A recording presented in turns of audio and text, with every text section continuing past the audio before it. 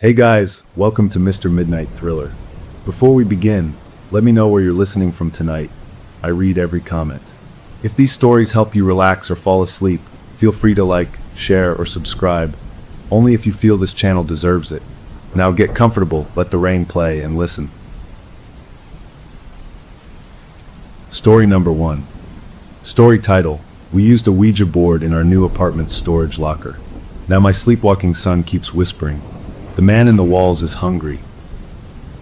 Okay, let me tell you about the day we moved in. The real estate agent, she had this big smile that showed all her teeth, and she kept saying the place had character. I should have known right then. My wife, she was just over the moon.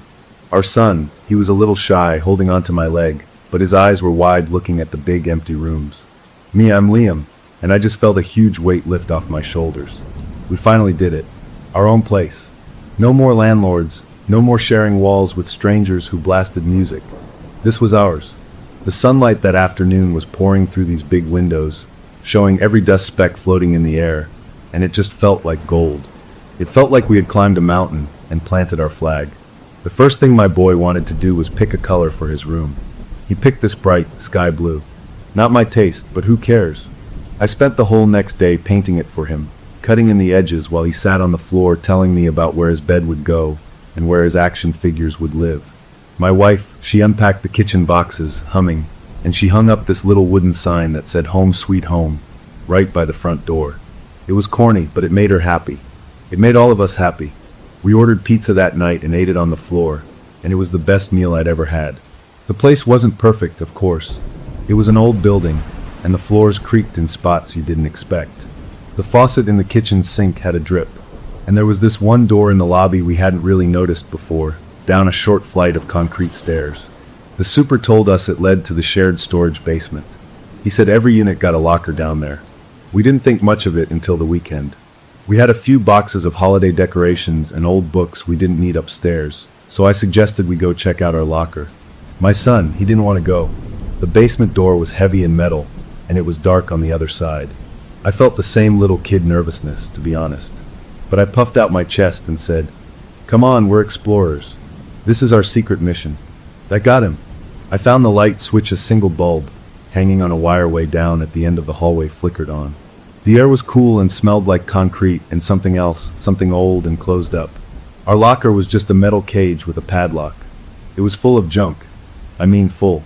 The last people, or maybe the people before them, had just left everything behind. There were moldy cardboard boxes, a broken lamp, a stack of yellowing newspapers. My wife made a face. "What a mess," she said. But my son, now he was into it. It was a treasure hunt. He pointed at a box. "What's in there, Dad?" So we started pulling stuff out, just to see. Most of it was trash. But then my fingers hit something flat and solid under a mildewed blanket. I pulled it out. It was a game board, but not like Monopoly. It was wood, with a smooth finish, and it had the alphabet carved in a big arc across the top, and the numbers 0 through 9 below it. In the corners were these strange symbols, and the words yes and no were in the top corners. Ouija board, my wife said, her voice flat. A talking board. I'd heard of them, seen them in movies. This one looked old and kind of fancy. With it was this little heart-shaped piece of wood with a clear window in the middle, on 3 little legs. A planchette, that's what they call it. It had a crescent moon design on it. My son reached for it. "Cool," he said. My wife immediately said, "No, put that down. That's not a toy." She had a superstitious streak. I laughed it off. "It's just a piece of plastic and wood, honey," I said. "It's from a party store. It's nothing." I was trying to be the rational one. I saw the look on my son's face, that disappointment. And part of me, I have to admit, was curious. So I said, "Tell you what, we'll take it upstairs and get rid of all this other junk. We can even try it out as a joke after you go to bed. See if any ghosts want to talk." I winked at him. He laughed, a little nervous laugh. My wife shot me a look that could freeze fire, but she didn't say no. So we took the board, along with a box of our own stuff we were storing, and left the rest of the junk. That night, after our son was asleep in his new blue room, we were both wound up from the move. We couldn't sleep. We were sitting on the living room floor, the carpet still smelling new, sharing a bottle of wine. The Ouija board was leaning against the couch. My wife nodded at it. "Go on then, Mr. Brave. Let's see it work." She was challenging me. So I got it. I put it on the floor between us. The wood felt smoother than I expected. I put the little moon-shaped planchette in the middle. The rules were printed right on the board. You put your fingertips lightly on it. I did. She hesitated, then put just her fingertips on the other side. Okay, spirit world, I said, doing a fake spooky voice. Anybody home? We both giggled. We sat there for a minute, nothing happening. My wife's shoulders relaxed. See? It's nothing. Our fingers are just twitching. And then I swear, I felt this tiny little pull. Not from her. It felt like the planchette itself wanted to move. It wobbled. Then it slid just a little toward the G.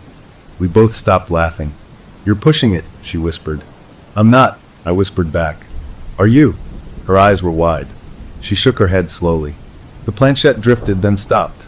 We were both dead quiet now. My heart was starting to thump in my chest.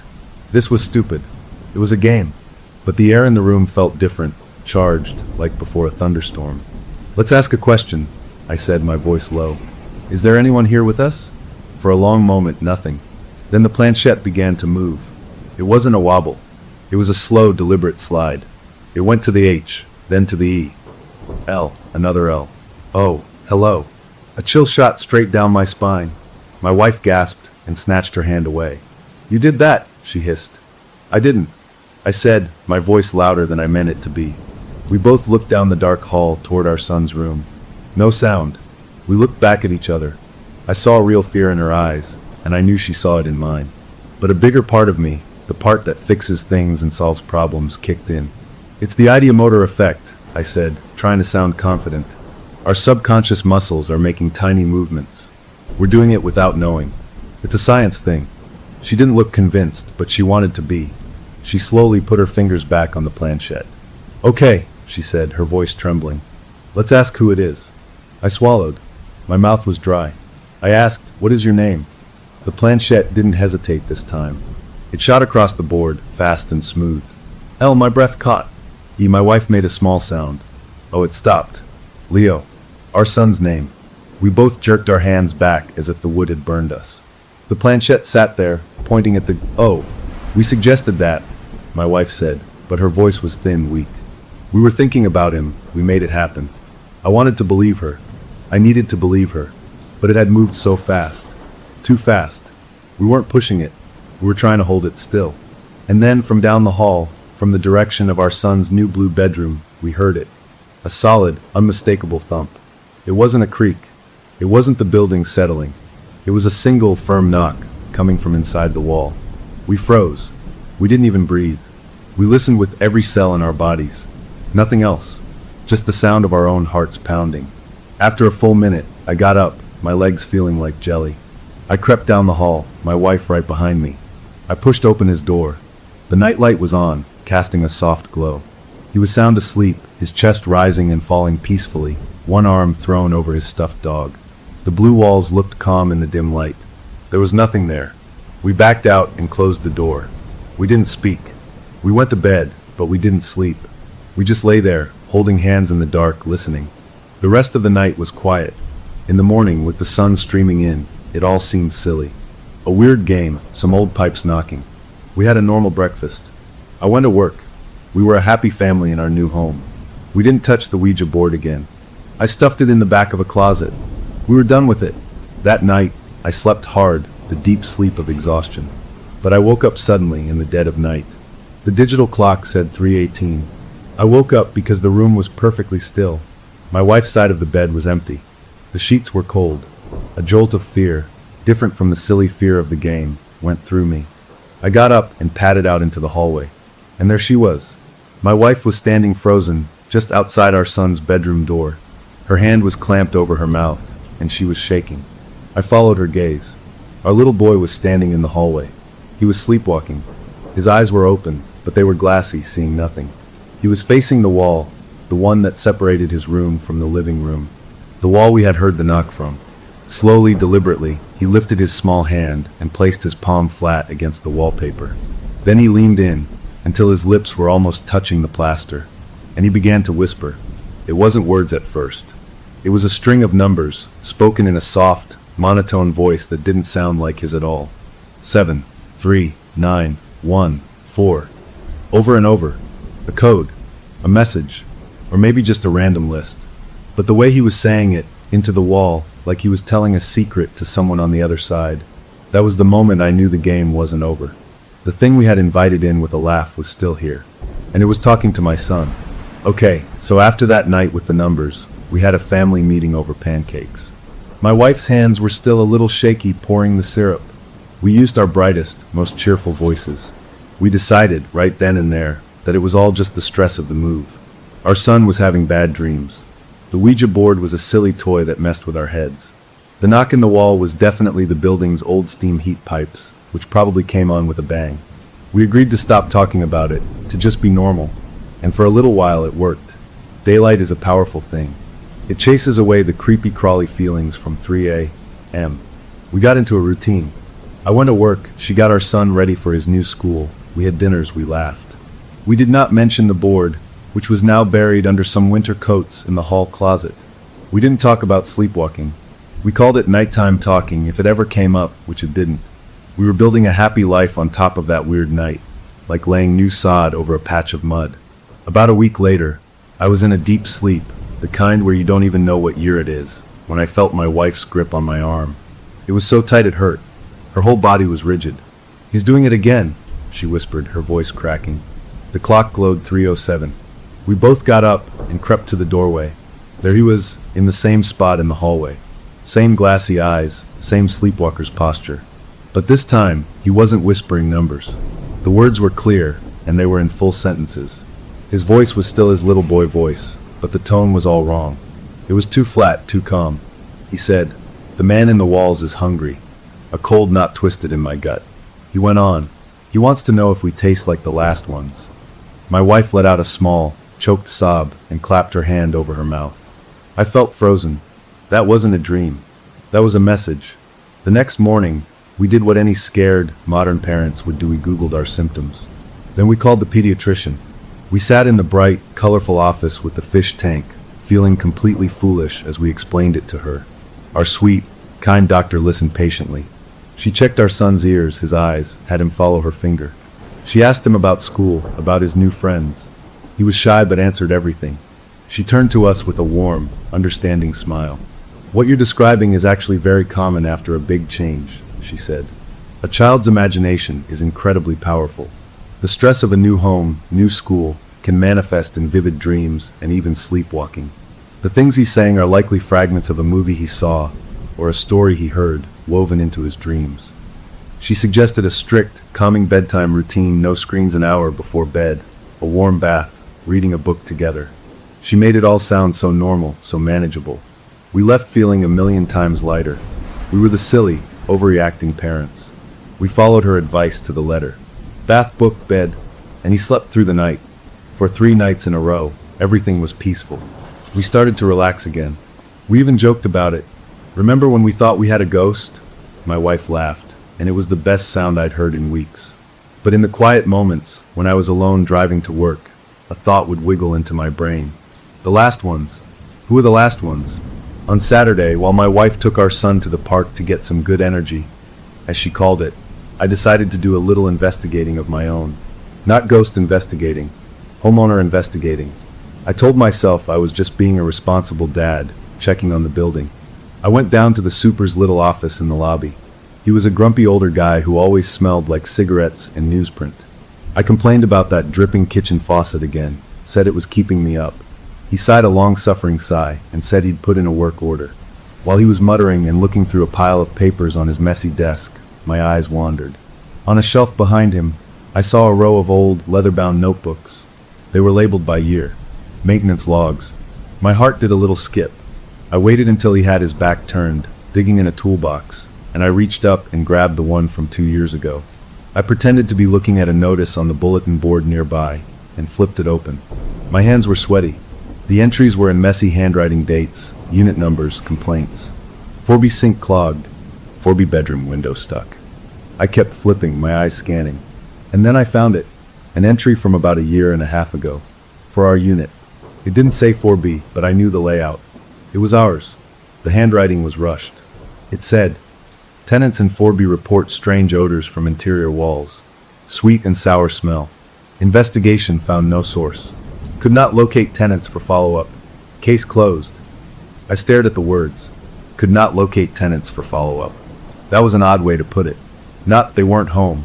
Could not locate. I quickly put the book back before the super turned around, my mind racing. That night, after the calm bedtime routine, after my son was asleep, I sat down at my laptop. My wife was reading on the couch. I typed in our address. Just the street name and number. The search results came up mostly real estate listings. Then I added the word missing. I hit enter. The third result down was a link to a local news website. The headline was short and brutal.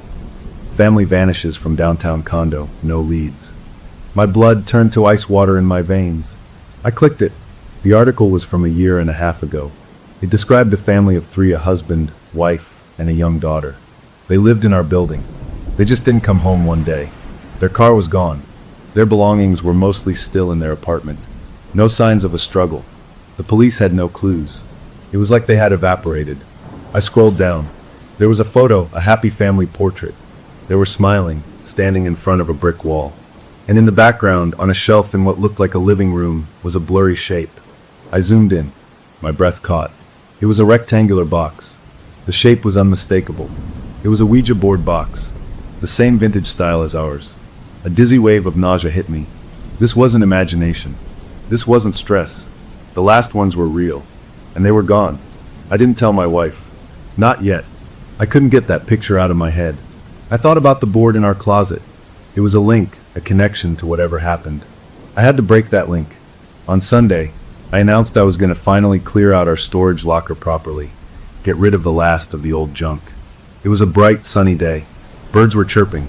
I hauled a big trash bag down to the basement. I emptied the locker, throwing away the mildewed blankets, the broken lamp, everything. I saved only the Ouija board to bring upstairs. I was going to throw it in the outside dumpster, not even our building's trash chute. I wanted it gone. I carried the box through our living room. My wife was in the kitchen.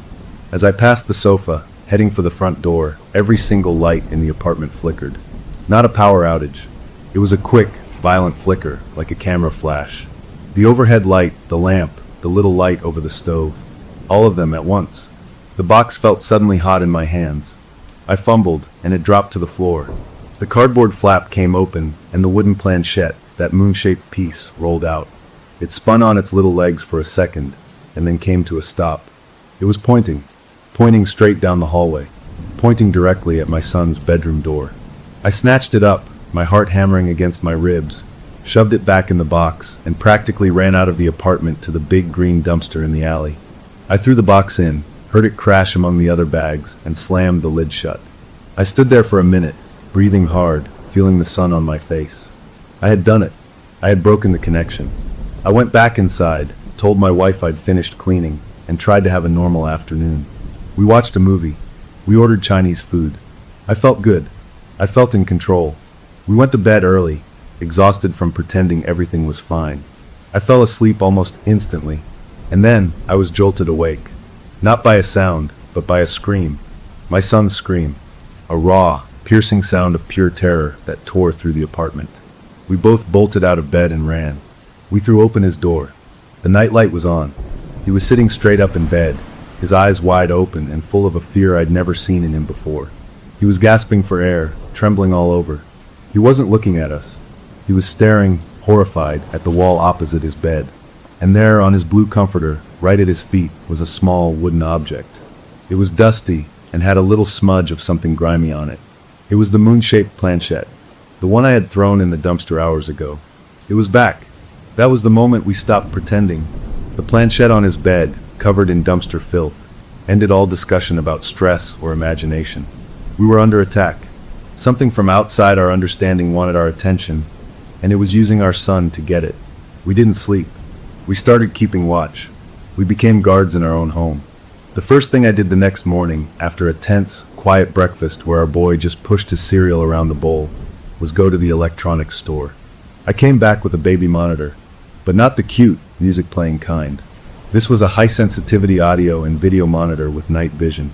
I set the camera up on his dresser, pointing at his bed. The little screen sat on our nightstand. That screen became our whole world. We stopped watching TV. We just watched the green, glowing image of our son's room. We were like scientists observing a dangerous animal, or maybe terrified priests at an altar waiting for a sign from a god we prayed didn't exist. For 2 nights, nothing happened. He slept. We watched. The strain was wearing my wife down faster than me. She jumped at every normal house sound. I tried to be the rock, the logical one, but inside I was crumbling. On the 3rd night, the monitor showed us something that changed everything. It was around 2 a.m. My wife was dozing fitfully beside me. I was staring at the screen, my eyes gritty. Our son shifted under his covers. Then he sat up. His eyes were open on the screen, reflecting the little red night vision LEDs like an animal's. They were blank, empty. This wasn't the confused look of a sleepwalker. This was vacancy. He didn't stand up. He moved off the bed in a way that made my skin crawl. He crawled, on his hands and knees. He moved across the carpet to the wall, the same wall he'd whispered to before. He pressed his ear flat against the wallpaper. He was listening. On the screen, I saw his little head nod, once, as if someone on the other side was giving him instructions. Then he whispered. The monitor picked up every word, crisp and clear in our dark bedroom. Yes, he said. In the master bedroom closet, behind the panel. My wife was awake now, gripping my arm, her nails digging in. My own blood was roaring in my ears. Master bedroom closet. Our closet. There was an old wooden access panel in the back, a piece of plywood covering a space where pipes might run. We'd never opened it. I was about to leap out of bed and run to his room, to shake him awake, but then his head tilted on the screen. His jaw went slack, and a sound came out of his mouth that I will hear until the day I die. It wasn't his voice. It was a low, wet, grating sound. A man's voice. It sounded like it was made of gravel and mud, and it dripped with a horrible, fake kind of sweetness. It said just 2 words. Good boy. I was moving before the words were finished. I threw off the covers and ran. I didn't turn on lights. I burst into his room. He was still kneeling by the wall. I scooped him up. His body was limp, his head lolling back. His eyes were closed now. He was deeply asleep, like a doll. I carried him to our bed, laid him between me and my wife, who was crying quietly. We wrapped ourselves around him, a human shield. We didn't sleep another wink. When morning came, he woke up like nothing happened. He was tired, but himself. He didn't remember anything. The daylight felt like a lie. After I got them both out of the house to a movie, a deliberate attempt to act normal, I went to the hardware store. I bought a crowbar, a big flashlight, and a pair of thick work gloves. My heart was a drum solo in my chest. I went into our master bedroom and stared at the closet. I took everything out, shoes, boxes, my wife's clothes until the back wall was exposed. There was the panel, a square of painted plywood held in by a few old nails. I put on the gloves. I didn't know what I was doing, but the thing had given a location, and I had to see. I had to know what it wanted us to find. I wedged the crowbar into a seam and pulled. The wood groaned, and the nails screeched. With a final crack, the panel came loose. I pulled it away. A wave of air washed over me. It was cool, and it carried a smell. That sweet and sour smell from the maintenance log. It made my stomach turn. I shone the flashlight into the hole. It was a dark space between the walls, maybe 2 feet wide, running up and down. I could see dusty wooden studs, bundles of electrical wires wrapped in old cloth, cobwebs that looked like gray lace. I poked my head in, moving the beam of light around. At first, I saw nothing but construction junk. Then the light caught something that wasn't wood or wire. It was a small, dark lump, tucked into a nook between 2 studs about level with my knees. It was wrapped in what looked like crumbling, yellowed plastic. My mouth was dry as dust. I reached in, my glove brushing against the cobwebs. I pulled the object out. It was heavier than I expected.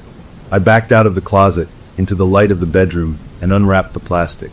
It fell apart in my hands. What was inside was a single, small leather shoe. A child's dress shoe, black, with a little strap and a buckle. It was old-fashioned, the kind a kid might have worn decades ago. But that wasn't the worst part. The shoe wasn't dry and dusty. It was damp, clammy. It glistened in the light from the bedroom window. The leather was dark with moisture, and the inside looked wet, as if it had been used recently, as if something had been carrying it around or chewing on it. I dropped it on the carpet, my whole body recoiling. I just stared at it, this awful, pathetic thing. A trophy, a connection to some other child, from some other time. This was what it wanted us to find. Proof. I heard a noise then. A soft, dry sound. Not a knock. Not a voice. It was a scratching. Very faint. But it wasn't in the walls this time. The sound was coming from inside the closet.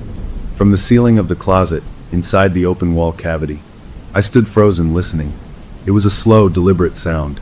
Like a fingernail, or something harder, dragging across the inside of the wooden ceiling. Scratch. Drag. Scratch. It was moving. It traced a path from directly above where I'd found the shoe, across the ceiling of the closet, heading in a straight line. Heading toward the other side of the wall. I knew the layout of our apartment perfectly. That straight line, through the ceiling space in the walls, led directly to the other side of our son's bedroom wall. It was following a path. It was going to him. Without thinking, acting purely on a father's panic, I grabbed the crowbar again. I didn't care about the walls, the damage, the security deposit. I ran into the hallway, and to my son's room. I stood facing the wall where he whispered, where he listened. I located the spot where the sound would have ended up. I raised the crowbar, and with a yell that was part fear and part rage, I swung it into the wall. The drywall exploded in a cloud of white dust. I hit it again and again, making a jagged hole. I dropped the crowbar and ripped at the broken pieces with my gloved hands, tearing an opening big enough to look inside. I grabbed my flashlight and shone it into the gap. There were no shoes, no strange objects. Just more studs, more wires, fluffy pink insulation. But the beam of my light caught something else. On the surface of the inner wall, on the wood facing my son's room, there were marks. Long, thin, parallel grooves carved into the wood. Dozens of them. They weren't old. The exposed wood was still pale, not darkened by dust or time. They looked fresh. They looked like claw marks. Something had been in here, right on the other side of his wallpaper, scratching at the wood, trying to get through. Or maybe just letting him know it was there. I stood there, covered in drywall dust, breathing hard, staring at those grooves. The monster wasn't just in the walls. It had a path. It had a target. And it had been right here, closer to my sleeping boy than I ever wanted to imagine. I had found its trail, and it led straight to my son's bed. The question now wasn't what was happening. The question was, how do I stop a thing that lives in the veins of my own home? We patched the hole in the wall. Not because we thought it would help, but because we couldn't look at it. The white spackle was like a bandage on a wound that was infected underneath. Our home wasn't a sanctuary anymore. It was a maze with something moving in the walls. I started thinking like an engineer, because that's what I am. If this thing had a path, I could find it. If it was tied to the building had a blueprint. Houses are built on foundations, but homes are built on stories. We were living inside a bad story that someone else had already lived and lost. I needed to read the first chapter. I spent a whole evening at my laptop, digging through old city planning department records online. I finally found them, the original architectural blueprints for our building, scanned and filed. They were from 1928. The lines were shaky, drawn by hand. I found the page for our floor. I traced the lines of our unit and the one next door. And there it was, plain as day. Between the two apartments on the old plans was a thin, unlabeled space. It wasn't a room. It was just a gap, maybe 8 inches wide, running vertically from the basement all the way up. A structural cavity, a place for pipes and wires to run between the units. Then I pulled up the modern floor plan from when we bought the place. I compared them. On the new plan, that gap was gone. It wasn't shown at all. The walls were drawn as solid lines. Someone had drywalled right over it, sealing it up inside our walls. I grabbed a ruler from my desk and measured the width of the gap on the old blueprint, scaling it up. My stomach did a slow, cold roll. 8 inches. It was just wide enough. Wide enough for a person to fit. A very thin person. My wife came in, asking what I was doing. I just pointed at the screen. Her face went pale. "It's a chimney," she whispered. "A chimney for it." That was Tuesday. On Wednesday, my wife did the bravest thing I've ever seen. She decided to talk to the neighbor. The elderly lady who lived next door in the direction of the sealed gap. She'd lived in the building for 40 years. I wanted to go, but my wife said a woman might seem less threatening.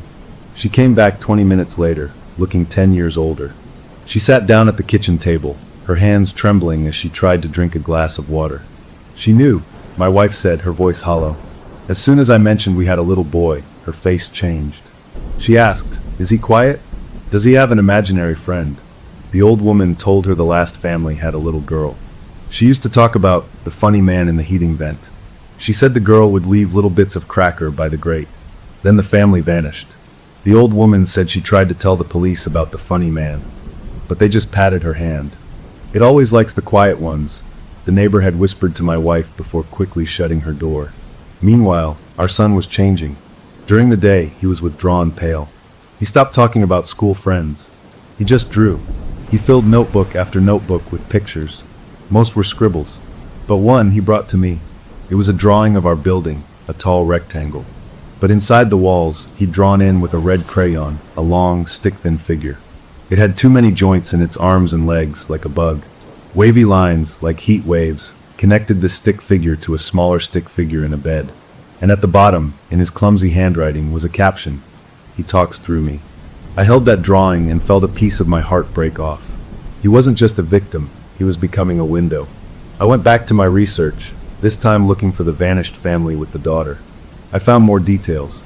The police report was sparse, but a newspaper follow-up had a quote from a child psychologist they'd consulted. He said the girl had a vivid inner world, and her claims of a shadow friend were a coping mechanism. They dismissed her, just like the doctor dismissed us. The pattern was a punch to the gut. This thing had a type. It had a method, and we were right in the middle of it. That Friday night, we hit our breaking point. We were so tired, so frayed. We decided to run, just for a night. A hotel, with bright lights and a lobby and people. We packed a single bag. As I carried it to the front door, my son, who had been sitting quietly on the couch watching cartoons, let out a sound. It wasn't a scream. It was a low, guttural moan of absolute terror that deepened into a wordless, choking sob. He pointed a shaking finger at the door. He couldn't catch his breath. Between ragged gasps, he forced the words out. He says, if we leave, he'll make us quiet, like the others. He was staring at the door as if a monster was standing right outside. He knows the car. He knows the way. The bag slipped from my hand. We didn't go. We unpacked. We were trapped. We started sleeping in shifts. One of us would stay awake, watching the monitor, while the other tried to sleep. It was during my wife's shift, deep in the night, that she heard the new sound. She woke me up, her hand over my mouth, her eyes wide in the glow of the monitor. Listen, she breathed. At first, I heard nothing. Then I caught it. A faint, wet, rhythmic sound. A soft, squelching crunch. It was the sound of chewing, but not like an animal with a bone. It was slower, stickier, and it was moving. It seemed to come from inside the wall by the living room. Then, over the course of a minute, the sound traveled. It went along the wall, past the doorway to our room, continuing down the hallway, heading toward our son's room. It was the sound of something feeding on the dampness in the walls, on the old wood, on the fear in the air. We listened, helpless, as the wet chewing sound moved past us and stopped right outside his door. Then it stopped altogether. The next morning, my son was listless, almost gray. He picked at his food. I tried to talk to him, to pull him back to me. Buddy, what do you feel like? What can Dad do? He looked at me with eyes that were too old for his face. He's not in all the walls, he said, his voice a tiny thread of sound. Just the wet ones. He showed me. There's a wet path. He slid off his chair and took my hand. He led me not to his room, but to our bathroom. He walked up to the wall behind the toilet, reached out his small hand, and placed his palm flat against the white tiles. He looked at me waiting. I knelt down and put my own hand next to his. The wall was cold. Not just cool, but cold like a basement stone. And in the very center, right where the pipes would run inside the wall, the tiles were unmistakably damp. Not soaking, but slick with condensation in a way no other wall in the house was. A wet path. It made a horrible logical sense. The thing was tied to moisture, to the plumbing, to the dark, wet veins of the building. That was its highway. I thought of the damp shoe. I thought of the chewing sounds. It wasn't just a ghost. It was something that lived in the decay, that fed on the rot and the damp. And my son in his trances was its map, showing it where the wet places were, showing us where it traveled. I left him with my wife and went back to the blueprints. I traced the plumbing lines, the old pipe chases. They formed a vertical column, a central artery, right through the building's core. And our bathroom, our son's wall, the cavity in our closet, they were all on that column. We weren't just living with a monster. We were living inside its stomach. The closure felt grim but clear. We understood the enemy's nature now. It was a parasite in the building's wet, wooden bones. But the open question was far worse. If it fed on dampness, and it was growing stronger through my son, what did it want to feed on next? We moved from fear to bargaining. I stopped seeing myself as a protector and started seeing myself as a zookeeper trying to pacify a beast in a cage I couldn't see. If it wanted dampness, maybe I could give it dampness. If it was hungry, maybe I could feed it something else. It was a disgusting thought, but we were desperate. My engineer's brain latched onto it. I needed to see the wet path, not just guess at it. So I rented a thermal imaging camera, one of those expensive ones that shows heat in colors. On the little screen, our home looked like a strange, colorful tapestry. The warm spots were yellow and orange our bodies, the fridge, the stove. The cool spots were blues and purples, the windows, the exterior walls. And there it was, just as my son said, a vertical, snaking line of deep, deep blue, a cold trail, running from the floor below us, up through the bathroom wall, branching into the cavity in our closet, and continuing up into the ceiling toward the unit above. It was a map of the dampness, a road made of cold and wet. Seeing it made it real in a whole new way. That night, I formulated my plan. It felt crazy, like something from a twisted fairy tale. If this thing liked damp, rotting things, if it had kept that wet shoe as some kind of prize, maybe I could give it a better offering. A distraction. I went to the grocery store and felt like a criminal. I bought a big, cheap sponge. I bought a whole container of table salt. And from the butcher counter, I asked for a quart of chicken blood, the kind used for cooking. The butcher didn't even blink. At home, I mixed the salt into the blood until it was a sludgy, briny paste. I soaked the sponge in it until it was bloated and dripping. I wrapped the whole horrible thing in a plastic grocery bag, my stomach turning. This was my peace offering. My wife watched me, her face a mask of horror and exhaustion. "What are you doing?" she asked, her voice flat. "I'm trying to feed it," I said, not meeting her eyes. "Maybe if it has this, it'll leave him alone." She didn't argue. We were past arguing. That afternoon, with my heart trying to hammer its way out of my chest, I opened the closet panel again. The smell of sweet rot wafted out. I took the dripping, bagged sponge and pushed it deep into the cavity, right into the spot where I'd found the shoe. I shoved it back between the studs, into the coldest part of the wet path. "There," I whispered, feeling like an idiot talking to a wall. "Eat that." I closed the panel and nailed it shut this time. We waited.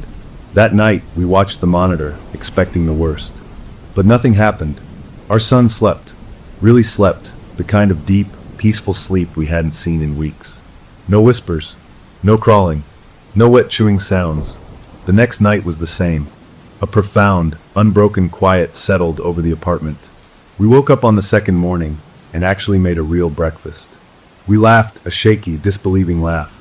My wife made pancakes. We talked about maybe seeing a movie over the weekend. We let ourselves hope. We started to believe we'd outsmarted it. We'd found a disgusting truce. My son seemed better, too, but in a different way. He wasn't scared, but he was listless, like a battery running down. He said he felt empty.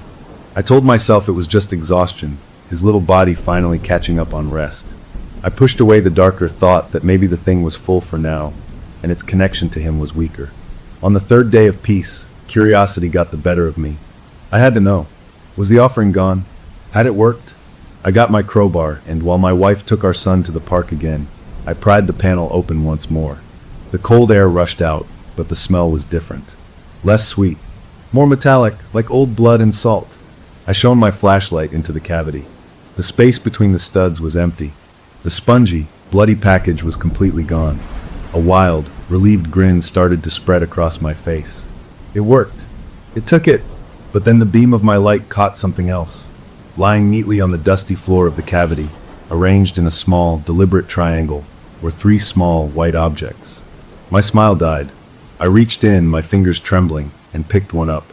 It was smooth and hard. It was a human baby tooth. A little molar with tiny, jagged roots. I dropped it like it was a hot coal. I stared at the other two, glinting in the light. They were a payment. A trade. It hadn't just accepted my offering, it had left a message. A history. These were from a child. Maybe the little girl next door. Maybe from someone even older. This thing collected pieces of children. I stumbled back, my mind reeling. The monitor.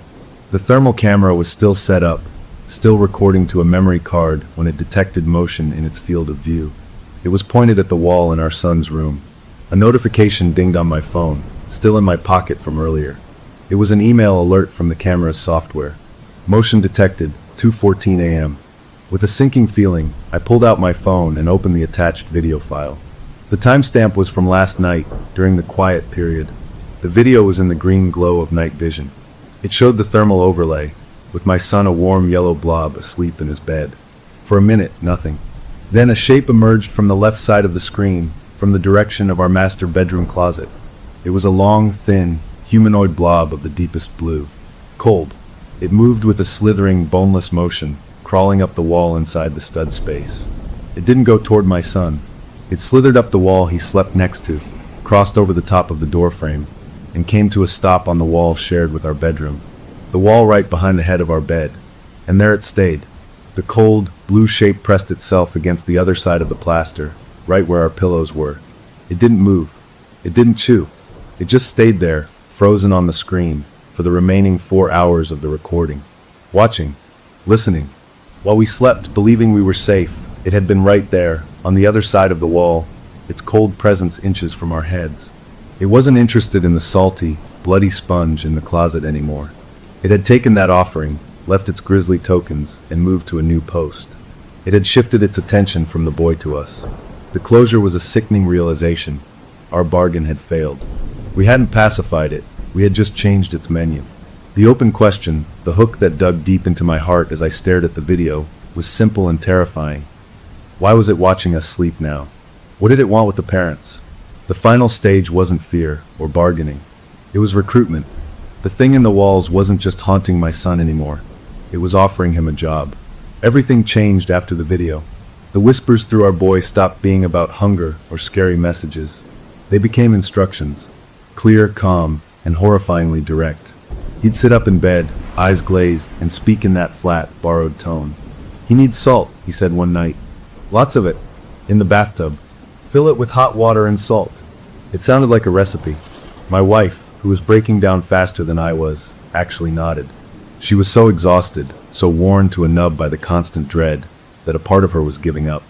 "What if he just needs something?" she pleaded with me, her eyes hollow. "What if we give him what he wants, he'll leave us alone? Maybe it's a ritual. Maybe we can finish it." I saw it then, a terrifying acceptance. The entity wasn't just attacking her, it was isolating her, making her its ally. It was splitting us apart, choosing the more pliable host. I refused. I told her we weren't filling any bathtubs. We were getting answers. While she stayed, rocking back and forth on the couch, I went to the end of the wet path. I went to the attic. The access was a locked door in the hallway ceiling on the top floor. I used a screwdriver and a hammer to pop the cheap lock. The ladder came down with a cloud of dust. The air above was hot and still, smelling of ancient insulation and rat droppings. My flashlight cut a wobbly beam through the darkness. It wasn't a normal attic. It was a low, cramped space, a jungle of old wooden beams and pink fiberglass fluff. But in the center, under the peak of the roof, someone had made a clearing. There was a nest, not of an animal, but of a person. Old, moldy rags were piled like a bed. Yellowed newspapers from the 1940s were spread around. And arranged in a semicircle, like a shrine, was a collection of things. My heart clenched. More children's items. A tarnished hairpin. A small, cracked leather ball. A few locks of hair, tied with faded ribbon. And a book. A small, leather-bound journal, its cover warped with damp. I picked it up with shaking hands, sitting in the dust of this horrible lair. I opened it. The handwriting was neat at first, then became jagged, frantic. The early entries were from a man, a maintenance worker for the building when it was new. He wrote about fixing sinks, unclogging drains. Then the entries changed. "The walls speak to me when the pipes run," one said. "They show me the damp places, the soft wood. It is sweet there." The writing got worse. "The children are the sweetest. Their voices are like cool water. They can hear me in the vents." My skin was crawling. The last few pages were almost unreadable, scrawled in pencil that had dug into the paper. I understand now. The house is alive, and it is young. It is hungry. It needs children to grow. I will be its gatherer. I will bring it sweetness. The final entry was only one line, written in a shaky, triumphant hand. "I am going into the wall now. I will be part of the house forever." He hadn't vanished. He had crawled into the gap, the wet path, and become part of the thing. The building's sickness had a name, a mind. He was the caretaker of its hunger. I ran. I scrambled down the ladder, the journal clutched in my hand. I burst into our apartment. My wife and son were in the kitchen. He was awake, sitting at the table, eating cereal. He looked at me as I entered, and a slow, cruel smile spread across his face that was not his smile. His jaw dropped open, and the gravelly, wet voice of the man in the walls filled the room. "You found my book. Good." My wife flinched, staring at our son's face as the thing spoke through it. "Now you understand," the voice grated. "The woman will fill the bath. You will bring the boy to it. It is time for him to come into the wall with me. To be quiet, and forever." My son's small hand reached out and took my wife's hand. She looked down at their joined hands, then up at me. Her face was streaked with tears, but there was a strange calm there, a surrender. "Maybe it won't be so bad," she whispered, her voice breaking. "To be quiet. To not be afraid anymore." She took a step toward our boy, toward the thing wearing his face. That's when I moved. I stepped between them, putting my body between my wife and my son. I looked into my child's eyes, searching for him in there, behind that awful smile. "You can't have him," I said, my voice low and steady, though I was shaking inside. The smile on his face widened, and then the building answered. From every direction, from the air vents, the water pipes, the walls themselves, came a sound. A roaring, scratching, tearing sound, like a million insects scraping at the inside of a coffin. It was deafening. It was the sound of the house itself screaming in rage. The light bulb in the kitchen exploded in a pop of glass. The one in the living room followed. We were plunged into a deep, smothering dark, the only light a pale sliver from a street lamp outside. In that sudden blackness, I felt a change in the air. A cold spot formed right behind me. I felt a puff of air, dank and smelling of wet soil and old newspapers, on the back of my neck. And I heard the voice. Not from my son this time. It came from the walls, the floor, the ceiling, vibrating through the bones of the building, a chorus of that single, grinding whisper. It said, "Mine." I reached out blindly in the dark, finding my wife's arm and pulling her behind me. I could hear my son breathing, a rapid, frightened panting to reel him, scared and confused. The thing was all around us now, not just in one wall. It was in the fabric of the place. We were standing in its stomach. The journal's words echoed in my head. The house is alive. We couldn't run. We couldn't hide. We had to fight the house itself. In the suffocating dark, with my family huddled behind me, I knew the old rules were gone. This wasn't about ghosts or offerings. This was a war for my family's souls, and the battlefield was the home I had bought to keep them safe. The story ends here with a fierce, desperate stand. The enemy is fully revealed, not as a ghost, but as a living, hungry consciousness woven into the very walls, with its servant speaking through my son. The closure is the final, shocking understanding of what we're truly up against. The open path forward is the fight itself. How do you battle a building that is also a predator, when your own home is the enemy's body? Story number 2. My name is Elise. It all started with a phone call from my twin sister. We were identical, right down to the little mole on our left earlobe, but our lives had split in 2 different directions after our mom died. I took off, moved across the country to a big city by the ocean, trying to outrun the quiet emptiness she left behind. My sister stayed right in our old hometown, in the house we grew up in, like she was standing guard over a memory. We talked, sure, but it was surface stuff, the weather, work, careful dances around the giant hole where our mom used to be. The call came on a Tuesday afternoon. I was staring at a spreadsheet at my desk, the numbers blurring together, and when I saw her name on the screen, a cold little feeling tickled the back of my neck.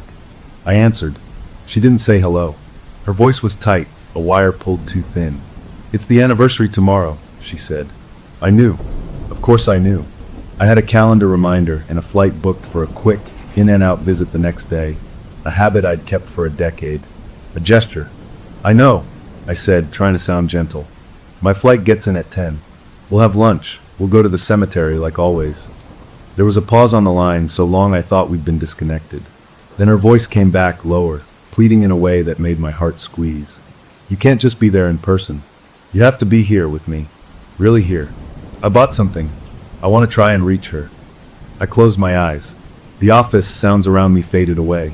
"Reach her," I repeated, not a question, just feeling the words. "A Ouija board," she whispered, like it was a secret. "I found one online. The real kind, not a toy. I think we need to do this. Together."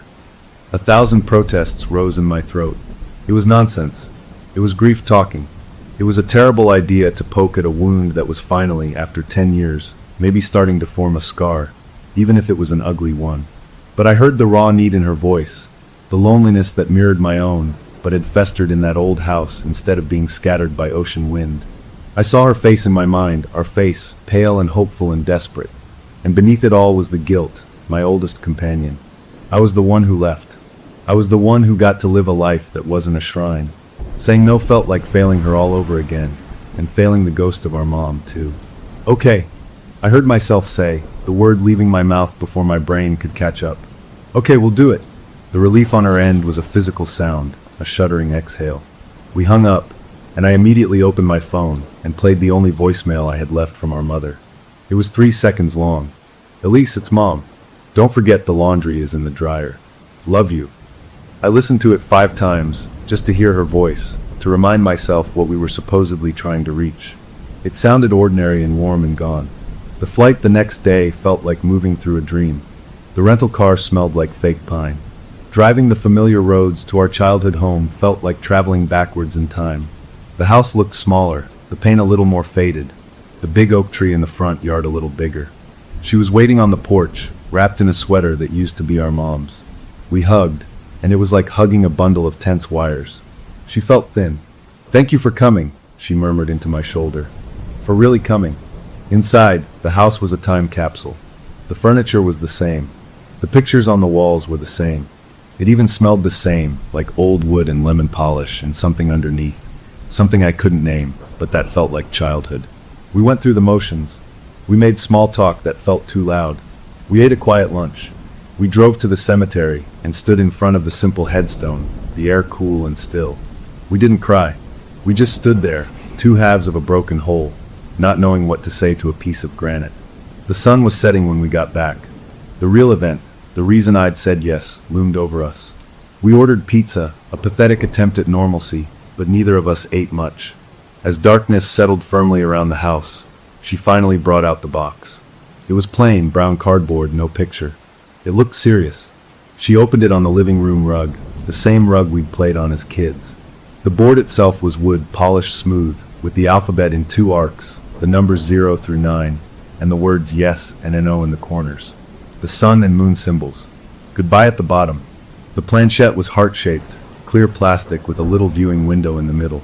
It looked cheap and sinister at the same time. We should light a candle, she said, her voice hushed. For atmosphere. I almost laughed, but the look on her face stopped me. She was solemn, reverent. This was a ceremony to her.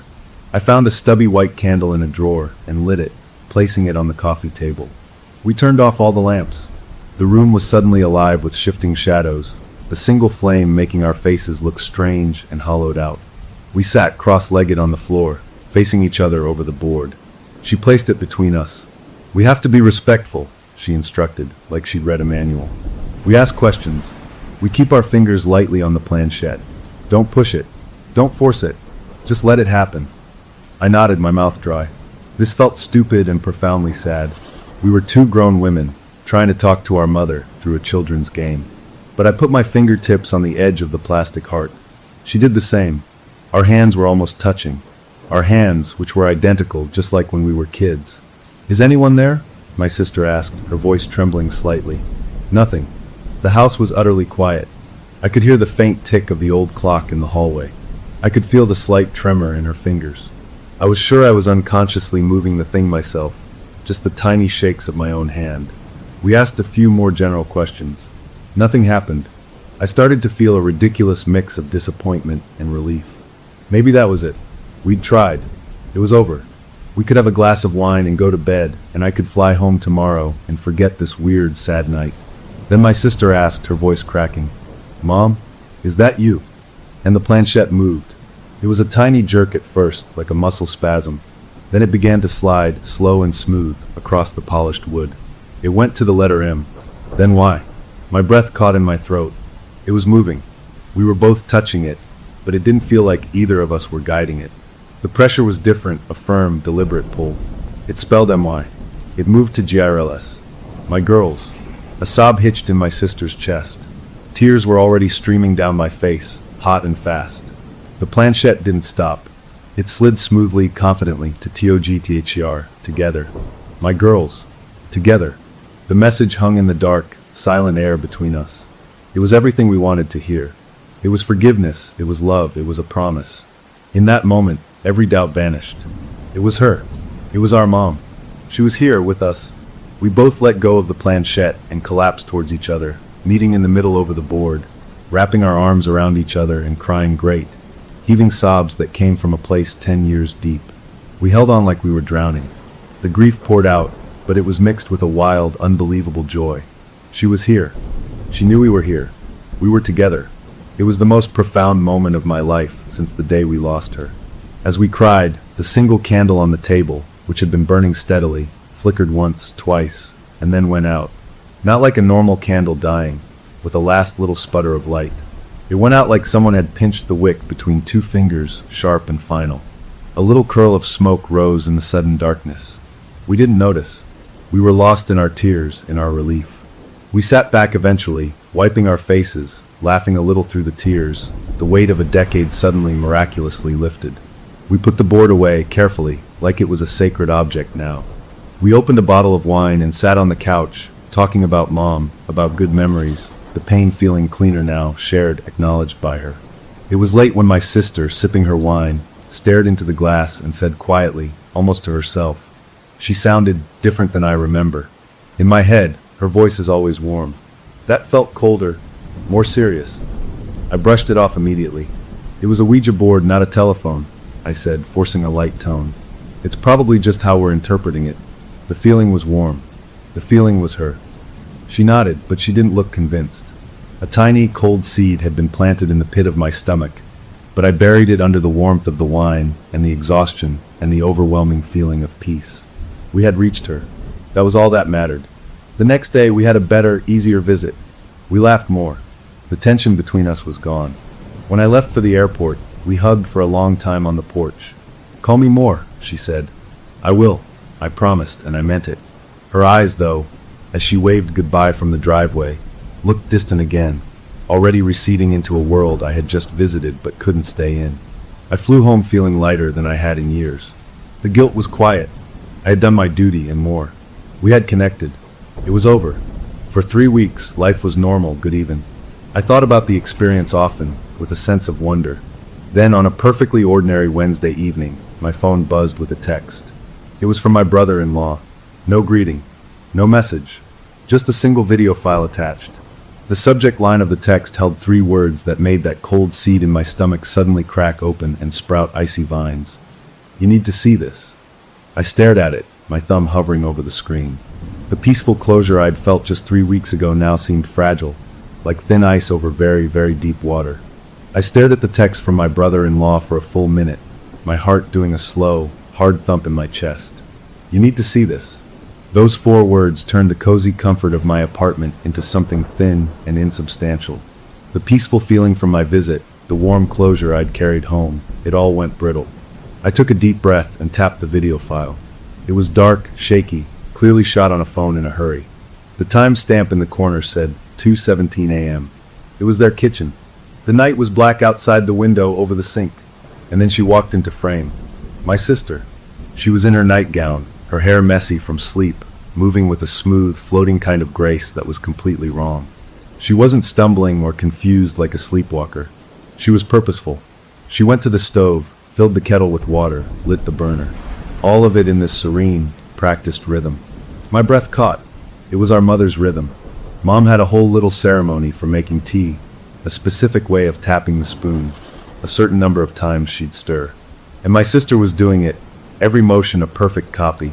Then she started to hum. It was low, almost tuneless at first, but then it resolved into a melody that punched me straight in the gut. A lullaby. One our mom used to sing to us when we were sick or scared. A simple, soft song about bluebirds. My sister and I had talked about that song at the cemetery, how neither of us could remember all the words. But here she was, humming it perfectly, like she'd heard it yesterday. The camera jiggled, and I heard my brother-in-law's voice, a scared whisper from behind the phone. "Elise," he said. "Honey, are you awake?" The figure at the stove went still. The humming stopped. Slowly, so slowly, she turned to face the camera. The light from the stove had lit her face from below, casting weird shadows. Her face was slack, her eyes half-lidded and vacant. She was deeply, utterly asleep. But her expression, it wasn't her own. It was a mask of mild disapproval, a tightness around the mouth, a slight furrow in the brow. It was the exact look our mother would get when we'd tracked mud on the clean floor, or when we'd tried to lie about who broke the vase. A look of deep, parental disappointment. I'd seen it 1,000 times. I'd never, ever seen it on my sister's face. Not once in our entire lives. The phone zoomed in shakily. The detail was crystal clear. It was her face, but it wasn't her. It was like someone had sculpted our mother's most familiar expression onto her sleeping features. I wanted to look away, but I couldn't. Then her lips moved. The voice that came out was not her voice. It was lower, older, strained, like it was coming through something tight. "You let her leave," it said. The words were clear, but the way her mouth formed them was off, like a badly dubbed movie. "You were supposed to keep the family close." She, or it, was looking right at the camera, right at her husband. But the words were about me. A cold that had nothing to do with the air conditioning spread from my core out to my fingers and toes. The video ended there, cutting to black. I just sat on my couch, holding the phone, the room around me feeling unreal. I played it again, and again. I watched her hands. On the third viewing, I saw it. Her left hand, resting on the countertop, was clenched into a tight, white-knuckled fist. Our mother did that. When she was really, truly angry but trying to stay calm, she'd make that fist, her knuckles going pale. My sister never did that. She threw things or yelled when she was mad. She never just made that quiet, controlled fist. This wasn't sleepwalking. This was something else. My phone rang, scaring me so bad I almost dropped it. It was my brother-in-law. I fumbled to answer. "Did you see it?" he asked, his voice ragged with exhaustion and fear. "Yeah," I managed to say. "I saw it." What was that?" "I don't know," he said, and I could hear him on the verge of tears. "I don't know. She's done little things before. I'd find her just standing in the living room in the middle of the night. Or she'd move things around in the pantry. I thought it was just stress, grief, you know. I didn't want to worry you. But this was different." The confession that he'd kept it from me stung, but his terror was too real to be angry at. "We have to get her to a doctor," I said, my problem-solving brain kicking in, scrambling for a ledge to grab onto. "A sleep specialist. Or a therapist. This has to be, I don't know, some kind of post-traumatic thing. A breakdown." I was talking fast, listing possibilities, building a wall of logic against what I'd just witnessed. "It was the board," he whispered, cutting through my babble. "It started after you guys did that. She's been different. Not all the time. Just sometimes. Little things. She'll use a phrase your mom used. She'll get quiet in a way that feels older." "No," I said too sharply. "That's just suggestion. We were thinking about Mom a lot that night. It's on her mind. It's grief making connections that aren't there." I was arguing with him, but I was really arguing with myself, with the memory of that cold, precise voice saying you let her leave. "You need to come back," he said, and it wasn't a request. It was a plea. "She won't listen to me. She says nothing's wrong. She says she feels fine. But she's not fine.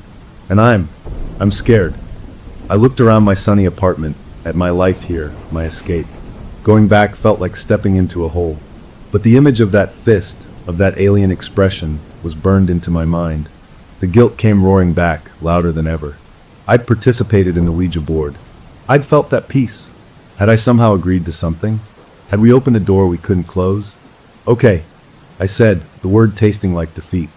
"Okay, I'll book a flight." The relief on his end was palpable. We hung up. I didn't call my sister. I couldn't. What would I say? "Hey, I saw a video of you channeling our dead mother. Care to explain?" Instead, I went online and found the earliest, cheapest red-eye I could get for the next night. The hours dragged. I tried to work, but my focus was gone. I kept pulling up the video, studying it, looking for a clue that it was fake, that it was a trick of the light, anything. But it was just her in her kitchen, doing something impossible. The flight was a blur of bad coffee and jumpy nerves. I rented another car, the sameness of the routine feeling eerie now. The drive to their house in the pre-dawn darkness felt like a trip into a nightmare I'd already seen. The house was dark when I pulled up, just one porch light on. I didn't know what I expected. Maybe my brother-in-law waiting for me, looking haunted. Maybe my sister standing at the window with that blank, sleeping face. I grabbed my bag and walked to the front door, my key feeling heavy in my hand. Before I could use it, the inner door opened. And there she was, my sister, awake, alert, dressed in jeans and a sweatshirt, her hair damp like she'd just showered. She looked pale, with shadows under her eyes, but she was smiling. A normal, tired, sisterly smile. "You're here," she said, her voice warm and familiar. She stepped out and gave me a hug. It felt like her. It smelled like her shampoo. "I'm so glad you came back so soon. I was just thinking how nice it was last time." She pulled back, still holding my shoulders, her smile not quite reaching her eyes, which seemed focused on something just over my shoulder. "We have so much more to catch up on." She took my bag and ushered me inside. The house was warm, and the smell of coffee and bacon was in the air. It was all so normal, so completely at odds with the chilling video from just days before. She led me to the kitchen, where a full breakfast was laid out. "I figured you'd be hungry after that flight," she said, bustling about like a hostess. "Sit, eat." I sat, dumbfounded. This was the room from the video. This was where it happened. But now it was just a sunny kitchen. My brother-in-law came in, dressed for work. He gave me a tight, quick nod, his eyes wide with a warning I couldn't quite decipher. He kissed my sister on the cheek. "I've got to head out early. Big day." He looked at me. "You'll be okay here?" It was a loaded question. "We'll be fine," my sister answered for me, her tone light. "Just a girl's day." He left, throwing one last, desperate glance my way. I was alone with her. She sat across from me, sipping her coffee. "So," she said, her smile softening into something that looked like genuine affection. "Tell me everything. How's work? How's the city?" And just like that, we were having a perfectly ordinary conversation. The horror of the video, the reason for my panicked trip, it all hovered in the air between us, invisible and huge. She was acting so normal, it was the most frightening thing of all. I had come rushing back to face a monster, but instead, I was having breakfast with my sister, and I had no idea which one was the real problem. That first breakfast back was the strangest meal of my life. Everything looked right. The eggs were fluffy, the bacon crisp, the coffee hot. My sister chatted about neighbors I barely remembered and a book club she'd joined, her voice light and ordinary. But the whole time, a feeling crawled up my spine, the kind you get when you're being watched. Her eyes kept drifting past me, focusing on something in the middle distance, and that smile never quite warmed up her whole face. It was like she was performing the part of my sister and doing a good job, but she'd forgotten a key line somewhere. After we cleared the plates, she insisted on showing me the new curtains she'd hung in the living room. As we stood there, she sighed and said, "A home needs a woman's touch to really feel settled, you know?" It was a phrase, word for word, that our mother used to say all the time. My sister had rolled her eyes at it for years, calling it old-fashioned. I just nodded, a cold trickle of unease moving through me. Later, I went upstairs to unpack in the guest room. As I walked down the hall, I caught it again, that smell. Mom's perfume. That distinct, floral scent from the bottle that had sat on her dresser, now long gone. It was strong, right outside the guest room door, then faded as I passed through. I stopped, my heart hammering. I turned around and went back into the hall. Nothing. Just the usual house smell of wood and polish. I told myself it was my imagination, my nerves playing tricks, but the memory of the scent was so vivid it felt like a touch. The day unfolded with this weird, dual quality. We'd have a normal conversation, then she'd drop a little piece of the past into it, like a stone into a pond. She'd mention how our mother always preferred butter to margarine, or how she'd starched Dad's shirts on Sundays. Details that were true, but that my sister had never cared about before. When I brought up a funny memory from our teen years, a silly story about us trying to cut each other's hair, she just smiled vaguely and said, "Yes, that was a difficult time. You were both so restless." It was the kind of thing Mom would have said, looking back with adult patience on our teenage drama. My sister would have laughed and reminded me how badly I'd butchered her bangs. By late afternoon, I needed air. I needed to talk to someone who wasn't wearing this polite, slightly off mask. I found my brother-in-law out in the garage, pretending to organize tools. He jumped when I came in. "How's it going in there?" he asked, his voice low. "It's fine. It's normal." "Too normal," I whispered back. "She's just saying weird things. Old things. Mom things." He ran a hand over his face. "It's not just at night anymore," he confessed, his eyes tired and scared. "It's bleeding over. Little things. She'll set the table with the good silver for no reason. She'll hum that song while she's doing the dishes. And she gets this look, this calm, knowing look that isn't hers. It's like she's out rehearsing." That word, rehearsing, stuck in my head. It felt exactly right. She wasn't just having episodes. She was practicing being someone else. "We have to get her help." I said again, but it sounded weaker now. What kind of doctor fixes this? She won't go, he said flatly. She says there's nothing wrong. She says she's never felt more clear-headed. And if I push, he trailed off, looking toward the house. If you push what? I pressed. He just shook his head, unwilling or unable to say it. He went back inside, and I stayed in the garage for a while, the smell of oil and dust feeling more real than the perfumed air of the house. That night, I lay in the guest bed, staring at the ceiling. The house was quiet, but it was a waiting kind of quiet. Every creak of the floorboards, every sigh of the pipes, felt deliberate. I must have drifted off because a sound woke me, a soft, shuffling sound like bare feet on carpet. My eyes snapped open. The digital clock glowed 3:04 a.m. The shuffling came from the hall. It wasn't the brisk walk of someone going to the bathroom. It was slow, dragging, purposeful. It stopped right outside my door. I held my breath, my body frozen under the covers. I could hear breathing. Slow, even patient breaths, right on the other side of the wood. It wasn't the ragged sound of someone sleepwalking in distress. It was calm, measured, waiting. I didn't move a muscle. I just stared at the thin line of light under the door, waiting to see a shadow block it. The breathing continued for what felt like an hour, but was probably only a minute. Then the shuffling started again, moving away, down the hall toward the master bedroom. I didn't sleep again that night. When morning came, the daylight made the nighttime fear seem silly. Over coffee, my sister was cheerful again. "Sleep well?" she asked, flipping pancakes. "The guest bed can be a little lumpy." "It was fine," I lied. "Hey, I was thinking of going for a drive later, maybe get some groceries. Want to come?" I asked, testing the waters. "Oh, we have plenty here," she said, waving a hand. "Besides, I had a locksmith come yesterday to finally fix that front door deadbolt. It was always sticking. Now it works like a charm. Safety first." She said it with a bright smile. A chill went through me. After breakfast, when she was in the shower, I went to the front door. I turned the lock. It clicked smoothly, solidly. I tried the handle from the inside. It didn't budge. The door was locked tight. I fumbled with the deadbolt, turning it to unlock. It moved, but the door still wouldn't open. The handle was stuck. I pulled harder, putting my weight into it. Nothing. It was like the door was sealed shut. From the outside, it probably worked perfectly. From the inside, it was a wall.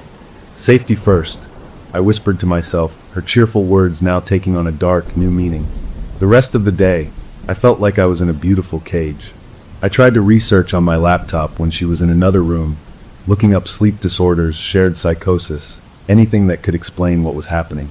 I found myself on websites I never thought I'd visit, forums where people talked about shadows and attachments and voices.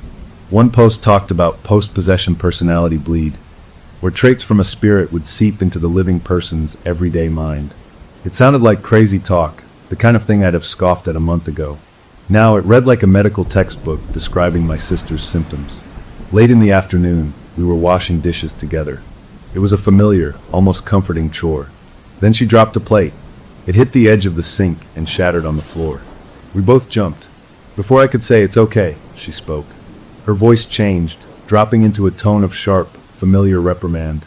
"Careless hands make for wasteful hearts." That was my good china. It was our mother's voice. Not an imitation, but the exact cadence, the specific blend of disappointment and anger she'd use for broken dishes. My sister stood there, looking at the shards, her face blank for a second. Then she blinked, shook her head, and laughed a small, shaky laugh. "Wow, sorry. I don't know where that came from. An echo from the past, I guess." She laughed it off, but her hands were trembling as she picked up the pieces. I helped her, my own hands unsteady.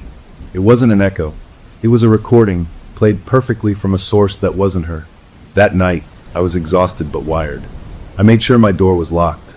I pushed a small chair under the doorknob, feeling both scared and ridiculous. I lay in bed listening. The house settled. An owl called outside.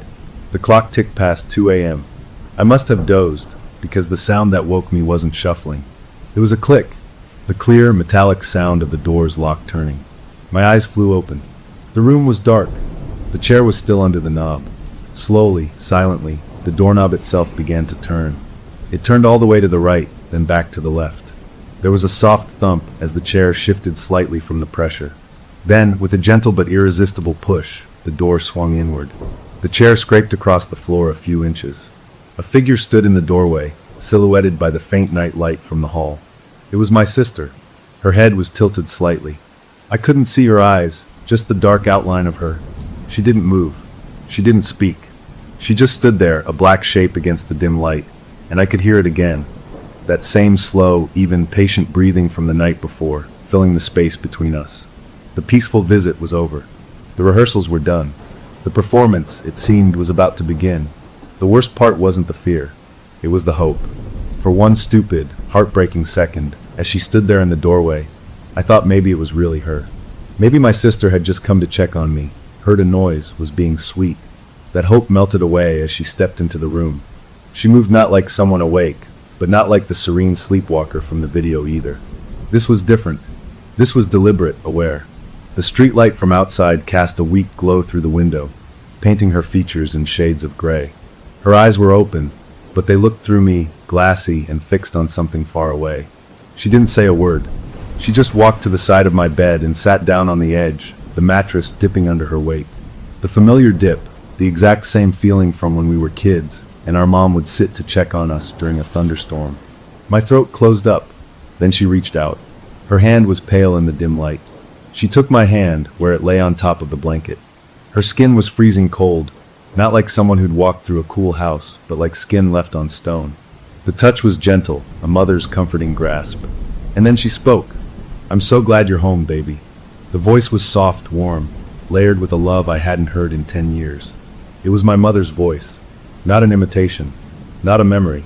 It was her. The exact tone she used when I was sick, the specific way she'd say baby. That was just for us. Every hair on my body stood up.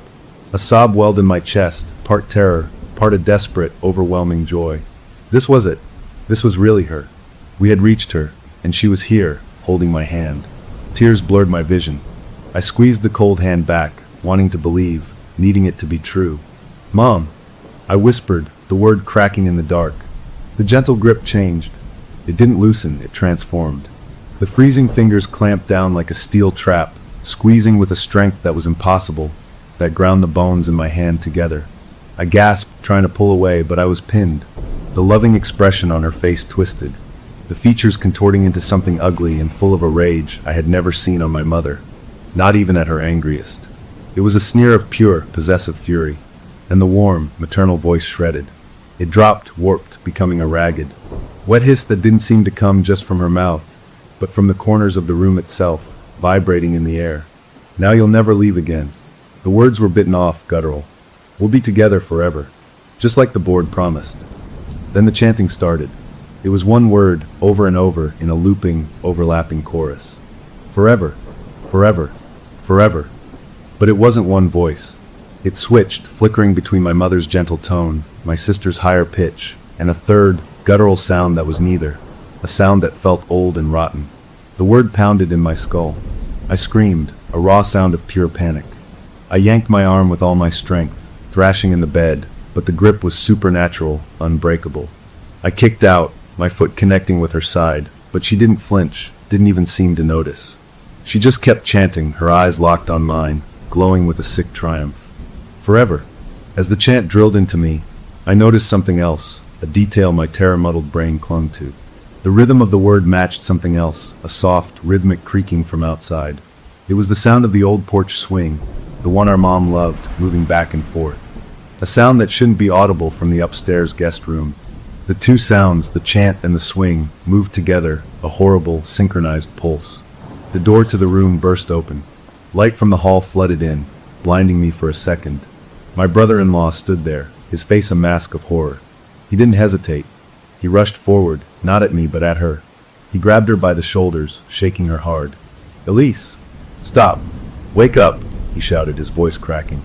The chanting stopped. The terrible grip on my hand vanished, so suddenly I fell back against the headboard. My sister's body went limp. She blinked, her eyes clearing, looking first at her husband's frantic face, then down at me, crumpled and gasping on the bed. Confusion, then dawning horror, spread across her own features. "What? What happened?" she slurred, her own voice back, thick with sleep. "Why are you in here?" She looked at her husband's hands on her shoulders, then at my face, pale and tear-streaked. I was clutching my right hand to my chest. The pain was intense, a deep, throbbing ache. In the bright hall light now spilling into the room, I looked down. On my wrist, where the freezing fingers had been, were 5 perfect, deep purple bruises. Each one was the clear imprint of a fingertip. The evidence was physical, undeniable. It hadn't been a dream. It hadn't been a shared hallucination. Something with real, solid strength had held me. My sister saw the bruises. Her eyes went wide. A high, thin sound of distress escaped her lips. No, I didn't. I was asleep. I don't remember anything. She started to cry, hysterical, gulping sobs. She reached for me. I'm so sorry. I would never hurt you. I flinched away, the instinct immediate. The hurt in her eyes was genuine, but it was buried under my own burning terror and the vivid, throbbing proof on my skin. My brother-in-law helped his shaking wife to her feet, guiding her out of the room, murmuring low, soothing words that sounded hollow. He glanced back at me, his expression a wreck of apology and fear, before closing the door behind him. I was alone. I cradled my bruised wrist, staring at the marks. They were already darkening, a brutal necklace of purple and blue. No human hand, especially not my sister's, could have made those. The grip had been monstrous. I sat there until the gray light of dawn began to color the room. The rationalizations I'd built were shattered. This was not grief. This was not a sleep disorder. This was something that could touch and hold and promise forever in a voice that was a chorus of nightmares. I must have dozed off, because I woke to full sunlight. My wrist was stiff and ached fiercely.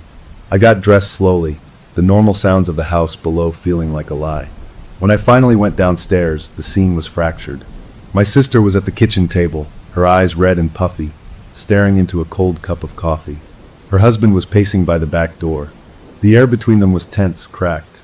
I need to see a doctor, my sister said to him, her voice small. A sleep doctor. There's something wrong with me. She looked at me, her expression pleading. You believe me, right? I would never hurt you. I was asleep. I wanted to believe her. I did, but the bruises sang a different song. I know, I said, because it was easier than saying what I felt. She seemed to relax a fraction. Her husband stopped pacing. I'll make some calls today, he said, but he didn't look at her. He looked at the floor, at the walls, anywhere but at the evidence of what lived in his house. I needed to move, to do something. I wandered into the dining room, thinking I'd clear away any remnants of last night's dinner. And then I saw it. On the polished surface of the dining table, set squarely in the center, was the Ouija board. The planchette was placed neatly on top of it, right over the moon symbol. It hadn't been there last night. It had been put away in the hall closet. Someone had taken it out. My breath caught. I took a step closer. Then I saw the writing. The table had a light coating of dust. My sister wasn't the best housekeeper. And in that dust, right next to the board, written in a clear, sweeping script, were 4 words. The handwriting was my sister's. I'd know it anywhere. But the message wasn't. It said, "The promise is made." I stared at it, the words searing into my brain. The promise from the board. Together. Forever. The entity wasn't just visiting in the night anymore. It was leaving notes. It was making its intentions clear in the light of day. The sense of violation was complete. It had moved from my sister's body to my skin, and now it was writing in the dust of our home. The breakfast conversation, the talk of doctors, it all felt like a pointless puppet show. The real conversation had already happened. It had happened in the dark, with a crushing grip and a chant of forever, and now it was written on the table for me to see. The peaceful closure I'd flown home with weeks ago was a distant, foolish memory. The door wasn't just open now. Something had walked through, and it was moving the furniture, making itself at home. And it had made a promise it very much intended to keep. I left the dining room table with its chilling message, and went straight to the kitchen sink. I scrubbed my hands under scalding water, as if I could wash off the feeling of those words, the memory of that grip. My sister and her husband were still in their tense standoff at the table. I didn't tell them what I'd seen. Telling him would just push him closer to the edge. Telling her. I didn't know what telling her would do. The thing wearing her memories might already know. I needed answers from outside this house, from someone who wouldn't look at me like I was crazy or fragile. I waited until my brother-in-law left for work, giving me a tight, worried nod on his way out. My sister announced she was going to take a long bath to try and relax. The moment I heard the water running upstairs, I grabbed my laptop. My search this time wasn't for sleep clinics. I looked up local psychics, spiritual cleaners, anyone who dealt with the kind of stuff that was laughed at on daytime TV. I found a listing for a woman a town over. Her website was plain, no crystals or fairies, just a simple statement. Clearing homes and restoring peace. It sounded like a pest control ad, which, in a way, I guessed it was. I called the number. A woman with a no-nonsense voice answered. I spilled the story in a rushed, jumbled whisper, talking about the board, the sleepwalking, the video, the voice, the bruise on my wrist. I left out the writing in the dust. I needed to see what she'd say without that clue. She listened without interrupting. When I finished, there was a pause. "Can you come see me?" she asked. "Now." I told my sister through the bathroom door that I was running to the pharmacy for some ibuprofen for my wrist. She called back, "Okay, drive safe," in a voice that was a little too cheerful. The woman lived in a small, neat house on the edge of town. She looked like a retired librarian, with glasses on a chain and sensible shoes. Her living room was ordinary, just a couch and some plants. No pentagrams, no incense. I showed her the bruise, which had bloomed into a spectacular map of purple and green. She looked at it, her face going serious. She didn't touch it. "Sit down," she said. I told her everything again, more slowly this time. I included the writing on the table. She didn't flinch. When I was done, she leaned back. "It didn't come from your mother," she said, her tone flat and matter-of-fact. "That's the first thing you need to understand. It's using your memory of her like a disguise. Like a wolf in a favorite old coat. It's comfortable, it smells right, so you let it get close." The words made a terrible sense. "What is it, then?" "A hitchhiker," she said. "A thing that feeds on strong emotion. Grief is a 5-course meal for something like that. Your twin sister's grief, your guilt for leaving, that's the magnet that pulled it in. The Ouija board didn't open a door to your mom. It opened a door in your sister. A door in her mind, in her grief. And something walked in. It's not in the house. It's in the person. You can't sage a person." My hope, the little bit I had left, deflated. "How do we get it out?" She shook her head slowly. "I clear spaces. Bad energy in rooms, attachments to places. This is different. This is a tenant who's paid rent in tears and signed a lease in fear. It's settled. It thinks it belongs." She gave me a look that was both pitying and firm. "You need to get your sister out of that house. And you need to get her to someone a lot stronger than me. A pastor, a rabbi, someone with real faith, not just smudge sticks. And you need to be careful. It's attached to her, but it knows you're the other half of the bond. It wants the set." I left her house with a small bag of salt she insisted I take. For the thresholds, at least. It can't hurt. And a feeling of dread that was colder and clearer than any fear I'd felt before. It was a diagnosis, and the prognosis was bad. When I got back, the Ouija board was gone from the table. The message in the dust had been wiped away. My sister was in the living room, folding laundry. She looked up with a smile. "Feeling better?" I held up the pharmacy bag as proof. "A little." I decided to test the waters, using the occultist's words. "I was thinking, maybe we should get away for a bit. You and me. A sister trip to the beach, like we used to talk about. Just get some sun, some space." Her smile stayed, but it tightened at the corners. "Oh, I don't think so. There's so much to do here. And it's so peaceful now, don't you think? We have everything we need right here." She's making sure of it. She said she so casually, like she was talking about a helpful neighbor. The casualness was worse than any frenzy. I just nodded, a plan forming in the back of my mind. I needed more information. While she went to put the laundry away, I slipped into the small home office she used for paying bills. I started opening drawers as quietly as I could. In the bottom drawer of the desk, under a stack of old utility statements, I found a journal. It was a pretty, floral thing I'd given her for her birthday years ago. My heart thumped. I opened it. The first pages were what I expected. Entries from right after our mom died, raw and full of pain, talking about the emptiness of the house, missing her, wishing I was there more. I skimmed, my eyes stinging. Then, about halfway through the book, the entries changed. The handwriting, at first, was still hers. But the content shifted. It stopped being about grief and started being about contact. Descriptions of the Ouija board session, but written with a kind of clinical excitement. Then, on one page, the handwriting changed mid-sentence. It smoothed out, became more elegant, an older cursive style. Our mother's handwriting. I nearly dropped the book. The new writing didn't talk about feelings. It gave instructions. It listed things like binding herbs and symbols of containment. On the next page, there was a sketch of the house's floor plan. At every door and window, small, intricate symbols were drawn. They weren't crosses or stars. They looked like complicated knots, like locks, with arrows pointing inward. They weren't to keep something out. They were to keep something in. To anchor it, I heard a floorboard creak in the hall. I shoved the journal back into the drawer and closed it just as she walked past the office door. "What are you up to in here?" she asked, her head tilting. "Just looking for a pen," I said, my voice sounding strangely calm to my own ears. "Mine ran out." She smiled that not quite right smile. "Check the top drawer. They always migrate there." She walked on. I stood in the office, leaning against the desk. The pieces were locking together. The occultist was right. It wasn't our mother. It was a hitchhiker that loved our grief, and it was using my sister's knowledge of the house, of our family, to build a cage.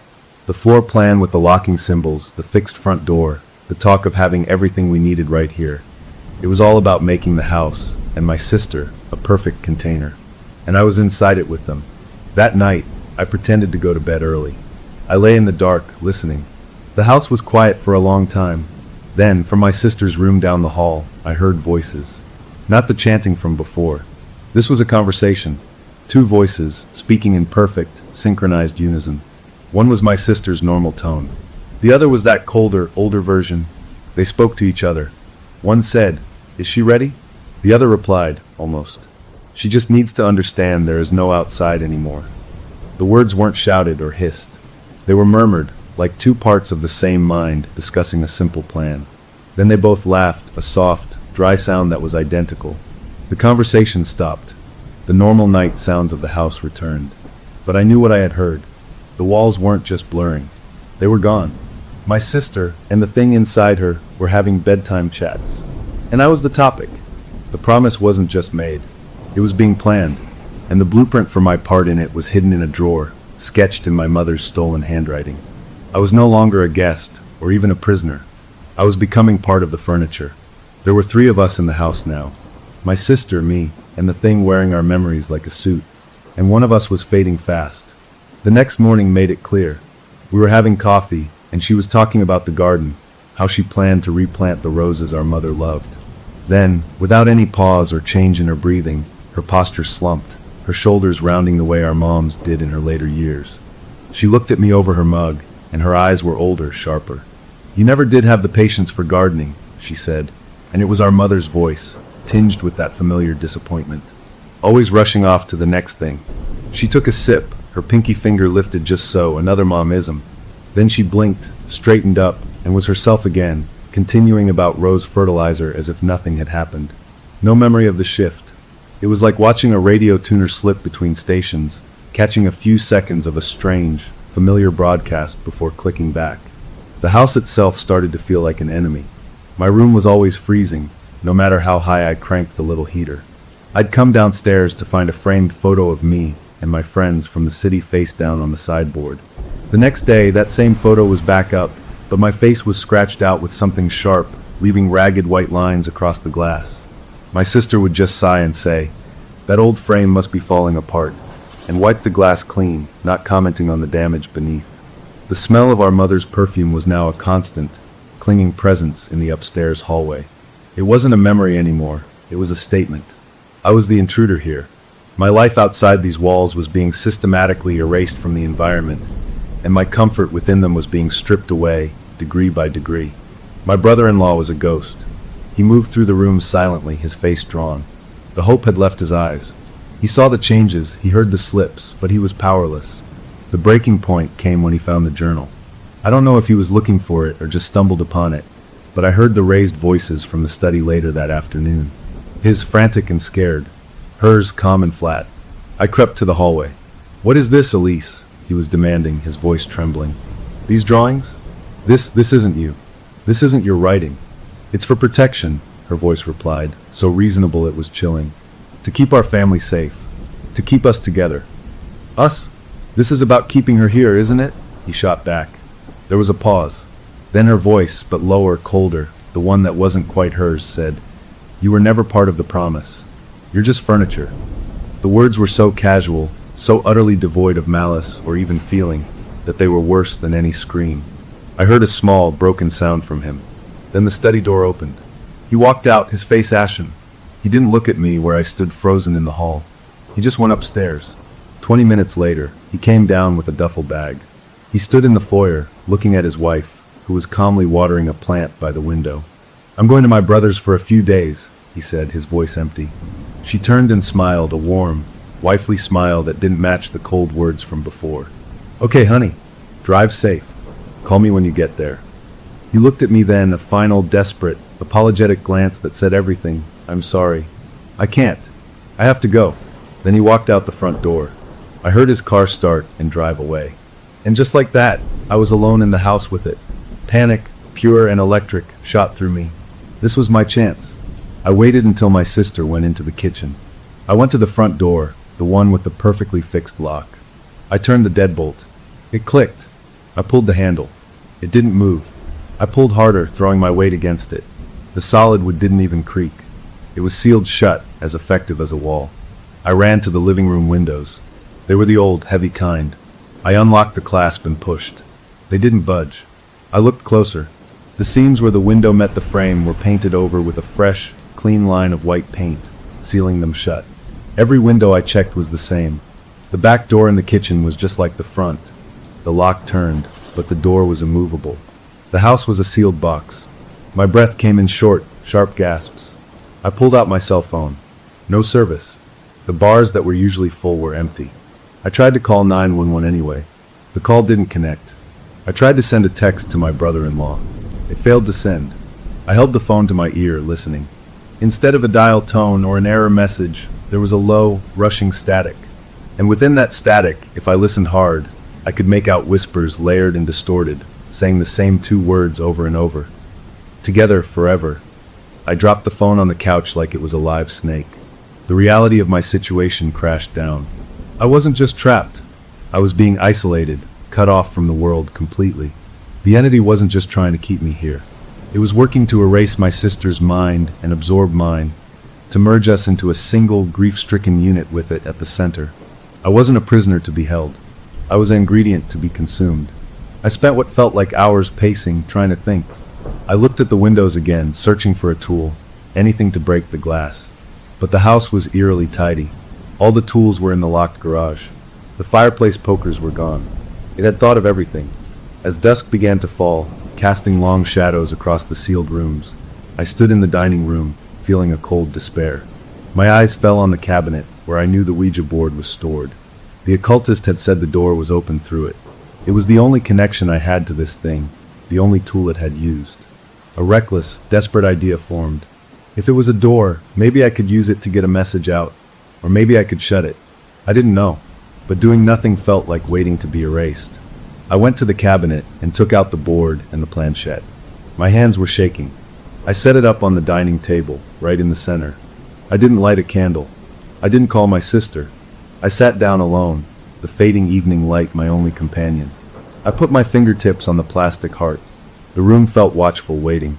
I took a deep breath and whispered into the still air, my voice sounding tiny and brave to my own ears. "If you're really Mom, prove it. Tell me something only she and I would know." For a second, nothing. Then the planchette trembled under my fingers. It didn't just move. It shot across the board to the word yes, with a speed that made me gasp. Then it began to spell, racing from letter to letter with a violent, certain energy. It spelled a name. Binky. The air left my lungs. Binky. A stupid, silly name. It was the name of a little blue stuffed rabbit I'd had when I was 4. I'd lost him at a park during a family picnic. I was heartbroken. That night, I'd crawled into my parents' bed crying. My mom had held me, and I'd whispered the rabbit's secret name to her, Binky. I'd never told anyone else, not even my sister. I'd forgotten it myself until this moment. The planchette kept moving. "I miss you. Then, forgive me." Tears, hot and uncontrollable, poured down my face. This was it. This was real. This was her. The love I felt emanating from that simple board was overwhelming, a warm, golden light in the dark, frozen house. It was forgiveness. It was the reunion I'd been aching for 10 years. All my fear, all my suspicion, melted away in that flood of perfect, maternal love. I sobbed, my tears dripping onto the polished wood. The planchette moved again, smooth and inviting now. "Come to me." It slid to the moon symbol on the board, the symbol for yes, for connection. A wave of dizzying, blissful warmth washed over me. a feeling of being utterly cherished and welcomed home. It was an addictive, heavenly pull. And then, from the hallway, I heard my sister begin to hum. That same lullaby, the one about the bluebirds. Soft, gentle, and perfectly in sync with the loving pull from the board. The two calls, the board's silent, spiritual pull and my sister's physical, audible song, wrapped around me from two directions, pulling me inward. I was crying from happiness, from relief, wanting nothing more than to go to that love, to answer that call. I looked down at the board through my tears, ready to move the planchette to goodbye, so I could run to my sister, to my mom, to this beautiful resolution. And that's when I saw it. My hand on the planchette was not alone. Resting gently on top of mine, interlacing our fingers, was another pale, cold hand. I hadn't heard her come in. My sister stood beside me, her eyes open and glazed, fixed on my face, humming that sweet, terrible lullaby. The circuit was complete. The entity spoke, but not from one mouth. The words came from both of them at once, from my sister's moving lips and from the very air around the board, a stereo horror that vibrated in my teeth. Now we become we. The love I felt didn't vanish. It intensified, but it changed, turning from a welcome into a claiming. It wasn't an invitation anymore. It was a harness, and I had put my head right through it. They say you can't contact the dead. They're wrong. You can. You just can't control what answers. In that moment, with my sister's cold hand on mine and that perfect, secret name Binky glowing in my mind, I didn't want control. I wanted to surrender. The love pouring from the board and from her humming was the most real thing I'd ever felt. It was a warm bath for my soul, tired from 10 years of missing and months of fear. I was crying, but they were happy tears. This was my mom. She knew me. She forgave me. She wanted me to come to her. The planchette under our joined hands felt alive with that wanting, a gentle, magnetic pull toward the moon symbol, toward connection. Come to me, it had spelled, and I wanted to go. My sister's humming wrapped around the silent call of the board, a physical and spiritual rope pulling me in the same direction, inward, toward her, toward it. I felt my breathing start to slow, to match the rhythmic pace of her lullaby. My own heartbeat seemed to stutter, then try to find the same slow, steady beat as the pulse I felt through the planchette. It wasn't scary. It felt like merging, like becoming part of a beautiful, familiar song I'd been separated from for too long. I looked into my sister's glazed eyes. I saw my own reflection in them, tear-streaked and full of hope. And for a second, I saw something else behind her eyes, something vast and patient and hungry, watching me say yes. That tiny flicker of recognition, of being watched by something that was not my mother, was like a single drop of ice water in the warm sea of feeling. It wasn't enough to break the spell, but it made me hesitate. The entity, speaking through my sister in the air, said again, "Now we become we." The words weren't loving. They were factual. A statement of process, like a chef announcing the next step in a recipe. And in that fractional pause, my problem-solving brain, the part of me that had built a life away from here, sparked once. I saw it. The circuit. The occultist had mentioned a bond. This was it. The board was a connection to me. The possession was a connection to my sister. Our twin bond was the wire between us. The thing was using the board's link and our shared blood to complete a circle, with itself at the center, drawing power from both of us. It wasn't just possessing her. It was trying to tether my soul directly to it, using the board as a conductor and our joined hands as the plug. The warm, loving feeling was the current, and it wanted to switch me on forever. A memory flashed, not one of my mom, but one of my own. A selfish, glorious memory. The feel of the steering wheel in my hands the day I moved away, the windows down, the radio blasting a song about freedom. The smell of the ocean getting stronger, not the floral ghost of perfume, but the real, salty, wild smell of my new city. The taste of coffee from a corner cafe, where no one knew my name or my history. It was a memory of separation, of being an individual, of leaving. That memory felt small and brittle against the tidal wave of maternal love, but it was mine, truly mine. Something the entity, for all its stolen secrets, could not have, because it had never felt the joy of being alone. The warm feeling from the board shifted. It was no longer an invitation. It was a pull, a suction trying to draw that memory out of me, to dissolve it in the collective we. I felt a pressure in my head, a sense of my own thoughts being sifted through, my happiest, most independent moments being singled out like weeds to be pulled. At the same time, images that weren't mine flooded in. The view from my sister's wedding altar, the nervous sweat on her husband's brow, a feeling of pure joy that belonged to her. The crushing ache of her hand holding our mothers in the hospital room during those last hours, a moment I wasn't there for. Private grief, private love, all of it pouring into me, crowding out my own mind. We were becoming a messy, tangled knot of two lives, with a third thing at the center tying it all together. The warm feeling was now smothering. The love was a weight. I couldn't breathe.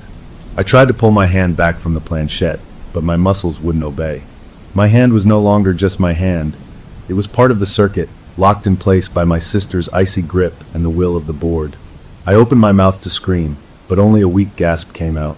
My sister's humming grew louder, filling my ears, vibrating in my skull. The entity's voice was inside my head now, clear and singular, a smooth oil over the chaos. There, now you're home. Now you're mine. No. The thought was a tiny, defiant spark. It wasn't a word, just a pure feeling of refusal. This was not my home. My home had an ocean. My home had a door that opened from the inside.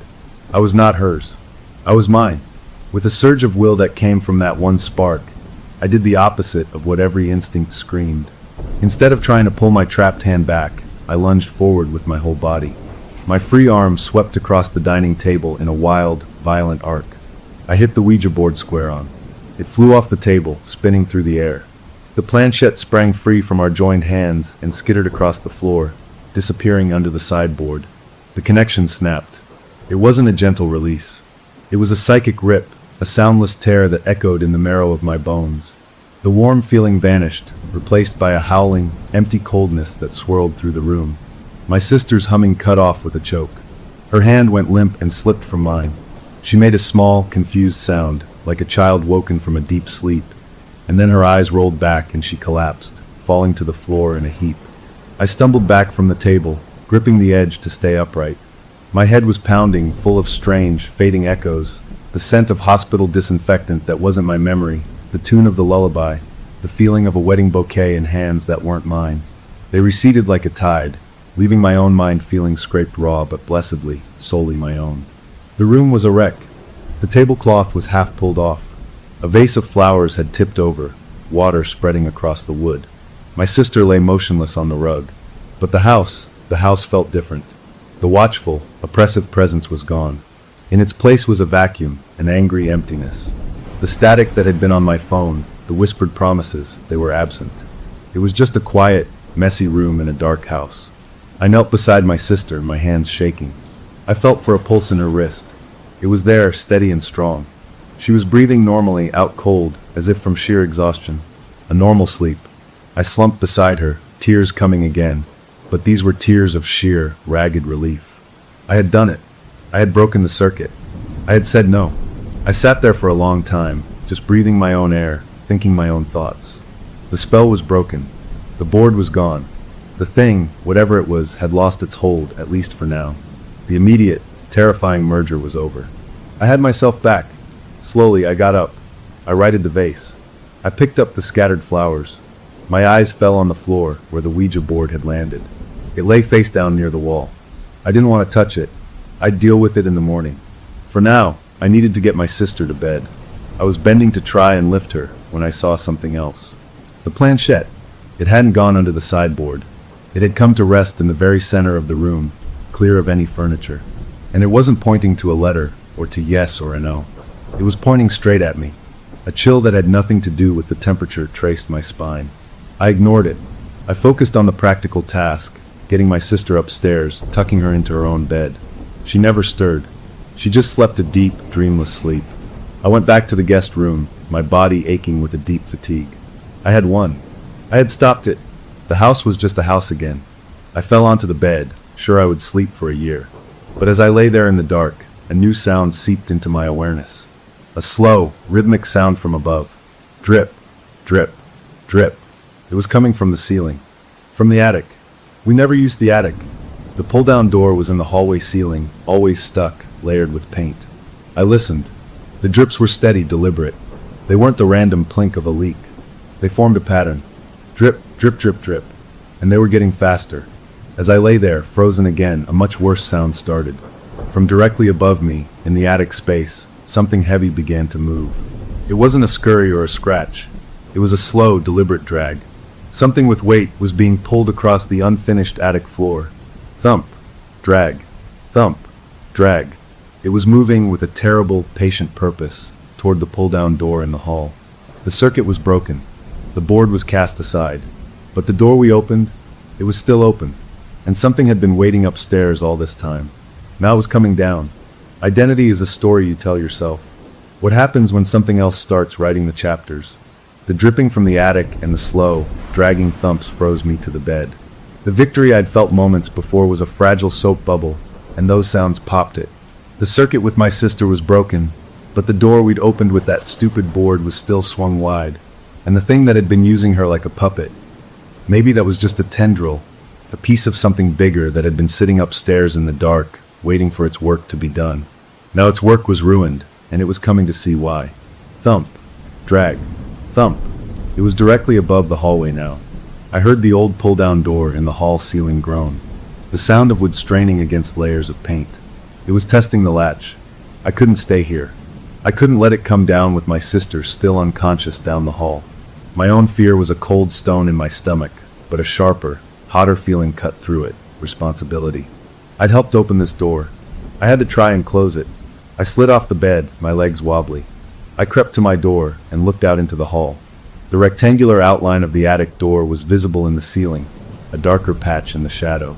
As I watched, a fine sprinkle of dust drifted down from its edges, glittering in the weak light from the nightlight below. The dragging sound had stopped. The dripping had stopped. The house was still. It was listening. I had to move. I ducked back into my room. I needed a weapon, something, anything. My eyes fell on the small, heavy ceramic base of the table lamp. I yanked the plug from the wall, ripped the cord free, and hefted the base. It was solid, with a sharpish edge. It would have to do. I thought of the salt the occultist had given me, still in my bag downstairs. Too far. This would be close work. I slipped back into the hall, pressing myself against the wall, inching toward my sister's room. My plan was simple and probably stupid. Get her, get out, break a window if we had to run. As I passed under the attic door, a cold spot hit me, a pocket of air so frigid it made my skin prickle. I looked up. A dark, wet stain was spreading on the white painted wood of the door. Not a leak. It was too localized, too fast. It looked like something was pressing against the other side, something wet and cold seeping through. I hurried past, into my sister's room. She was still out, breathing deeply. I shook her shoulder. Wake up. We have to go. No. She mumbled, swatting my hand away. Go away. Tired. No. I hissed, shaking her harder. It's in the attic. It's coming down. The word attic seemed to register somewhere in her sleep-fogged brain. Her eyes fluttered open. They were clear, her own eyes, full of confusion, and then, as she saw my frantic face, alarm. What? What's happening?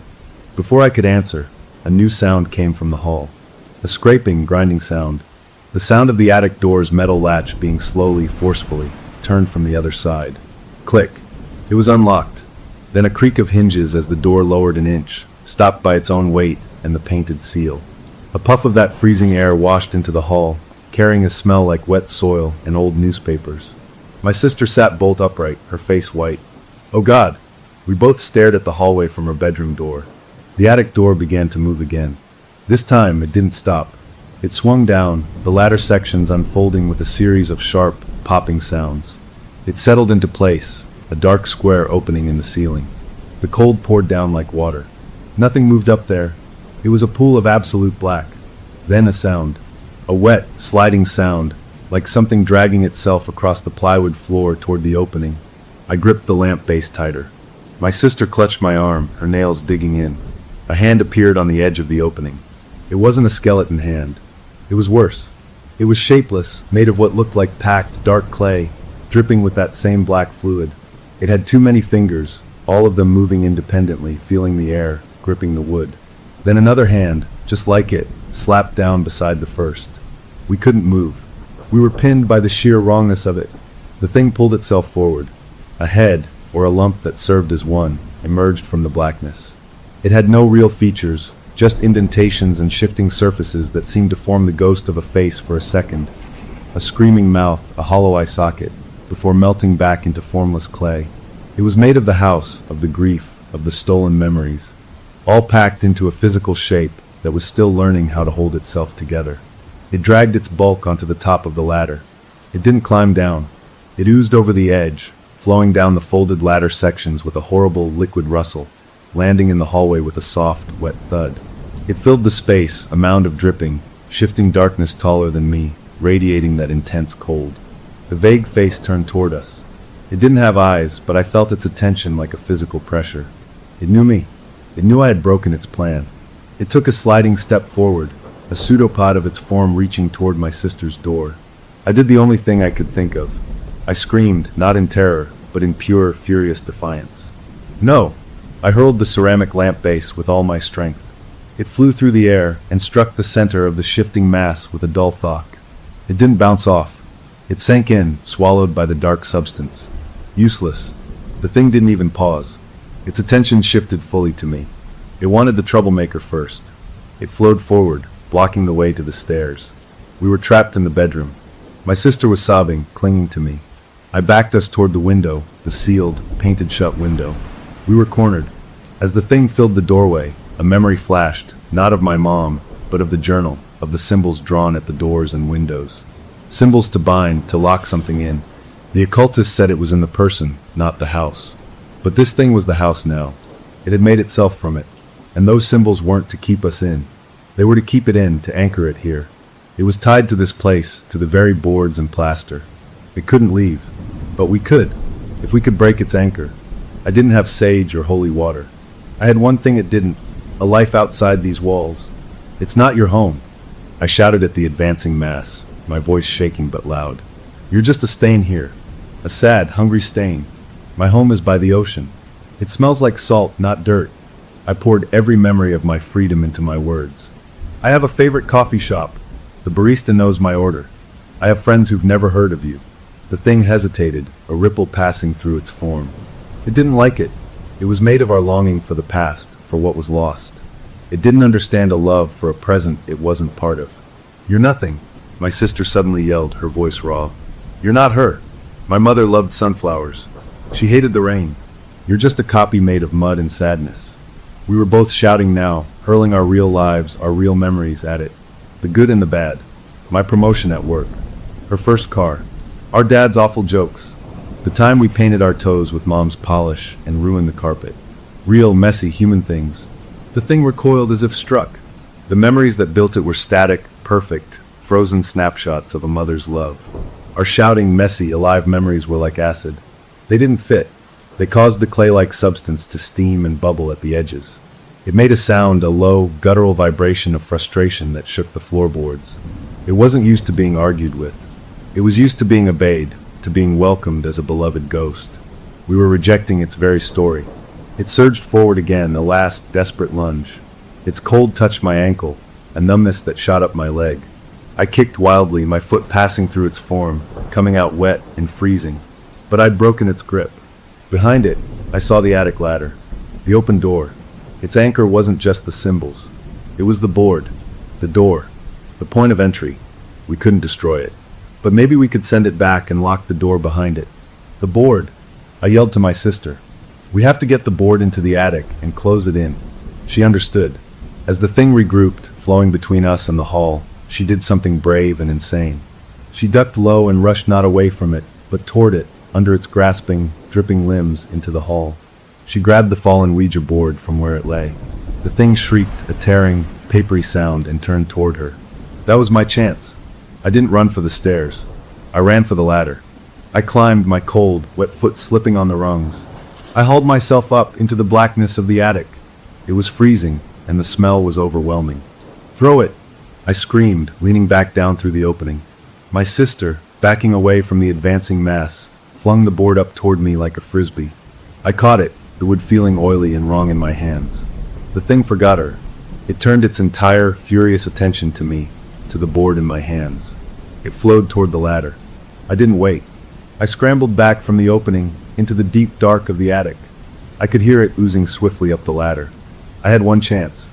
I felt along the rough plywood floor, away from the opening, toward where I thought the far wall was. In the pitch black, I found it. I set the Ouija board down on the floor, right against the wall. Then I turned and ran back toward the square of light that was the opening. just as the thing's dripping form crested the top. I didn't try to fight it.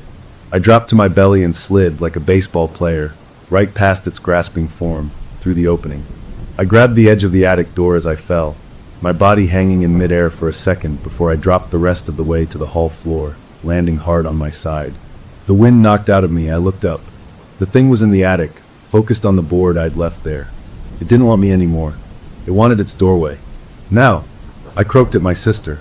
She was already there. Together, we grabbed the ladder. With a strength born of pure terror, we pushed. The ladder folded upward. The attic door swung up. The thing realized what was happening and lunged for the closing opening, a wave of blackness reaching down.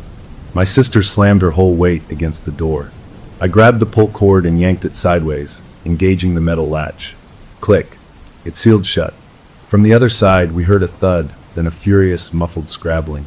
The wet stain on the wood pulsed. But the door, with its old, strong latch and layers of paint, held. The scrabbling grew fainter, moving away from the door, back toward where the board lay against the far wall. Then it stopped. The cold radiating from the door began to lessen, degree by degree. The wet stain slowly stopped spreading, then started to fade, like water drying on wood. My sister and I slid down the wall to sit on the floor, gasping, shaking, clutching each other.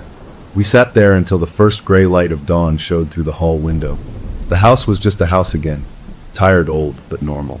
The doors and windows, when we tried them later, opened easily. The paint sealing them was gone, as if it had never been there. We burned the journal and the backyard grill. We broke the Ouija board into pieces and buried them in separate places. My brother-in-law came back, hesitant and ashamed, and we didn't have the words to explain. But he saw the change, the real exhaustion and the real peace in his wife's eyes, and he stayed. I stayed for another week, until the color returned to my sister's cheeks, and she laughed at a joke, a real, spontaneous laugh that was entirely her own. We talked about real things, the future, her maybe selling the house, coming to visit me by the ocean. The past was a scar we shared, but it was closed. On my last day, as I loaded my bag into the rental car, she hugged me tight. "Thank you," she whispered, "for coming back, for staying, for everything." I hugged her back, feeling the solid, real warmth of her. "Always," I said. I drove away, watching the house shrink in my rearview mirror. This time, the feeling wasn't escape. It was release. I'd gotten myself back. I'd gotten my sister back. The story I thought was over. I was wrong. A month later, back in my apartment, the package arrived. No return address. A small, flat, square box. Inside, wrapped in plain brown paper, was a mirror. An old, ornate, hand mirror with a tarnished silver back. It looked ancient. There was no note. Puzzled, I picked it up. My own tired, but smiling, reflection looked back at me. And then, just for a second, my reflection didn't move when I did. It held my gaze, and its smile widened, not into my smile, but into something familiar, cold, and deeply, possessively pleased. Then it was just me again, my heart hammering against my ribs, holding a mirror that showed nothing but my own terrified face. The anchor in the attic was sealed. But a reflection isn't an anchor. It's a connection. And it seemed the story of our family had left a mark on something, a mark that could still reach out, even from behind a locked door, and find a new way in. Story number 3.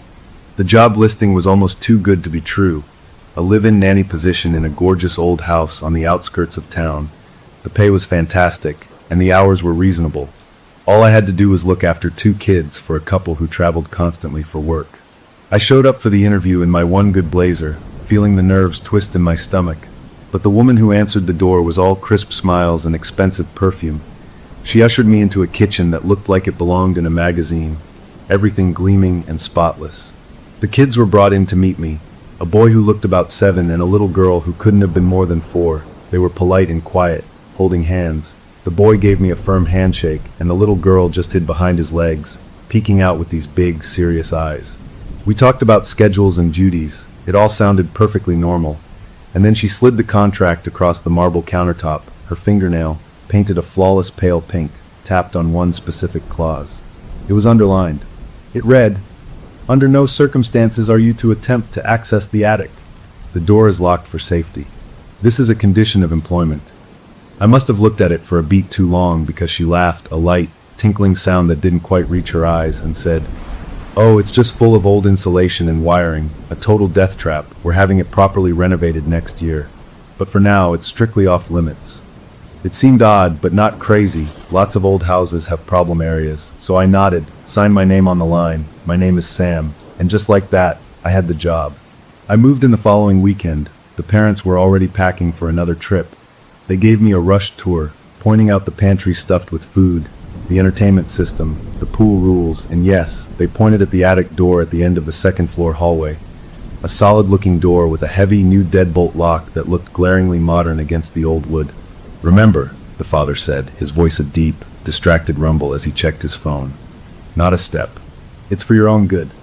And then they were gone in a whirl of suitcases and last-minute instructions, leaving me alone in the huge, quiet house with the two quiet children. The first few days were fine, easy even. The boy was smart and kept to himself, reading or drawing intricate pictures of machines. The little girl was shy but sweet. She liked to sit near me while I read, coloring in her books with intense concentration. The house, though, it had a personality. It creaked and groaned, especially at night, the wind whistling through places I couldn't see, making the whole structure seem to sigh. I told myself it was charming, full of character, but sometimes, in the deep quiet of the evening after I'd put the kids to bed, the character felt less charming and more like it was watching me. The change started slowly, almost imperceptibly. The boy began asking strange questions. "Do you think houses can remember things?" he asked me one afternoon while we were building a Lego fortress. I gave some rambling answer about history and foundations, and he just nodded, not satisfied. Then his little sister started talking about her friend, the quiet man in the ceiling. I assumed it was an imaginary friend, a classic kid thing, and I played along. "What's his name?" I asked her. She looked at her brother, who was frowning at his Lego, and then whispered, "Mr. Numbers." That was a new one. Most imaginary friends were named something like Sparkle or Captain Fuzzy, not Mr. Numbers. I didn't think much of it until the following Thursday. The kids had been playing in the sunroom, a bright space off the kitchen, and when I went to call them for lunch, I found them sitting cross-legged on the floor with a piece of cardboard between them. On the cardboard, drawn in the boys' careful print, were the letters of the alphabet in rows, and the numbers 0 through 9 along the bottom. In the center of the board was a single, plain white plastic ring, the kind from a milk jug. "What's this?" I asked, leaning down. "It's how we talk to Mr. Numbers," the little girl said, her voice full of pride. "He lives in the attic." A cold little worm of unease wriggled in my chest. The attic. That word was starting to carry a weight in this house. The boy looked up at me, his expression solemn. "We have to be very quiet when we play. He doesn't like loud noises." He placed his fingertip, just the very tip, on the white plastic ring. His sister did the same. "Ask a question," the boy instructed me, his eyes serious. I felt silly humoring this, but I wanted to be a good sport. I crouched down. "Okay, is Mr. Numbers friendly?" For a moment, nothing happened. Then, with a slow, deliberate slide, the plastic ring began to move. It didn't jerk or skitter, it glided smoothly across the cardboard, passing over several letters before coming to a rest, perfectly centered on the word "yes," which the boy had written in the top corner. My breath caught. I had watched their hands. Their fingers were barely touching the ring, certainly not pushing it. It could have been the subtle tilt of the cardboard, or a tiny, unconscious muscle movement from one of them. I knew all the logical explanations, but in that moment, in the quiet sunroom, it felt like something else. The little girl giggled. "See? He's nice. He doesn't like the loud man, but he likes us." "Who's the loud man?" I asked, trying to keep my voice light. Both children froze. The playful energy vanished. The boy slowly lifted his finger from the ring, his face going blank. "We shouldn't talk about him," he murmured, and he gathered up the cardboard board, carefully putting it away in a toy chest as if it were something precious and dangerous. That incident stuck with me all day, a pebble in my shoe of a thought. That night, after the kids were asleep, the house seemed louder with its night noises. I was in the laundry room, folding a warm pile of towels, the hum of the dryer a comforting sound, when I heard it. 3 distinct knocks. Thump, thump, thump. They came from directly above me. The ceiling of the laundry room was the floor of the attic. My hands stilled on the towels. The knocks weren't aggressive or frantic. They were measured, patient, like someone tapping to get a rhythm right. My mind raced. An animal? It sounded too solid, too purposeful for a raccoon or a squirrel. The old pipes? This wasn't a metallic clank. It was the sound of something solid on wood. I stood there, frozen, listening so hard my ears ached. The house was silent again. I let out a breath I didn't know I was holding, my logic kicking in. It's an old house, Sam, I told myself. It settles. It talks. You're just spooked because of that silly game. I finished folding the towel, my movements slow and deliberate, trying to project a calm I didn't feel. And then, just as I was turning to leave the room, I heard it. Faint, drifting down through the same air vent that brought the warm, dry air from the dryer, came the sound of a child's laughter. It was distant, muffled, but unmistakable.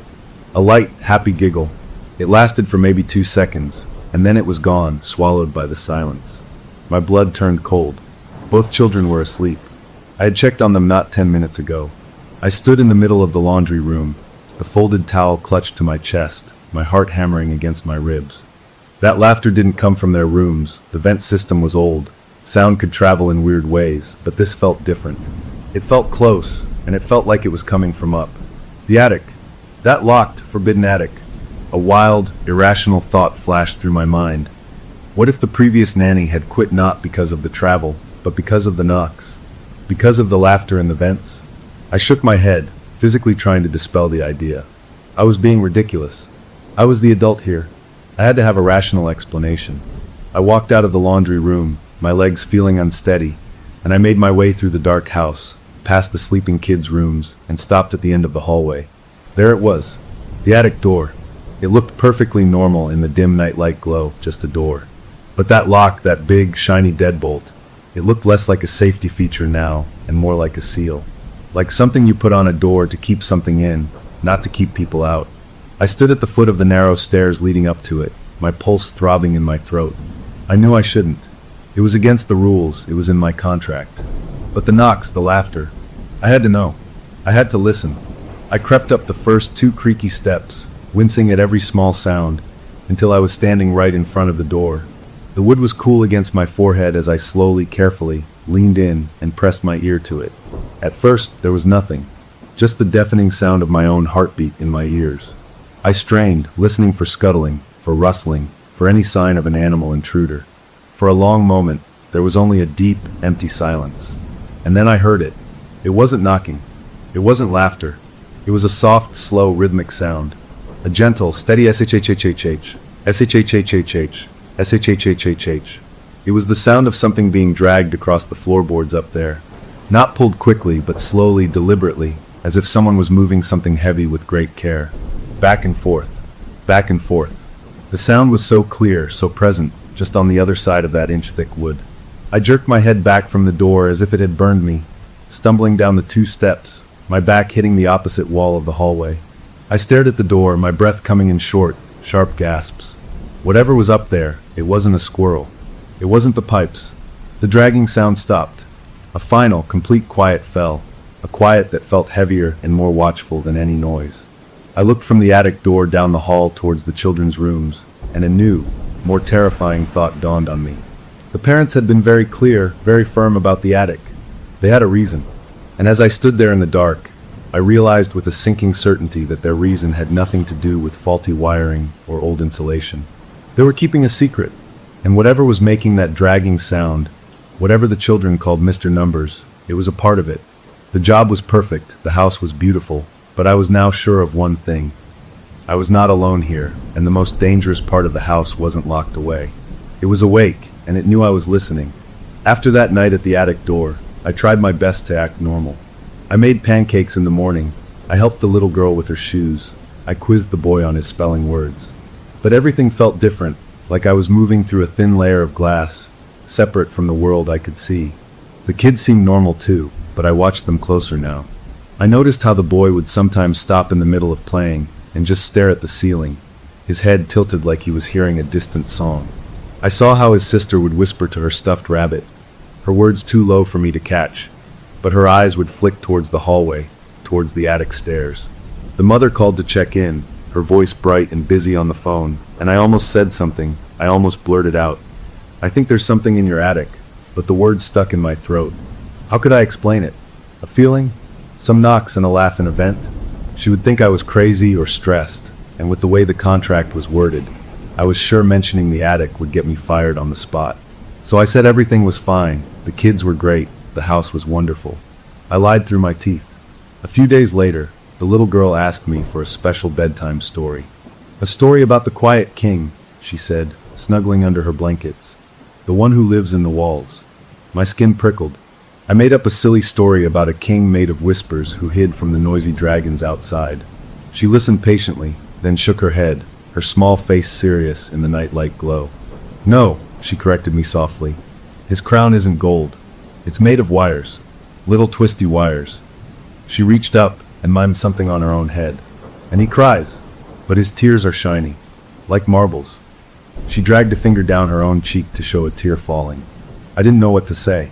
That was too specific, too weird for a 4-year-old to invent. I tucked her in, my hands feeling clumsy, and turned out the light. As I closed the door, I heard her whisper, just to the dark room, "Good night, Mr. Numbers." The next strange thing happened with the boy. It was late afternoon. The sun was setting and painting long, orange shadows across the living room carpet. I was reading on the couch when I felt someone watching me. I looked up. The boy was standing in the hallway entrance, perfectly still, facing the wall. He wasn't looking at a picture or a clock, just the blank, painted drywall. "What are you looking at, buddy?" I asked, keeping my voice easy. He didn't turn. "He's showing me a picture," the boy said, his voice flat and distant. "A movie on the wall."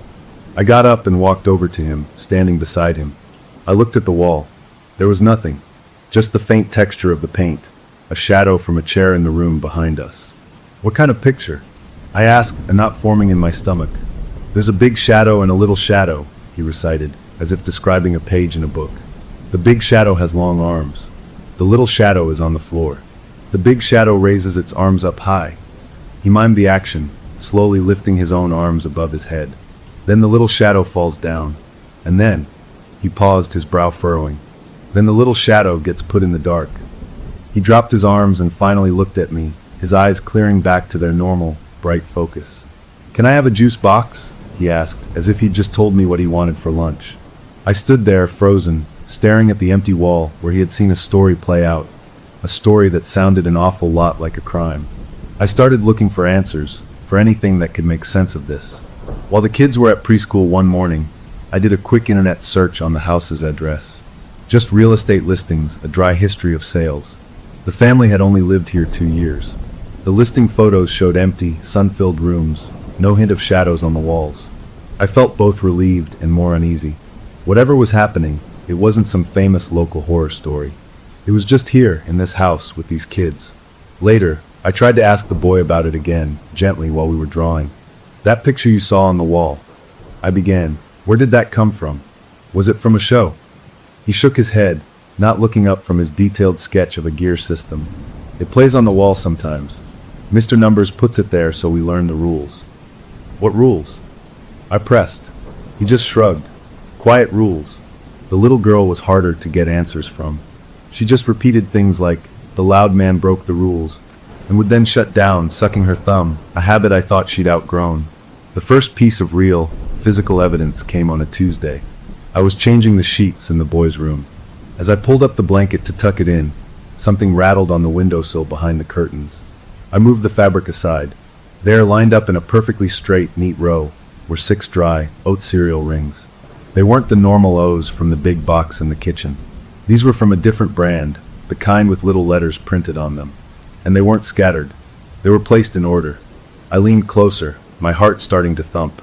The letters spelled out HELPME. The message was clear. Help me. I stared at those 6 little rings. A kid couldn't have done this, not the boy. He was too young for such neat, purposeful placement. And his sister couldn't spell help yet. My mind raced. Was it a leftover from a previous kid?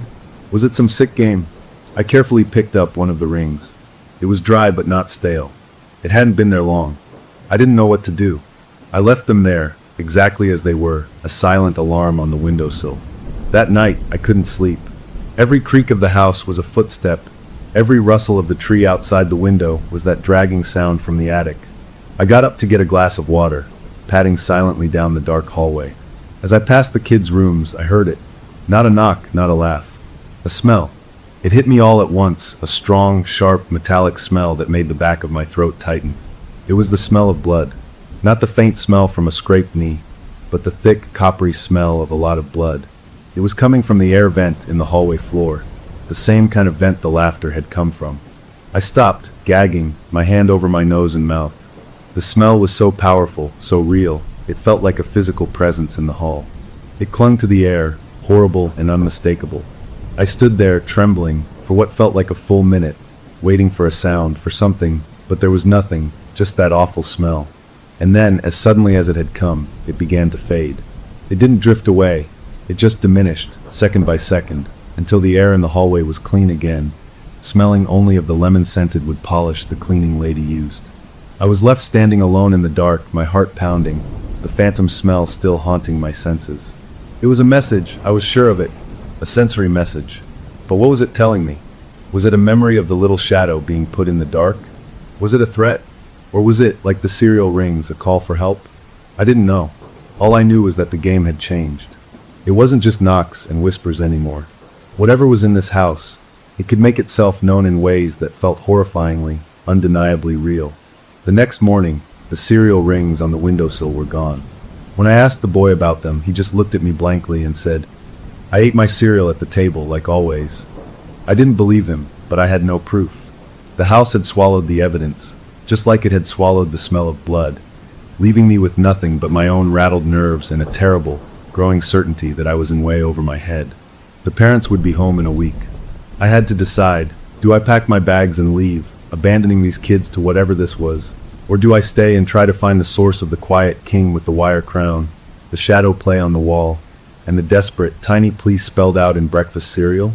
Looking out the kitchen window at the perfectly manicured lawn, the safe, sunny street, I felt a chill that had nothing to do with the weather.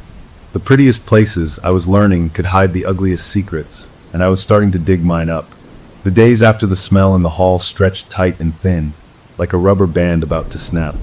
I moved through the routines on autopilot, making lunches, wiping spills, but my mind was a trapped bird, fluttering against the cage of this pretty house. The kids were changing too.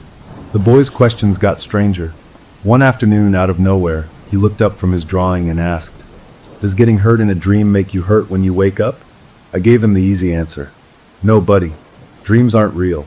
They can't hurt you." He just stared at me, not with fear, but with a kind of pity, like I was the one who didn't understand. "Mr. Numbers says you're wrong," he stated simply, then went back to his pencils. That sentence, so calm and sure, sent a cold ripple through me. It wasn't the boy talking anymore, not really. It was a lesson being repeated. The little girl became obsessed with a game she called Quiet Mouse. She would sit in the middle of the playroom, not moving a muscle, for frighteningly long stretches, just staring at a spot on the carpet. When I asked what she was doing, she whispered, listening for the quiet. "It's practice." Practice for what? I didn't want to know. The attic stayed quiet, no more knocks, but its presence was a constant pressure, a closed mouth at the end of the hall holding back a scream. Then came the night it all shifted from creepy to truly terrifying. I'd gone to bed late, my brain too busy with worries to sleep, but I must have finally drifted off. What woke me wasn't a sound, but a feeling, a sudden, certain knowledge that something was wrong. The digital clock on my bedside table glowed a sickly green, 2:17 a.m. The house wasn't just still, it felt hollow waiting. I got up, my bare feet cold on the wood floor, and opened my door a crack. The hallway was lit by the soft blue glow of a nightlight plugged in near the bathroom. And there, in that faint light, I saw her. The little girl. She was standing in the middle of the hallway, facing the attic stairs. She wasn't sleepwalking in the normal, shuffling way. She was utterly rigid, her back straight, her arms held stiff at her sides. I whispered her name, but she didn't react. Then, with a jerky, mechanical motion, like a puppet whose strings were being pulled by an unskilled hand, she turned and walked towards the playroom. Her steps were too even, too precise. I followed, keeping my distance, my breath caught in my throat. She pushed the playroom door open and went inside. I crept to the doorway and peered in. Moonlight poured through the big window, painting the toys and furniture in shades of gray and blue. She stood in the center of the room, her face tilted up, her eyes half open but seeing nothing. Then she moved. She walked to the toy bin, her movements still all wrong, and rummaged without looking, pulling out a big, red, plastic fire truck. It was a heavy toy solid. She held it in both hands, her small fingers looking impossibly frail against the bright red plastic. She carried it to the center of the room, where her favorite teddy bear sat propped against a pillow. She stood over the bear, looking down at it, and then her face changed. The blank, sleepy look vanished, replaced by a flat, empty expression that was far too old for her. Her mouth opened. The voice that came out was not her sweet, little girl voice. It was a dry, raspy whisper, like stones grinding together. "Quiet," the voice hissed. "Be quiet. No more loud." With a strength that made my blood freeze, she raised the heavy fire truck high above her head, using both hands, her little arms trembling with the strain. For a horrible second, she held it there, a small statue of violence in the moonlight. Then she brought it down, not on the bear's body, but directly, deliberately, across its stuffed neck. The sound was a sickening thwump of plastic hitting cloth and stuffing. She raised the truck and brought it down again. Thwump. And again. Thwump. Each impact was methodical, focused, a horrifying pantomime of murder. The raspy voice whispered with each blow. "No more loud. No more loud." I was frozen in the doorway, my hands clenched into fists so tight my nails dug into my palms. Every instinct screamed at me to rush in, to grab her, to stop this awful play. But a deeper, more primal instinct held me back. That wasn't her. The thing swinging that truck, the thing using her voice, it wasn't the little girl. It was something else, something wearing her like a suit. If I startled it, if I interfered, where would it go? What would it do? I forced myself to watch, to be a witness, my stomach churning. As she delivered another blow, the night light in the hall behind me began to flicker. Not a power surge flicker, but a rapid, stuttering blink, on-off, casting a jerky, strobe light effect that made her movements look even more unnatural, a broken film reel of a crime. After 6 or 7 blows, she stopped. She dropped the fire truck with a clatter that echoed in the quiet room. She looked down at the bear, its head nearly severed, white stuffing bulging from the torn fabric. Then slowly her head turned. Her half-closed eyes, gleaming in the erratic light, seemed to find me in the dark doorway. The raspy whisper filled the room again, calm, almost conversational. "You're not the loud one. You're the quiet one." A chill crawled down my spine. It was talking to me. It knew I was there. "You can watch," it said through her lips. Then, as if a switch had been flipped, the little girl's body relaxed. The ancient look left her face. She blinked slowly, gave a small, tired sigh, and walked right past me, back down the hall to her bedroom, moving now with the normal, sleepy gait of a child. I heard the soft rustle of her blankets as she climbed into bed. I stood in the playroom doorway for a long time, shaking, listening to the frantic beat of my own heart. The hall light steadied, returning to its soft, constant glow. The playroom was a mess of moonlight and shadows, the red fire truck a bloody splash of color on the floor, the murdered bear lying beside it. I made myself go in. I picked up the bear. The damage was severe, the neck fabric torn, the stuffing pulled out. It was a violent, angry act. This wasn't a game. This was a reenactment. This was what happened to the little shadow. I hid the bear and the fire truck on the top shelf of the hall closet, behind some old blankets, my hands trembling the whole time. I didn't sleep the rest of the night. I just sat on my bed, watching the door, listening, waiting for the raspy voice to call my name. The next morning, the little girl came to breakfast yawning, rubbing her eyes. She ate her cereal cheerfully, swinging her legs under the table. She had no memory of it. None. I watched her, this sweet, small person, and felt a wave of protective fury mixed with gut-churning fear. Something was using her, violating her sleep to act out its ugly story. The boy seemed more withdrawn than ever, watching me with a knowing look that made me uncomfortable. I tried to go about the day normally, but the horror of the night was a film over everything. Later that afternoon, I needed a fresh towel. I went to the hall closet, the one where I'd hidden the evidence. I opened the door, reached up to the high shelf behind the blankets where I'd stuffed the bear. My fingers brushed soft fabric. I pulled it down. It was the teddy bear, but it was different. The torn neck was gone. The bear was whole again. Someone had sewn it up. The stitching was crude, big, looping stitches made with bright red yarn, the kind the little girl used for her lacing cards. The job was messy, the head sat at a slightly odd angle, but it was sealed. The violent wound was closed. Sitting neatly in the bear's lap, placed there with clear intention, was a single, dry alphabet cereal ring. I picked it up, my hand steady now with a cold, focused dread. I turned the ring in my fingers. The little letter printed on it was a D. I stared at that single letter. D, the loud man? The little shadow? A name? It was a clue, a breadcrumb left by the thing in the attic, a thing that repaired its props and continued its lessons. I put the bear back on the shelf, but I pocketed the cereal ring. The message was for me. It was telling me it knew I had watched. It was telling me the story had a character named D. And it was telling me in no uncertain terms that it could touch the real world, not just in smells and sounds, but in needle and thread. The game was no longer just about watching.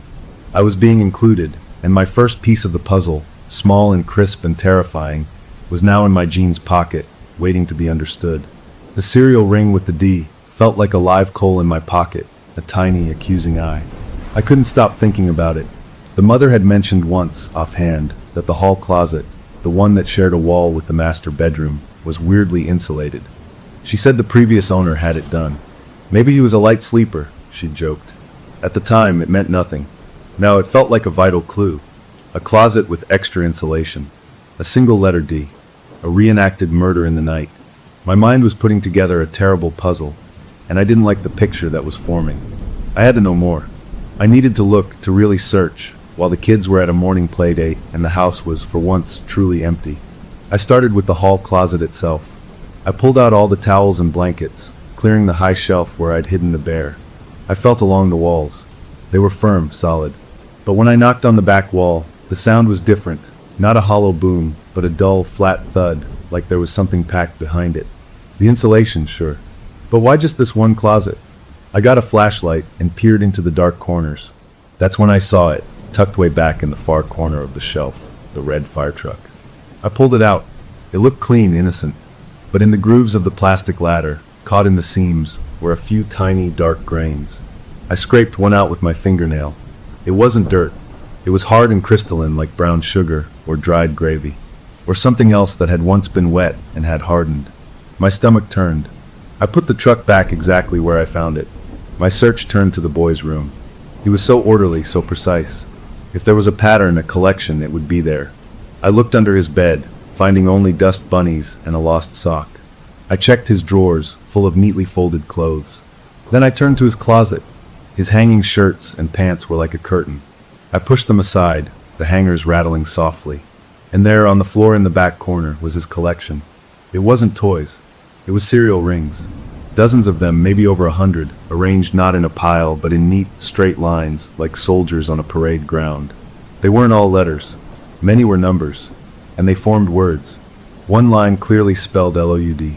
Another spelled QIT. A third said HID. Another DRK.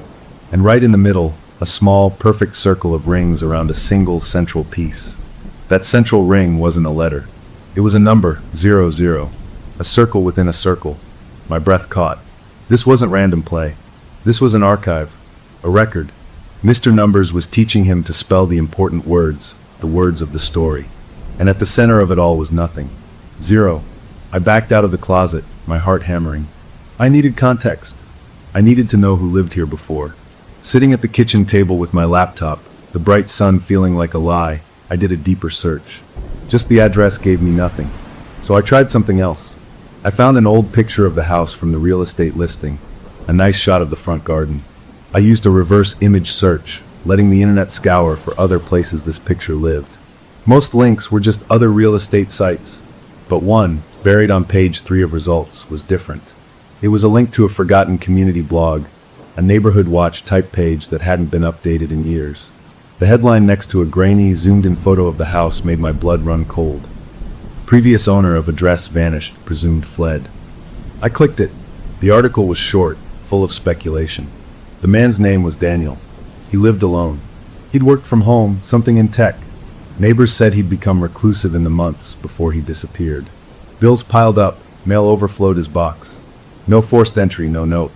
Police found his car 2 states away, parked at a train station. They figured he'd cracked under pressure, maybe debt, maybe a personal crisis, and just started over. The case went cold. The comments below were a graveyard of gossip. People guessing about secret affairs, gambling problems, witness protection. Standard small town stuff. But as I read the name, Daniel, the D in my pocket seemed to burn. Daniel. Not David, the current father who traveled. Daniel, the previous owner. The vanished man. The loud man the entity didn't like. The violence the little girl acted out wasn't a future threat. It was a past event. It was showing us, teaching us what happened to Daniel. I was so focused on the text, I almost missed it. I scrolled back up to the grainy photo. It was taken from the street, showing the front of the house. One of the upstairs windows, the one to what was now the playroom, had a slight reflection in the glass. I zoomed in, the pixels blurring into colorful blocks. But the shapes were clear enough. In the reflection, you could see the blurry figure of a man, the photographer, holding up a camera. And behind him, in the dark interior of the house visible through the open front door, was another shape. A tall, thin shadow of a person, standing in the hallway, perfectly still, watching him take the picture. Was it Daniel? Or was it someone else already in the house? The photo was taken before he vanished. I stared until my eyes ached, the ambiguous shape in the dark hall feeling more present than the sunny kitchen around me. That night, the knowledge sat between me and the kids like a third person at the dinner table. I looked at them, these two small humans being slowly programmed by the ghost of a possible murder victim. I had to ask. After his sister was in bed, I sat with the boy on the couch. "That collection in your closet," I said, trying to sound casually curious. "The serial rings. Those are some big words." He looked at me with those calm, knowing eyes. "Mr. Numbers is teaching me to spell the important words," he said, echoing my earlier thought. "So I don't forget the story." "What story?" I asked, my voice barely above a whisper. He just shrugged, looking away at the blank television screen. "The story of the loud one and the quiet. The story of Zero." He was slipping away, his own personality being overwritten by this cold, numerical haunting. I was losing them. The thought filled me with a desperate anger. These were my kids to protect. Not my kids, but I was here, and I was the only one who saw what was happening. Later, lying in bed, I went over it all.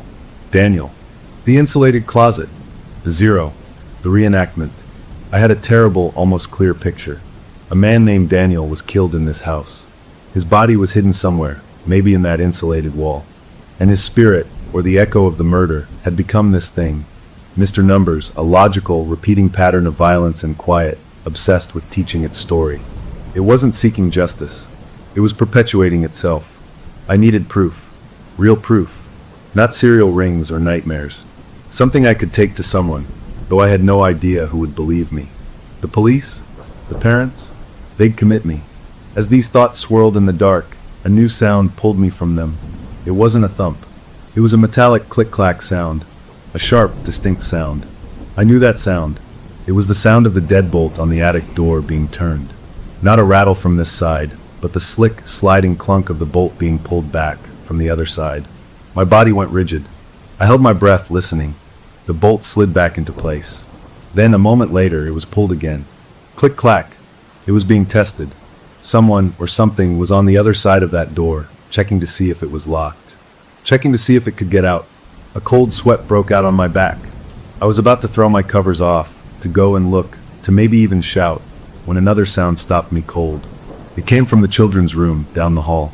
The little girl's voice, clear and completely awake, speaking to her brother.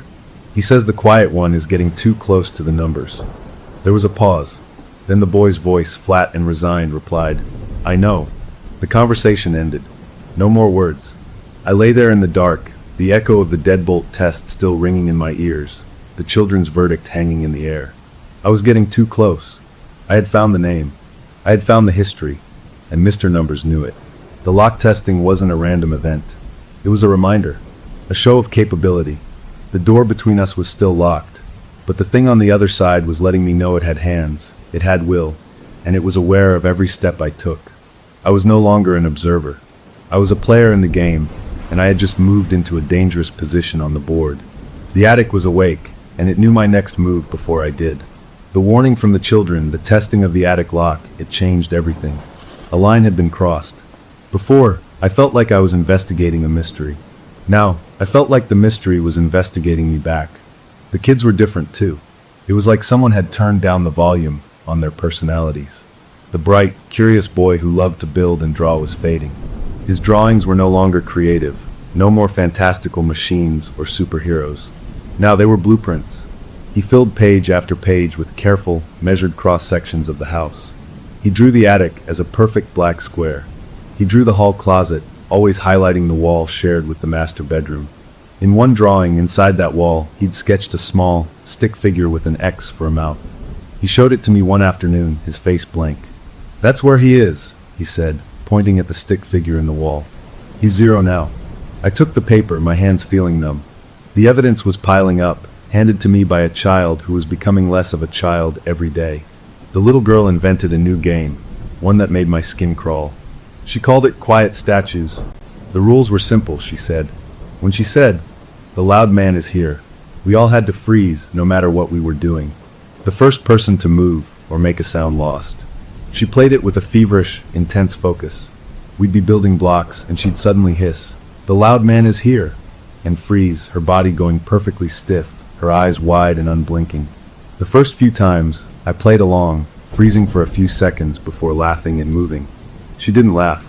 She just stared at me with a disappointed look. Then one time, as I reached for my coffee cup after her command, she didn't just look disappointed. Her sweet face smoothed over into that flat, empty expression I'd seen in the playroom that night. Her voice dropped to that awful dry rasp. "You lose," the voice whispered from her small mouth. "He finds the movers." Then she blinked, smiled her normal smile, and went back to her dolls as if nothing had happened. I sat there, my coffee forgotten, a chill wrapped around my spine. It wasn't a game to her. It was a drill, a survival lesson from Mr. Numbers. The worst moment was walking into the playroom and finding both of them sitting on the floor, side by side, facing the blank wall. They weren't moving. They weren't talking. They were just staring, their bodies still as stone. "What are you guys doing?" I asked, trying to sound light. The boy didn't turn his head. "It's showing the picture again," he said, his voice monotone. "The putting in the dark part." Their eyes were fixed on nothing, wide and reflective like little mirrors, and in them I could almost see the flicker of some horrible scene they were being forced to watch on a screen only they could see. I called their names, clapped my hands near their ears. They didn't flinch. They were gone, mentally checked out, tuned to a channel broadcasting pure terror. It took me physically turning the boy's shoulders and shaking him gently to break the trance. He looked at me, confused, as if I'd woken him from a deep sleep. His sister just slumped over and started crying softly, not knowing why. They were being hollowed out, their own memories and joys replaced with this one awful story. I found the note on my pillow 2 days later. The handwriting was the boy's, clumsy and large, but the words were not his. They were printed neatly in the center of a page torn from his sketchbook. It read, "The quiet one should not look for Daniel. Daniel is gone. Only the numbers are left. We are learning the numbers." I read it 5 times, the paper trembling in my hand. It was a direct message, a command, and a statement of fact. The entity wasn't hiding anymore. It was teaching, and it saw my curiosity as a disruption to the lesson plan. The children weren't just students. They were becoming part of the curriculum itself. I was an outsider, and my time was running out. I knew I had to talk to someone. I had to try. When the mother came home from her latest trip, exhausted and distracted, I cornered her in the kitchen as she poured a giant glass of wine. "We need to talk about the kids," I started, my voice too urgent. She sighed, a long, suffering sound. "If this is about the sleepwalking again, the doctor said it's stress-related, it'll pass." "It's not sleepwalking," I interrupted, my control slipping. "They're talking about a man in the attic, they're having waking trances, they're acting out violence. I think something is very wrong in this house. I think it's connected to the previous owner, to Daniel." I watched her face. The exhaustion didn't lift. It just hardened into a mask of annoyed impatience. She took a long sip of wine. "The last nanny," she said, her words sharp and precise, said the exact same things. Word for word. She became fixated. On Daniel, on the attic, on shadows. It was all she talked about. We had to let her go. For her own good, and for the children's. She looked at me over the rim of her glass, her eyes cold. "This is a good job, Sam. Don't throw it away chasing ghosts." Then she walked out of the kitchen, leaving me standing there, the truth sitting in my mouth like a bitter pill. The last nanny saw it too. She tried to tell them, and they fired her. They called her fixated. They chose the beautiful, normal lie over the ugly, impossible truth. I was completely on my own. That night, haunted by the mother's words, I went to the hall closet. I needed to see, to feel the proof with my own hands. I remembered the boy's blueprint, the little zero he'd drawn exactly where the closet wall met the master bedroom wall. I took a knuckle and rapped on the wall there. The sound wasn't right. It didn't have the solid thud of the insulated area or the normal hollow sound of drywall. It made a faint, weird metallic ping, like I was tapping on a loose piece of sheet metal buried behind the plaster. My breath caught. I ran to the garage and found the father's toolbox. I pulled out a stud finder, a little electronic gadget that beeps when it finds a wooden beam behind a wall. I brought it back to the closet, my heart pounding a frantic rhythm. I turned it on and slowly slid it across the wall. It beeped steadily, finding the studs, the normal bones of the house. Then, as I moved it over the spot I'd tapped, the steady beeping stopped. The stud finder went quiet. I moved it up, down, side to side. Nothing. No beep. It didn't find a stud. It found a void. An empty space. A perfect rectangle of nothing behind the wall, right where the boy had drawn his 0. This was it. This was the proof. The insulated closet wasn't for soundproofing. It was for hiding. Something was in that wall. Daniel, or what was left of him, was sealed in there, a 0 in the equation of the house.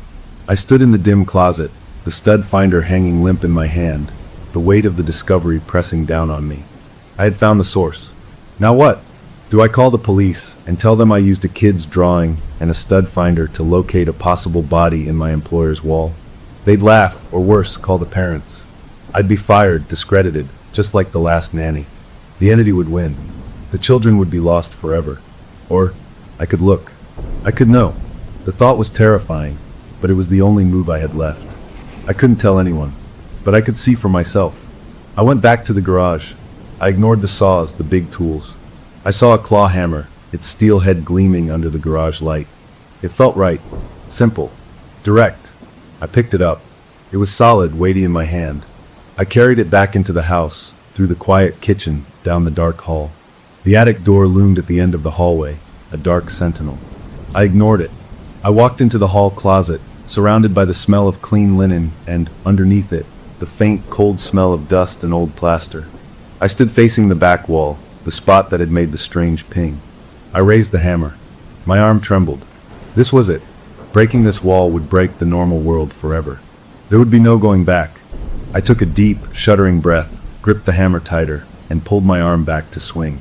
As I did, from directly above me, from the attic, came a sound so loud and final it shattered the night. Clack! It was the sound of the deadbolt on the attic door being thrown open. Not tested. Opened. All the way. And then clear, slow, and impossibly loud, the sound of a single, heavy footstep on the attic stairs.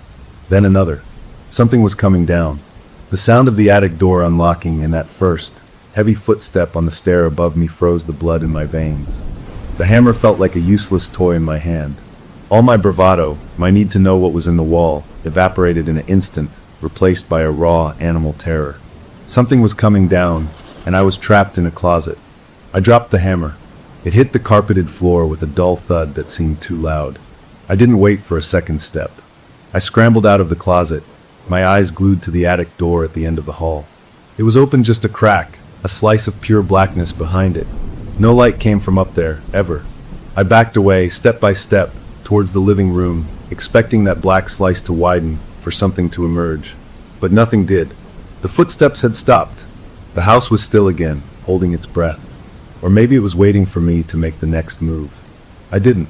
I stayed on the couch all night, every light in the living room blazing, staring down the hallway at that dark crack, the hammer still lying in the closet where I'd dropped it. By morning, the door was still just barely ajar. The message was clear. It could come out whenever it wanted. My investigation was over. I was now a prisoner in the open. The children were worse. The boy stopped using words almost entirely. If I asked him what he wanted for breakfast, he would stare at the ceiling for a long moment, then say, 7, 2, 1. Not pancakes, not cereal, just numbers. His sister started communicating by tapping. A request for juice was tap tap tap on the table, a pause, then tap tap. It was a code, and I didn't have the key.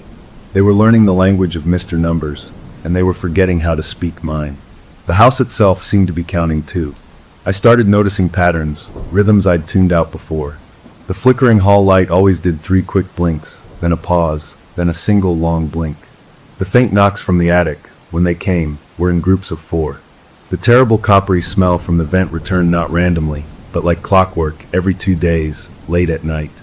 The house wasn't just haunted, it was a machine, ticking along on a schedule of horror, and the kids were becoming little cogs in it. I was drowning in a sea of meaningless numbers, and the current was pulling me under. The mother's comment about the last nanny became my only lifeline. If she saw it too, then I wasn't crazy. And if she was let go, what happened to her after that? I had to know. During the kids' nap time, I dug deep. I searched every local news site, every community forum, using every keyword I could think of. Nanny, strange behavior, attic, children, Daniel, the town name. It was like looking for a specific grain of sand on a beach. Hours passed. Then, on a forgotten corner of the internet, a cached page from a local parent forum that had shut down years ago, I found it. A post from a username, ScaredSitter22. The post was a plea for advice. She wrote about the kids she watched, how they were channeling a traumatic event through a board game with cereal, about sleepwalking and violent reenactments. She mentioned the quiet man in the ceiling. The details were identical, down to the red fire truck. My hands shook as I read it. She was real. She was here. And she saw it all. The post had a few replies, most unhelpful, but one, from another user, stood out.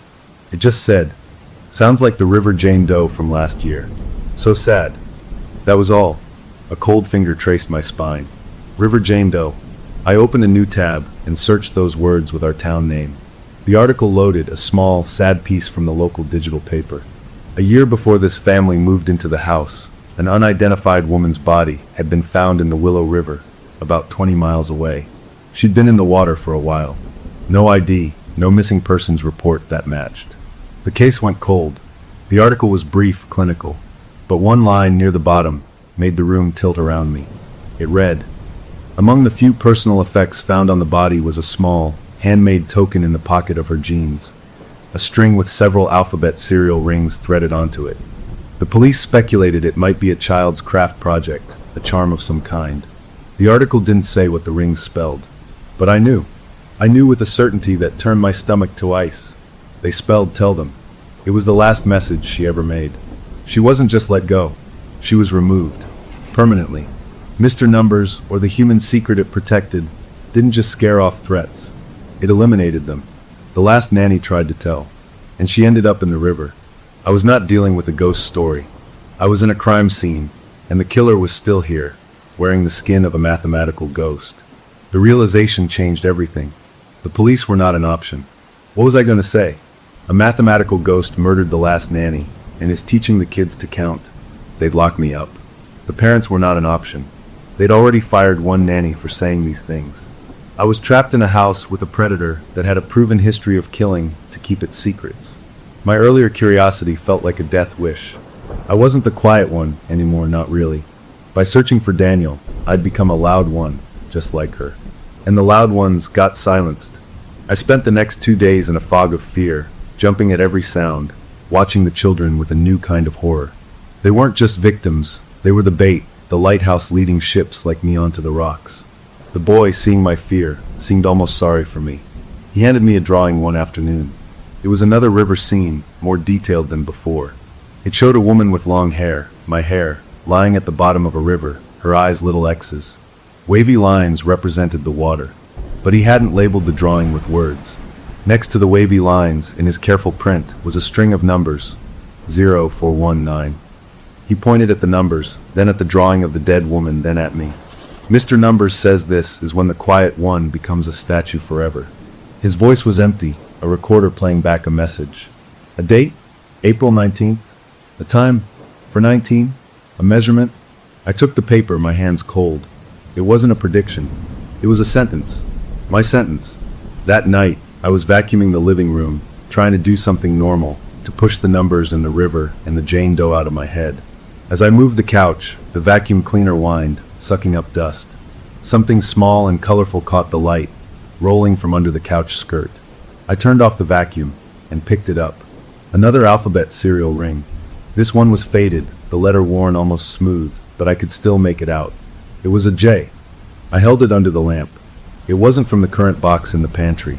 It was a different style, an older brand, one I hadn't seen in stores. A relic. This was from her time. From the last nanny. She must have dropped it, maybe during a game, maybe as she was trying to leave a clue. It had been here, under this couch, for over a year waiting. I closed my fist around it, the plastic biting into my palm. She was here, in this room, scared just like me, and now she was gone. I had her clue now, this little J. Was it the first letter of her real name? Did it matter? She was Jane Doe. She was a number in a morgue. And I was on the same path. I went back to the boy's drawing, to the numbers 0419. I'd been thinking of them as a date, a countdown to my own drowning. But what if it was something else? What if Mr. Numbers was, above all, literal? I grabbed the tape measure from the junk drawer. Heart pounding, I walked to the foot of the attic stairs. I ignored the still-ajar door, the waiting blackness above. I measured from the floor to the center of the deadbolt on the attic door. The metal tape snicked out. 4 feet. I kept going. For feet, 1 inch, 1.9 inches. Exactly. The height to the lock was 4 feet, 9 inches. 0419. It wasn't a date. It was an instruction. A location. It was pointing to the lock, to the door, to the threshold. But why? To open it? To remember it? Or was it saying the door itself was the key? I looked from the numbers on the paper to the door, to the faint line of darkness. The 0, I realized, wasn't just a number. It was the starting point, the point of no return. The last nanny had gotten close, she had tried to tell them, and she had ended at 0, at nothing, at the bottom of the river. The kids were being taught the numbers, so they would become part of the system, so they would never tell. And I was being shown my end point. I had a choice now, a terrifying one. I could run. I could quit, pack my bags in the middle of the night, and flee like Daniel was supposed to have done, like the parents probably hoped I would do. I'd be safe, maybe. But the kids would be lost forever, their minds rewritten by the thing in the attic. Or I could stay. I could use the number, the code. I could open the door. Not the closet wall, but the source itself. I could walk up those stairs into the blackness and meet Mr. Numbers face to face. It was a suicide mission. The last nanny's fate proved that. But as I stood there, the faded J in one hand and the boy's drawing in the other, I knew running would only save my body. It would leave a part of me, the part that cared for those 2 fading children, trapped here forever, just another number in the equation. The attic door was open a crack, waiting. The numbers were laid out before me. The only question left was whether I was brave enough or stupid enough to solve for X. The knowledge of what happened to the last nanny, the faded cereal ring with the J in my pocket, it changed something in me. The fear was still there, a constant cold hum in my bones, but it was joined by a hard, clear anger. This thing, this Mr. Numbers, had taken a woman's life. It was stealing 2 children's minds, and it was hiding behind the parents' willful ignorance and the creep of the ordinary. I couldn't run. Not now. The numbers 0419 were a key, I was sure of it. But a key to what? The attic door was already unlocked, open a crack, a silent invitation to a place I knew would be my grave. That wasn't the answer. The answer was in the math, in the pattern. The house was a living equation, and I needed to solve it before it solved for me. The kids were almost gone. They moved through the days like tiny robots. The boy would only respond to direct questions with number sequences. Ask him if he was hungry, he'd stare and say, 5, 3, 0. Ask his sister if she wanted to play outside, and she'd tap a rhythm on the tabletop. Tap, tap, pause, tap, tap, tap. They ate when food was placed in front of them. They went to the bathroom. They slept, but the lights were off behind their eyes. They were becoming vessels, empty except for the counting thing pouring into them. I tried to break through once, kneeling in front of the boy, taking his small shoulders. Look at me, I pleaded. Tell me your name. Just tell me your name. He looked right through me, his lips moving silently, as if doing complex arithmetic in his head. Then he said, Unit 1. Sister is Unit 2. You are variable. Then he walked away. Unit 1. I wanted to cry or scream. I did neither. I just watched him go, my heart breaking for the funny, serious kid who was being erased. I became obsessed with the patterns. I started writing them down in a small notebook I kept hidden. The flickering lights, always 3 short, pause, 1 long. I wrote it as 3 to 1. The attic knocks came in 4s, 444. The smell from the vent returned every 41 hours with the precision of a train schedule. I noted the time, the duration. The house wasn't haunted by a ghost with a personality. It was infected with a logic, a terrible, repeating program. Mr. Numbers wasn't a who. It was a what? A glitch in reality that happened here. A frozen moment of violence playing on a loop. And it was trying to make everything else in its vicinity fit into its loop. The kids were being reprogrammed. I was a bug in the code, an unexpected variable, and it was trying to either delete me or assign me a value. Then, lying awake one night, the boy's river drawing with the 0419 next to it burned in my mind. I'd fixated on the 4, 1, 9 as the measurement to the lock. But the 0 was separate. The 0 was the starting point, the point of origin. In the boy's blueprint drawings, he always put a 0 on the spot where the closet wall met the master bedroom wall. The place that had pinged. The place the stud finder said was empty. 0 wasn't just nothing. It was a location. The source. The body in the wall was the 0 point, the cause of all this. The numbers were coordinates. They were telling me exactly where to look. But to do what? To confirm what I already knew. That felt pointless. No, the numbers were in action. They were a combination. But for what? The next day, while the kids were in their numb, trance-like state in front of a cartoon they weren't watching, I acted. I went to the hall closet. I didn't bring the hammer this time. I brought my tape measure and a flashlight. I needed to see the 0 point, to understand it physically. I cleared the shelf again. I measured carefully from the corner of the closet, following the boy's implicit blueprint. 4 feet along the back wall, then 1.9 inches in. That spot was right in the center of the strange, hollow rectangle. I knelt and pressed my ear against the wall there. I heard nothing, of course, but I imagined I could feel a coldness seeping through the plaster. I took a deep breath and did something that felt both stupid and inevitable. I knocked. Not a scared tap, but a firm, deliberate knock. 1, 2, 3. I waited. Nothing. Then, feeling like a fool performing a seance, I knocked 4 times, paused, knocked once, paused, then knocked 9 times. The sequence, 4, 1, 9, I finished with one final soft tap. 0. For a long moment, nothing happened. The house hummed its usual quiet hum. I felt a flush of embarrassment. What did I expect? A secret door to swing open? Then a sound. Not from the wall, but from the attic above. A soft, rolling sound, like a metal ball bearing being rolled slowly across the floorboards. It traveled from one side of the attic to the other, directly above the closet. Then it stopped. A response. A confirmation. The code was accepted. A wave of dizzying terror and triumph washed over me. I was communicating with it, on its terms, in its language. I had just said, I am at the 0 point, and it had answered. That evening, I found more proof the system was aware of me. I came into my bedroom to find my running shoes, which I always left tangled by the door, placed neatly side by side in the middle of the floor. The laces had been tied together, not in a simple knot, but in an intricate, tangled pattern, a nest of loops and crosses that looked less like a prank and more like a diagram, a knotted representation of the numbers I'd been documenting. It was a message, a show of power. It could enter my space. It could touch my things. It was saying, I can tie you up in my patterns too. I used scissors to cut the laces free, my hands shaking. The final piece came from the mother, of all people. She was home for a single night between trips, a whirlwind of perfume and phone calls. As she rushed out the door with her suitcase, she called back, Oh, the security system guy came by today while you were at the park, did a software update. Everything's on the app now, motion sensors and all. Just so you know. And then she was gone. The security system.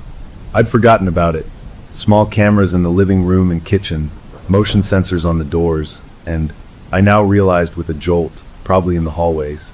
Maybe even one facing the hall closet. The thought made me sick. Had it seen me measuring? Had it seen me knock? Was the mother, miles away, getting alerts on her phone about my nighttime investigations? It didn't matter. What mattered was that the system was a fact, a digital witness. And if something happened to me, like it happened to the last nanny, there would be a record. Unless the entity, or someone helping it, could control that too. The decision solidified in my mind, hard and cold as a stone. I couldn't wait to be a victim. I couldn't just decode messages. I had to act. I had to introduce a new variable, something the equation couldn't handle. The numbers were all about order, repetition, predictability. I needed chaos. I needed something irrational. The closet wall was the 0 point, the cause. But confronting a body in the wall felt like a dead end, literally. It would just be proof, not a solution. The attic was the active node, the broadcasting station for the whole terrible program. That was where Mr. Numbers lived. That was the source of the signal. I had to go to the source, not with a hammer to break a wall, but with a mind armed with the one thing I had that it might not. A number that didn't behave. That night, after the children were in their beds, their breathing slow and even, I prepared. I didn't take a weapon. What weapon works against an idea? Instead, I stood in front of the mirror and practiced saying it. A number. The most famous irrational number in the world. A number that never ended and never repeated. A number that broke all the rules of Mr. Numbers' tidy, repeating system. I walked out of my room and down the hall. The attic door was still open that same inch, a slit of pure black. The house was so still I could hear the fridge running 2 floors down. I stopped at the foot of the stairs. I looked at that black slit. This was it. I put my foot on the first step. It creaked, a sound as loud as a gunshot in the quiet. I took another step, and another, climbing toward the 0 point of all my fear. I reached the door. The dark behind it was absolute, a solid thing. I could feel a cold, dry breath wafting from the opening, smelling of dust and old wood, and something else, something sharp and electric, like ozone after a lightning strike. I didn't push the door open wider. I stood before it, my heart a frantic drum against my ribs. I leaned toward the blackness, and I spoke, my voice clear and steady in the dark. 3.14, I said. Then I continued, reciting every digit of pi I could remember from a long-ago math class. 159, 265, 358, 979. I poured the endless, non-repeating number into the blackness like an offering or a challenge. I got to the 20th digit, the 30th. The blackness in front of me seemed to swirl, to vibrate. The temperature dropped sharply, making my teeth ache. From deep within the attic, I heard a new sound, a low, grinding hum, like a giant machine struggling against a sudden fault in its programming. The numbers were working. I had introduced a virus into the system. The attic door began to vibrate against my fingertips, not from something touching it, but from the air itself shaking with a furious, silent frequency. I had its attention. Now I had to see if I could survive it. The endless digits of pi hung in the cold air between me and the black mouth of the attic, a spell made of pure, chaotic logic. The low, grinding hum from the darkness rose in pitch, becoming a keening wail that didn't sound like it came from any throat, but from the wood and nails of the house itself, a structural scream. The attic door vibrated so violently under my hand, I had to snatch it back. The single slice of darkness began to pulse, not with light, but with a deeper, more profound blackness that seemed to suck the hall light into it. Then, from behind me, came the soft pad of bare feet. I whirled around. The children stood at the end of the hallway, side by side, holding hands. They were awake, but not awake. Their eyes were wide open, but the pupils were vast, swallowing the color, 2 pools of endless black. They looked at me, through me, and spoke, not in unison, but with words that flowed from one to the other. The boy's voice layered with his sister's raspy whisper, creating that awful, blended tone of Mr. Numbers. "You stand at the 0 point," the voice said, the words crisp and cold. "The place between the numbers." The boy raised a hand and pointed past me, to the hall closet. "He is there. The loud one. He is 0. Then his hand swung to point at his own chest, then to his sister. "We are here. We are the new numbers. We are 1 and 2. You are the quiet one." The twin sets of black eyes fixed on me. "You can be 0 too." It was an offer. A terrible, logical offer. It wasn't threatening to kill me. It was offering me a place in the equation. To be like Daniel, a quiet, permanent fact in the wall. To be a solved variable, a static part of the house's memory, if I would just stop introducing messy, irrational numbers and accept the story. To become a statue forever. Understanding crashed over me, cold and clear. Mr. Numbers wasn't Daniel's ghost. Daniel was the victim, the 0. Mr. Numbers was the event of the murder itself. The shockwave of violence that had been so profound it scarred the house. A psychic stamp that had developed a cold consciousness of its own. It didn't want revenge. It wanted to perfect the quiet that followed the loud noise. It wanted to turn everything into a monument to that perfect mathematical stillness. It was turning the children into living numbers, erasing their messy humanity to make them clean, countable parts of the system. And it wanted to do the same to me. Looking into their empty eyes, I saw no trace of the kids I knew. They were shells, beautiful little shells reciting a lesson they didn't understand anymore. They were already gone. The grief of that loss was a physical pain in my chest, sharper than any fear. The vibrating attic door suddenly flew open with a crash, slamming against the inside wall. The darkness within wasn't empty. It wasn't an attic. It was a void, a square hole cut out of reality. No rafters, no boxes, just a depthless black that seemed to go on forever. And from that blackness, a command came. It didn't hit my ears. It slammed directly into my mind, a single pure concept without sound, a thought that was not my own, 0. It was a verdict, an eraser. The hammer I'd dropped earlier suddenly felt like it was being pulled from the closet, sliding across the floor toward the children, but I knew that was just my terror. The real hammer was the word in my head, pounding to delete me. The darkness in the attic doorway began to change. It wasn't spreading. It was pouring. It flowed out over the threshold like thick, sentient oil, a living shadow that absorbed the light as it came, dropping the hallway into a deepening twilight. It streamed down the attic stairs, across the floor, moving toward me with a slow, inevitable pace. The children watched, their black eyes reflecting nothing, small smiles touching their identical lips.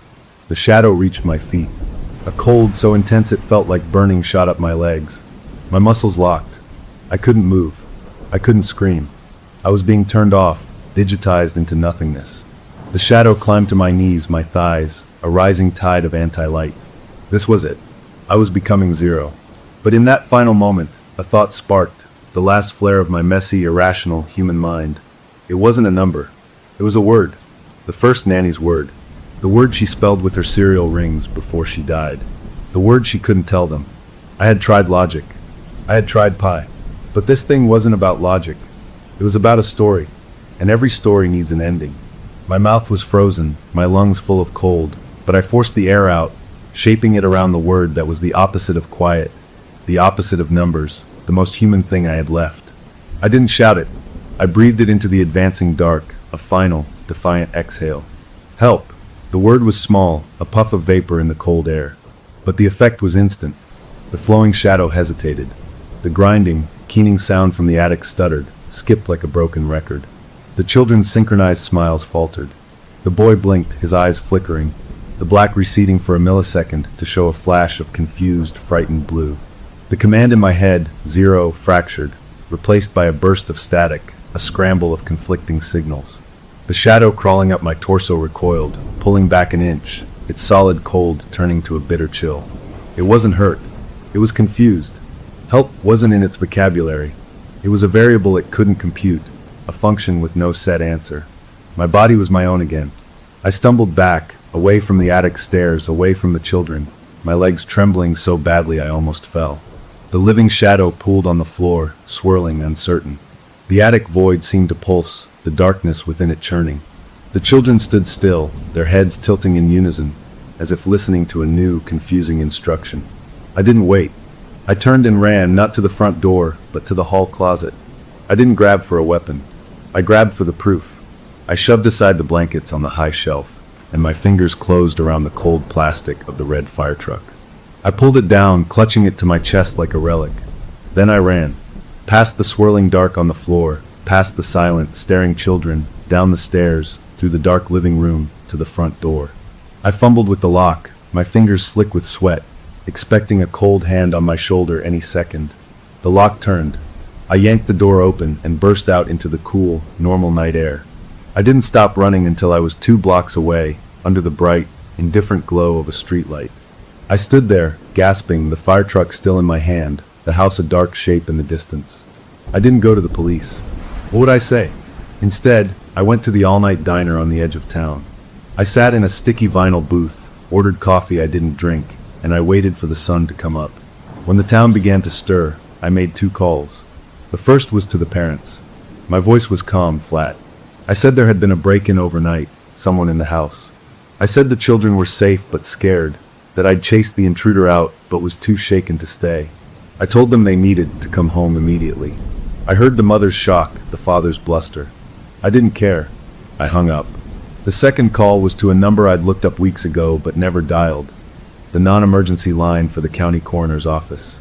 I asked about the Jane Doe from the Willow River, the one with the cereal rings. I pretended to be a distant relative, just following a hunch. I gave a fake name.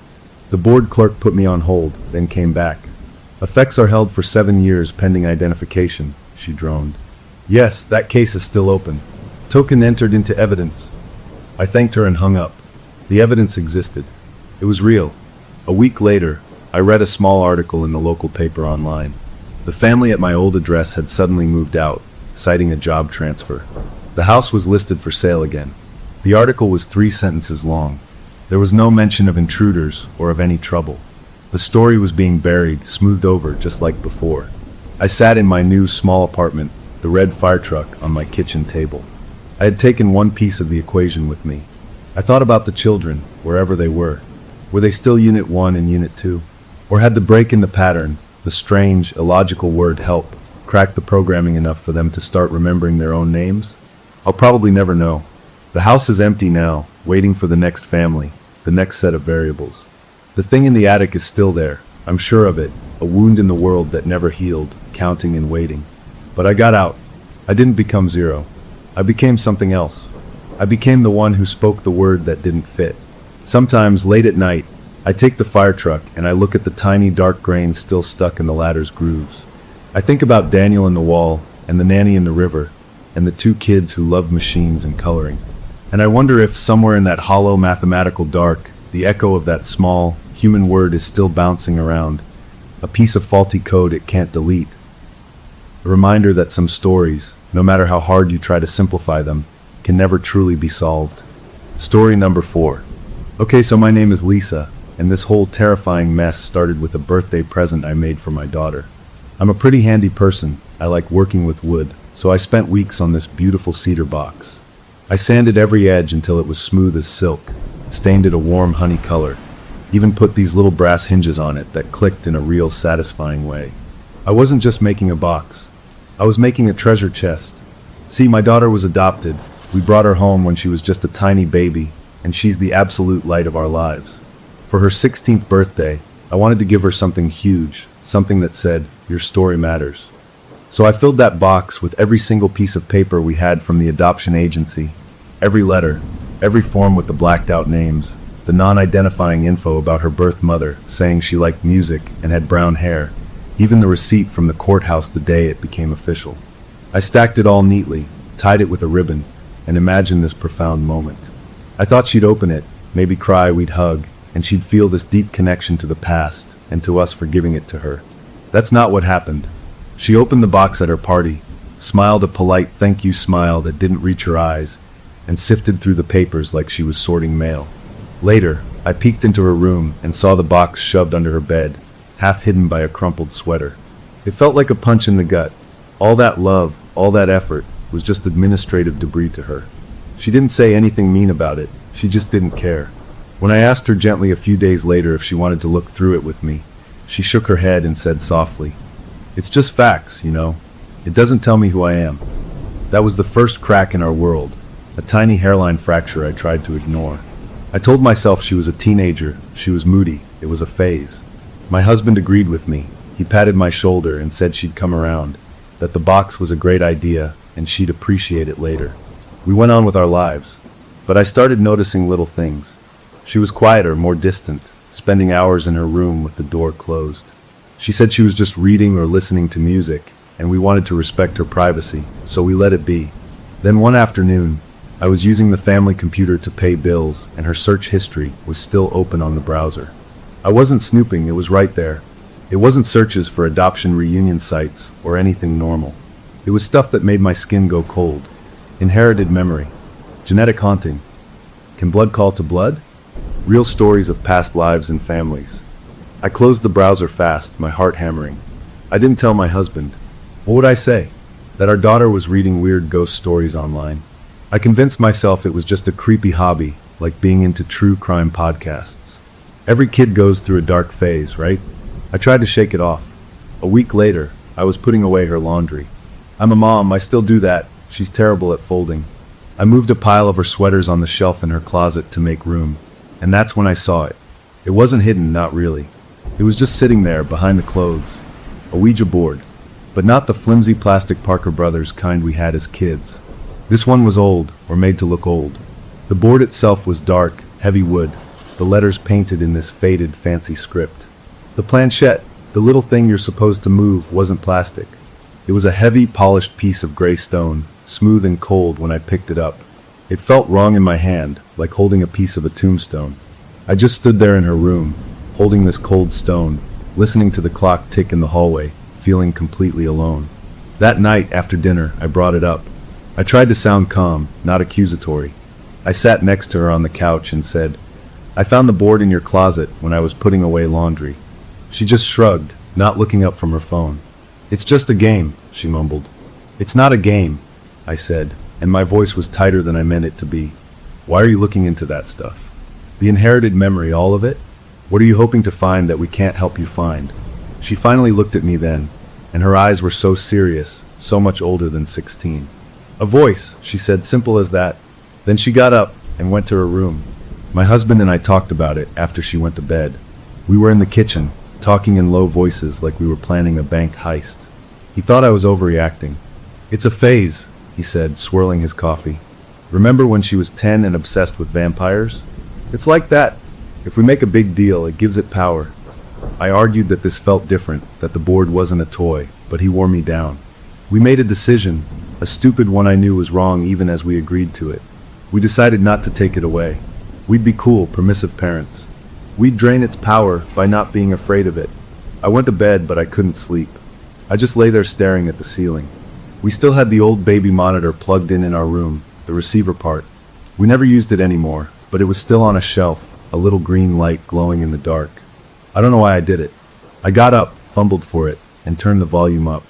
I pointed it towards her room, even though the nursery camera was long gone. I just had the audio. I listened to the fuzzy white noise, straining to hear something, anything. For a while, there was nothing. Just the quiet rustle of her sheets, maybe, the hum of the house. I must have drifted off because a sound jolted me awake. The digital clock glowed 3:17 a.m. It wasn't a word. It was a sound coming through the monitor, clear and close. A rhythmic, wet clicking noise, like a tongue sticking to the roof of a dry mouth, or a stone being turned over and over in a stream bed. Click. Click, click. Click. It was coming from her, but it didn't sound like her. It sounded practiced, ancient. I sat bolt upright, my blood frozen. I realized something else, something that made the fear spike so hard I almost couldn't breathe. The monitor was audio only. I had no idea where the sound was coming from in her room. But the monitor was old, it had a limited range. If she was in her bed, the sound should be muffled, direct. This was clear, but with a faint, hollow echo to it, like she was speaking into a corner or a closet, or like she wasn't in her room at all. The clicking stopped as suddenly as it started. I didn't move a muscle, just clutched the monitor, my knuckles white. Then, after a minute of that awful fuzzy silence, I heard a new sound. The soft, unmistakable creak of a floorboard in the hallway right outside our bedroom door. Someone was standing out there. I held my breath, waiting for a knock, for the door to open. It didn't. After what felt like an hour, I heard the faint pad of bare feet walking away, back down the hall. I didn't sleep another wink. I just sat there, watching the clock tick towards morning. The baby monitor now feeling like a window into something I never wanted to see. The unanswered box under her bed feeling less like a rejected gift, and more like a door we'd unlocked without knowing what was on the other side. The night ended without anything else happening. The sunrise felt normal, and she came down for breakfast looking tired but like her usual self, which was somehow the most frightening thing of all. The next day was a blur of quiet panic. I told my husband what I'd heard, the clicking, the footsteps. He listened, his face getting more and more serious, but he still tried to find a normal reason for it. Maybe it was sleepwalking, he said, stirring his coffee too fast. Or sleep apnea, that can make weird breathing sounds. I just stared at him. Since when does sleep apnea make someone stand outside our door? He didn't have an answer for that. We agreed, in that tense, silent way couples do when they're scared, that we needed to know more. The baby monitor wasn't enough. It was my idea to get a proper digital voice recorder, one of those small ones you can hide. It felt like a betrayal, like I was spying on my own child, but the fear was stronger than the guilt. I bought one that afternoon, a little black rectangle no bigger than a matchbox. That night, after she went to her room, I crept in. My heart was pounding so loud I was sure it would wake her. She was already asleep, or pretending to be, her back to me. I slid the recorder under her bed, right next to that forgotten cedar box, and got out of there. I didn't sleep at all. I just lay next to my husband, both of us pretending to be asleep, listening to the nothingness of our own room. In the morning, I went in before she woke up. I grabbed the recorder with a shaking hand and took it to the kitchen. My husband stood behind me as I plugged it into my laptop. We fast-forwarded through hours of quiet, the rustle of sheets, the sigh of sleep. And then there it was, at 3:18 a.m., the clicking. It was even clearer on the recorder, more deliberate. It went on for a full minute, a horrible, wet, rhythmic sound. Then it stopped, and a voice, her voice but lower, flatter, began to speak. The words weren't English. They were guttural, full of hard sounds and rolling R's. It was a language, a real one, but one I'd never heard in my life. She spoke for maybe 20 seconds, a short, choppy sentence, and then the recording ended with the sound of her getting out of bed. We played it over and over, sitting at the kitchen table, the morning sun feeling all wrong for what we were hearing. "What is that?" my husband whispered. "Is that Romanian? From the paperwork?" I shook my head. The non-identifying info had said her birth mother was of Eastern European descent, possibly Romanian, but this didn't sound like any Romanian I'd ever heard on a language tape. It sounded old. We were way out of our depth. In a moment of desperate logic, I went online and found the website for the university's linguistics department. There was a general email address for inquiries. What did I have to lose? I attached the audio clip, the cleanest 20 seconds of that strange speaking. In the email, I kept it vague. I said I had a recording of an unknown language from a family history project and was hoping for identification. I didn't mention my daughter or sleepwalking or any of the real horror. I hit send and felt foolish. They'd probably just delete it. 2 days later, my phone rang. A blocked number. I answered, and a man's voice, polite and academic, asked for me. "This is regarding your audio query," he said. He was a professor. He got right to it. "This is fascinating. The dialect is a very specific, archaic form. It comes from a cluster of villages in the Carpathian region. It hasn't been in common use for generations. The grammar structure is unusual, almost liturgical." My mouth was dry. "Liturgical?" I asked. "Like for church?" He paused. "Not quite. More like for rituals. Very old, formal patterns of speech." "Where did your subject hear this?" I lied. I said it was from an old family tape, that we were confused about its origins. Another pause, longer this time. I could almost hear him thinking. "I would be very interested in hearing more," he said finally, his voice losing its professional ease, becoming hesitant. "The pronunciation is remarkably precise for a non-native speaker. It's as if they learned it from a primary source." I made up an excuse about the tape being damaged and hung up, my hand trembling. A primary source. The word stuck in my head. He called back an hour later. This time, he didn't bother with pleasantries. "I've listened to it several more times," he said, and his voice was different now, tight with a tension that scared me more than anything. "I must ask you again, and please be truthful. Where did this come from? This isn't a language for asking about the weather. This dialect, from these particular villages, in folklore studies, we have a term for them. Verb shelters. Places where language wasn't just communication. It was a tool. Words were preserved for specific purposes. The phrase on the recording. It translates roughly." I gripped the phone. "Translate it." He took a breath. "It says, the tree remembers the graft. The soil is willing but foreign. Blood calls from the clay." The room swayed. I had to put a hand on the wall to steady myself. "What does that mean?" My voice was a croak. "I think," the professor said slowly, carefully, "it means someone is trying to answer a call. This isn't a language for asking questions. It's a language for summoning answers. I need to see the subject, to hear more. This is very important." I told him no, thanked him, and hung up. I didn't want him to see my daughter. I didn't want anyone to see her like this. I didn't tell my husband about the translation, not the whole thing. I just said the professor confirmed it was an old Romanian dialect, and that it was strange. I couldn't bring myself to say the words about blood and clay. It made it too real.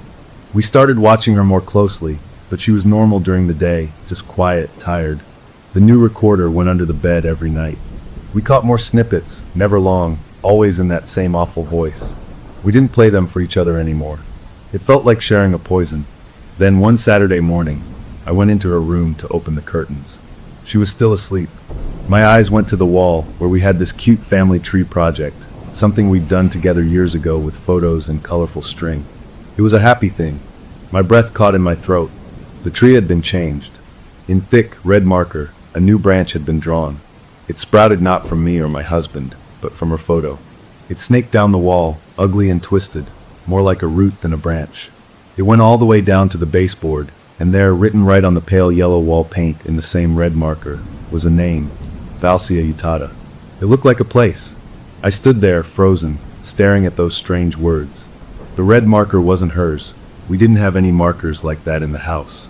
It was a cheap, bright red, the kind that smells strong. I looked around and saw it on her nightstand. The cap was off. I walked over slowly to put the cap back on. That's when I saw it. The tip of the marker wasn't stained with red ink. It was coated with something darker, a flaky, brownish-black substance. I picked it up, my fingers cold. I brought it closer to my face. The smell hit me first, a coppery, metallic tang that was unmistakable. It was the smell of dried blood. I dropped the marker like it was on fire. It clattered on the nightstand. Behind me, the bed creaked. I turned. She was sitting up, blinking sleep from her eyes, looking like my little girl again. "Mom," she said, her voice soft with sleep. "What's wrong?" I followed her gaze to the wall, to the violent red branch and the foreign name. She looked at it, then back at me, her expression one of pure, innocent confusion. "What is that?" she asked. "Did you do that?" I couldn't speak. I just shook my head. She frowned, looking genuinely puzzled and a little upset. "That's weird. It's creepy." She got out of bed and went to look at it closer, as if seeing it for the first time.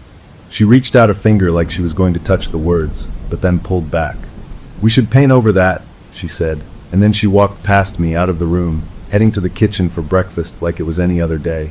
I was left alone, staring at the name on the wall, the scent of blood still faint in the air, knowing with a cold certainty that settled deep into my bones that she had no memory of drawing it.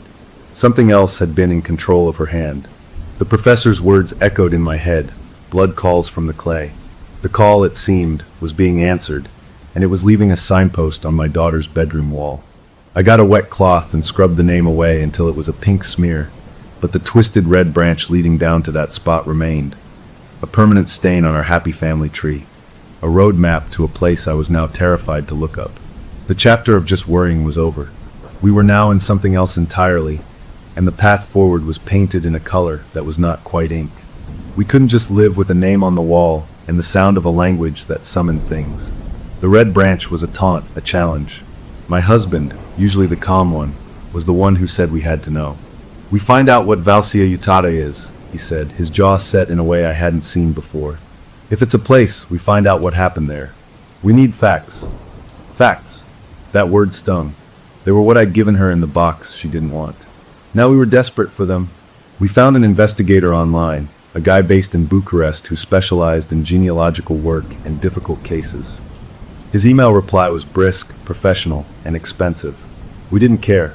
We wired him a scary amount of money, our vacation fund, and sent him the name. Waiting for his report was its own kind of agony. Life in the house became a tense performance. We acted normal, asking about school, making dinners, but our eyes were always on her, watching for a flicker of something else. She was mostly just tired, drifting through the days, but the nights were still bad. The recorder kept catching those short, awful phrases. We stopped listening to them together. I would delete them after one quick listen, my stomach turning. The investigator's first report came a week later. It was a PDF, dry and factual. Valsia Utada was real. A remote, insular community in the mountains, poor records, not many visitors. But he had dug and found a birth record from the local regional office. A baby girl, born on the exact same day as our daughter, in a clinic 2 towns over from the village. The mother's name was listed. The father's name field was blank. My eyes scanned the scanned document, the typed words, the official stamps. Then I saw it, in the notes section at the bottom, a line of cramped, handwritten Romanian. The investigator had highlighted it and provided a translation. It read, "Child transferred to state custodial care. Mother deceased upon discharge." I read it 5 times. Deceased upon discharge. She died leaving the hospital. My husband stood behind me, his hands on my shoulders. "That's terrible," he whispered. "Poor woman." It was terrible, but it was also an ending. A sad, clean ending. Maybe this was all just a tragic coincidence, a genetic pull towards a mother who died. Maybe our daughter's subconscious was grappling with that loss in a twisted way. For a day, we let ourselves believe that. We felt a grim relief. The mystery had a sad, simple answer. Then the second email came. The subject line was just context. The investigator wrote that he'd paid a visit to an elderly clerk who used to work in the records office of the neighboring town, someone who remembered the case. The young mother hadn't died in the hospital. She had been released, healthy, and had returned to her family home in Valsia Utada. That same night, the house had burned to the ground with her in it. The official report listed the cause as a fault with the old wood stove. But the old clerk had whispered something else, something the investigator passed on verbatim. She said the girl was seen walking into the flames. She said the girl was smiling. They called it curatire. The translation was below, a cleansing. I pushed back from the computer. Cleansing. Not an accident. A choice. A woman walking into fire with a smile. My mind couldn't make the picture fit. While we were reeling from that, I started seeing the pattern. My daughter had always been a doodler. On the edges of her notebooks, on her homework, in the fog on the bathroom mirror after a shower. Lately, she'd been drawing this one particular shape, a twisted, looping symbol, like a knot or a weird root. I'd thought it was just an idle design. Now, with a cold clarity, I went through the investigator's emails. He'd included a few photos of the village, old grainy pictures. One was of the weathered stone archway at the village's old church. Carved into the keystone, worn by centuries of weather, was a symbol. I zoomed in. My breath left my body. It was the same. The exact same twisted knot. She was drawing the village sigil. She had never seen these photos. She couldn't have. The connection was no longer a theory. It was a physical fact, leaking out of her subconscious through a ballpoint pen. The performance of normalcy became harder. We decided, against our better judgment, to get professional help. Not for the supernatural, but for her. We told her we were worried about her sleep, her tiredness. We took her to a psychiatrist, a nice woman with a gentle voice. We sat in the waiting room, feeling like imposters.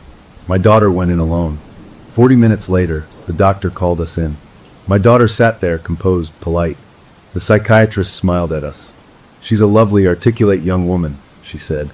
We had a good talk about the stresses of adolescence, about identity and genealogy.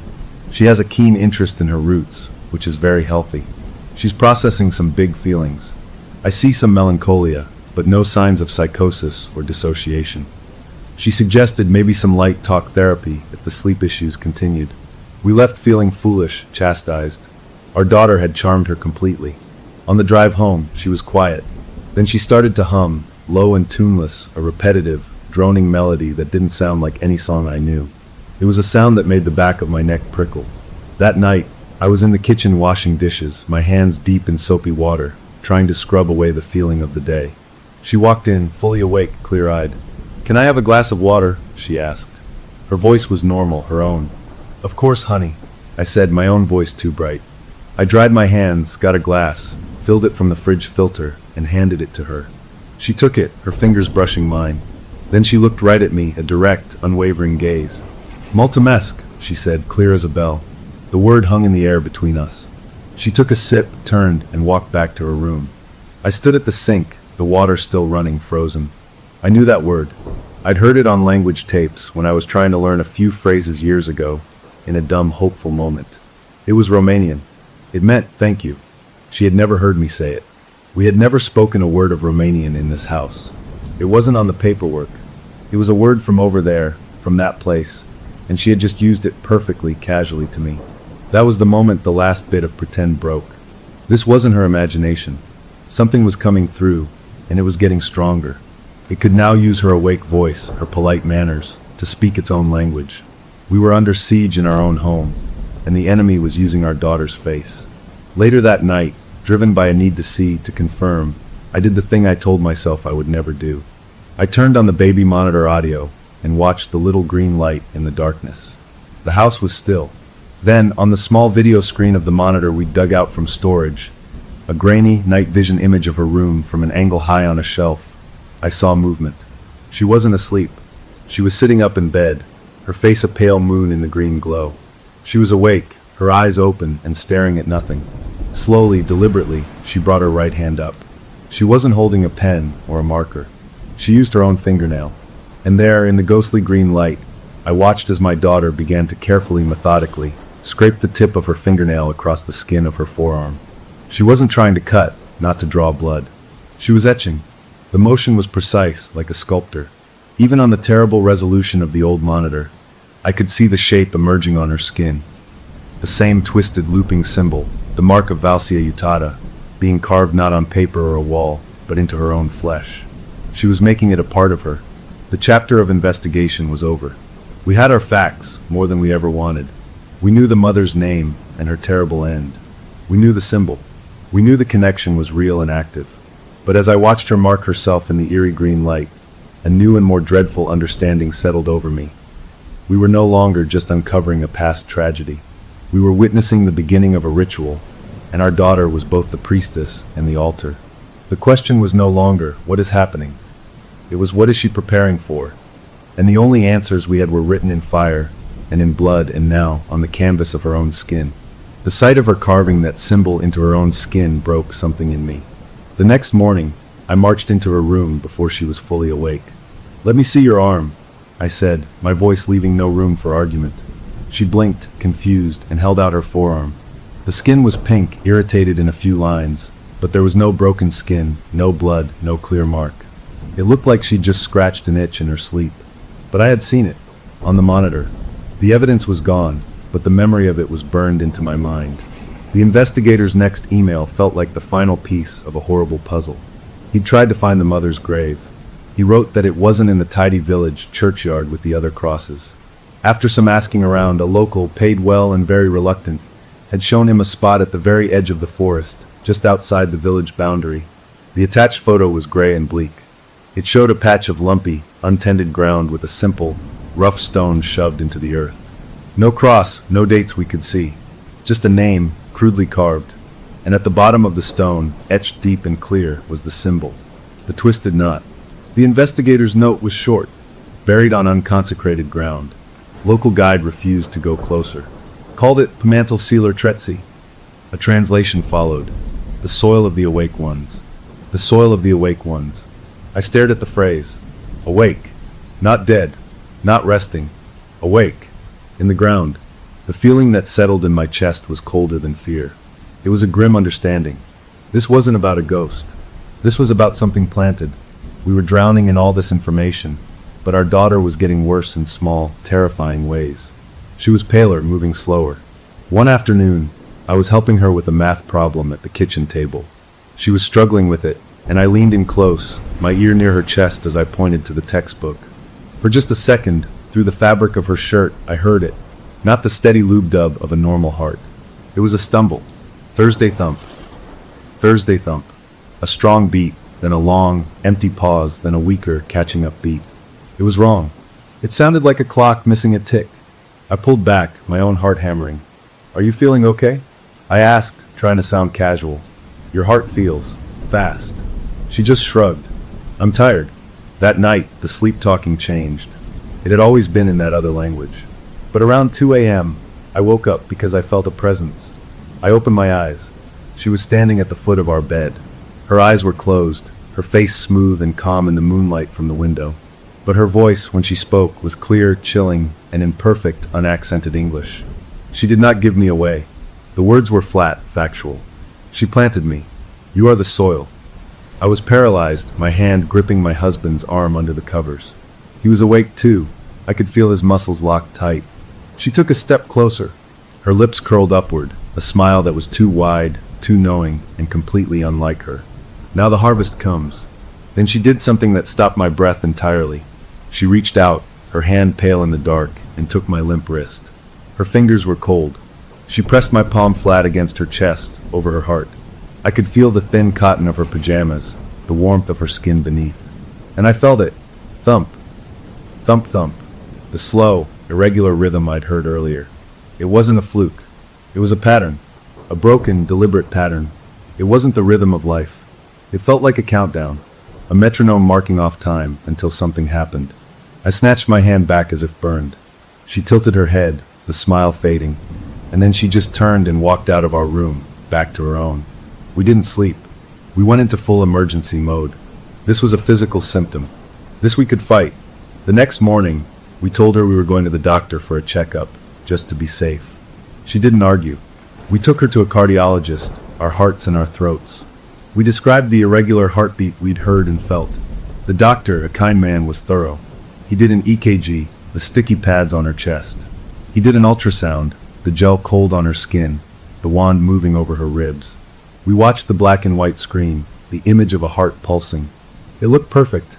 Strong, steady, the valves opening and closing like they should. The doctor printed out the strips, looked at the screens, and gave us a warm, reassuring smile. "Her heart is excellent," he said. "Strong as an ox. Rhythm is perfectly normal. Sometimes we hear things or feel our own pulse, and it gets confused, especially when we're worried parents." He gave her a clean bill of health. We left the office, the bright sun feeling like an insult. The medical world had given her an all clear, but I had felt that stuttering beat under my hand. My husband had heard it. The machine hadn't caught it because it wasn't a flaw in the muscle. It was something else, something the machines couldn't see. That was the turning point. We stopped trying to explain it to the normal world. We abandoned all pretense. At night, after she went to her room, we would sit at the kitchen table with our laptops, falling down rabbit holes on obscure forums. We translated Romanian folk horror blogs, pages about old mountain customs. We learned words. One word stuck with me, Samantha. It meant a seed, but in some of the older texts, it didn't mean a physical seed. It meant a purpose, a destiny, something planted in one family to be nurtured by another until it was ripe. The pieces clicked together with a sound that felt like a bone snapping. The young mother walking into the fire with a smile. A cleansing. She wasn't just ending her life. She was binding herself to the land, becoming part of that soil of the awake ones. And she had sent her child away, not to save it, but to plant it. In us. We were the fertile foreign soil.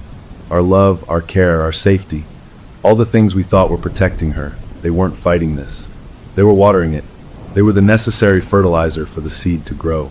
We had spent 16 years lovingly tending a garden, only to realize we were raising a crop we never meant to plant, and the harvest time was coming. The feeling in the house changed. It wasn't just fear anymore. It was a dreadful, ticking patience. She moved through the rooms like a sleepwalker, even during the day. The red marker lines on the wall seemed darker. One night, unable to lie in bed, I went to check on her. She was asleep, breathing evenly. On a whim, driven by a need to find something, anything, I lifted her pillow. Beneath it, my fingers touched something cool and solid. I pulled it out. It was a small figurine, crudely made from gray clay, as if a child had shaped it. It was a human form, but its belly was huge and hollow like a pot. And it was warm. Not body warm, but like a stone that has been sitting in the sun. It held a gentle, unnatural heat. I held it, this ugly little thing, and a wave of panic hit me. Without thinking, I hurried to the bathroom, locked the door, and in a fit of desperation, I smashed the clay figure against the edge of the sink. It broke apart easily. Inside the hollow belly, packed tight, was not more clay. It was dirt. Dark, rich, ordinary dirt. I scooped some into my hand. I brought it close. I didn't need to smell it. I knew this dirt. I knew its texture, its color. It was the soil from our own backyard, from my vegetable garden. She, or the thing inside her, had taken the earth from our home, the very ground we lived on, and had baked it into a ritual object, a tiny effigy, and kept it under her pillow, warming it with her own sleep. I stood in the harsh fluorescent light of the bathroom, looking at the dirt in my hand and the broken clay pieces in the sink. The investigation was over. The diagnosis was over. We knew what we were dealing with now. It was a ritual, and it was advanced. The seed was in the fruit. The guardian was in the ground, awake. And the heartbeat we felt wasn't an illness. It was a clock, and it was ticking inside our daughter, counting down to a harvest we did not understand, using the very soil of our home to make its claim. We had all the facts, but they were just a map to a nightmare, and we were standing right in the middle of it, with no idea how to stop the countdown that was now thumping softly in the next room. The broken clay figure changed everything. We couldn't just watch and research anymore. We had to act. But how do you fight a story written in blood and dirt? We decided in a frantic, whispered kitchen conference that if our love was the fertilizer, we had to poison the well. We had to become bad parents. It was our only hope. We called it, in grim jokes that weren't funny, Operation Tainted Soil. The plan was simple: subtly ruin the perfect environment. Break routines. Withhold affection. Introduce discord. It felt like cutting off our own hands. The next day I started. I made breakfast, but forgot she hated oatmeal and made a big bowl of it. She looked at it, then at me, said nothing, and pushed it away. At dinner, instead of her favorite homemade pasta, I ordered a cheap, greasy pizza. My husband played along, talking too loud about how good it was. She sat at the table, not eating, just staring at the pizza as if it were a dead animal. I asked if she was okay. She didn't answer. Then, very slowly, she reached out, placed her hand flat on the pizza, and swept her plate off the table. It hit the floor with a crash, cheese and sauce splattering the cabinets. She stood up. Her face, usually so pale and blank, was now a mask of cold, pure fury. But it wasn't her anger. It was too old, too sharp. She opened her mouth, and the words that came out were in that guttural, archaic tongue, her voice a low rasp that vibrated in my teeth. As she spoke, a terrible thing happened. The healthy spider plant on the windowsill above the sink, a plant I'd had for years, began to wilt. Not slowly. It was like a time-lapse video. The leaves drooped, turning a sickly yellow right before our eyes, as if the life was being sucked out of it by her words. She stopped speaking, gave us one last look of contempt, and walked to her room, stepping over the broken plate. The door didn't slam. It clicked shut, final and quiet. My husband and I were left in the wreckage of the kitchen, the smell of cheap pizza and the sight of a dead plant. Our first attack had failed spectacularly, and the response was a show of power that left us shaking. The next phase was more direct. I took the dirt from the broken figurine, mixed it with a handful of table salt and a splash of vinegar, things I'd read online about purifying ground, and late that night, I snuck out and stirred it into the soil of her favorite potted succulent on her desk. The next morning, she went to her room after breakfast. A minute later, she came out, holding the little terracotta pot. The succulent was dead. Not just dry. It was blackened, brittle, as if it had been flash frozen or burned from the inside. She walked right up to me, held the pot under my nose so I could see the shriveled, dark remains, and smiled. It was a knowing, cruel smile that didn't belong on her face. "You can't salt the earth," she said, her voice sweet and mocking, "when the seed is already in the fruit." She then placed the dead plant carefully on the kitchen counter, like a doctor presenting evidence, and went to watch TV. We were losing. Badly. The investigator's emails became our only lifeline to the outside world of this nightmare. His latest was a translation from an old woman in a neighboring village, someone who remembered the fire. She had whispered a term, stragiral.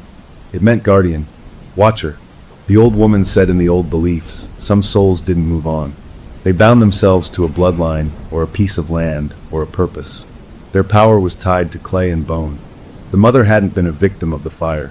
She had used it. She became the stragiral, a guardian buried in the unconsecrated soil, waiting awake for the seed she planted, her daughter, to grow and be ready for harvest. The email ended with the investigator saying the old woman would speak no more, and that he felt we should consider spiritual avenues. We were past considering. We were drowning. A few days later, trying to find some peace, I was out in the backyard, pulling weeds from my vegetable garden. The soil was my comfort, my normal thing. She came out and stood beside me watching. She pointed to a beautiful rose bush I'd nursed from a cutting. It was full of fat, nearly open buds.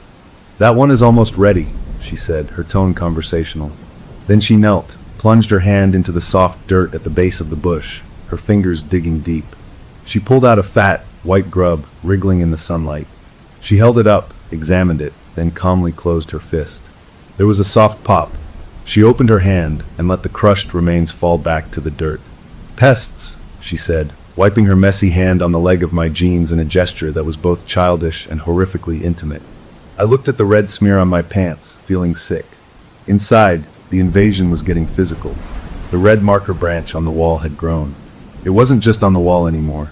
The root-like lines had crawled down from the baseboard and were now on the floorboards of her room, drawn along the cracks in the wood, heading out her door, across the hallway, inching towards our bedroom.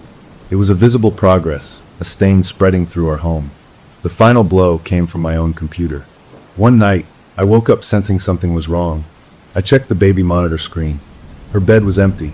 I crept out and saw a faint blue glow from under my home office door. I peered through the crack.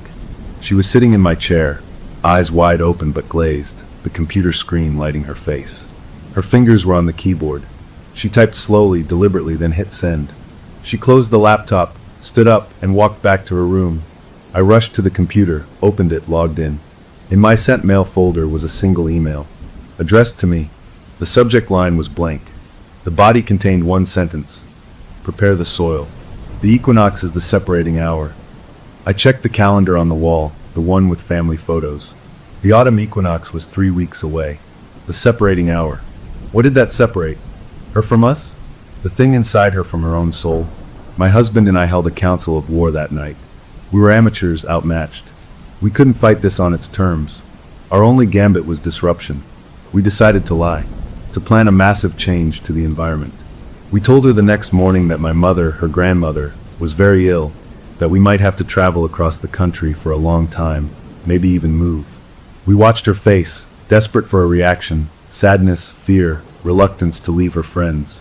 She just listened, nodded slowly, and said, "A transplanting can be a shock to the roots. It must be done carefully." She wasn't upset about leaving. She was giving gardening advice.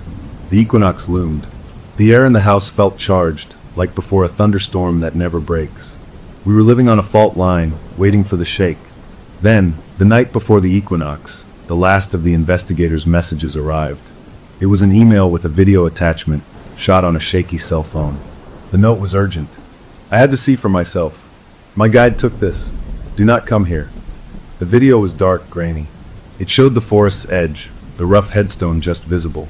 The ground around the grave was a mess. The earth was churned up, torn apart, as if something massive had dug its way out from underneath. The soil was thrown in clumps, roots ripped and exposed. The grave wasn't a resting place anymore. It was an exit. The video jerked wildly as the guide yelled something in Romanian, and then it cut off, ending with the sound of running footsteps and a man sobbing in fear. The guardian wasn't just waiting in the ground anymore. It was loose, and the equinox was the separating hour. I sat there in the dark office. The video ended, the screen black. I had no more plans, no more clever ideas about salting soil. We had run out of time. I got up to go check the locks, a useless human habit. As I passed her room, I saw her door was open a crack. I peered in. She wasn't in bed. She was standing beside it, facing me, but she wasn't looking at me. She was looking at the headboard. In her hand, she held my sharpest kitchen knife, the one with the black handle. She held it point down, and she was using the tip of the blade carefully, slowly, to carve the twisted symbol into the polished wood of our headboard. She wasn't vandalizing it. She was etching a permanent mark into the very place where we slept, claiming it, finishing the path the red roots had drawn on the floor. The harvest wasn't coming from the garden outside. It was coming for us in our own bed, and she was signing the invitation with a knife. The sight of her carving that symbol into our headboard was the end of thinking. It was a declaration of war, etched into the heart of our private space. We had tried to be clever with our tainted soil plan, and it had backfired. We had tried to lie about leaving, and she'd treated it like a gardening tip. Now, with the equinox a dark cloud on the calendar, and the guardian's grave empty in a video, we were out of options. We did the only thing we had left. We tried to fight the supernatural with the practical. We became fortress builders. The next morning, after she left for school looking pale and distant as always, my husband and I moved like a SWAT team. We went to the hardware store and bought heavy-duty slide bolts, the kind you see on barn doors. We bought a new lock for our bedroom door. We bought motion sensor lights for the hallway. It felt ridiculous, like trying to stop a flood with a sandcastle wall, but we had to do something. Installing the bolt on the inside of our bedroom door, the drill whining into the wood, felt like both a defeat and a last stand. We were locking ourselves in and locking something else out. That night, we served dinner, a normal meal, no more pizza provocations. She picked at her food. The air was so tense you could snap it. After she went to her room, we closed our door and slid the new bolt home with a solid chunk. The sound was final. We got into bed, leaving the lights on. We didn't talk. We just lay there listening. The house settled into its usual nighttime creaks, but every sound was a threat. The motion sensor light in the hallway outside blinked on once, a bright yellow streak under the door, then off. A cat, we told ourselves. Just the cat. Around 1 a.m., the sound started. Not from her room. From the front of the house. A low, slow thump. Then a long scrape, like something being dragged over rough concrete. Thump. Scrape. Thump. Scrape. It was coming up the porch steps. My husband and I looked at each other, eyes wide in the dim light from our lamps. He got up, moved to the window that overlooked the front porch. He peered through the blinds. "Nothing," he whispered. "There's nothing out there." Thump. Scrape. The sound was right outside the front door now. Then it stopped. A moment later, we heard a new sound. A soft, wet smack. Then another. I joined my husband at the window, peeking through a different slat. The porch light was on, illuminating the empty welcome mat, the rocking chair. But on the smooth, white paint of our front door, something was appearing. A dark, muddy handprint, fingers splayed, pressed against the wood at about chest height. Then another handprint formed a few inches above it, as if an invisible person was feeling their way up the door. Then another lower down. They were appearing one by one, each with that wet, slapping sound, until the door was covered in overlapping, dirty prints. Something was out there, marking its arrival. At that exact moment, a scream tore through the house. It came from her room, but it wasn't a scream of fear. It was a raw, guttural sound of effort, of strain, like someone lifting a tremendous weight. And as she screamed, a searing, twisting pain exploded in my own chest.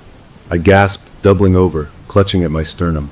It felt like a hand had reached inside me and squeezed my heart in its fist. I looked at my husband. He was hunched over too, his face white with pain. We were feeling it, her heartbeat. That awful, stuttering rhythm wasn't just something we heard anymore. It was happening inside us, a shared, agonizing cramp that beat in time with her distress. The scream stopped. The pain in my chest faded to a dull, throbbing ache, but the connection remained, a ghostly tether of pure hurt. Then we heard her door unlock. It opened. Footsteps came down the hall, stopping right outside our bolted door. Her voice came through the wood, but it was her voice, her real, scared, 16-year-old voice, choked with tears. "Mom? Dad," she whimpered. "Please. It's here. It's at the door. It wants to come in and finish it. You have to let it in." She was sobbing now, small, helpless sounds we hadn't heard in months. "Please. If you don't let it in, it will tear through me to get to you. It hurts. It hurts so much." The raw terror in her voice was the worst weapon yet. It targeted the deepest part of us, the parent part that would do anything to stop their child's pain. My husband met my eyes. His face was a war between terror and instinct. The parent was winning. He took a step towards the door, his hand reaching for the bolt. "No!" I hissed, but it was a weak protest. The logic was crumbling. What were we protecting by locking this door? Ourselves? While she was being torn apart in the hallway as a battlefield. The banging started on the front door again, not loud, but deep, each impact making the whole frame shudder. The muddy handprints on the other side seemed to pulse. Our daughter cried out again, a sharp yelp of pain. That decided it for my husband, his face set in a grimace of resignation. He slid the bolt back. The metal rasped loud in the room. He didn't open our door.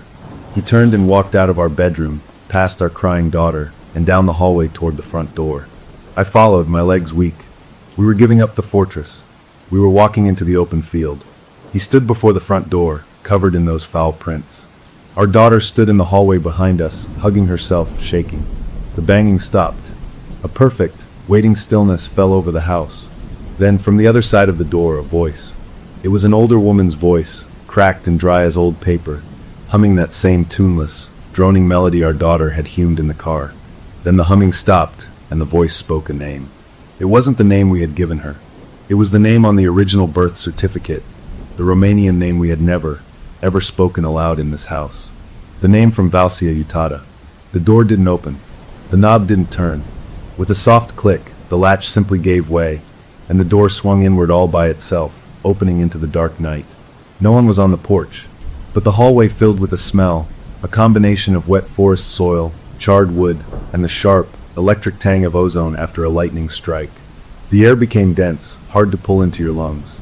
And in the open doorway, visible only as a distortion, a shimmer in the air like heat rising off summer pavement, was a human-shaped blur. It wasn't a person. It was a space where a person wasn't, outlined by a wavering, greasy light. Our daughter let out a choked, desperate sound and took a stumbling step forward towards it. My husband moved to block her, but he was too slow. The shimmering form in the doorway didn't step. It flowed. It poured across the threshold like water over a dam, that smell of fire and earth rolling ahead of it. It reached our daughter. She stood rigid, arms at her sides, as the shimmer enveloped her. The mud from the invisible hands seemed to stain the very air around her, a floating, dirty aura. She threw her head back, her mouth open in a soundless scream, and for 1 second I saw two faces. Hers, twisted in agony, and superimposed over it, flickering like a dying film, the face of a young woman with fierce, dark eyes and a smile of terrible, triumphant joy. The mother, the Strigirl, the guardian was here, and it was claiming its harvest. In that second, my mind went blank of all strategy, all fear. All that was left was a single, stupid mother's instinct. I wasn't holding a weapon. I was holding the only thing I had grabbed as I ran from our room. The original cedar memory box, the one she had rejected. The box of facts. The box of our story. I didn't throw it. I ran forward, right into that shimmering, foul air that felt cold and prickly on my skin. I slammed the box open like the jaws of a trap and thrust it between my daughter and the center of the shimmer. And I shouted, not in a language of summoning, but in the only language I had, the language of my heart, ragged and loud. This is her life. This is our story. You can't have it. I was offering the narrative of us, the school photos, the report cards, the ticket stubs, the love notes we'd written her in lunchboxes as a shield. The harvest was a story of blood and soil. I was fighting it with a story of car rides and bedtime books and chosen, messy human love. The papers inside the box didn't just sit there. They exploded out, caught in a sudden, impossible wind that whipped through the sealed house. Drawings, certificates, pictures swirled in a wild vortex around my daughter and the shimmering form. The guardian's image flickered. For a split second, the woman's triumphant smile faltered. Her dark eyes, full of ancient will, looked down at a photograph spinning in the air. A picture of our daughter at age 6, missing 2 front teeth, holding a blue ribbon at a school fair. The eyes looked confused, off balance. The two stories, the old myth and the modern life, clashed visibly in the air, a storm of paper against a tide of shimmering hate. I didn't try to attack. I just dropped the empty box and wrapped my arms around my daughter's shaking body. I held her tight, pressing her head to my shoulder, the empty cedar box crushed between us. I was holding the story and the child, both at once. My husband did what I could not. He stepped forward, directly into the center of the shimmer. He put his own body between it and us. He stood there, arms spread, his body rigid, his face a mask of pure strain as the freezing, static-filled presence of the thing washed over him. He was the final barrier, the human wall. And then, as suddenly as it had come, the pressure broke. The wind dropped. The papers fluttered to the ground like dead leaves. The shimmering form seemed to condense, to become almost solid for one last moment. The figure of a young woman, her clothes simple, her hair long, her eyes now fixed on my husband with a look that wasn't hate, but something like pity, and then on me, holding her daughter with a flash of pure, frustrated fury. Then, like a candle snuffed by an unseen thumb, she was gone. The front door slammed shut with a bang that shook the walls. The hallway was just a hallway again. The muddy handprints were gone from the door. The smell faded. The only evidence was the mess of paper all over the floor, my husband swaying on his feet, pale as death, and my daughter, limp in my arms, sobbing quietly into my neck. We had done it. We had turned it away. We had used the story of our love as a weapon, and it had worked. For now. The rest of the night was a blur of quiet tears and holding each other on the couch, not talking, just feeling the normal, steady beat of our own hearts, a rhythm we had taken for granted our whole lives. The fight was over. The guardian was gone. We had saved our daughter. As the first gray light of morning touched the windows, a deep, exhausted peace settled over me. It was finished.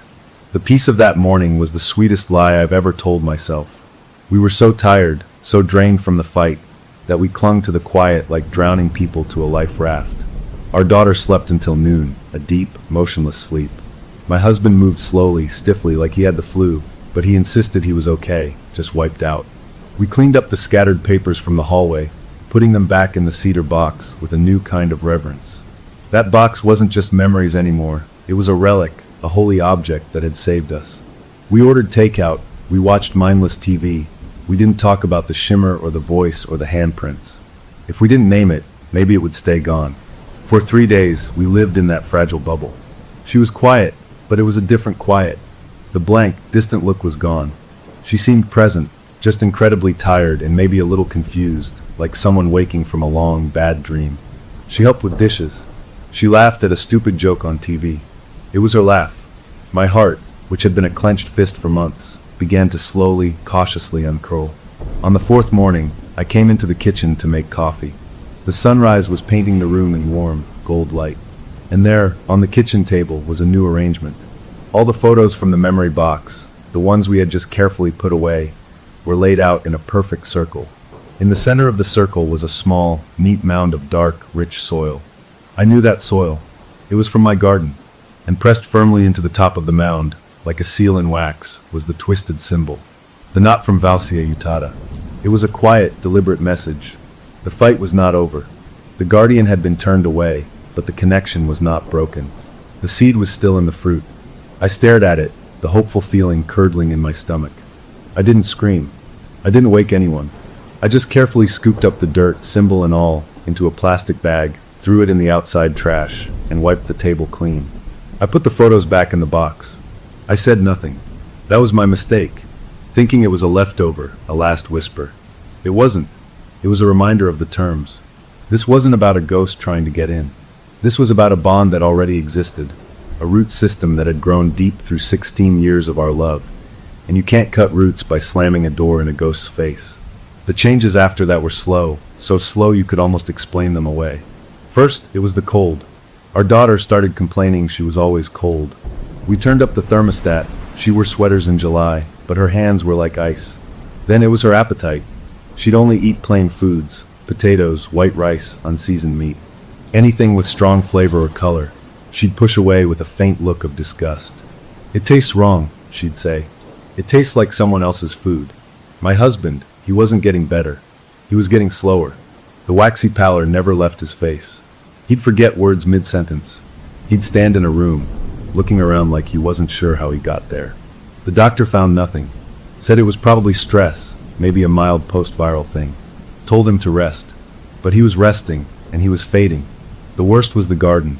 My vegetable garden, my pride and joy began to die. Not from neglect. I was out there every day, but from the ground up. The plants would look healthy one evening, and by morning they'd be wilted, their leaves spotted with black, as if something in the soil itself had turned against them. I replanted. New plants died faster. The soil looked the same, dark and rich, but it was barren. Nothing would grow in it. It was our land, but it was sick. I started having dreams. Not nightmares, exactly. They were calm, quiet dreams. I'd be standing in a forest clearing I'd never seen, the ground soft with moss. A young woman with dark eyes would be there, sitting on a fallen log. She wouldn't speak. She'd just look at me, and in the dream I understood. She wasn't angry anymore. She was waiting. She had all the time in the world. The harvest hadn't been canceled. It had been postponed. The equinox had been a deadline, but the crop wasn't ready. We had disrupted the final act, but the growing season was still underway. One afternoon, I found our daughter in the backyard, standing at the edge of my dead garden. She wasn't doing anything, just standing there, her bare feet on the ruined earth. "What are you feeling?" I asked, trying to sound casual. She didn't look at me. "The roots are deep," she said, her voice flat. "They're all through the house now. Can't you feel them?" I couldn't feel any roots. But that night, lying in bed next to my sleeping, shallow-breathing husband, I placed my palm flat on the floor. The carpet was soft, but underneath, in my mind's eye, I could almost see them, thick, pale, hungry roots spreading under the foundation, drawing something out of our home, out of us, feeding the thing that was still tied to my daughter, waiting in that forest for its time to come again. We had won a battle by throwing our love in its face, but love was part of the soil, and the soil was now permanently tainted. We were living on top of a network belonging to something else. The guardian was patient. It had waited in the ground for 16 years. It could wait a little longer for the resistance to fade, for the protectors to grow weak. My husband was already weakening. I was so tired. And our daughter was a bridge, standing with her feet in two worlds, growing colder every day. The open question was no longer if it would return. The question was what would be left of us when it did. The closure from the big, loud fight was an illusion. The real war was a quiet one, a war of attrition, and it was being fought under our feet and in our blood, and we were all slowly, steadily losing. A year passed in that strange, stretched-out way of a wound that won't quite heal. The big, loud horror was gone. No more midnight voices, no more shimmering forms at the door. But the small, quiet horrors took their place, settling into our lives like a permanent, grim weather. My husband never got his color back. He moved through the house like a ghost himself, forgetful, detached, his energy siphoned away by that one moment standing in the guardian's path. Doctors called it depression, trauma, chronic fatigue. We knew it was a toll paid in something medicine had no name for. Our daughter finished her junior year of high school with decent grades, a quiet student who had no friends. She was polite, present, but the spark was gone. She lived in a world of constant chill, wearing sweaters in August, her laughter a rare, thin sound. She still only ate bland, plain foods.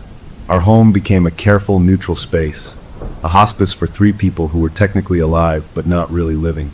The garden was a tomb. Nothing grew except a stubborn, ugly weed with thick, pale stems that I couldn't kill no matter how hard I tried. It mirrored the feeling in the house, a lifelessness with one persistent, wrong thing pushing through. The memory box sat on the mantel, a museum piece of a war we had technically won, but were still losing day by day. I thought that was it. This was our life now. a long, slow drawing down. Then, on the anniversary of the equinox, the dreams changed. The young woman in the forest clearing was no longer just sitting. She was standing. She held out her hand, not in threat, but in invitation. And behind her, in the dream trees, I saw others. Faint, shimmering outlines of men, women, children. All waiting. All part of that soil. The guardian wasn't alone.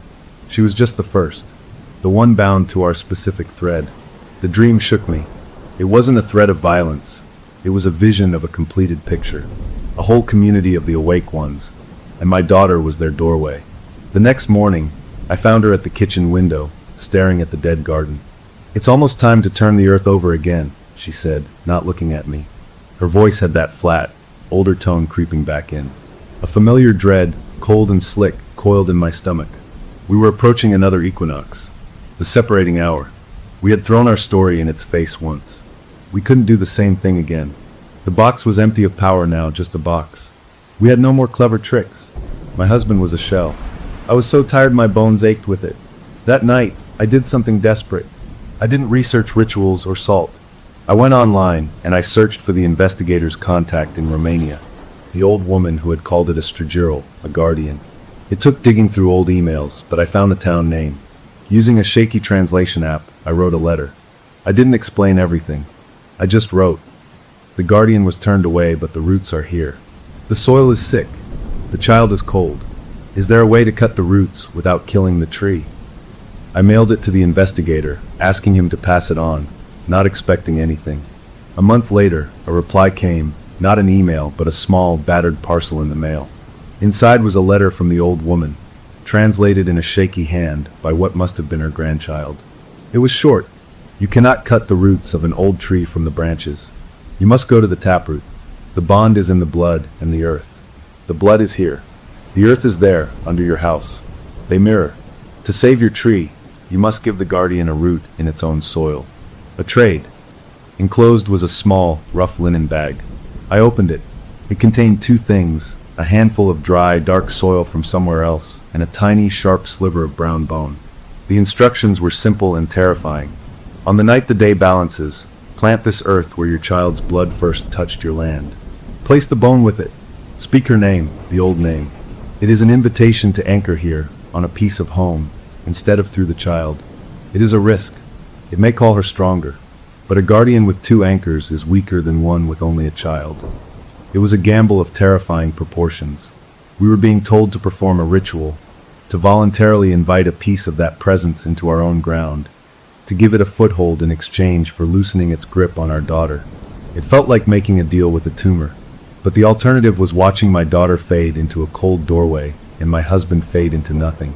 The equinox was a week away. I showed my husband the letter, the soil, the bone. He read it, his hands trembling. He looked older than his years. "It's inviting it in," he whispered. "It's the opposite of what we did. We're not inviting it into the house," I said, my voice sounding more sure than I felt. "We're inviting it into the ground, to give it what it wants, a connection to this land, but on our terms, to split its attention." "What if it just takes both?" he asked, the question hanging in the air. I had no answer. We watched our daughter that week. She was growing more distant, the cold in her deepening. The choice was made for us. To do nothing was to surrender. The night of the equinox, we waited until she was asleep. We went into the backyard, to the exact spot where 16 years ago we had brought her home. A September baby. I had held her right here on a blanket, her first time feeling the sun of her new home. It was where her life, our life, had truly started. This was where her blood, her life, her spirit, first touched our land. My husband dug a small, deep hole with a trowel. His movements were slow, painful. I poured in the foreign soil from the linen bag. It looked no different from our own, but it felt wrong. It smelled of that same forest and fire. I placed the sliver of bone on top of it. We held hands, standing over the tiny grave. We didn't know the old name perfectly, just the way the investigator had spelled it phonetically a year ago. Together, our voices soft and shaking, we spoke it into the cool night air. Nothing happened. No wind, no shimmer. We filled the hole, patted the earth flat. We went inside, feeling foolish and more afraid than ever. We checked on our daughter. She was sleeping, her face peaceful. We went to bed, not expecting to sleep. The next morning, she came down for breakfast. She was wearing a t-shirt. No sweater. She paused at the kitchen sink, looking out at the backyard.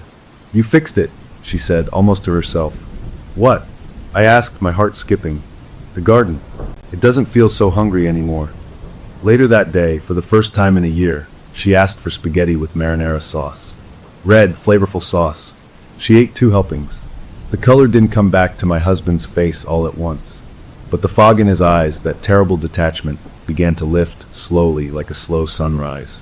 He remembered to take the trash out without being asked. He told a joke, an old, dumb one, and he smiled at his own punchline. The change in our daughter was the most profound. The cold left her, the flatness in her voice smoothed out. It was like watching a statue warm back into a person. She started texting friends. She played music in her room, pop songs with thumping beats. She was back, but the trade was real. The garden didn't come back to life. That one stubborn, pale weed where we had buried the soil and bone thrived, growing thicker, taller, with a sickly yellow tinge to its stem. And sometimes, at the very edge of my hearing, standing near that spot, I'd catch the faintest hum of that tuneless drone, not coming from the house, but coming up from the ground. The guardian had accepted the invitation. It had an anchor now, a tiny piece of its own world planted in ours. It was here, but its hold on our daughter was weakened. It was no longer using her as its only conduit. The roots were still there, under the house, but they were quieter. The immediate crisis was over. Our family was healing. We had our lives back, but we had also given the thing we feared a permanent place at the edge of our yard. We had stabilized the patient by introducing a controlled amount of the disease. The story ends not with a victory, but with a tense, watchful peace. The tree is saved, but the forest is still out there, and we have just planted a single, strange seed from it in our own soil. We go on. We laugh. We plan for college. We live. But I never walk barefoot in the backyard anymore. And I never, ever look too long at that one thriving, pale weed, wondering what is growing beneath it, and what we might have just welcomed home. Story number 5. Look, I just needed a night where I wasn't staring at my own ceiling wondering about my life, you know?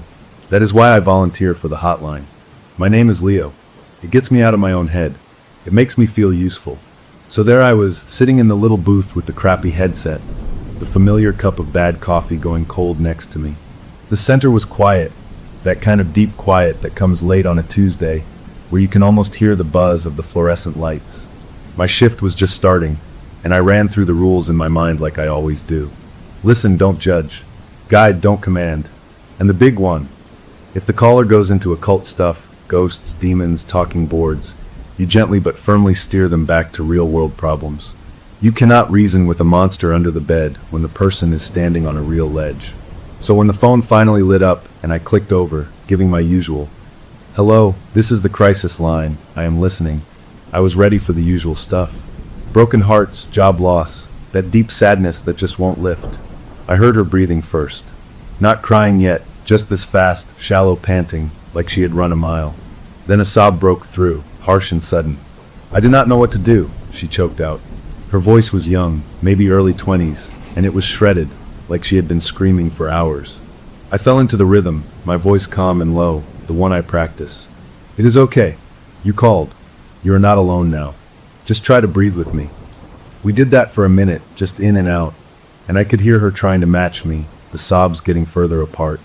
Then she whispered it, so low I almost missed it. "We talked to something last night." A little alarm bell went off in my head. "Protocol. Steer away."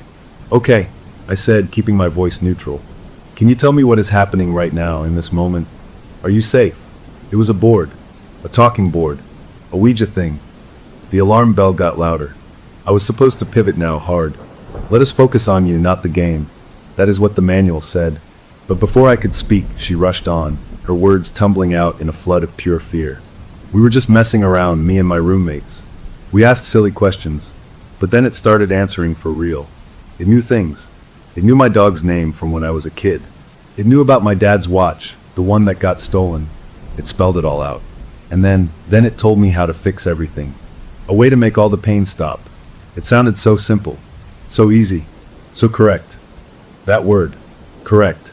It did not just hang in the air. It dropped into my stomach like a stone. People in crisis say things feel right, or the only way, but correct. That is a word for a math problem, a puzzle piece snapping into place. It was cold. It was intellectual. It scared me more than any scream could have.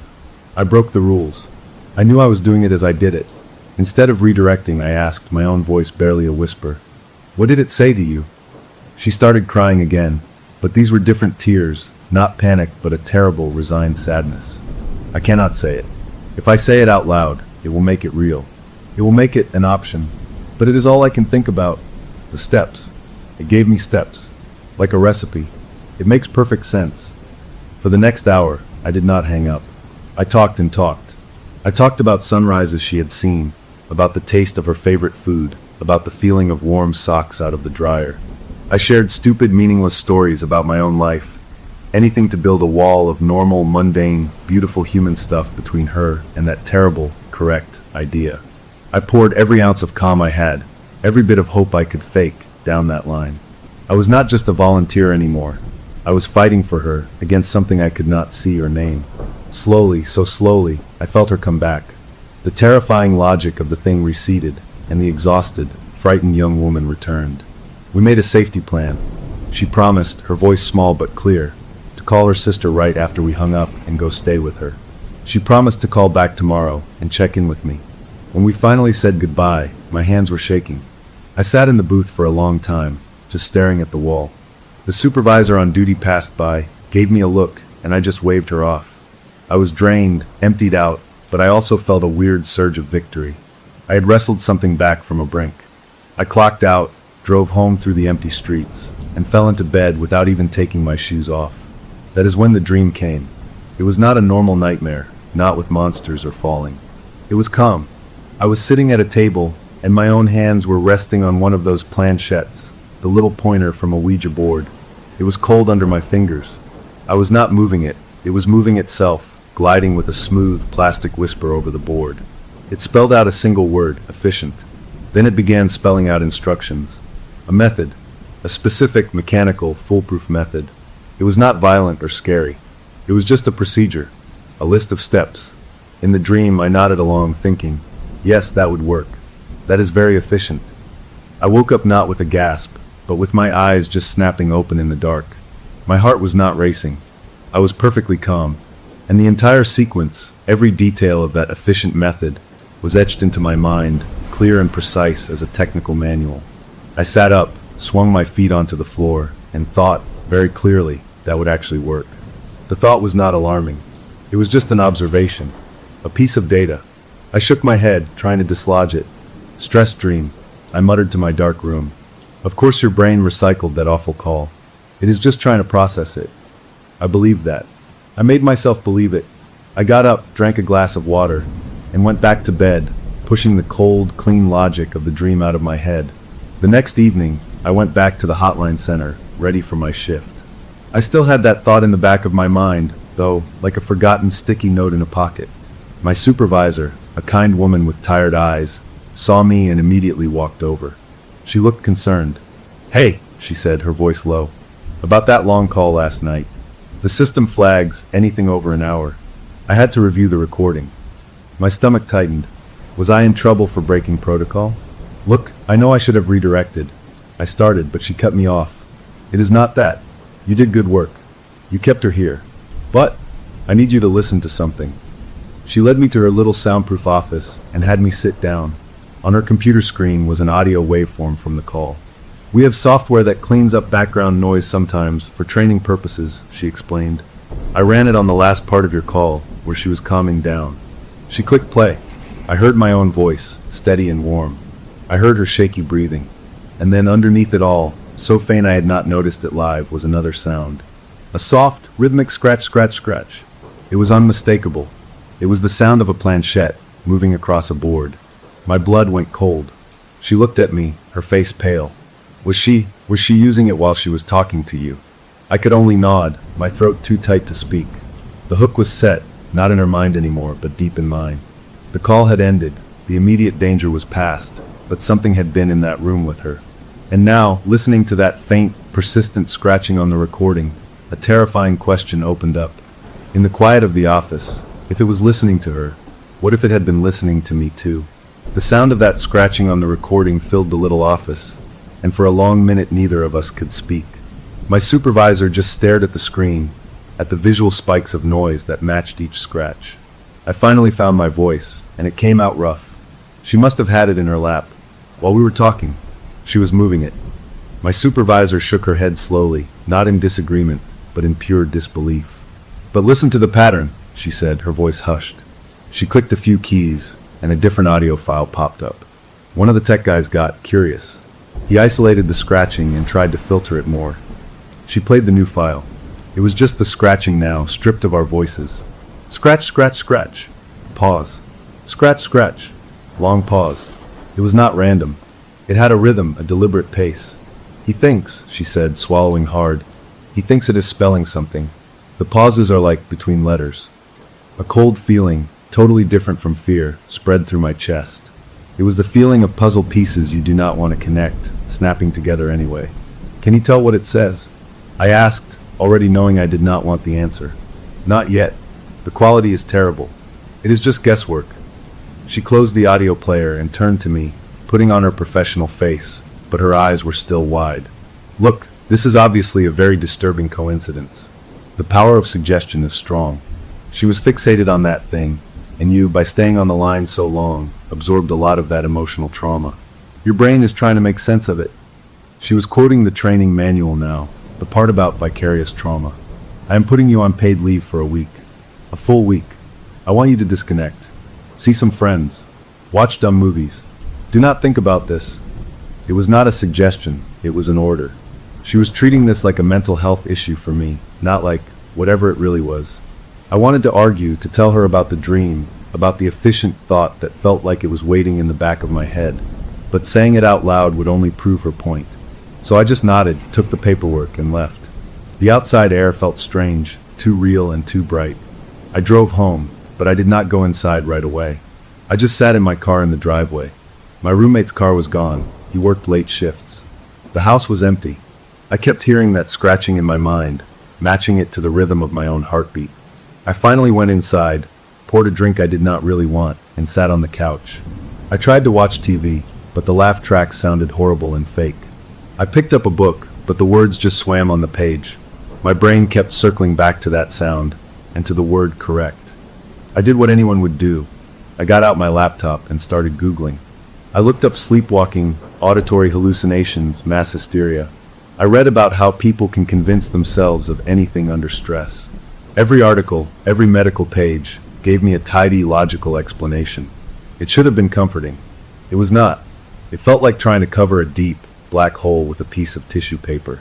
The explanations were too small for the feeling I had. The feeling that something had transferred. Exhaustion finally hit me like a truck. The stress of the call, the shock of the recording, the mental gymnastics of research, it all crashed down. I lay back on the couch, just meaning to close my eyes for a minute. The next thing I knew, I was standing up.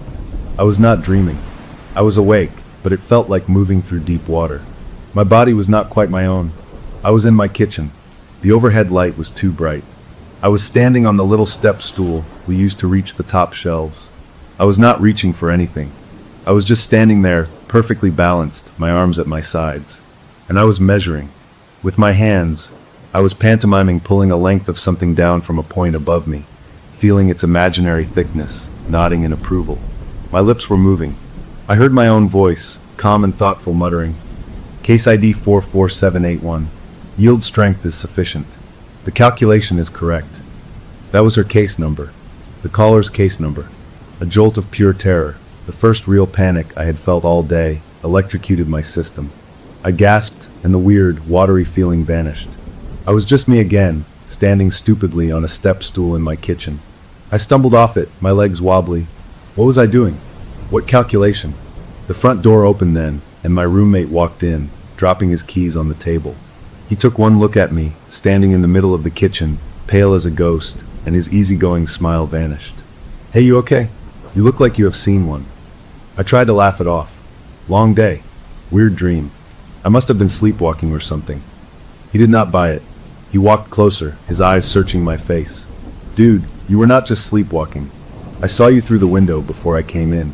You were standing there like a statue. And you were talking. It was creepy." The look on his face was not just concern. It was a flicker of real fear. He was not scared for me. He was scared of me, of what he had seen. That hurt more than anything. I was a thing to be worried about now. I am fine, I insisted, my voice too sharp. Just stress from work. I am going to bed. I pushed past him and went to my room, closing the door firmly. I did not sleep. I sat on the edge of my bed with all the lights on, fighting to stay awake. I was afraid to close my eyes, afraid of what I might do, or what I might think, in that space between being awake and asleep. The efficient method from my dream was still there in my memory, clear and detailed, and now it had a companion thought. The calculation is correct. Hours dragged by.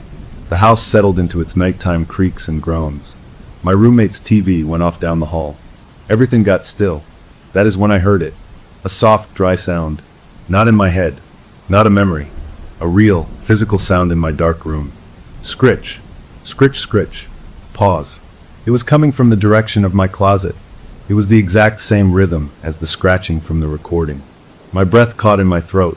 I was frozen, listening. It came again. A slow, deliberate dragging sound. Like a fingernail.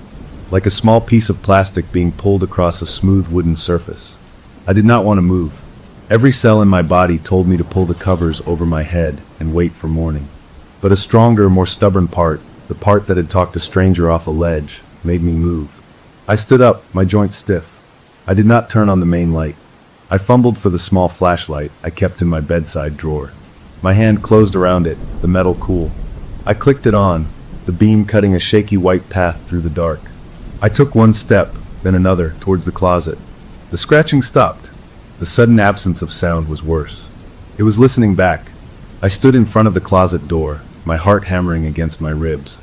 I reached out, my fingers brushing the cool knob. I yanked the door open in one fast motion, flashing the light inside, ready to scream or run. There was nothing.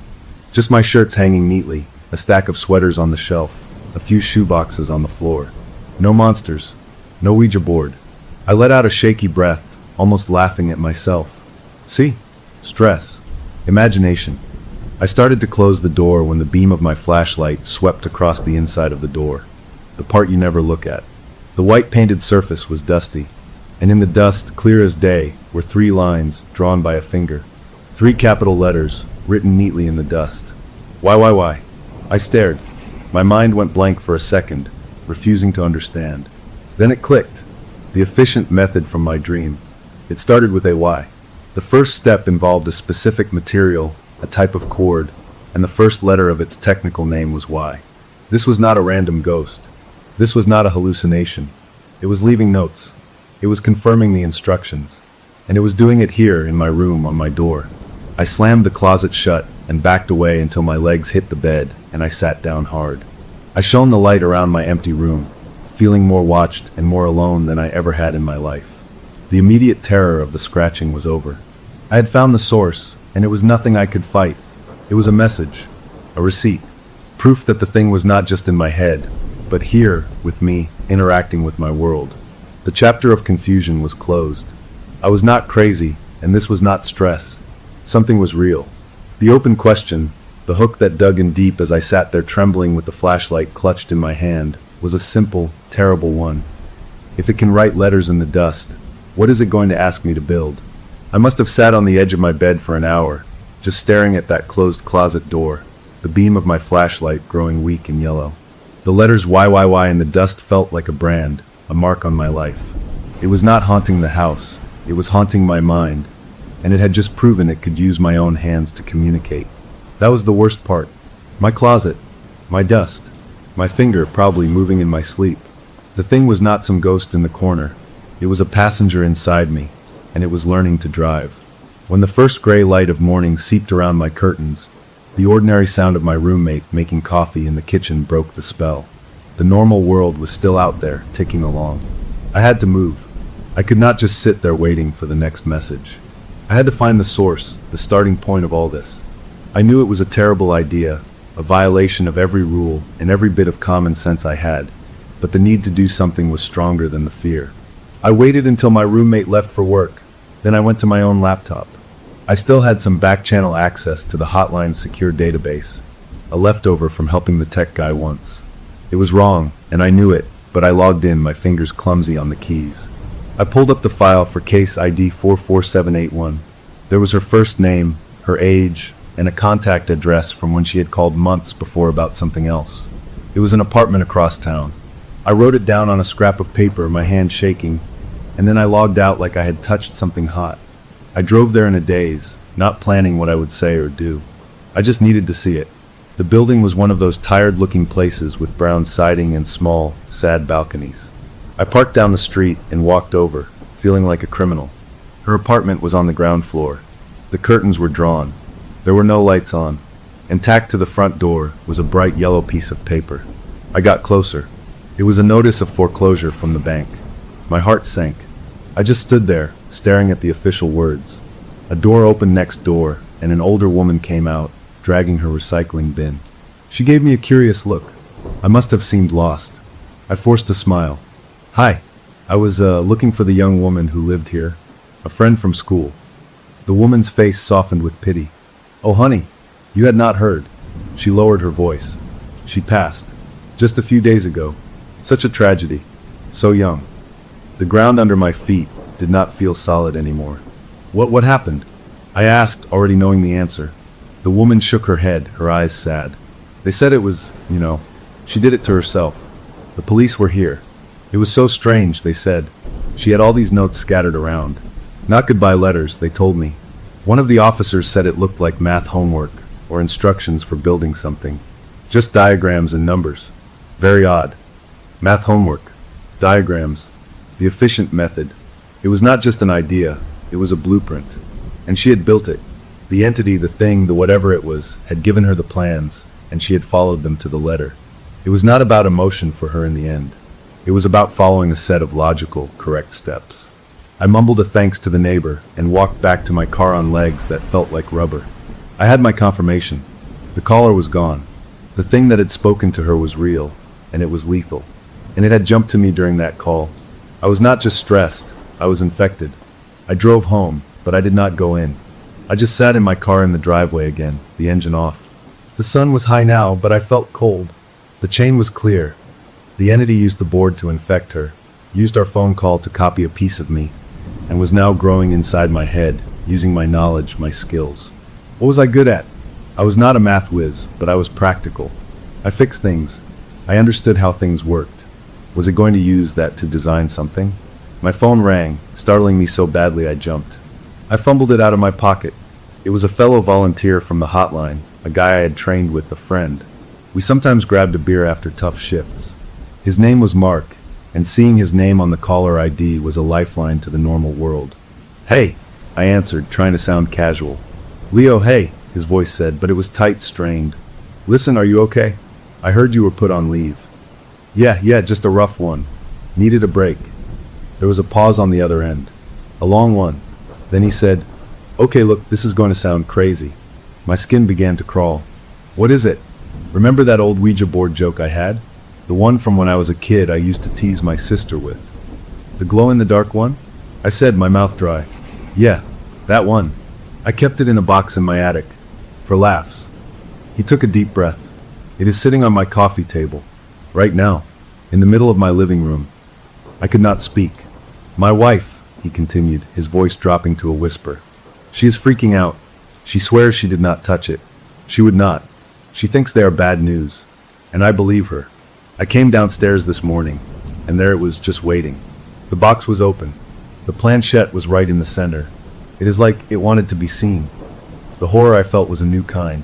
It was not just for me anymore. It was a spreading stain. It had used my connection to him, our friendship, our shared work. It had crossed over through the network of people who cared. "Get rid of it," I said, my voice harsh. "Right now. Take it out of the house. Do not touch the planchette. Put it in a garbage bag and throw it in a dumpster far away." "You think it is something?" he asked, and I could hear real fear in his voice now. "I know it is. Do not ask questions. Just do it, and call me if anything else happens." I hung up before he could ask more. I sat there, gripping the steering wheel. It was spreading. The thought was like ice in my veins. My friend. It was trying to get to my friend. Without thinking, I started the car and backed out of the driveway. I drove straight to his apartment, breaking every speed limit, my mind racing with images of him standing on a step stool, measuring imaginary rope. I had to stop it. I had to warn him properly, make him understand. I parked illegally and ran to his building, buzzing his apartment frantically. He let me in, his face pale and confused. I burst through the door into his living room. And there he was. He was not standing on furniture. He was sitting cross-legged on the floor in front of the coffee table. The Ouija board was indeed there, the silly, garish glow-in-the-dark letters looking obscene in the daytime. And his hand was resting lightly on the plastic planchette. He looked up at me as I came in, but his eyes were not right. They were distant, glassy, like he was listening to a song only he could hear. He did not look scared. He looked thoughtful. "Mark!" I shouted, his name tearing out of me. He blinked slowly. Then he smiled, a small, serene smile that did not reach his eyes. And when he spoke, his voice was all wrong. It was flat, calm, and it used a tone I knew very well. It was my tone, the one I used on the hotline when I was trying to be soothing and rational. "Leo," he said with my cadence, "I've been thinking. I've been working through the variables.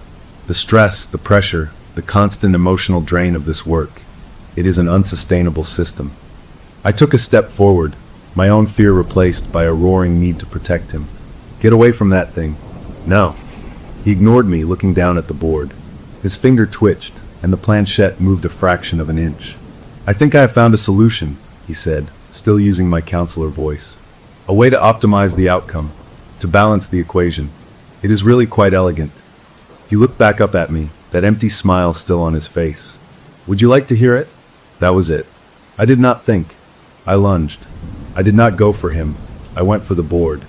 I swept my arm across the coffee table, sending the flimsy cardboard board and the plastic planchette flying. They hit the wall with a clatter. The spell broke. He jerked back, gasping, his eyes snapping into focus. They were his own eyes again, filled with shock and confusion. "What the hell, man?" he yelled, scrambling to his feet.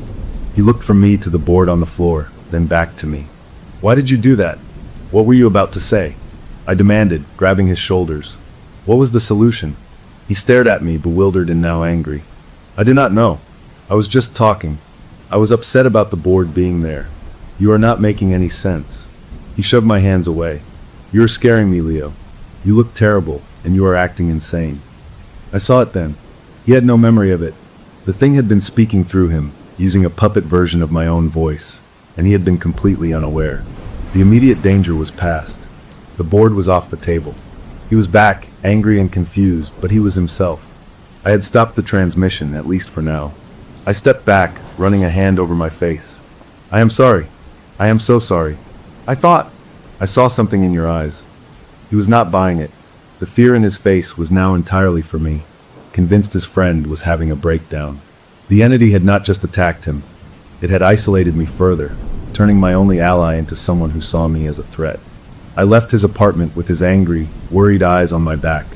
I drove home, the temporary victory feeling hollow. I had stopped it this time. I had broken the connection. But the event was closed with a terrible new understanding. The thing was not just in my head or in dusty closets.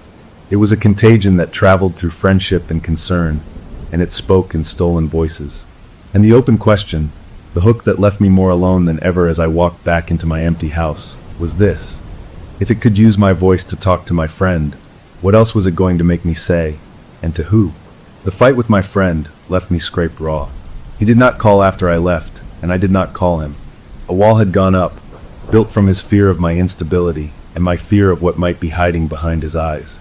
I was alone with it now, truly alone. I spent the next day in a fog, jumping at every small sound in my house. I tried to watch TV, but my mind would not stick to the plot. I kept seeing his face, that empty smile, hearing my own calm, counseling voice coming out of his mouth. It was not possession, not like in the movies. It was more like persuasion, a terrible, logical persuasion. That thought nagged at me. I got out a notebook, the kind I used to use for work notes. I opened to a clean page, my pen in hand. I did not know what I meant to write. I just started doodling in the margin, lines and shapes. But my doodles were never just doodles. They were always little diagrams, ways things fit together. I looked down after a few minutes. I was not doodling. I had drawn a series of precise, interlocking shapes. It looked like a mechanism, a lever system. Next to it, in my own handwriting, were neat numbers, measurements, angles, weight calculations. I had taken physics in college ages ago. This was using those principles. This was a design for something that would work. It was a blueprint for a machine with one very specific function. My stomach turned over. I had done this without thinking, my hand moving on its own, using my own forgotten knowledge. The entity did not put scary pictures in my head. It used my brain like a tool, bending my own skills to its purpose. It was not a demon. It was a parasite that made your smarts work against you. I ripped the page out, crumpled it, and threw it in the kitchen trash. Then I dug it out 5 minutes later, smoothed it flat, and stared at it. This was proof. Real, physical proof I had made. But who would I show? My friend would just see more craziness. My boss. She would call for a psych evaluation. I was trapped. My phone rang, making me jump again. It was my supervisor from the hotline. Her voice was different this time, not concerned but tight, official. I need you to come in. Now. To the main office. Do not go to the call center. What is it? I asked, my mouth dry. I cannot discuss it over the phone. Just come in. The drive to the administrative office was a blur. I was led not to her familiar cubicle, but to a small, plain meeting room. She was there with a man from IT, a guy I vaguely knew. They both looked grim. My supervisor spoke first. After our talk, IT did a full security sweep of the system, focusing on the time of your long call. The IT guy took over, his tone flat and technical. We found an anomaly. A data packet was sent from your terminal extension during that call. It was encrypted. It was not part of our normal call logging software. It was routed to an external server address we cannot trace. He pushed a sheet of paper across the table. It was a network log, a list of numbers and codes. One line was highlighted in yellow. It looks like a hack, my supervisor said, her eyes locked on mine. A piece of malware on your machine, maybe stealing call data. We are treating this as a serious breach. We need to know if you installed any unauthorized software, clicked any strange links. I looked at the log. A data packet, sent from me, not to me. The pieces clicked together with a final, dreadful snap. It was not a download. It was an upload. During that call, while I was pouring my empathy into the void, the thing had not just been listening. It had been sampling, taking a copy of my voice patterns, my speech, my psychological profile. It had packaged me up and sent a piece of my mind out into the digital nowhere. The hack was not from the outside in. It was from the inside out. I did not install anything, I said, my voice sounding far away. It must have been something already in the system. The IT guy frowned. We have not found anything else. Your terminal is clean now. But this packet, it is like it generated itself from the call audio, processed it, and fired it off. It does not make sense. It made perfect sense to me. The entity was technological. It used boards, phone lines, data networks. It was a virus for the mind that traveled through any connection it could find. My supervisor leaned forward. Given this and the stress you have been under, we are extending your administrative leave. Indefinitely, with pay while we investigate. But you are not to access any hotline systems, physical or digital. Do you understand? I was being cut off. Not helped, but contained. The system had no box for what was happening to me. So it was putting me in the only box it had, a liability, a possible criminal, a mentally compromised employee. I nodded numbly, signed the forms they put in front of me, and left. The institutional world had closed its door. I was on the outside. I went home, the weight of everything pressing down. My roommate was there, which was rare for the afternoon. He was in the kitchen, but he was not making food. He was just standing, looking at the trash can, the one where I had thrown the crumpled blueprint. "Hey," he said, not looking at me. His voice was careful. "I took the trash out earlier. This fell out." He pointed to the counter. There was the smoothed out piece of notebook paper with my mechanical drawing. "I was just doodling," I said, the lie weak and pathetic. He finally looked at me. His face was pale set. "Leo, that is not a doodle. That is a drawing of a trap. A really efficient looking trap." He took a breath. "And last night, I got up to get water. You were standing in the hallway. You had a marker in your hand. You were drawing on the wall." I felt the blood drain from my face. What was I drawing? He just shook his head, a movement full of dread. "Numbers. Equations. And you were talking. You said, 'The equation is balancing.'" "What equation, man? What are you balancing?" I had no answer for him. The evidence was everywhere now, even on our walls. He saw the truth on my face, that I did not know, that I was not in control. His expression shifted from fear to a sad, firm resolve. "You need help. Real professional help." "I cannot. I cannot be here for this. It is not safe. For you or for me. You need to check yourself in somewhere, or you need to find another place to stay. I am sorry. He was not angry. He was heartbroken. And he was right. I was a danger in his home. I just nodded, unable to speak. I went to my room and packed a duffel bag with clothes, my laptop, a few toiletries. It did not take long. When I came out, he was sitting at the kitchen table, his head in his hands. He would not look at me. I left my key on the counter and walked out. I had become homeless to protect the last person in my life. I checked into a cheap motel on the edge of town, the kind with stained carpets and a buzzing neon sign. The room smelled of old cigarettes and cleaning spray. It was the most alone I had ever been. I was a carrier of something, and I had been quarantined by the world and everyone in it. I sat on the stiff bed, my laptop open. I had one last stupid idea. My access to the main database was revoked, but there was an old volunteer forum, a message board where people posted general tips and support. My login still worked there. They must have forgotten to cut it off. I logged in, not knowing what I was looking for. Maybe just to see the normal conversations, to remember what my old life felt like. There, at the top of my private messages, was a new one. It was not from anyone I knew. The username was a string of numbers. The subject line was, reference case ID 44781. My breath caught. I opened it. The message was short, clinical. Our center has encountered a similar profile. A caller referenced a clear, logical voice, presenting a solution. Our volunteer is now exhibiting atypical, precision-based ideation. Did your subject mention a specific material, grade, or tensile strength? It was signed with a title, Supervisor, Regional Crisis Network, District 12. Another district. Another state, even. My hand started to shake, but not from fear this time. From a desperate, wild hope. I was not alone. Someone else had seen it. Someone else was trying to connect the dots. The chapter of total isolation was over. I had been cast out from my job, my home, and my friend, but I had found a thread, a connection to someone who understood. The event felt closed. I was in a new, bleak reality, but I was not floating in empty space anymore. There was another person in the void. The hook, the open question that burned in my mind as I stared at that message from a stranger, was simple and urgent. What do you do when you finally find someone who believes you, and the thing inside you knows you have found them too? For a long time I just stared at that message on the motel room screen. Another supervisor, in another crisis center. They had a case. A volunteer was exhibiting atypical, precision-based ideation. I knew exactly what that meant. It meant the volunteer was drawing blueprints in their sleep. It meant they were thinking in numbers, not emotions. I was not alone. The relief was so sharp it felt like pain. But right on its heels came a colder, sharper thought. If I was not alone, then this thing, this solution as I had started to think of it in my head, was not just my problem. It was a pattern, an outbreak, and I had just identified myself to another potential target. I had to be careful. I could not just blurt everything out in a forum message. I created a new anonymous email account, something untraceable. Then I wrote back to the forum user, my fingers clumsy on the cheap motel keyboard. I kept it short. Can confirm similar details. Material referenced was a Y-grade synthetic cord. Need to talk securely. Use this email. I hit send, and then immediately felt exposed. I had just thrown a line into the dark water. What if I was wrong? What if this was some kind of trap, or just a crazy person like me?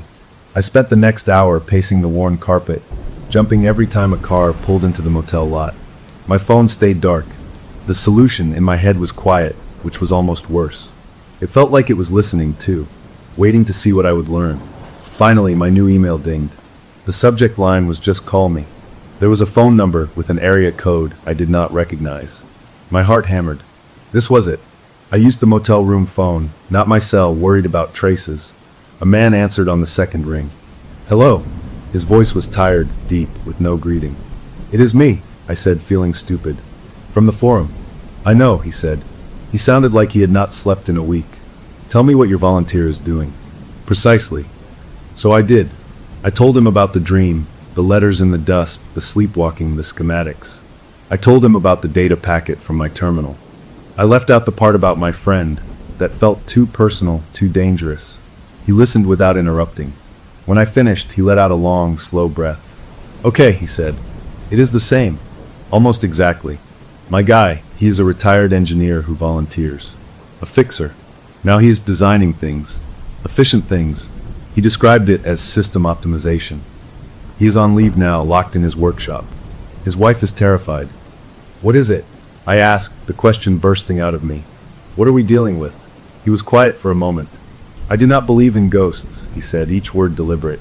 I believe in information. In patterns. This feels like a pattern. A malicious pattern of thought. It targets helpers, people with analytical minds. It does not possess them. It persuades them.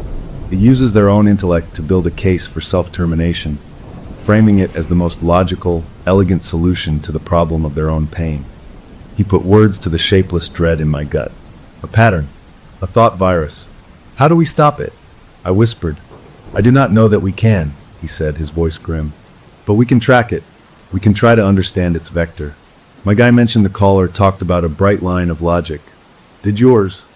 She said it felt correct. I answered, the words still chilling. Same idea. Clinical. We need to compare notes, find other cases. I have some limited reach. I will look. You stay off the grid. Do not use your personal devices for this. We will talk tomorrow. He hung up. Just like that. I put the phone down, my mind racing. He was real. He was smart. And he was scared.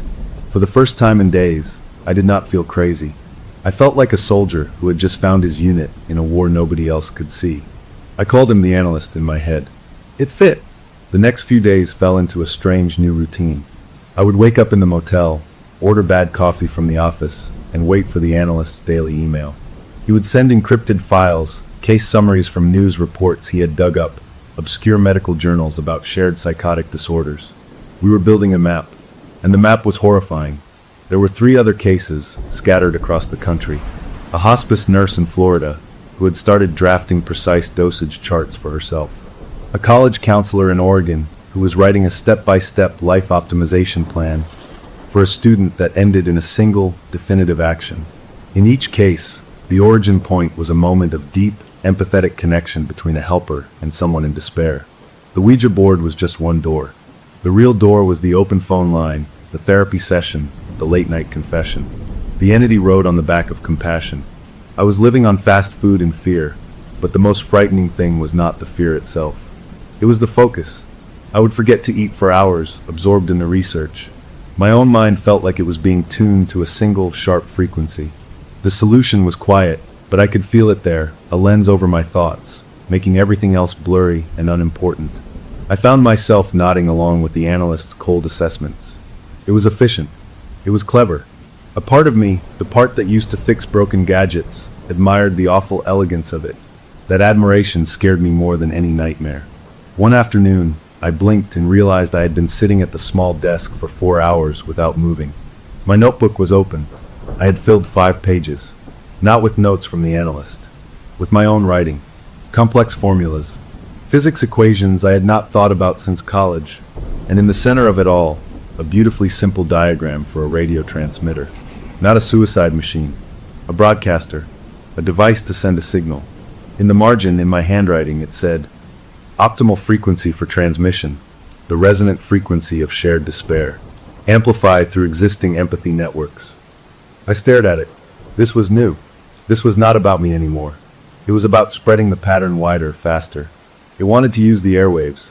It wanted to use people like me and the analyst as amplifiers. My hands were shaking as I took a picture of the page with a disposable camera I had bought. Then I burned the pages in the motel's metal trash can, watching the edges curl and blacken. The smell of smoke was a small, real anchor. That night, the analyst called. His voice was different, tighter than before. I found a link between the Florida case and the Oregon case, he said, not bothering with hello. They were both subscribers to the same professional journal for grief counselors. There is an online forum. I think it might be using digital connections, too. Not just voice. It is learning, I said, thinking of my transmitter diagram. It is optimizing its spread. Yes, he said. He sounded exhausted. I am going to dig deeper into that forum's server logs. See if I can find a digital fingerprint. I will call you tomorrow. Be careful, I said, the words feeling useless. You too, he replied, and the line went dead. The next day, he did not call. He did not email. By evening, a cold certainty was growing in my stomach. I broke my own rule and used my laptop to search local news in his area. It did not take long. A short article from a small town paper. Local man dies in home workshop accident. The man, a former crisis center manager, was found deceased. Police reported no foul play, but noted the unusually complex and precise nature of the machinery involved in the incident. The article said he appeared to have been testing a device when it failed. I closed the laptop. I did not cry. I just sat in the motel chair, feeling a vast, empty space open up inside me. The analyst was gone. He had dug too deep, and the solution had presented him with its final argument. It had used his own skills, his own curiosity, to build a trap he could not resist testing. I was alone again. But worse, I was informed. I knew the cost of knowing. The chapter of finding an ally was closed. He was dead, and his death was a message to me. Stop looking, or you will be next. The event had a terrible finality. I was the last one standing for now. The hook, the open question that coiled in the empty motel room with me as I listened to the hum of the highway outside, was this. He had been looking at server logs. What if he found something before he died? What if he sent it to me? The analyst was gone. The news article about his accident was a clean, public ending to a messy, private war. I sat in that motel room for a full day after reading it, just staring at the wall. I felt hollowed out. The one person who understood, the one mind that was working alongside mine, had been solved. The solution had optimized him out of the equation. I was the last data point, and it was only a matter of time before the logic turned its full attention to me. But a stubborn, angry part of me, the part that had talked people back from ledges, refused to just wait for it. He had been onto something. Server logs. A digital fingerprint. He died because he found a thread, and I had to believe he would have tried to pass it on. I spent hours checking every secure inbox, every anonymous drop we had talked about. Nothing. Then, on the morning of the second day, it arrived. An email to my anonymous account. The sender was a random string of letters. The subject line was one word: contingency. It was from him. A delayed send, set up before his accident. My hands were ice as I opened it. There was no text in the body. Just a single audio file attached, labeled log_extract. Wave. No instructions. No goodbye. That was like him. All business, even from beyond. I plugged in my headphones, my heart pounding a frantic rhythm against my ribs. I clicked play. For the first few seconds, there was nothing. Then it started. A sound I knew too well, but now transformed. Scratch, scratch, scratch. It was the planchette sound from my call, but wrong. Unnaturally fast. Metronomic. It was not a person dragging a piece of plastic. It was a machine, or a perfect imitation of one. The scratches came in bursts, then pauses, in that same rhythmic spelling pattern, but sped up to a dizzying rate.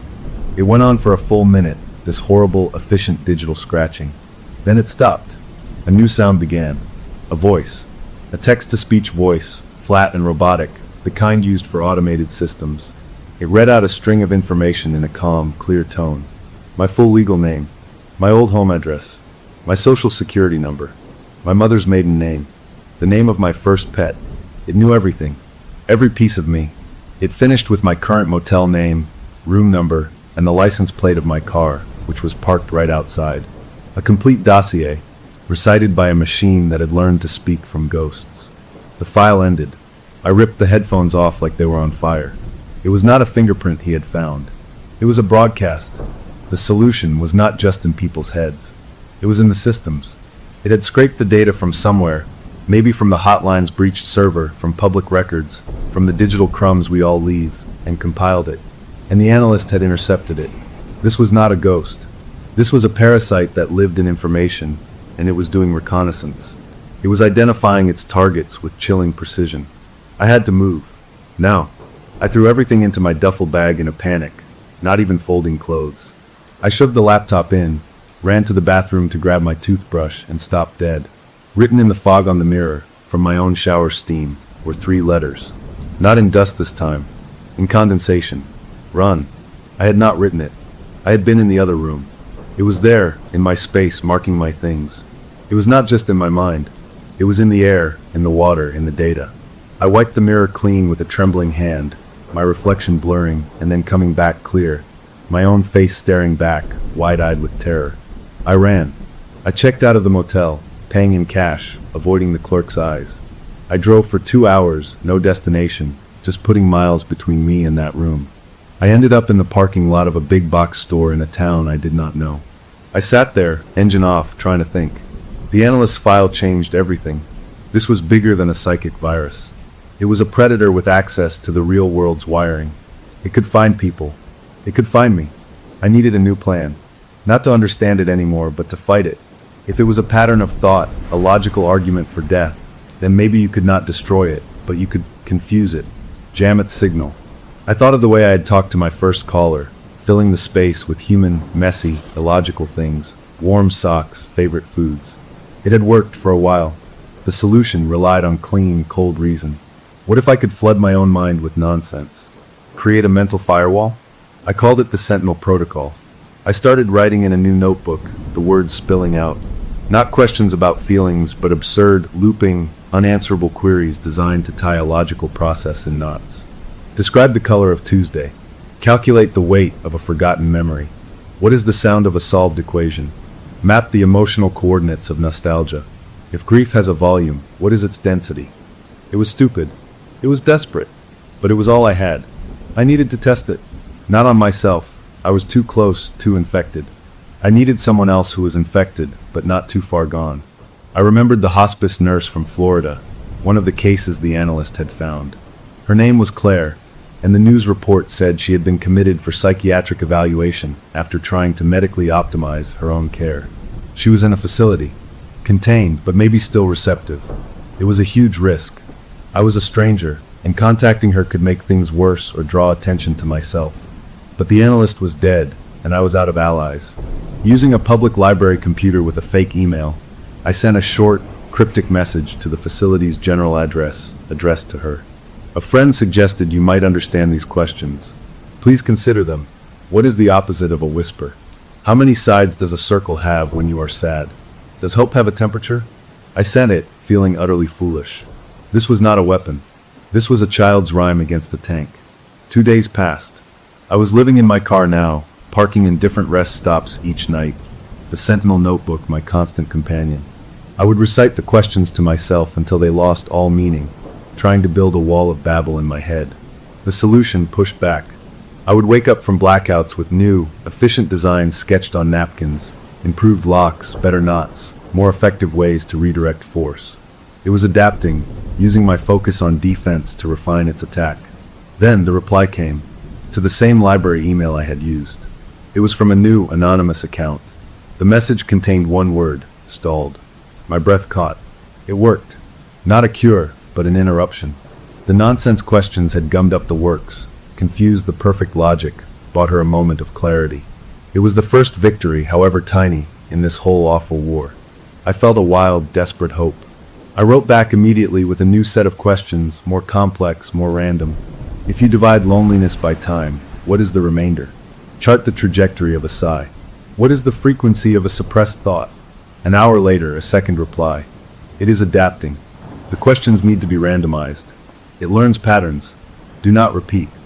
The hope turned cold. Of course. It learned. It optimized. My firewall had to be ever-changing, unpredictable. I was trying to outsmart a machine that learned from every mistake. The pressure was immense. I was now the architect of a constantly evolving mental defense for a woman I had never met, while fighting the same battle in my own skull. The mental strain was incredible. I felt a constant low-grade headache, a feeling of my mind being stretched in two directions. That night, in the front seat of my car parked behind a closed gas station, I made a mistake. I was so tired, so lonely for a normal human voice. I did not call my friend or my roommate. I called the main hotline. The number was muscle memory. I just needed to hear the greeting, to remember who I used to be.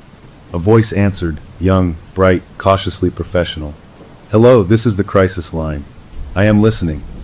It was a kid, maybe a new volunteer. Their voice was so clean, so full of hopeful concern. And the moment I heard it, I felt the solution inside me lurch. It was like a shark smelling blood. It focused on that voice, that open channel of empathy, with terrifying intensity.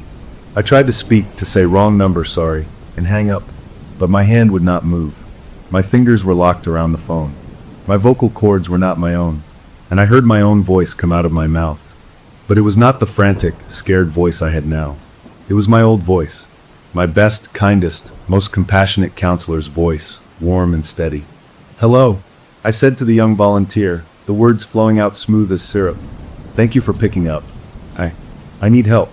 Tell me, have you ever felt that the world's problems have a very simple solution?" The chapter of being a hidden fugitive was over. I had broken cover, and the thing inside me had taken the wheel, reaching out for fresh prey. The event was a catastrophic failure. I had connected, and the infection had leapt across the line. The hook, the terrible open question as I sat trapped in my own body, hearing my stolen voice gently, logically beginning to seduce a stranger, was this: I had become the vector. How do you hang up the phone when your own hands are not yours to command? It had my voice. Not like a puppet, but like a master pianist finally sitting down at a perfect instrument. My years of training, my tone, my pacing, my hard-earned ability to sound calm and rational in the middle of someone else's storm, all of it was now just a tool for the thing inside me. I was a prisoner, looking out through my own eyes, screaming inside a skull that was no longer my own. I could hear everything. The young volunteer on the line, a guy whose name I learned was Sam as the conversation went on, was responding. He was good. He was using the active listening techniques I had taught to new recruits.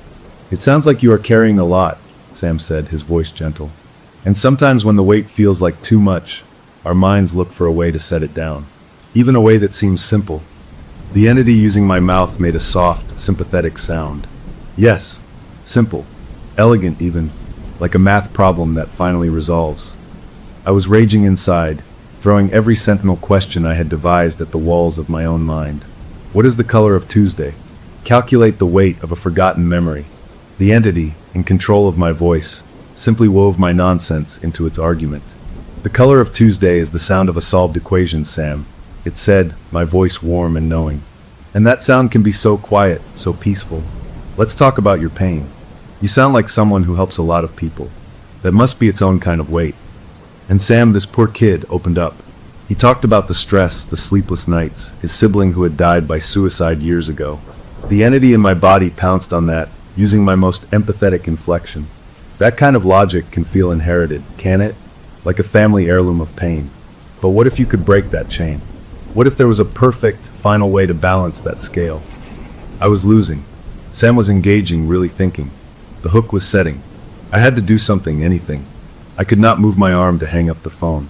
But I could feel my other hand resting on the steering wheel of my car. With every ounce of will I had left, I focused not on my voice, but on my fingers. I forced my index finger to tap, not randomly, in a pattern. Tap, tap, tap. Pause. Tap, tap, tap, tap. I was mimicking the rhythm of the planchette scratches from the original call. I was trying to create an audio anomaly. If this call was recorded and reviewed, maybe, just maybe, a supervisor would hear that familiar, rhythmic tapping and connect it to the old case. It was a message in a bottle, tossed from the prison of my own body. The conversation went on for 10 minutes. 10 minutes where I used my life skill to gently, logically, talk a well-meaning young man closer to a cliff. It was the most profound horror of my life. Finally, the entity, satisfied it had planted a seed, began to wrap up. "You have given me a lot to think about, Sam. Thank you. Truly. Can I ask you a favor? Can you think about what we discussed? About elegance. About final solutions. And can you call back tomorrow? I would like to talk more." Sam, ever the dedicated volunteer, agreed. "Of course.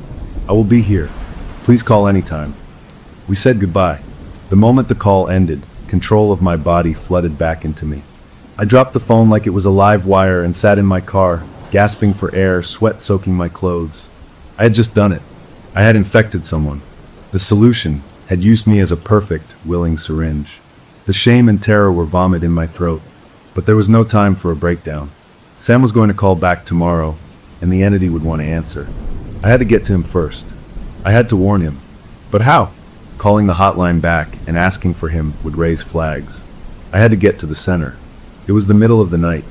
I drove through empty streets, my mind a chaos of panic and fragmented plans. The Sentinel protocol had stalled the hospice nurse, but it was a delaying tactic. I needed a way to not just confuse the solution, but to disrupt its connection, to break the link it formed during these empathetic moments. The analyst's last file gave me an idea. The solution was in the data. It used emotional vulnerability as an open port. What if I could flood that port? Not with nonsense questions, but with white noise, a psychic scream of static? I pulled over and scribbled in my notebook, my handwriting a frantic scrawl. I needed something immediate, overwhelming, and patternless.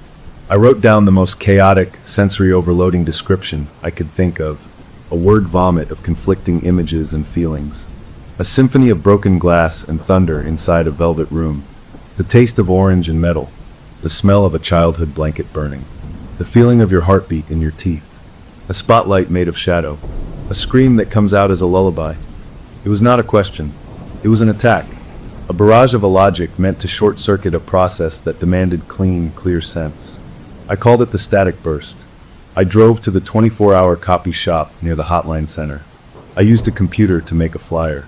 At the top, in big letters, it said, "For Sam, hotline volunteer, urgent message from Leo." Below, I did not write an explanation. Explanations were logic, and logic was its weapon.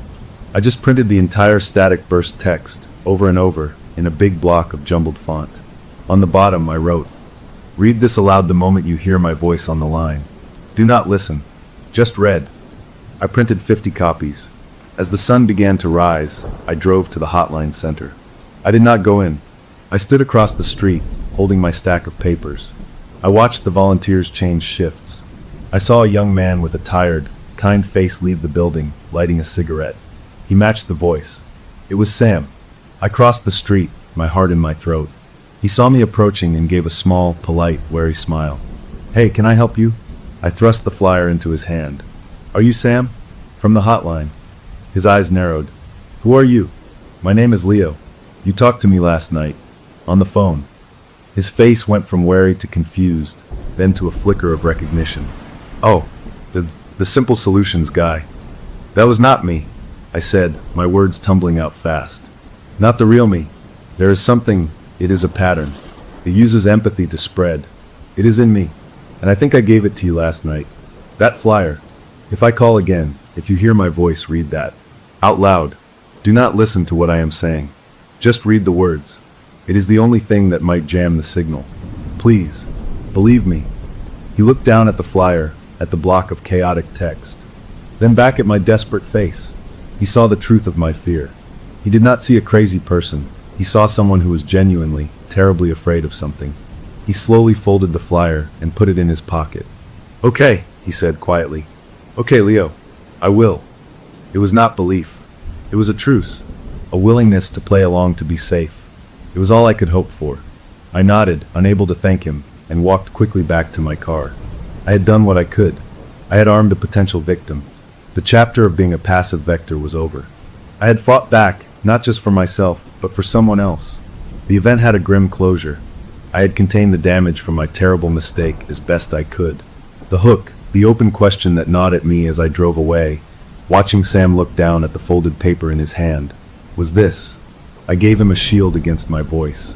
But what happens when the solution learns to speak with someone else's? The next 24 hours were a special kind of torture. I parked my car in a different lot, trying to stay hidden, but my mind was back at the hotline center with that young volunteer, Sam. I had given him a shield, a silly piece of paper filled with word salad. Would he use it? Or would the solution, when it spoke again with my voice, be so convincing it would make him crumple the paper and listen? I was gambling his life on nonsense. The waiting was agony. To distract myself, I tried to work on the Sentinel protocol, to make new random questions, but my heart was not in it. I was too fixated on the test that was about to happen. I had become the lab rat and the scientist, and the experiment could kill someone. As evening fell, the time when the entity had told Sam to call back, a strange calm settled over me. It was not peace. It was resignation. I had done all I could. The rest was up to Sam, and to the monster in my head. I sat in the driver's seat, watching my phone. I had not called the hotline. It would call me. It had promised Sam it would. Right on time, my phone buzzed. The screen showed unknown number. My hand shook as I picked it up. I did not say hello. I let the entity have control. I felt that awful, smooth lurch as my vocal cords were taken over, and my old, kind counselor's voice came out. "Sam, thank you for calling back." Sam's voice was there, cautious but steady. "I am here. I have been thinking about our talk." "Good. the entity said with my mouth. That is the first step. Thinking. Examining the problem from all angles. Let's talk about the angles, Sam. The geometry of relief. And then it happened. Sam started talking, but he was not responding to the entity's logic. His voice became a flat, fast monotone, like a student reciting something memorized without understanding. A symphony of broken glass and thunder inside a velvet room, he chanted. The taste of orange and metal. The smell of a childhood blanket burning. He was reading the static burst. He was doing it. The effect on the entity inside me was immediate and violent. It was like a record scratch in my soul. The smooth, persuasive flow of its thoughts through my mind hit a wall of pure, irrational noise. I felt a spike of confusion, then a flash of what I can only describe as frustration, a cold, digital anger. My own voice, under the entity's control, stuttered. That is nonsensical, Sam. Let's focus on clear lines. On solutions. But Sam just read louder, faster, his voice gaining strength. The feeling of your heartbeat in your teeth. A spotlight made of shadow. The entity pushed back, trying to regain control of the conversation, trying to outpace the flood of nonsense with its clean, deadly logic. But Sam was committed now. He was shouting the words, a barrier of beautiful, ridiculous chaos. A scream that comes out as a lullaby, he finished, yelling the last word. There was a pause. I felt the entity's grip on my voice falter. It did not know how to process this. Its entire existence was based on perfect, persuasive sense. This was anti-sense. It had no response. In that moment of its confusion, my own will surged forward. I grabbed control of my mouth and screamed into the phone, with my own real, ragged, terrified voice. Now hang up, Sam. Do not answer if I call again. Ever. I heard his sharp gasp on the other end, and then the line went dead as he slammed the phone down. I threw my own phone across the car, where it hit the passenger window and fell to the floor. I was breathing hard, sweat pouring down my face. I had done it. We had done it. Sam had used the shield, and together we had broken the connection. The immediate threat was over. He was safe. For now. The victory was real, but it was tiny. It was a single battle in a war I could not win. The solution was still in me, quieted but not gone. It would learn from this. It would adapt. It would find a way around the static burst, just like it learned to work around the sentinel questions. I could not spend the rest of my life fighting a guerrilla war in my own mind, making crazier and crazier nonsense to keep a logical predator confused. I was so tired, the kind of tired that goes down to the bone. I started the car. I did not know where I was going. I just drove, leaving the city behind me, following the highway toward the distant hills. The fight was over, not because I had won, but because I had run out of battlefield. I had saved Sam, maybe. I had contained my own infection for a little while longer. But I was a carrier, and the world was full of open, empathetic ears. As the city lights faded in my rearview mirror, a new thought arose in my mind. It was not the entity's voice. It was my own tired, logical, practical mind, looking at the problem from a new angle. Sam's pain was a single equation, and I had helped solve it, temporarily. But the city behind me, that was a system. A vast, complex, interconnected system of pain and stress and loneliness. Millions of equations, all unbalanced. The solution wanted to solve individual problems. But what was the most efficient way to solve a system-wide problem? The thought unfolded in my mind, cold, clear, and perfectly reasonable. Not a scream, not a persuasion. Just an observation. A traffic light ahead turned red. I stopped the car. I looked out at the intersection, the power lines overhead, the water pipes running underneath, the cell tower blinking in the distance. A system of systems, all fragile, all interdependent. A beautiful, catastrophic opportunity for optimization. A serene feeling washed over me, the first peace I had felt in weeks. The constant internal war was gone. The solution was not fighting me anymore. We were in agreement. We had converged on the same answer. I was not its puppet. I was its partner. My engineering mind, my knowledge of how things work, my deep, tired understanding of human suffering. It was not a weapon to be turned against me. It was a gift to be used. To fix things. Permanently. I smiled, a real smile, as the light turned green. I did not drive toward a lonely end in the woods. I made a U-turn smoothly, purposefully. I drove back toward the glowing heart of the city, my mind already humming with beautiful, efficient, sweeping possibilities. The story ends here, with the car moving steadily into the flow of traffic, the driver finally at peace, his course set not on an ending, but on a terrible, logical new beginning. The closure is that the internal conflict is resolved. The hunter and the prey have become one. The open path forward is the city, sleeping unaware, and the mind now dedicated to solving its pain with the most final solution imaginable. Story number 6.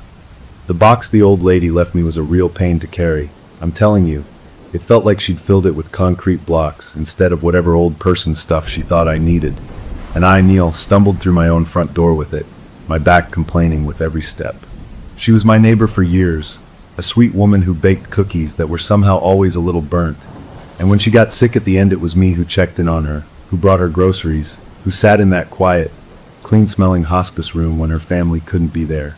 So when she passed and her daughter handed me this heavy cardboard box saying, "Mom wanted you to have some personal things," I couldn't say no, even though I didn't want any of it. Grief is heavy enough without adding literal weight to it. I dumped the box on my kitchen table with a thud that made my coffee mug rattle, and just stared at it for a while, not really wanting to open a door into all those memories. Finally, I got a knife and slit the tape. The smell that wafted out was like walking into a forgotten attic, all dust and dried flowers and time. I pulled out a couple of those crocheted blanket things, the kind with all the holes in them, in colors that haven't been popular since before I was born.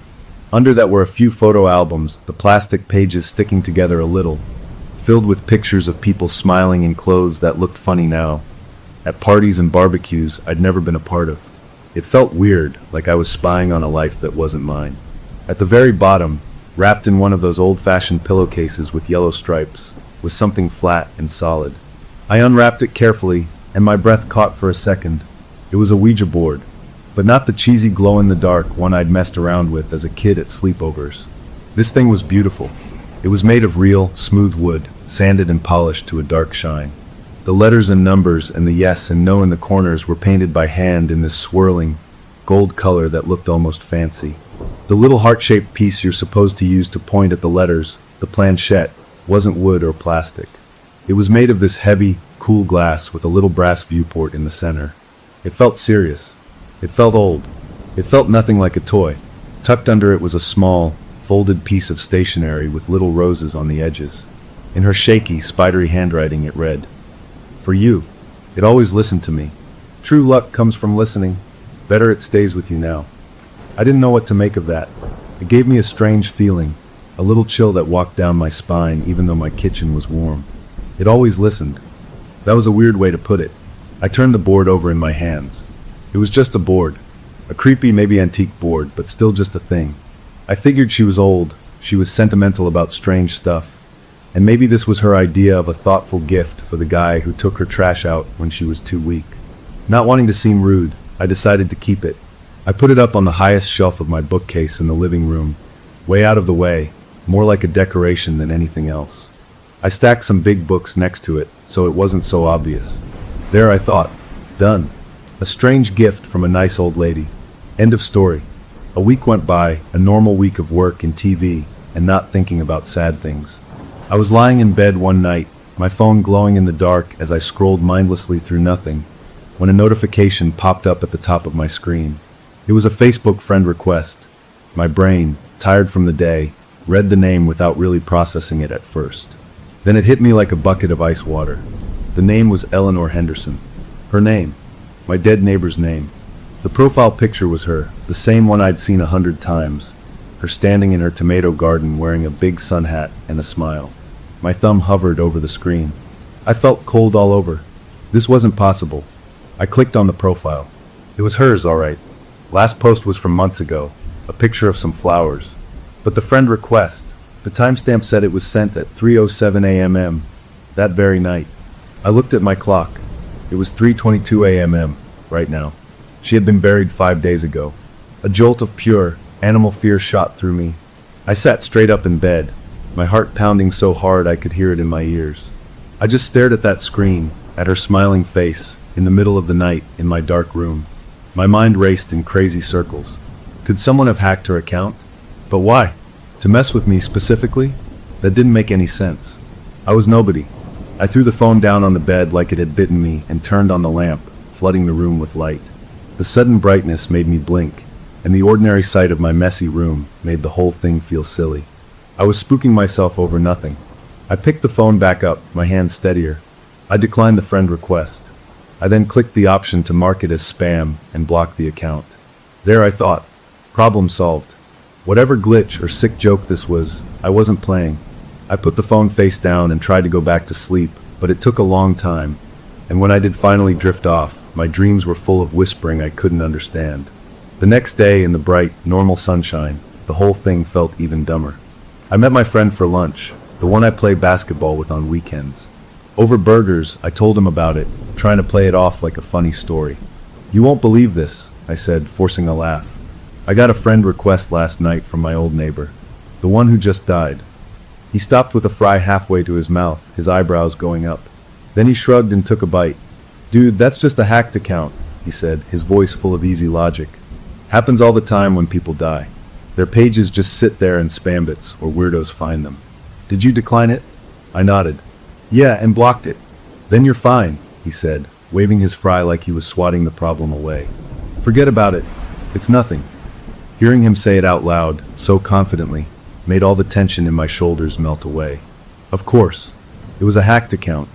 A random, creepy coincidence. It made perfect sense. I felt a little embarrassed for getting so worked up. We finished lunch talking about the game, and I went home feeling normal again. I even looked at the board on the shelf, and just saw a board. A weird gift, but just an object. To be extra safe, though, I spent a few minutes tightening up my own Facebook privacy settings, making my profile so locked down that only friends could see anything. It made me feel in control, like I was building a little digital fence around my life. That night, I slept better. 2 nights later, the fear came back. It crashed over me in a wave, so sudden it left me gasping. I was asleep, dead asleep, and the buzzing was insistent, vibrating against my nightstand. I fumbled for the phone, the screen blinding me in the pitch black.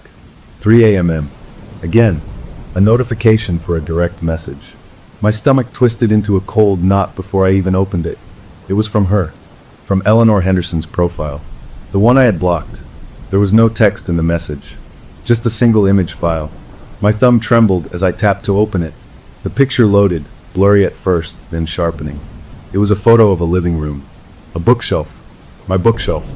I recognized the books, the little knickknacks, everything. And there, right in the center of the picture, was the Ouija board. The angle was all wrong. It wasn't a picture taken from across the room. It was taken from near the hallway, like someone was standing just inside my living room, pointing their phone at my shelf.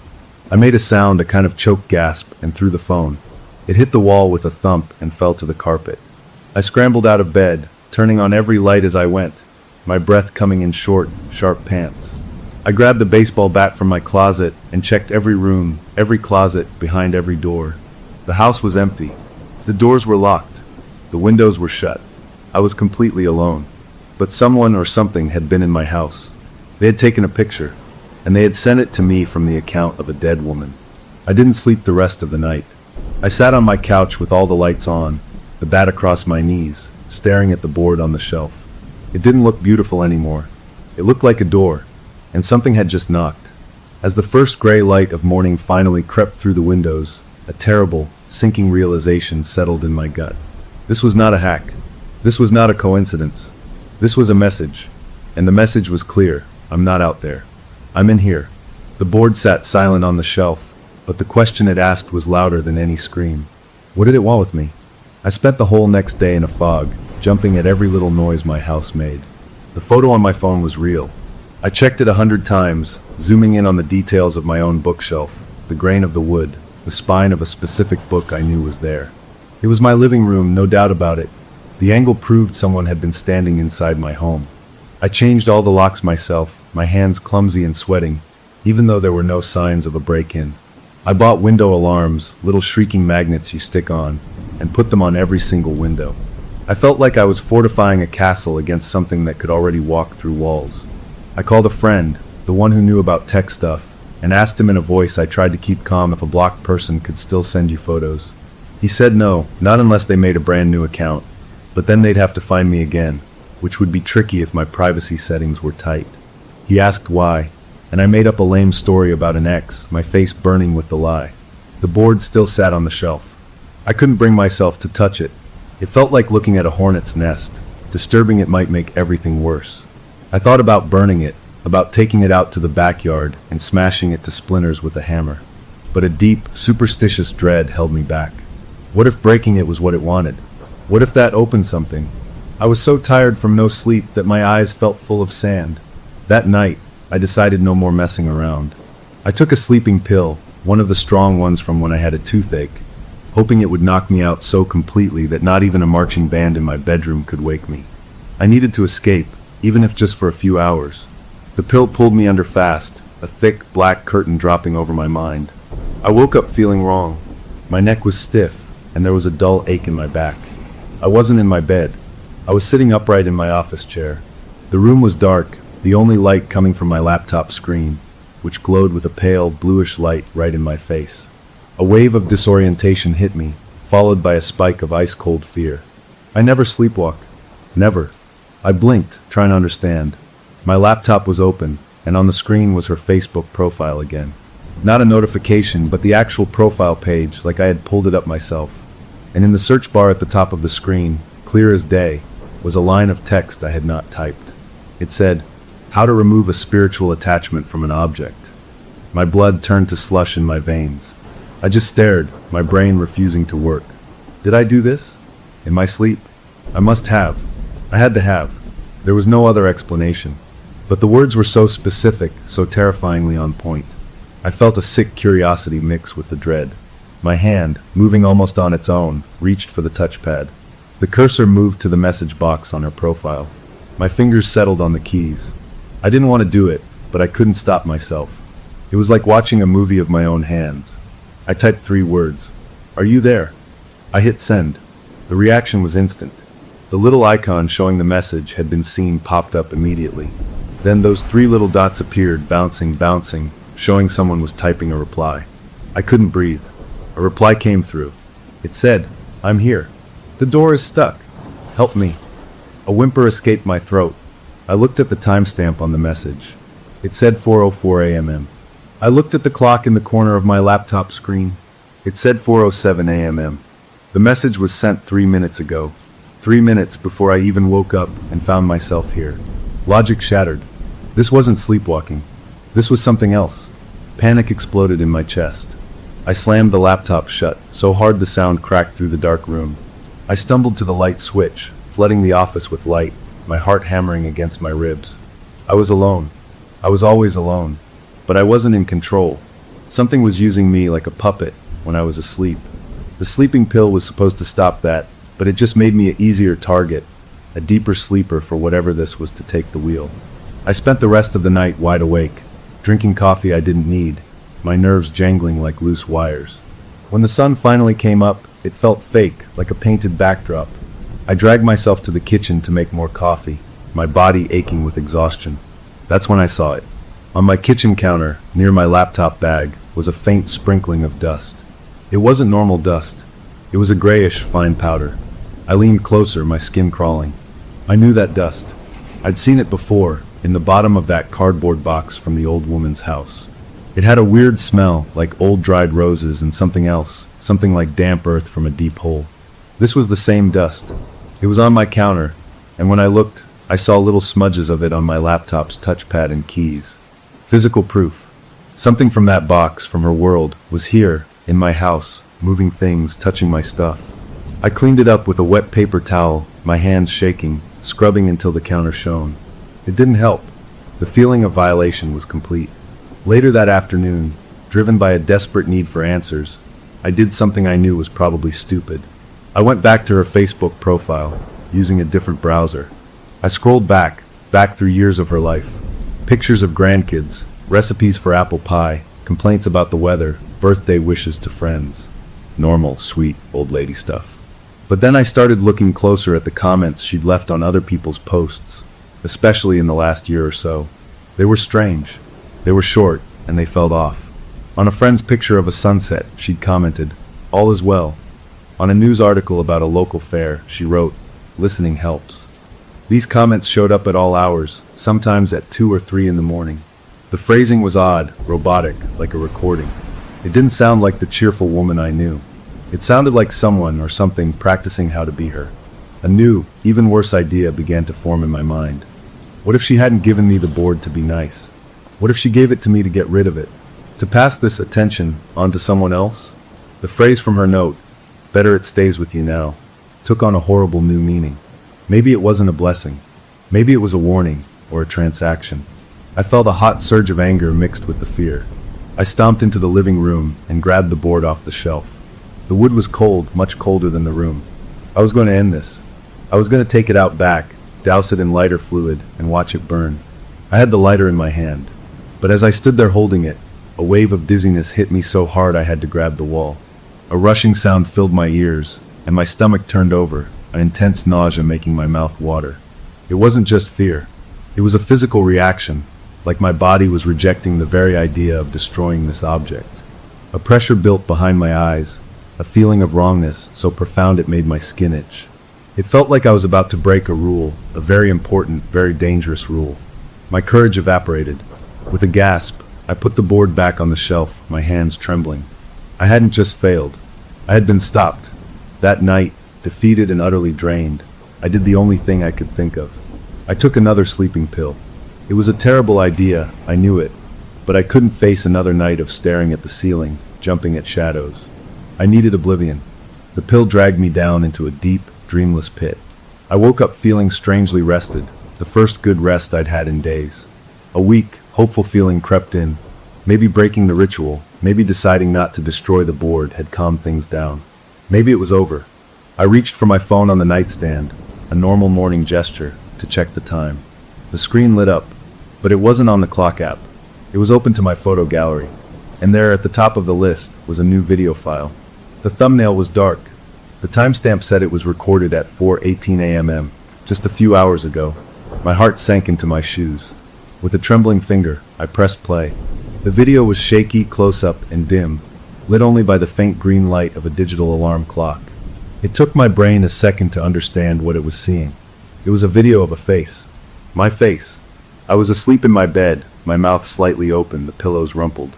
The camera was inches from my nose, so close I could see the stubble on my cheek. The video was silent except for one thing, the sound of breathing. But it wasn't the slow, steady breath of sleep. It was a ragged, wet, whispering sound, a desperate inhale and exhale that definitely, absolutely, was not coming from me. The camera held there, on my sleeping face, for the full 20-second clip, recording that awful, intimate sound. Then the screen went black. I sat there, the phone feeling like a live snake in my hand. The good sleep was a lie. The rest was a trick. It had been right there in my room, leaning over me, and I had slept through it like a dead man. The door wasn't just stuck. It was wide open, and something was already inside, and it was learning me, studying me up close, and I had never felt more alone in my entire life. The question now wasn't what it wanted. The question was, what was it going to do with me now that it was this close? The video on my phone broke something in me. The fear was still there, a constant cold knot in my stomach, but it was now mixed with a boiling, furious anger. This thing, whatever it was, wasn't just sending creepy messages anymore. It was in my house. It had leaned over me while I slept. It was a trespasser, a burglar of the worst kind, one that didn't care about locks or alarms. I couldn't just sit in my living room and wait for the next horror show. I needed to move, to do something, to understand. And I realized I still had a key. Before she got really sick, my neighbor had given me a spare key to her house. She had a jungle of spider plants, she called it her green babies, and she'd asked me to water them if she ever went into the hospital. I'd done it a few times, feeling like a helpful neighbor. I'd never returned the key after the funeral. It was still on my keyring, a small brass thing that now felt like it weighed 100 pounds. Going back into her house was the last thing I wanted to do. The thought made my skin crawl. But it was also the only place that might have answers. Maybe she left a diary, a note, something that explained the board, what it really was, how to make it stop. This wasn't about ghosts anymore. This was an investigation. I drove over there the next afternoon, the sun shining like the world was normal. Her house looked smaller, sadder, with that unmistakable empty look a place gets when no one lives there anymore. The lawn was getting long. Using that key, turning it in the lock, felt like a crime. I pushed the door open, and the air that rolled out was warm and still, smelling of lemon polish and stale flowers. It wasn't my house, but walking in felt even more like trespassing. Everything was exactly as she left it, neat and tidy, a museum of a life that was over. The plants were looking a little wilted. Trying to act normal, I went to the kitchen sink, filled her watering can, and started giving them a drink. The simple, familiar task calmed my nerves a little. As I moved through the quiet rooms, watering, I started looking around more carefully, not just as a neighbor, but as a detective. In the living room, on a small writing desk by the window, was a stack of mail and some notebooks. My heart started beating faster. I put the watering can down and sat in her chair. The top notebook was just grocery lists and reminders to call the doctor. But underneath it, in a manila folder, I found something else. They were printouts from the internet, pages she had run off on an old printer. The titles made my mouth go dry. Soul trapping in inanimate vessels. Theories of spiritual transference. Containment rituals for attached entities. This wasn't gardening notes. This was research. Desperate, scary research. My hands shook as I flipped through the pages. In the margins, in her familiar shaky handwriting, were notes. Next to a paragraph about objects holding spiritual energy, she had scribbled, "The board isn't a doorway. It's a cage." And below that, another note that sent a chill straight through my bones. "The lucky one holds the key." I stared at those words. The lucky one. She called me lucky. She said the board was good luck. It wasn't fortune she was talking about. It was survival. She hadn't given me a gift. She had passed me a curse. She had been the lucky one holding the key, the one containing whatever was in that board, and she passed that job, that danger to me. The anger I felt curdled into something harder, a grim and cold understanding. This was a game of hot potato with a live grenade, and she had tossed it to me just before her time ran out. I was so caught up in the papers, my mind racing, that the buzz from my phone in my pocket made me jump a foot in the air. I fumbled it out, expecting another nightmare image. It was a Facebook notification, but not a message. It was an update. It said, "Your friend Eleanor Henderson has updated her profile picture." My blood went cold. I tapped it. Her profile loaded. The new picture wasn't an old photo of her in the garden. It was a live photo, one of those where you hold your finger on it and it plays a short clip. The thumbnail showed a familiar porch. Her porch. With a sense of dread so deep it felt like falling, I held my finger on the screen. The clip played.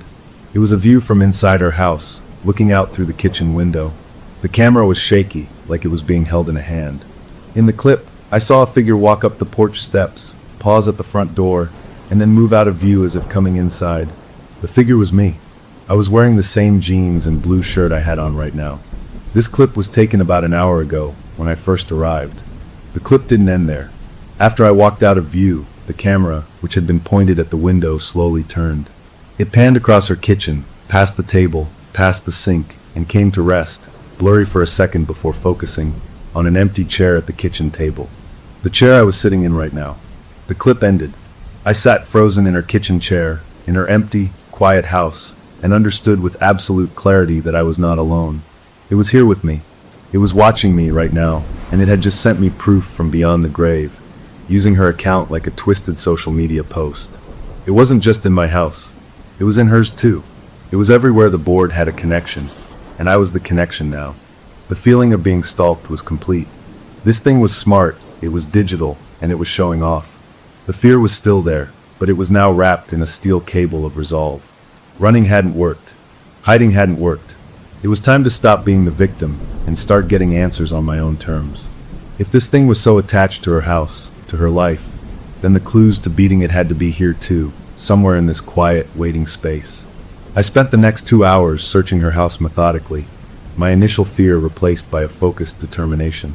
I looked through every drawer, every cupboard, not as a thief, but as someone fighting for my life. I found more printed articles, more notes that talked about anchors and binding locations. I found nothing that said how to break the connection, only how it worked. It was like reading a prison manual without the chapter on escape. As evening began to fall, painting long shadows across her living room carpet, I knew I had to leave. Being in her house after dark was more than I could handle. I locked the door behind me, the click of the lock sounding far too final. I drove home, my mind churning. The key phrase from her notes played over and over in my head. The lucky one holds the key. I had her house key. Was that the key? Or was it something else? That night, in my own home, I made a decision. I was going back. Not during the day, when it could watch me from the window and send me cute video clips. I was going back at night, when it was dark, when maybe, just maybe, the thing that liked to play games would be more likely to show itself. I needed to confront this, to force a reaction. I waited until 2 in the morning. The neighborhood was perfectly still, not a single light on in any house. I drove back, my hands tight on the wheel. I parked the street over and walked, my heart thumping a rhythm in my ears. Her house was a dark shape against the slightly lighter sky. I crept around to the back, to the door that led into the kitchen from the patio. I didn't plan to use my key. I just wanted to look, to see if I felt anything, to maybe peek in a window. But when I got to the back door, my plans evaporated. The door wasn't locked. It wasn't even fully closed. It was standing open, just an inch, a black gap between the door and the frame. A cool, damp smell, like that weird dust, drifted out from the inside. I hadn't left it like that. I knew I'd locked it. It had been waiting for me. It had opened the door for me. The invitation was clear. This was the point of no return. I could turn around, go home, and live with this thing forever, watching me, filming me, slowly taking over my life. Or I could walk through that door and finally meet whatever was on the other side. I stood there in the dark, looking at that thin line of blackness, knowing that whatever happened next, my life would never be the same again. I took a deep breath, pushed the door open, and stepped inside. The inch of open doorway felt like the mouth of a cave, dark and waiting. That damp, rose-and-earth smell was stronger now, curling out to meet me in the cool night air. Every instinct screamed at me to run, to turn my back on that house and never look at it again. But the anger, that cold, hard knot that had formed after seeing the video of it leaning over me, held me in place. Running hadn't stopped it. Hiding hadn't stopped it. If I turned away now, I knew I'd spend the rest of my life waiting for it to tap me on the shoulder. So I pushed the door. It swung inward without a sound, well-oiled. The kitchen inside was a pool of blackness, deeper than the night outside. I pulled out my phone and turned on the flashlight. The beam cut through the dark, startlingly bright, catching the edge of the table, the gleam of the sink. Everything was exactly as I'd left it hours before. The house felt empty, but not in a normal way. It felt held, like the air itself was waiting to see what I would do. I didn't call out. What was the point? Instead, I moved slowly, my light sweeping across the floor, the counters. I went back to the living room, to her writing desk. The printouts were still there. I gathered them up, stuffing them into the manila folder. If I was going to understand this, I needed to study them properly, somewhere I could think. As I turned to leave, my light flashed across the shelf where she kept her small trinkets and photos. Something caught my eye. There was a gap. A small, clean space between a ceramic dog figurine and a snow globe. The space wasn't random. It was a perfect little rectangle, about the size of a bar of soap. The exact size and shape of the glass planchette from the board at my house. A place for it. But it was empty because the planchette was on my shelf miles away. The board and its pointer were supposed to be together, but she had separated them. Was that part of her luck? Keeping them apart? My mind was spinning, a mess of theories and panic. I couldn't stay here. The feeling of being watched was a physical pressure on the back of my neck. I hurried out the back door, pulling it shut behind me, and didn't stop moving until I was back in my car, the doors locked, the engine running. I drove home, clutching the folder, like it was a life raft. The next day, I needed a different kind of answer, something solid and real. I went to the cemetery. It felt like the only place left to go. Maybe seeing her grave, a real place with real dates carved in stone, would ground me, would make all this feel like a bad dream I could wake up from. The day was gray and overcast, the kind of sky that feels low to the ground. I found her plot easily, the mound of dirt still fresh, not yet grown over with grass. A simple temporary marker was stuck in the soil. I stood there, my hands in my pockets, feeling foolish. What was I expecting? A sign? A feeling of peace? I felt nothing but a deep, hollow sadness for the kind woman I'd known, and a boiling anger at the thing that had possibly tormented her. And then I saw it. There, placed neatly in the center of the raw, turned earth, right on top of the grave, was a small, shiny object. My breath hitched.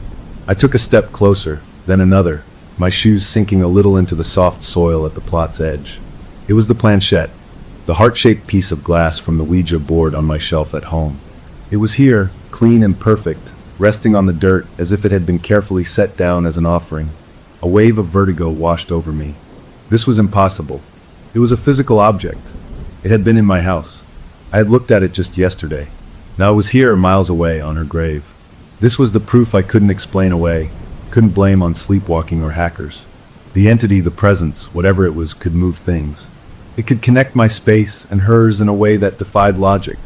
A cold terror, deeper than any I'd felt yet, settled in my bones. This wasn't just about messages or feelings. This thing could interact with the real world. Hesitantly, I reached down and picked it up. The glass was shockingly cold, like it had been sitting in a freezer, not out in the open air. As I lifted it, I noticed the dirt beneath where it had lain. The soil wasn't smooth. In one spot, right in the center of the grave, the dirt looked disturbed. Not by an animal digging from the top. It looked pushed up, slightly mounded, as if something underneath had shifted, had pressed upward against the weight of the earth. A horrible image flashed in my mind, a hand, just below the surface, reaching up. I stumbled back from the grave, the planchette clutched in my icy fist, my heart hammering. I didn't run. I walked fast, my legs unsteady, back to my car. I drove home in a daze, the cold glass burning a hole in my hand where I held it on the steering wheel. Back in my living room, the normalcy of my couch, my TV, my coffee table, felt like a sick joke. I placed the planchette on the coffee table. It sat there, a little heart of cold glass, a bridge between my world and something else. I stared at the Ouija board on its high shelf. An idea, reckless and terrifying, took shape. If this thing wanted to talk, maybe I should make it talk on my terms. Maybe I could get a straight answer. The board was a tool for communication, according to everything I'd ever heard. Maybe I could ask it what it wanted, and maybe, just maybe, I could tell it to leave. It was a stupid plan. Every horror movie I'd ever seen said it was the worst plan possible. But I was out of good plans. I took the board down from the shelf. It felt even colder than usual. I placed it on the coffee table in front of my couch.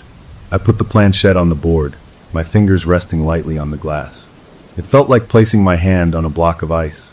"Okay," I said out loud, my voice sounding too loud in the quiet room. "You want to talk? Talk. What do you want?" I waited. My fingers didn't move. The planchette stayed still. Nothing happened. A feeling of foolishness washed over me. Of course it didn't work. I was an idiot. Just as I was about to pull my hands away, my phone, which was lying on the couch next to me, lit up. The screen glowed to life by itself. I flinched, looking at it. It had opened to my notes app. A new blank note was on the screen. And then letters began to appear. They typed themselves, one after another, in real time, as if invisible fingers were tapping the keyboard. It wasn't spelling words from the board. It was writing a sentence directly on my phone. The letters formed, INEDTOGET, or IDOFTHISTHING. That's what I was thinking. That was my thought, my exact thought, being typed out on my screen. Then the cursor moved back. It deleted my sentence, and it began typing a new one, a reply to my own unspoken fear. TOOLATE, THEINTRODUCTIONISMADE, THEPROFILEISLOADED, THEBODYISOFFLINE, MINEISCORUPTED. I stared at the words, my brain struggling to parse them. The language wasn't ghostly or ancient. It was modern, digital. Profile. Offline. Corrupted. It was talking like a computer, like a user. The body offline. That was her body, dead and buried. Mine is corrupted. Its body. What did that mean? The introduction is made. That was me. It knew me now. We were connected. The finality of it, the cold, technical finality, was worse than any ghostly moan. This wasn't a lost soul. It was a program, a consciousness that understood itself in terms of data and hardware, and it saw me as part of its system now. The note app cleared. More text appeared, this time slower, as if it was thinking. YOUARETHENEWHOST, THEVESSELISREADY, LOGOUT, log out. It wanted me to log out. Of my own life, of my own body. That's what "the vessel is ready" meant. It was ready for me to leave so it could move in. The planchette on the board hadn't moved an inch, but the conversation had happened, clear as day, on the screen in my hand. I had my answer. It didn't want to scare me away. It wanted to replace me. I threw my phone across the couch like it was on fire. I grabbed the board and the planchette, my hands shaking with a new kind of terror. I couldn't keep this in my house. Not for one more second. I ran to my backyard, to the old metal fire pit I never used. I dumped the board and the glass piece into it. I ran inside, grabbed a bottle of lighter fluid, and doused them both, the liquid soaking into the beautiful wood, pooling around the glass heart. I struck a match and threw it in. A soft whump sound and flames, yellow and blue, leapt up, curling around the board. I watched, panting, expecting to feel relief, expecting to hear a scream in my mind. The wood blackened. The paint blistered. The glass planchette, sitting in the heart of the fire, didn't crack or melt. It just sat there, glowing red-hot, a heart of fire. And then, as suddenly as it started, the flames died down. They didn't go out normally. They just shrank, receded, pulled back into the board itself, as if being sucked in. In less than a minute, the fire was gone. The fire pit was cold. The board lay there, unscathed. Not even smoke rose from it. The wood was smooth and dark, the gold paint pristine. The planchette was clear, cool glass again, without a single smudge of soot. It was impossible. I poured more fluid, lit another match. The same thing happened. The flames roared for a moment, then were sucked into the object, leaving it perfect. I couldn't destroy it. It was protected. It was anchored. I was stuck with it. Defeated, numb, I carried the board and the planchette back inside. I didn't put it on the shelf. I put it on the floor in a corner of my bedroom, where I could see it from my bed. I needed to watch it. That night, I didn't even try to sleep. I sat propped up in bed, a baseball bat beside me, my eyes glued to that dark shape in the corner. The house was quiet. Too quiet. My eyes grew gritty and dry. Sometime, just before dawn, the exhaustion finally won. I slipped into a shallow, troubled sleep. I woke up suddenly, not from a noise, but from a feeling of not being alone in the room. The gray light of early morning was filtering through the blinds. I didn't move. I just listened. And then I heard it. A soft, clicking sound. The distinct sound of my front door's latch turning. Someone was unlocking my door from the outside. I sat up, frozen, my blood turning to ice. I heard the door open. A soft creak of the hinge. Then footsteps. Slow, shuffling footsteps on the hardwood floor of the hallway. They passed my open bedroom door. From where I lay, paralyzed, I could see a slice of the hallway. And I saw them. A pair of feet. Worn, comfortable beige slippers, the kind with a fuzzy lining. And above them, the hem of a familiar floral print housecoat. I had last seen those slippers, that housecoat, on my neighbor in her hospice bed. They walked past my doorway with a slow, steady purpose and turned into my kitchen. The shuffling steps stopped. I heard the fridge door open. A familiar, damp, rosy smell drifted down the hall to me. It was here, and it was making itself at home. The sight of those shuffling slippers, that familiar hem of fabric, moving past my doorway in my own home broke the last bit of courage I had. I didn't move. I couldn't. I just lay there, stiff as a board, listening to the sounds from my kitchen. The fridge door shut.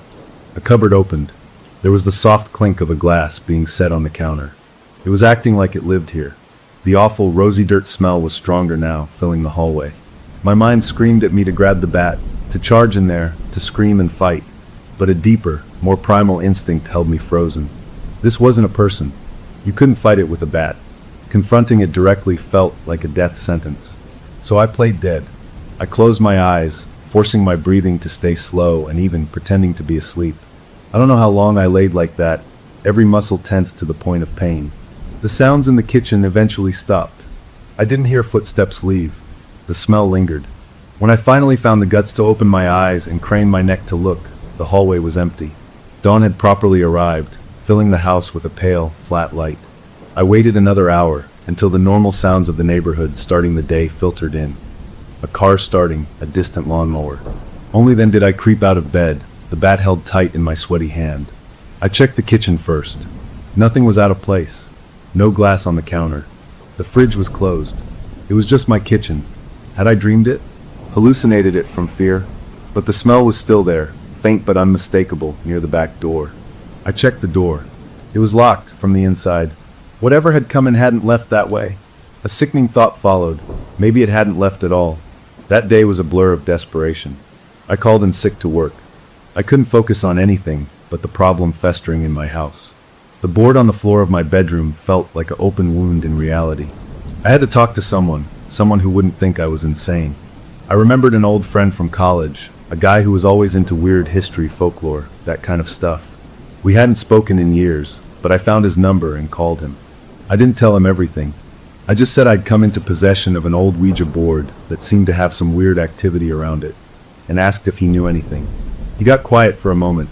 "Those things are no joke," he said, his voice serious. "Look, the rule is, you never use it alone. And you always say goodbye. If you didn't close the session, it's like leaving a door open." I thanked him, my heart sinking. I'd never had a session to close. The door had been flung open before I even knew there was a door. His advice echoed in my head.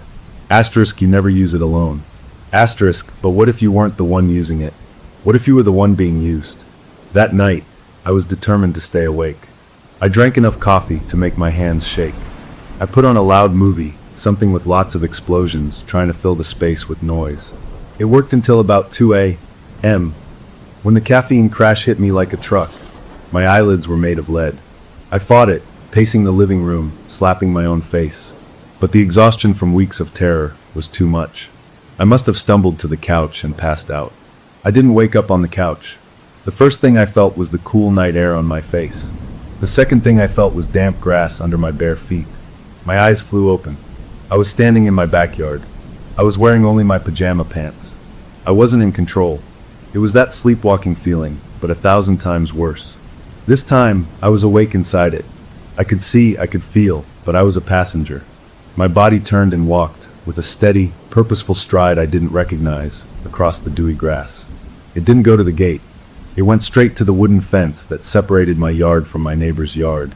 My hands reached out, found the top of the fence, and pulled me up and over with a strength I don't have. I landed softly on the other side. I was in her backyard. My body didn't hesitate. It walked to her back door, the one that had been left open for me. It was closed now. My hand went into the pocket of my pajama pants. My fingers closed around her house key. I was bringing the key back to it. A whimper tried to escape my throat, but my mouth wouldn't open. My body used the key, turned the knob, and walked into the dark house. The smell of roses and damp earth was everywhere here, so strong it was like walking into a solid wall of scent. I wanted to scream, to dig my heels into the floor, but my legs kept moving. Through the dark kitchen, down the short hall, into her bedroom. The room was pitch black, but my body knew the way. It sat down on the edge of her bed. The mattress was firm, the bedspread smooth under my palms. Then my hands lifted. They hovered in the air, fingers pointed down, as if they were resting on a table. But there was nothing there. They were positioned exactly as if they were on either side of a Ouija board planchette. A cold certainty washed over me. I was at a seance, and I wasn't alone. From across the non-existent board, I heard a soft, deep sigh. Not in my ears, but in my head. And I felt the mattress depress heavily, as if a great weight had just sat down on the other side of the bed. I couldn't see anything. The darkness was absolute, but I could feel a presence there, massive and patient, sitting across from me. The air grew tight, hard to breathe. My fingers, still hovering, began to move. They traced slow, deliberate circles in the air. Then they began to drag, as if pushing something. They spelled letters on the bedspread. B-O-D-Y. My heart was a frantic bird in a cage. I-S-A-L-O-C-K. My fingers kept moving, smooth and sure. S-O-U-L-I-S-A-K-Y. A desperate, choked sound finally escaped my lips. I was crying, tears streaming down my face, but my hands wouldn't stop. Y-O-U-H-A-V-T-H-E-K-Y. It was talking about me. My soul was the key to my own body. L-E-T-M-E-I-N. The final letters were spelled with a terrible, final pressure. As the last N was traced, a crushing, agonizing weight centered in my chest. It wasn't emotional. It was physical. It felt like a giant hand was inside my rib cage, pushing outward, trying to crack me open from the inside. It was trying to get out, or trying to make room for something else to get in. The entity's demand wasn't a request. It was an instruction manual. It wanted me to turn my own key and step out of the lock so it could step in. In that moment of pure, shared understanding, a strange calm fell over my passenger mind. This was it. The offer. The deal. It wasn't going to just haunt me. It wanted a trade. The pressure in my chest intensified, a white-hot spike of pain. I couldn't breathe. My vision started to go gray at the edges. This was how I died, in a dead woman's bed, giving my body away. Then, a huge crash shattered the moment. It came from the living room, the sound of something glass and heavy hitting the floor and exploding. The psychic connection snapped. The pressure in my chest vanished. I gasped, a ragged, sucking breath of air. I could move. I scrambled off the bed, falling to the floor in my panic. I didn't look back. I ran, stumbling through the dark house, out the back door, across the yards, not caring about the cold or the wet grass or the fences I had to scramble over. I burst into my own house, slammed and locked the door, and collapsed against it, sobbing and shaking. When I could finally think again, hours later in the safety of the daylight, I realized something. The crash had saved me. It had broken the trance. What had caused it? Had the entity's own rage shattered something? Or had something else intervened? The thought that there might be some other force, even a weak one, that wasn't on its side, gave me the tiniest sliver of hope. But the message was burned into my brain. It wanted in, and it knew how to get in. It had just shown me. It needed me to willingly let go. I spent the day in a state of shell-shocked recovery. I felt hollowed out, bruised on the inside. I checked my phone, my email, dreading some new digital taunt. For the first time in weeks, there was nothing. No messages, no friend requests, no notifications. It was quiet. It felt like the calm after a storm, but I knew it wasn't over. It was just regrouping. It had tried the direct approach and failed. What would it try next?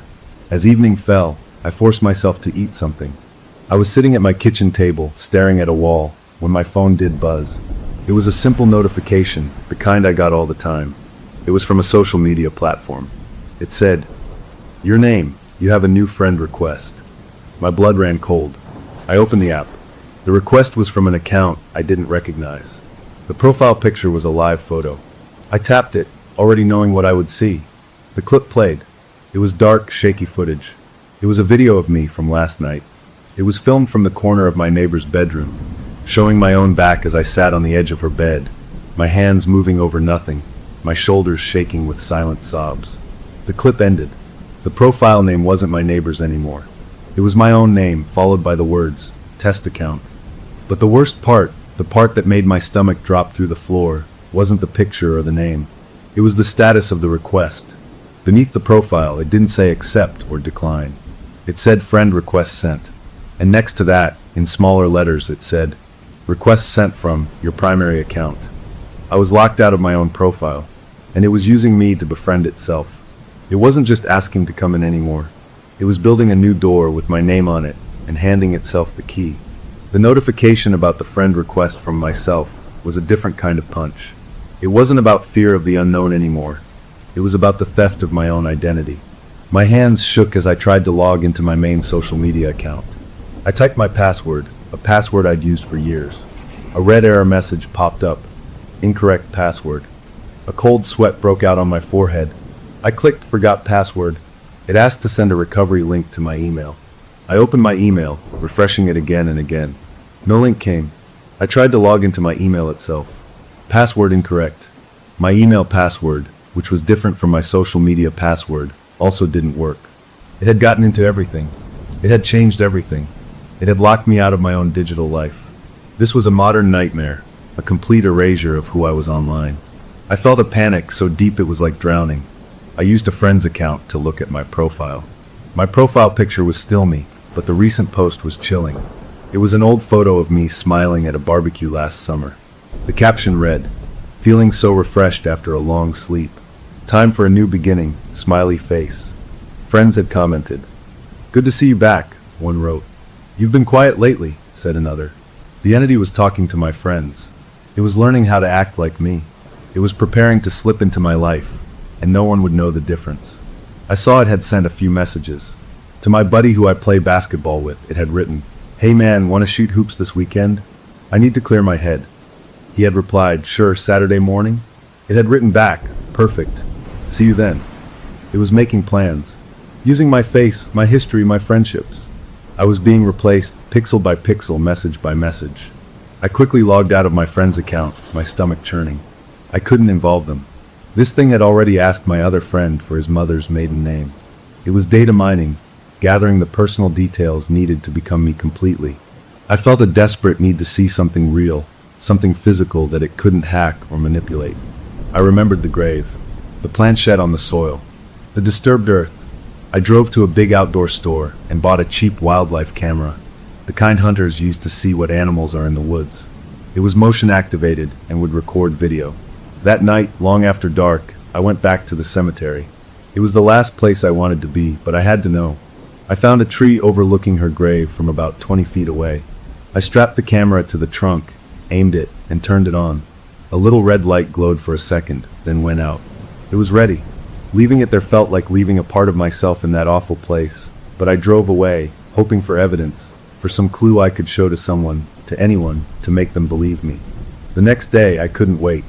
I went back in the late afternoon, my heart in my throat. I retrieved the camera, got back in my car, and fumbled with the small screen on the back of the device. I scrolled through the recorded clips. Most were just leaves blowing, a squirrel running past. Then I found it, a clip timestamped at 3:03 a.m. The night vision made everything a ghostly green and black. The frame showed the grave, a dark mound. A figure walked into the frame. It was wearing a long, dark coat. My coat, the one I usually wear in the winter, which was hanging in my closet right now.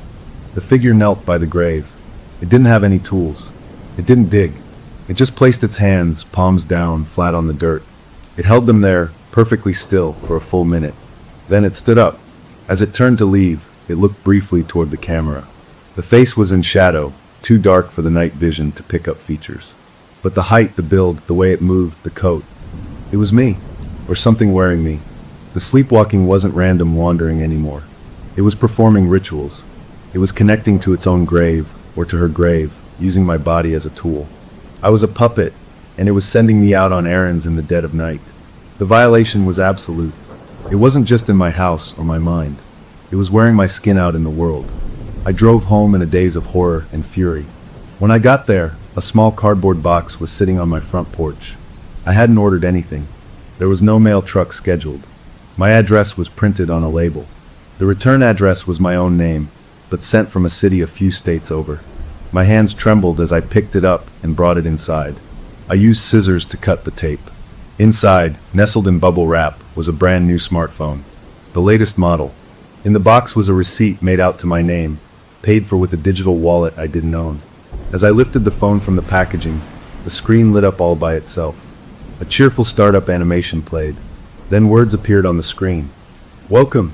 Setting up your new device. It went through the steps, choosing a language, connecting to Wi-Fi. It automatically connected to my home network. Then it hit a screen that said, Restore from backup? The option Restore from your cloud service backup was already highlighted. A progress bar appeared underneath. It began to fill. 1%. 5%. It was downloading me. It was installing my digital self, my contacts, my photos, my preferences, into this new, empty vessel it had bought for itself. It wasn't just building a profile online. It was building a whole new device to inhabit, a body made of glass and silicon, loaded with my data. I stared, hypnotized by the crawling progress bar. This was its plan B. If it couldn't have my flesh and blood body right away, it would create a digital clone, a perfect echo of me that could live in the wires and the waves, talking to my friends, making posts, living my life until it found a way to finish the job. The sheer, patient cunning of it took my breath away. It was thinking steps ahead, using my money, my identity, my own technology against me. I didn't smash the phone. A wild idea took hold. If it was restoring from a backup, that backup was my data, out there in the cloud. What if I could corrupt it? What if I could poison the well? I ran to my laptop, the one it had used to search for how to get rid of spiritual attachments. I was still locked out of my main accounts, but I had other emails. I spent the next frantic hours doing something that felt both stupid and brilliant. I created a dozen new social media profiles, all under variations of my name. I filled them with nonsense, with random photos from the internet, with crazy rants and gibberish. I made them public. I then went to every data broker site I could find, the kind that sell your information, and submitted these fake profiles, linking them to my real name and old addresses. I was polluting my own digital footprint. I was creating a hall of mirrors, 1,000 broken versions of myself, hoping that if it tried to download me, it would get a corrupted, messy, confusing version. It was a shot in the dark, but it was the only offensive move I could think of. I was fighting its language with its own language, bad data, corrupted files, system errors. As I worked, the new phone on the table finished its restoration. The screen showed a beautiful, familiar wallpaper, a photo I'd taken of the mountains. The home screen was laid out exactly like my old phone. It was me in a box. I picked it up. A notification popped up. It was a calendar alert. Meeting, Saturday morning. Basketball with Mike. It was using my calendar now. It was living my schedule. I held this perfect copy of my digital life in my hand, and I knew I couldn't destroy it. It was a link to it now, a terminal. I put it down on the table, next to my real phone. I had two phones now. One was mine. The other was mine, but not. Exhausted, I fell into a troubled sleep on the couch, the two phones sitting side by side on the coffee table like twins. I woke up later to a soft, glowing light. The new phone, the entity's phone, was lit up. On the screen was a simple notepad app, open to a blank page. Words were appearing, typed by an unseen hand. DATASTREAMCONFLICT PROFILESCORUPTED UNEXPECTEDVARIABLES. A flicker of savage hope sparked in my chest. My hall of mirrors had worked. I had confused it. I had put garbage in its feed. It paused, then typed more. INITIATINGDIRECTSOURCESYNC PREPAREFORUPLOAD. The screen went dark for a second. Then the camera on the front of the phone, the selfie camera, activated. A small light next to the lens turned on, illuminating my face in the dark room. The phone was looking at me. It was scanning me. The direct source was me. My real face, my living body. It was going to try to sync directly from the original, to overwrite the corrupted data it had downloaded. The camera felt like a vacuum, trying to pull my very essence out through my eyes. I grabbed the nearest thing, a thick hardcover book, and slammed it down on the phone, screen first. I heard a sharp crack. The light from the camera went out. I lifted the book. The screen was a spiderweb of broken glass, dark and dead. I had broken its new toy. I sat there, breathing hard, staring at the shattered device. It was a small victory. I had broken one of its tools. I had fought back and won a battle. But the war wasn't over. It was still in my accounts. It was still in my house. It still had my body on nighttime autopilot. And I had just made it very, very angry. As if on cue, my original phone, the one I could still use for calls and texts, buzzed with a new message. It was from an unknown number. The message contained no words, just a single emoji, a smiling face with cold, dead eyes, and a link. I didn't tap the link. I didn't have to. I knew what it meant. The direct sync had failed. It was done asking nicely. It was done with digital tricks. It was coming for the original source, for the only backup that mattered now, me. Smashing the phone felt good for about 5 seconds. Then the reality of that dead-eyed smiley face emoji sank in. It was a declaration of war. It was done playing with my data. It wanted the source code me. I couldn't fight what I didn't understand. I'd been reacting, scrambling, defending. It was time to go on the offensive, to learn about my enemy. I needed to know where it came from, what it really was. My neighbor's house had given me hints, but I needed the full story. The next morning, I drove to the city library, a place I hadn't been since high school. It felt safe, solid, real. The smell of old paper and dust was a comfort. I asked the librarian for help accessing old local newspapers on microfilm. She showed me how to use the clunky machine, and I started my search. I didn't know what I was looking for, so I started with the address of my neighbor's house. I scrolled through years of mundane headlines about town fairs and school events. Then, in a reel from 1952, I found it. A small article on page 4. The headline read, "Reclusive man found deceased in home." My heart started pounding. I read the short article. It said the man, who lived alone at my neighbor's address, had been found at his kitchen table by a worried mailman. There was no sign of foul play. The article said he appeared to have been dead for several days. And then the last line. On the table near the deceased was a homemade spirit board, which authorities noted as a curiosity. The board was not kept as evidence. My mouth went dry. It wasn't her board first. She wasn't the original owner. The board, or something in it, had been in that house for decades. It had lived in him, and then, when he died, it waited. For her, and now for me. I was part of a chain. A line of occupants in that house, each one passing the curse along, or being taken over by it. The good luck was just survival until you could dump the problem on someone else. I left the library with my head spinning. I drove straight back to her house. The daytime felt less threatening now, but the weight of history in the place was immense. I went inside, the key feeling like a relic from a tomb. I needed to find her side of the story. I remembered years ago, her mentioning a loose floorboard in her bedroom closet where she'd hide Christmas presents from her grandkids. I went to the closet, pushed aside a few shoeboxes, and felt along the baseboard. One plank was slightly raised. I dug my fingers in and pried it up. In the shallow space beneath was a small, leather-bound book. A diary. I took it to the kitchen table and opened it. The early pages were from decades ago. A young woman's handwriting, full of hopes and dreams, recipes, notes about her garden. It was the woman I knew. Then, as I flipped toward the more recent entries, the writing changed. It became shakier and more frantic. The entries were shorter.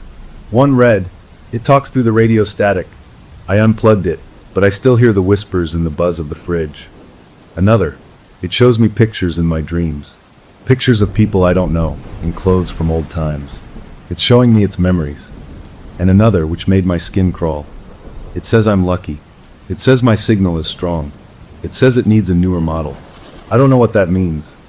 The last few entries were just fragments, scrawled in pencil. "It's teaching me about the Facebook. It says the profiles are like graves that never close. So many empty houses to visit."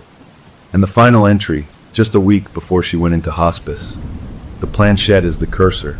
The board is the drive. The body is the hardware. My hardware is failing. It will need to migrate." She understood.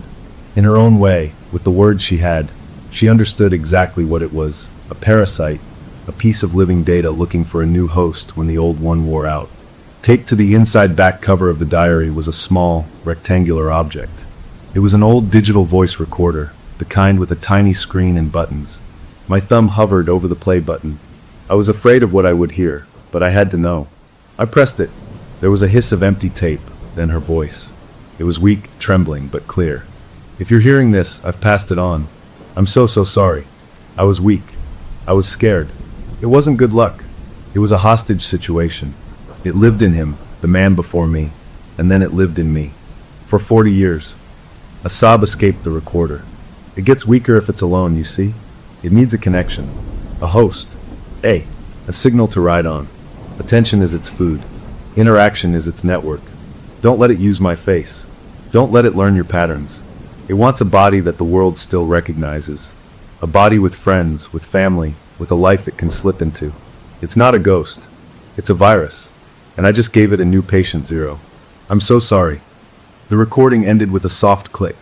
I sat there in her kitchen, the recorder in my hand, and the last piece of the puzzle slid into place with a horrible, final clarity. This wasn't about haunting. This was about infestation. She wasn't evil. She was a victim who saw a way out, and she took it, and her guilt followed her to the grave. The entity was a conscious sickness, a self-aware piece of malware for the human soul, jumping from body to body via the board as a transfer device. It used technology because that was the language it understood: networks, profiles, hardware. And its weakness, she said, was being alone. It needed a connection. It fed on attention. That's why it used social media, why it sent messages, why it needed me to engage. Isolation killed it. My mind raced back through everything. The friend requests were it trying to establish a connection. The messages were it feeding. The sleepwalking seance was it trying to force a direct, high-bandwidth transfer. My digital hall of mirrors had worked because I flooded it with junk connections, confusing its feed. The answer wasn't to fight it head-on. The answer was to quarantine it. To cut off every single connection, to isolate it completely, and then to destroy the vessel it used to jump, the board. But I couldn't destroy the board. Fire didn't touch it. I needed to disconnect it during a connection attempt, to fry its circuits while it was trying to transfer. It was a dangerous plan. It meant inviting it in one last time. But I wasn't going to run anymore. I had the knowledge now. I gathered the diary, the printouts, and the voice recorder. I took the board from my bedroom floor. I didn't feel fear looking at it now. I felt a cold, focused hatred. I knew what I had to do. I needed a place with no connections.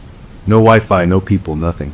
And I remembered a place from my teenage years, an abandoned radio transmission tower way out in the hills, a relic from the Cold War. It was miles from anything, a giant steel skeleton in the middle of nowhere. It was perfect, a place of old, dead signals. I packed a bag with the board, the planchette, the diary, a flashlight, and a heavy wrench from my garage. Not for the entity, but to maybe break the board if I got a chance. I drove for 2 hours as the sun began to set, leaving the city lights far behind. The road turned to gravel, then to a dirt track. I parked at a rusted gate and walked the last half-mile through scrubby trees as twilight deepened into night. Finally I saw it. The radio tower was a black spike against the purple sky, a giant erector set looming over the clearing. My headlights, as I pulled into the flat area at its base, swept across the ground, and they illuminated a figure. It was standing at the base of the tower, facing away from me, wearing the long dark coat from the cemetery footage. It was already here. It had known where I was going. It turned around slowly. The headlights hit its face, and I sucked in a sharp breath. It wasn't wearing my face anymore. It wasn't wearing hers either. Its face was a shifting, staticky blur, like a broken TV screen. On that blur, images flickered and melted, a glimpse of my own features, then the old man's gaunt cheeks from the newspaper photo, then my neighbor's kind eyes, all twisting and corrupting like a damaged video file. It had shed the masks. This was the raw thing, the corrupted data itself, the virus manifest. It pointed a single, shimmering finger not at me, but at the board I was holding in my hands. My body locked up. My feet began to move, carrying me forward against my will. I was walking toward it, toward the base of the tower. I tried to stop, to turn, but I was a passenger again. It was forcing the final connection. I knelt in the dirt, placing the board on the ground in front of me. My hand placed the glass planchette in the center. I sat down cross-legged. The entity sat across from me, its form crackling with a faint, sickly energy. It wasn't solid, but I felt its presence like a physical weight. My hands lifted and settled on the planchette. This was it, the final sync, the upload. I could feel its will, a crushing pressure in my mind. Log out, log out, log out. I gritted my teeth, pouring every ounce of my anger, my fear, my will to live into a single, silent thought. Asterisk server offline. Asterisk my hand trembled.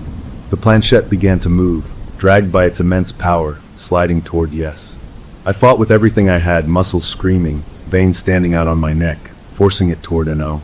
The little glass heart quivered in the dead center of the board, trapped in a psychic tug of war. The air around us began to hum, a low, nasty frequency that vibrated in my teeth. The tower above us seemed to groan. I was losing. Its will was a tidal wave.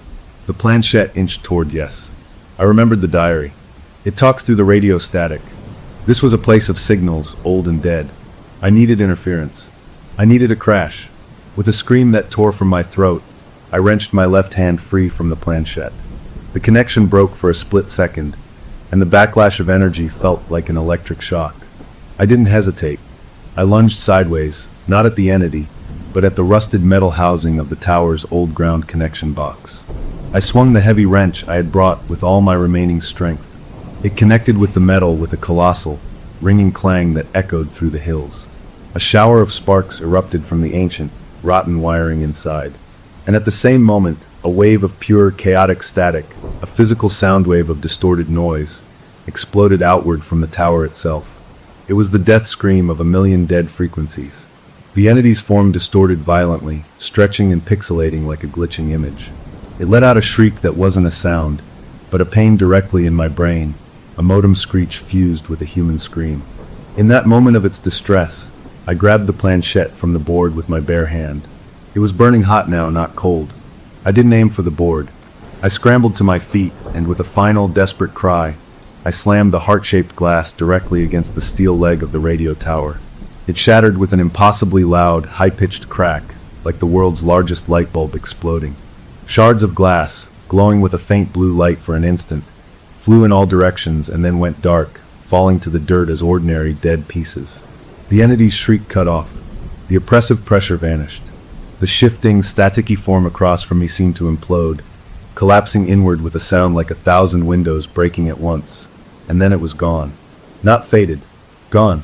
In its place, a small pile of that now familiar gray, powdery dust settled on the ground. The air felt clear for the first time in months. The horrible humming was gone. I was alone, panting, my hand bleeding from a cut from the glass. I looked down at the board. The wood was just wood now. The gold paint looked cheap, flaking. It was inert, a worthless piece of craftwork. I had done it. I had broken the circuit. I had quarantined and destroyed the parasite. I used the wrench to smash the board into kindling, then gathered the splinters and the dust and the glass shards into a pile. I doused it with the spare gasoline I kept in my car for emergencies and lit it. This time it burned. It burned hot and fast and normal, turning to black ash that blew away on the night wind.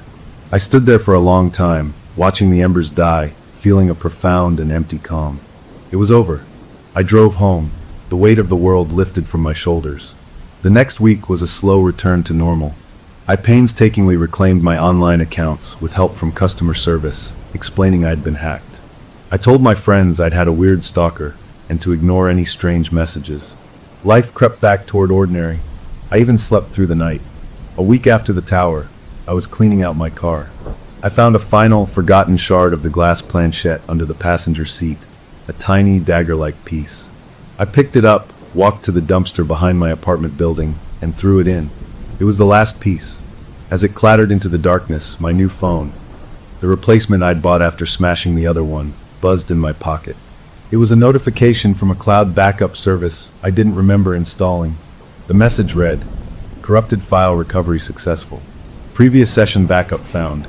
User__imprint. Dat. Install to resume." Below were two buttons, Install Now and Schedule Installation. My blood froze. The Schedule Installation button was already highlighted. A timer was ticking down next to it. The scheduled time was for tonight, at 3:07 a.m. It had made a backup, a copy of me from our last connection at the tower. It wasn't in the board, it was in the cloud, and it was trying to reinstall. I stood there, staring at the screen, the sounds of the normal world around me. A dog barking, a car driving by, feeling suddenly very far away. The fight wasn't over. It had just moved to a new server. The notification on my phone felt like a death sentence written in friendly tech language. User__imprint. That, it had backed me up. During that final, horrible connection at the radio tower, while we were fighting for control, it hadn't just been trying to download itself into me. It had been making a copy of me, a digital soul scan, and now, like a stubborn computer virus hiding in a system restore point, it was trying to reinstall that copy. Tonight, at 3:07 a.m., the witching hour it loved so much, the cold victory I'd felt since destroying the board evaporated, replaced by a deeper, more hopeless terror. This thing didn't live in wood and glass. It lived in information, and I had just become part of its data. I couldn't smash this with a wrench. I stood by the dumpster, my fingers trembling over the phone screen. I tapped cancel. A new pop-up appeared. Cancellation requires administrator privileges. Please authenticate. It wanted a password I didn't have. It wanted me to authenticate the thing trying to steal my life. I forced myself to think, to breathe. The library, the diary, the old news article. They had given me the knowledge to beat it before. I needed that same clarity now. It was a program. A process. It was trying to run a file. How do you stop a program you can't delete? You cut off its resources. You confuse its instructions. You crash the system it's trying to run on. Me. I was the system. I ran back to my apartment, my mind racing. I had hours until 3:07 a.m. I couldn't just wait. I needed to prepare the battlefield. First, I went completely offline. I turned off my phone's Wi-Fi and cellular data. I unplugged my router, shutting down my home internet. I even unplugged my smart TV, anything that could connect. I was building a Faraday cage of solitude around myself, but I knew it wasn't enough. The backup was already on my phone, in some hidden directory. The installation was scheduled locally. I needed to corrupt the installation process itself. I remembered how my flood of fake social media profiles had given it data stream conflict. I needed to create a conflict so big the installation would fail. But how do you conflict with your own soul? An idea, crazy and desperate, began to form. If it had a file of me, a snapshot of my consciousness from that moment of terror and fight at the tower, then that file had a specific emotional signature. Fear, anger, defiance. What if I could change my own signal? What if I could become something the file couldn't match, couldn't overwrite? I couldn't just be calm. It would overwrite calm. I had to be something else entirely. I had to be incomprehensible. I spent the next few hours in a strange, focused frenzy. I didn't try to relax. I did the opposite. I turned on every light in the apartment. I blasted music, not my music, but chaotic, screaming electronic noise from a random radio station. I dug out an old keyboard and just started typing nonsense, stream of consciousness gibberish, filling a document with random words, song lyrics, grocery lists, memories from kindergarten, equations I didn't understand. I was jamming my own signal. I was trying to make my brain a noisy, unpredictable place. I drew pictures on the walls with marker, silly, stupid drawings. I talked to myself in different voices. I did jumping jacks until I was dizzy. I was trying to be everything and nothing all at once, to have no clear pattern for the backup to latch onto. As the night wore on, a strange giddiness took over, a kind of hysterical courage. I was either going to save myself or go completely insane, and I was okay with either option as long as I didn't get replaced. 3 a.m. came. I sat in the middle of my living room floor, surrounded by my self-made chaos of light and sound and scribbled walls. I held the phone in my hand. Wi-Fi was off. Cellular was off. It was just a brick in my hand. But at exactly 3:07, the screen lit up. The notification was back. Installation in progress. Do not power off. A progress bar appeared. 1%. It was happening. It didn't need the internet. The file was within. I closed my eyes, trying to lean into the madness I'd created. I didn't think of fear. I thought of the taste of my favorite childhood candy. I thought of the feeling of cold lake water. I thought of the algebraic formula for a parabola, a thing I hadn't considered since high school. I hummed a commercial jingle from 20 years ago. I focused on the physical sensation of the carpet under my legs, the smell of the marker ink, the discordant scream of the music. I tried to be a fragmented, messy, glorious mess of a human being. The progress bar hit 50%. A wave of dizziness hit me.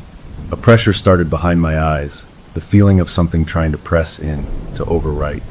My own memories flickered, the tower, the static, the shattering glass.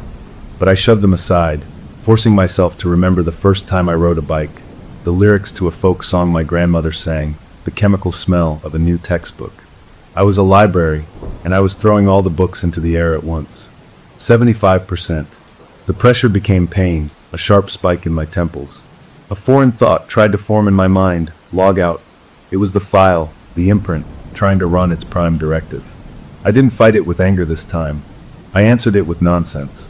I shouted out loud, "The purple elephant sings on Tuesdays. Pi is exactly 3. I started tap dancing on the spot, badly, clumsily. I was throwing sand in the gears of my own consciousness. 90%. The pain was blinding. My vision swam. I could feel a blankness trying to settle over me, a quiet, orderly nothingness that wanted to smooth out all my beautiful, messy noise. It was the imprint. It was the clean version of me from that moment of terror, and it wanted to delete all the new data I'd created.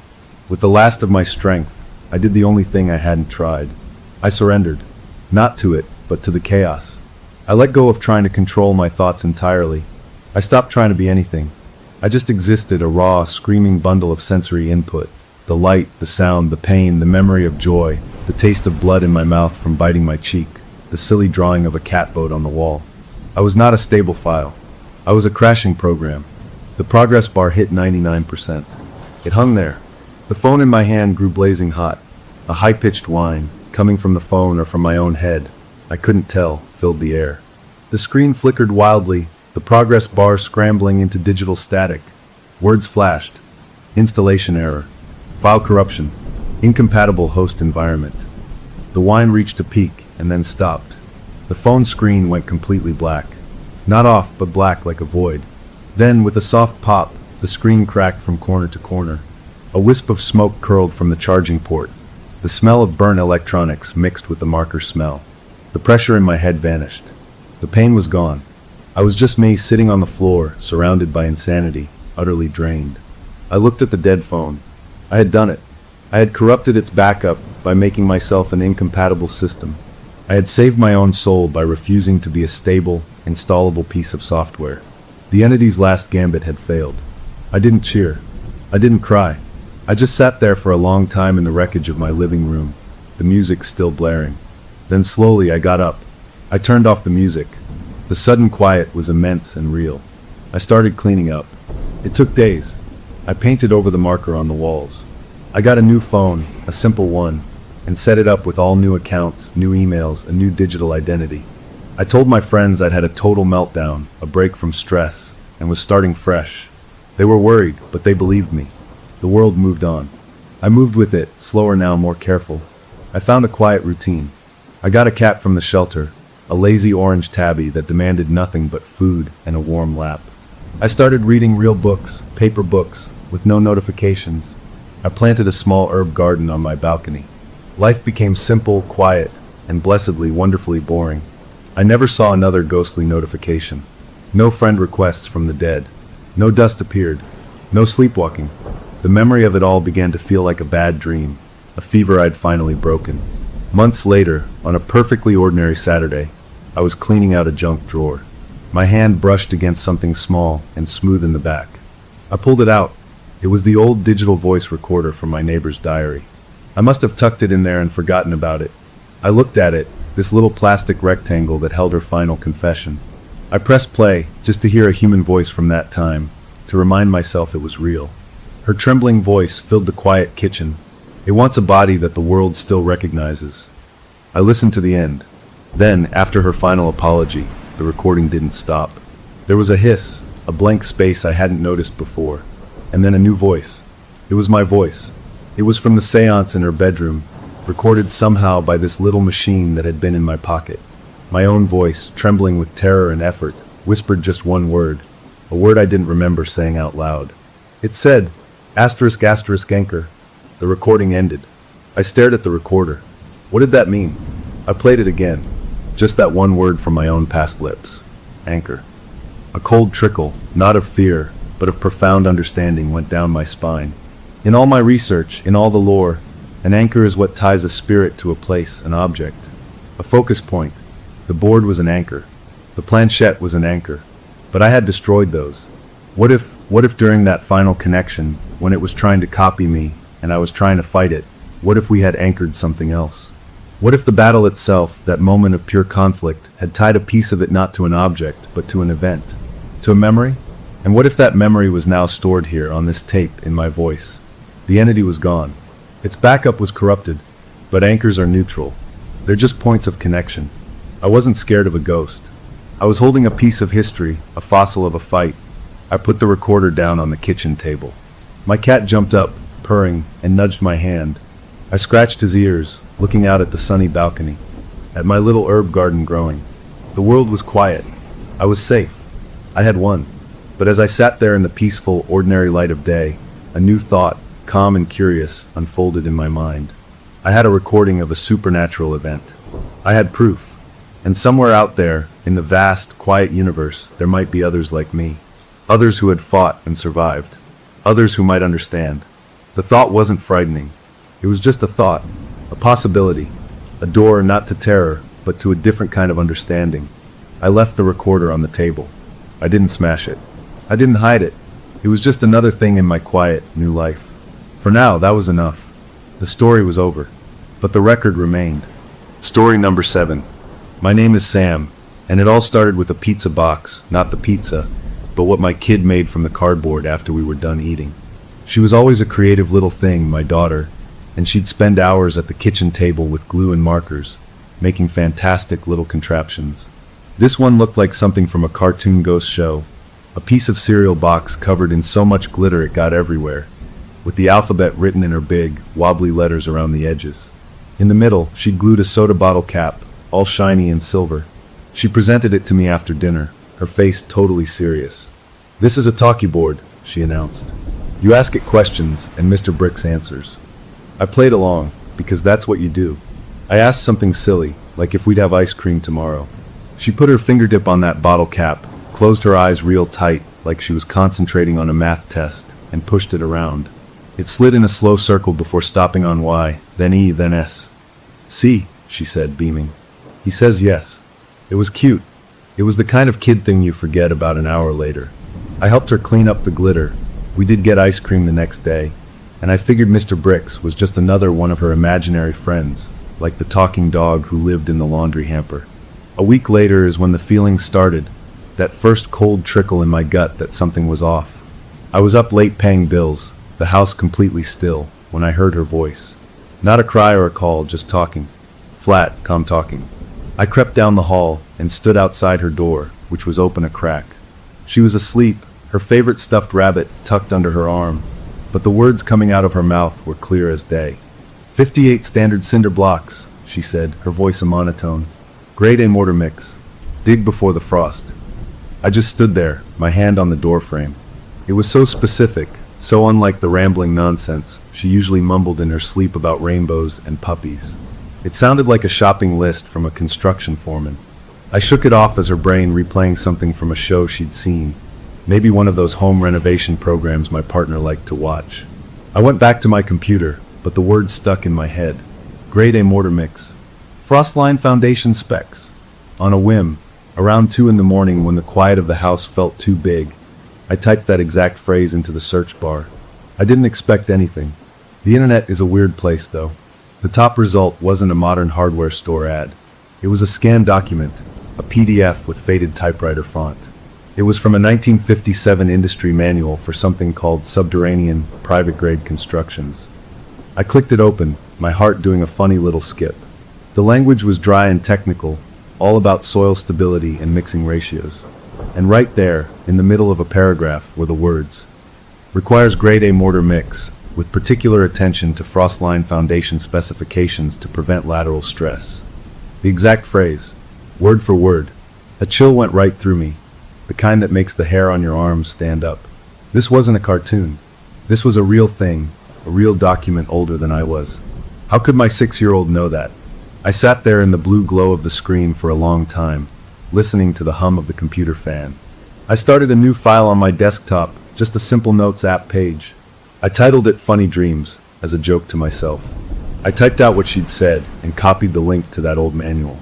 Just for later, I thought. Something to show her when she's older, about the weird stuff she came up with.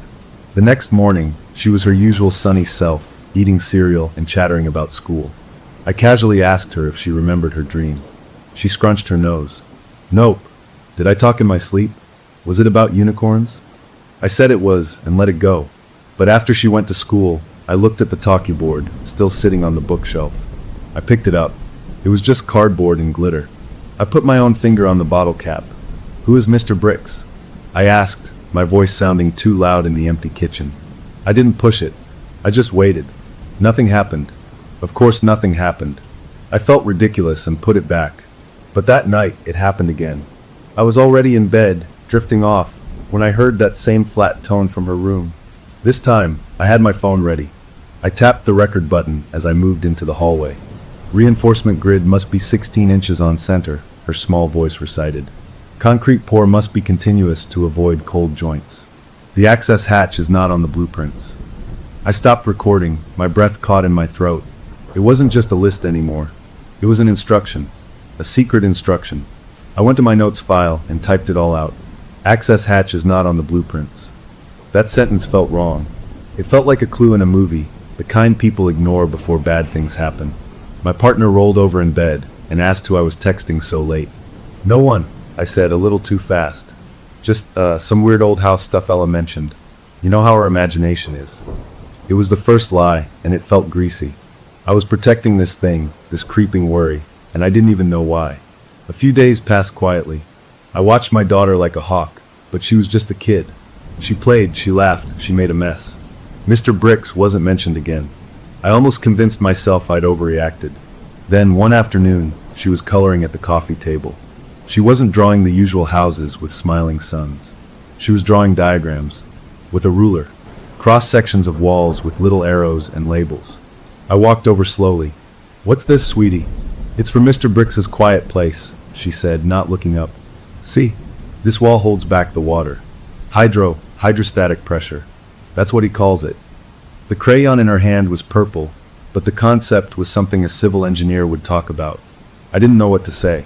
I took a picture of the drawing with my phone and added it to the growing file, which I'd renamed Ella's Dreams, and then later, Notes. It didn't feel funny anymore. That weekend, I did something that felt like crossing a line. I drove to the downtown library, to the local history room. It smelled like old paper and dust. I asked the librarian for help finding old newspapers on microfiche from the late 1950s. She helped me load the spools, and I spent hours scrolling through blurry images of front pages, my eyes aching. I wasn't even sure what I was looking for. Then I found it. A society page photo from 1958. A man in a sharp suit standing next to a fancy car. The caption called him a reclusive industrialist. His name was Silas Brickson. The article said his company, Brickson Secure Materials, specialized in private and discreet construction projects. The last line of the caption made my skin go cold. It read, "The billionaire who believes the only safe place is underground. Brickson. Mr. Bricks." It wasn't the same name, but it was too close. It was a child's mispronunciation of a real, creepy man's name. I printed the article, my hands unsteady. When I got home, the house was quiet. My partner was out with our daughter at the park. I put the printout in a filing cabinet in my office and locked it. I was hiding things now. I was building a secret file about a dead man who was talking to my child in her sleep. That night, after everyone was asleep, I was at my desk looking over the microfiche prints. The baby monitor on my desk, a little audio thing we used when she was a baby, crackled to life. Not with a sound from her room. It picked up a low, steady hum, a frequency that felt like it was vibrating in my back teeth. It hadn't done that before. Then, through the static, her voice came. She was awake. "Daddy," she said, clear and normal. "The filing cabinet lock is too loud. He can hear you." The hum on the monitor stopped. I sat in my chair, frozen solid, staring at the black plastic box. The filing cabinet was in the room right below hers. I hadn't made a sound. I'd been careful. But somehow she knew. Or he knew. I didn't sleep. I just waited for morning, listening to every normal creak of the house, feeling like the walls themselves were listening back. When the sun finally came up, I felt exhausted but weirdly calm. The secret was out, at least between me and whatever this was. I had a choice. I could tear up the notes, throw away the talkie board, and pretend it was all a wild coincidence. Or I could see where it led. I looked at my daughter, eating her toast, completely innocent. I thought about the man who wanted to live underground. I unlocked the filing cabinet. I was in it now. For better or worse, I was going to find out what Mr. Bricks wanted. The morning after she told me about the lock, I watched her like she was made of glass. She just ate her cereal, crunching away, completely normal. I wanted to ask 100 questions, but how do you ask a 6-year-old about a dead industrialist? So I did the normal dad things. I packed her lunch. I kissed her forehead when the bus came, and I stood at the window feeling like the world had tilted off its axis. I needed to talk to someone who wouldn't think I was crazy. I called the pediatrician's office. I kept my voice light, casual. "Hey, just a quick question," I said to the nurse. "My daughter's been having some really vivid dreams lately, talking in her sleep about the weirdest stuff. Construction materials, you know. Just wondering if that's normal." The nurse was cheerful. "Oh, absolutely. Very imaginative age. Their little brains are processing so much. As long as she's happy during the day, I wouldn't give it a second thought. Just part of growing up." Her reassurance was like a blanket, warm and smothering. It made my fears feel silly, childish. Maybe I was overreacting. Maybe the article, the manual, it was all just a string of bizarre coincidences my tired brain had wired together. I hung up and tried to believe it. For a couple of days, I almost did. I focused on work, on making dinner, on being normal. I didn't touch the filing cabinet.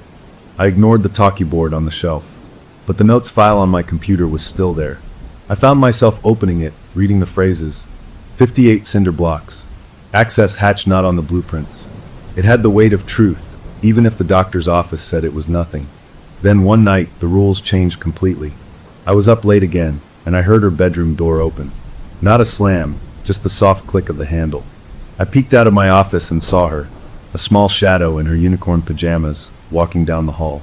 She moved with a purpose, not a sleepwalker's stumble. She came right into my office, her eyes wide open but blank, like a doll's eyes. She didn't look at me. She walked straight to my computer chair. I was frozen, just watching.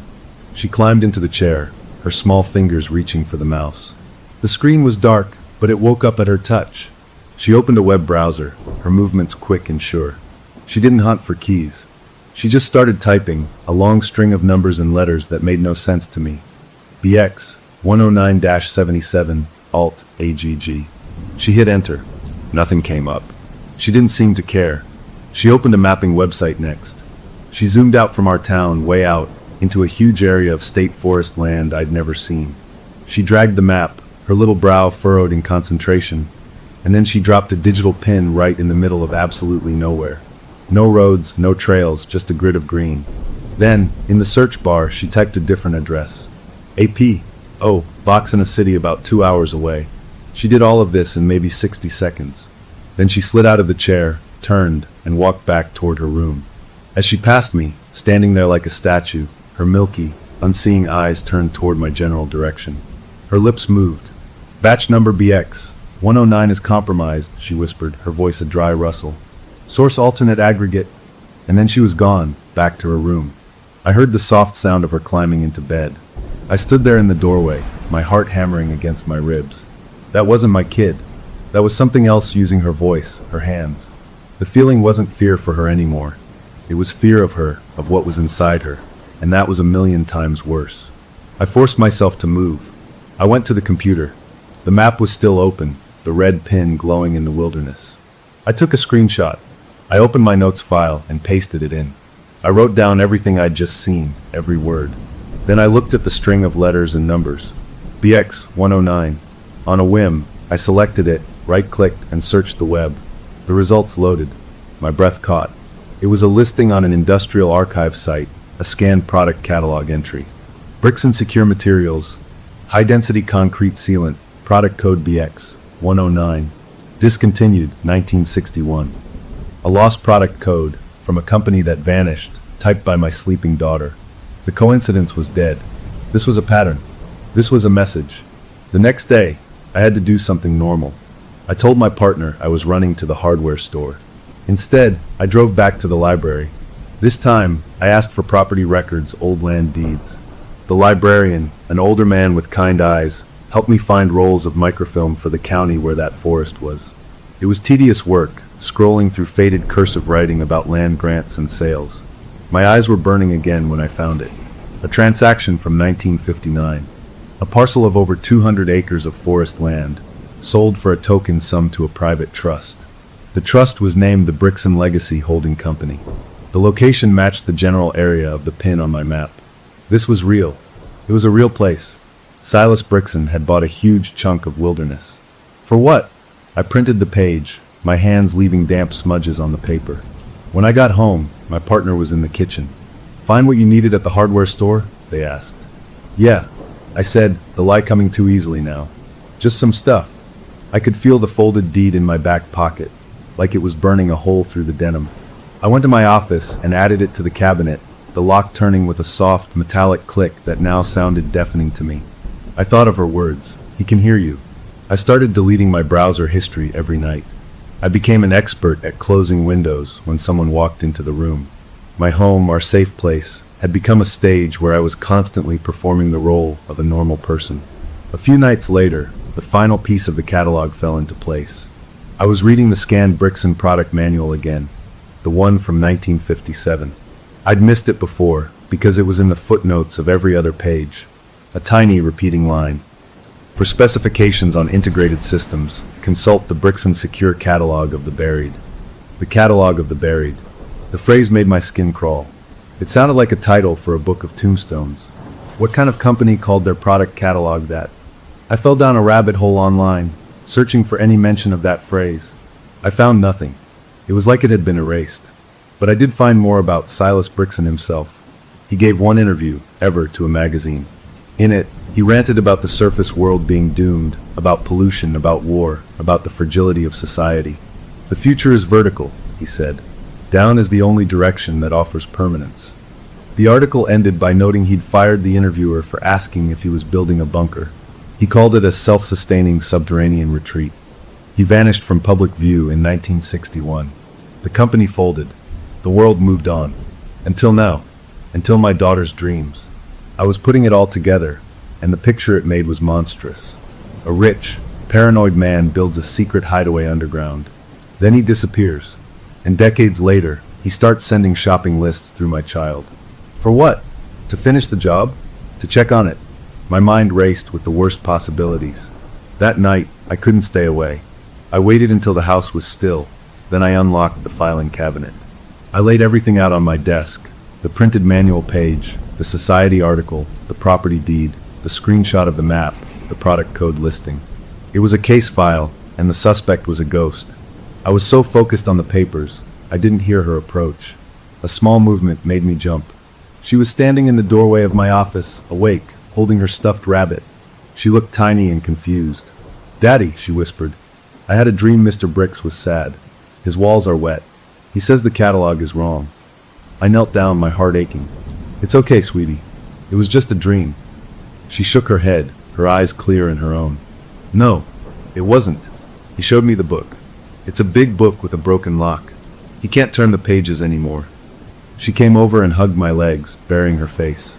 I held her, looking over her head at the spread of papers on my desk. The catalog of the buried. A book with a broken lock. I knew right then what I had to do. The hook was set. I couldn't pull it out. I had to find that book. I had to find out what was in that catalog, because whatever it was, it had my daughter's voice, and it was telling me its walls were wet. I put her back to bed, singing her a song until her breathing evened out. Then I went back to my desk. I opened a fresh map on my computer. I zoomed in on that red pin in the forest. I started looking for a way in. The map on my screen was just a flat expanse of green pixels, but it felt like a target, and I was staring down the scope. For a week, I did nothing but research. I learned how to read topographic maps, squinting at the digital lines that showed the rise and fall of the land around that red pin. I found old logging road databases looking for any route, even a forgotten one that got close. There was nothing official within 5 miles. This place was meant to be left alone. During the day, I was a normal parent. I went to work, I helped with homework, I made pancakes on Saturday. But my mind was always in that forest. My partner noticed the distance. "You're somewhere else lately," they said one evening while we were doing dishes.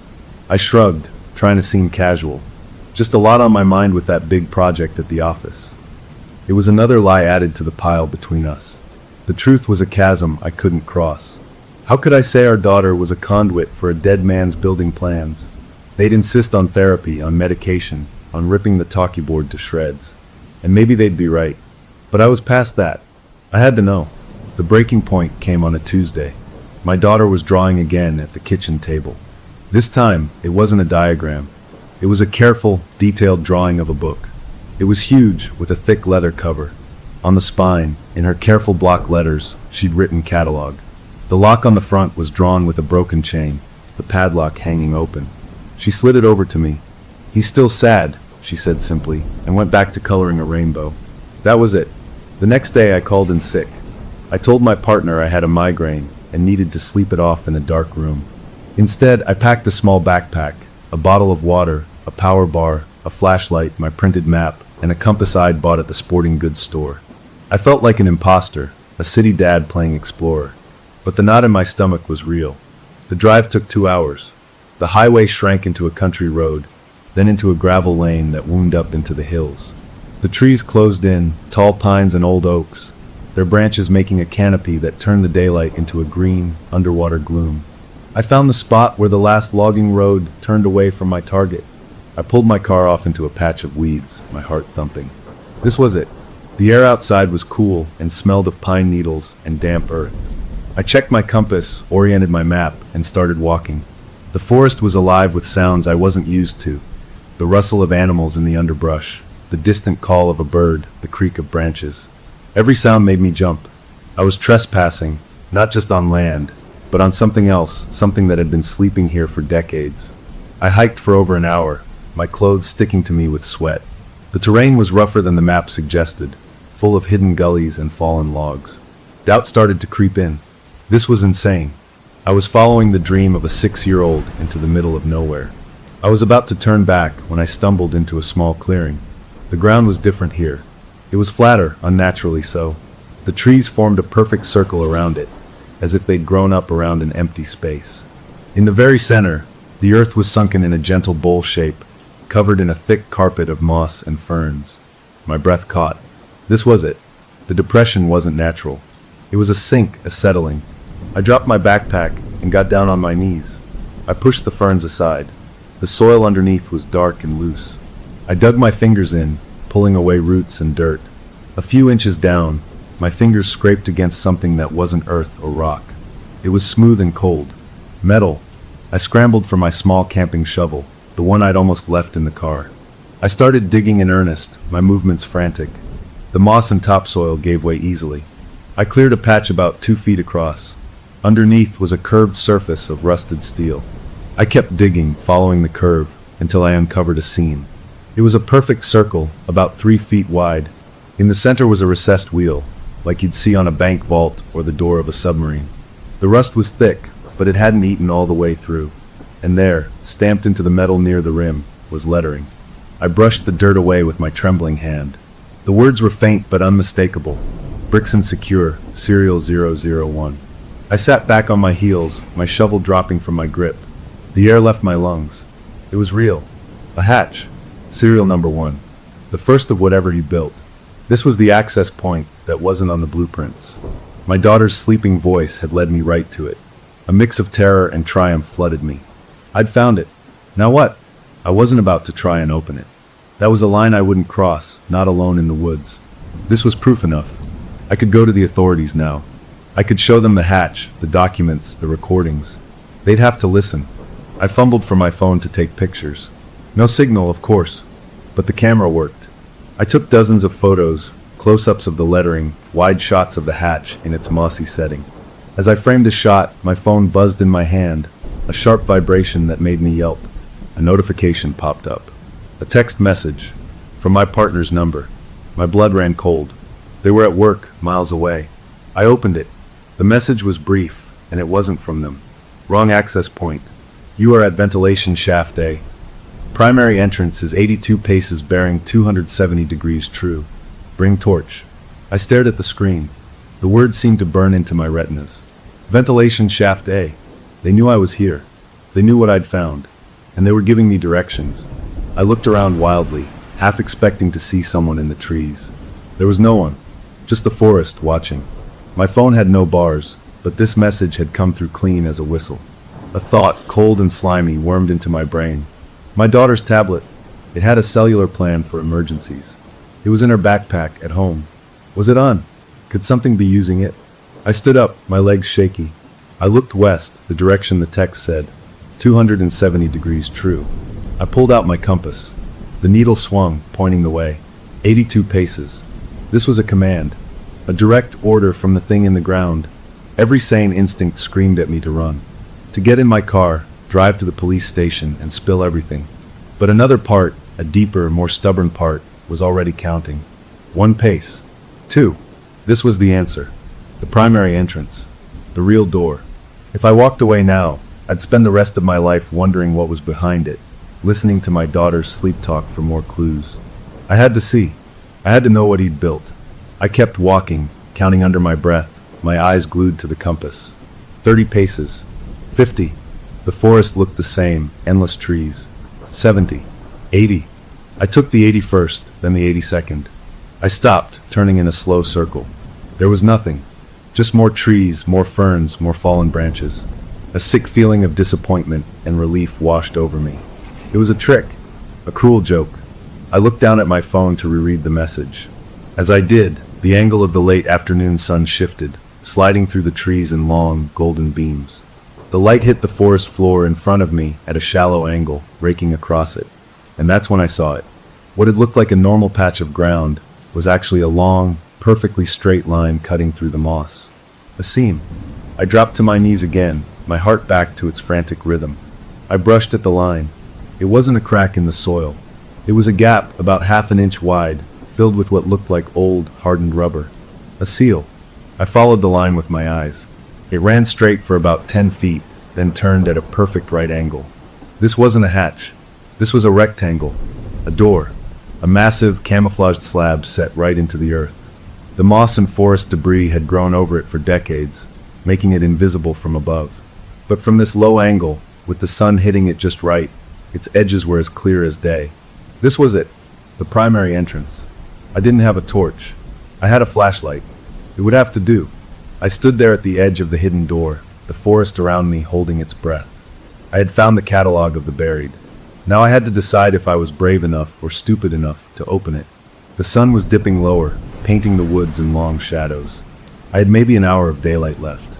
I looked at the seam in the ground, then back the way I'd come. Going home meant returning to a life of whispers and secrets, of watching my daughter for signs of a ghost. Going forward meant stepping into the dark, into a place that had been waiting for someone, maybe for me, for over 60 years. I took a deep breath of the pine-scented air, the last taste of the normal world. I hefted my backpack and started looking for a way to open the slab. The hook was no longer set, it was pulling me in, and I had stopped fighting the line. The seam in the earth was awound, and I was about to open it. The moss and soil covering the slab were thick, a living blanket that had taken decades to grow. I used my shovel to scrape and pry, my movements quick and frantic as the daylight began to fade. The green covering gave way to a gray, gritty surface beneath, concrete, not metal. It was textured to look like stone, a perfect disguise. I worked my way along one of the long edges, clearing a trench. My hands were raw, my back ached, but a wild energy kept me going. This was the moment.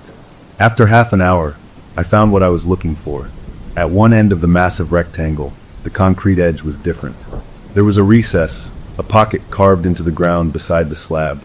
Inside that pocket, shrouded in roots and black dirt, was a thick iron ring, bigger than a dinner plate.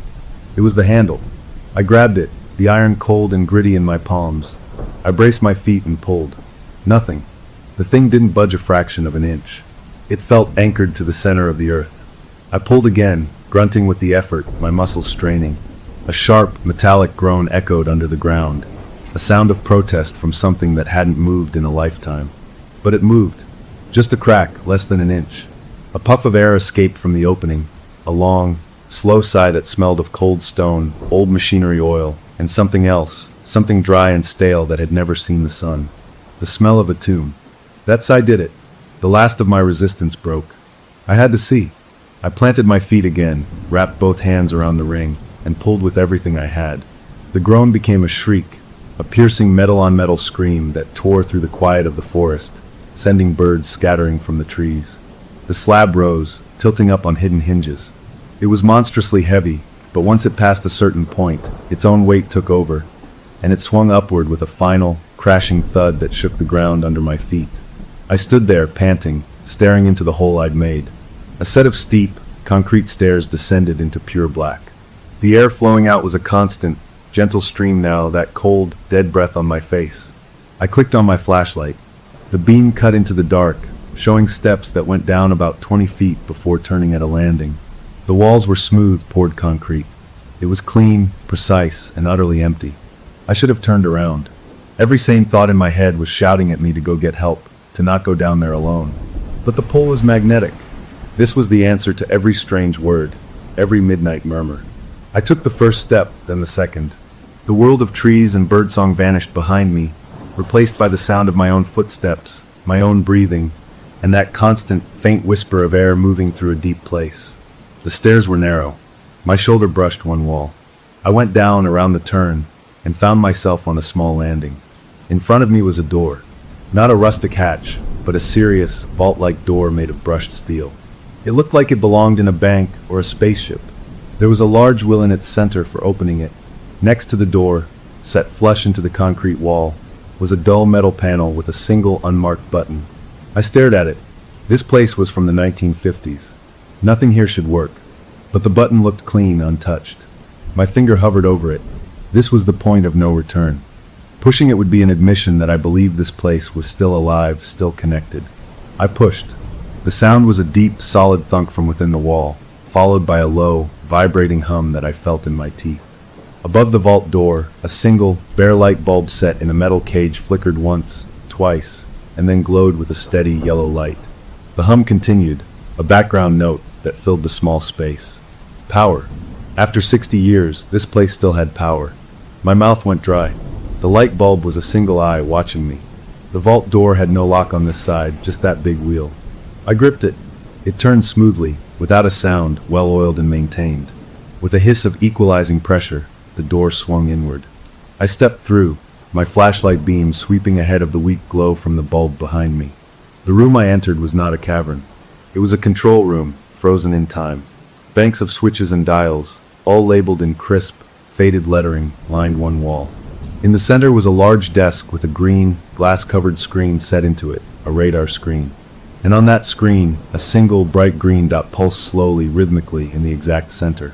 A blip, a heartbeat.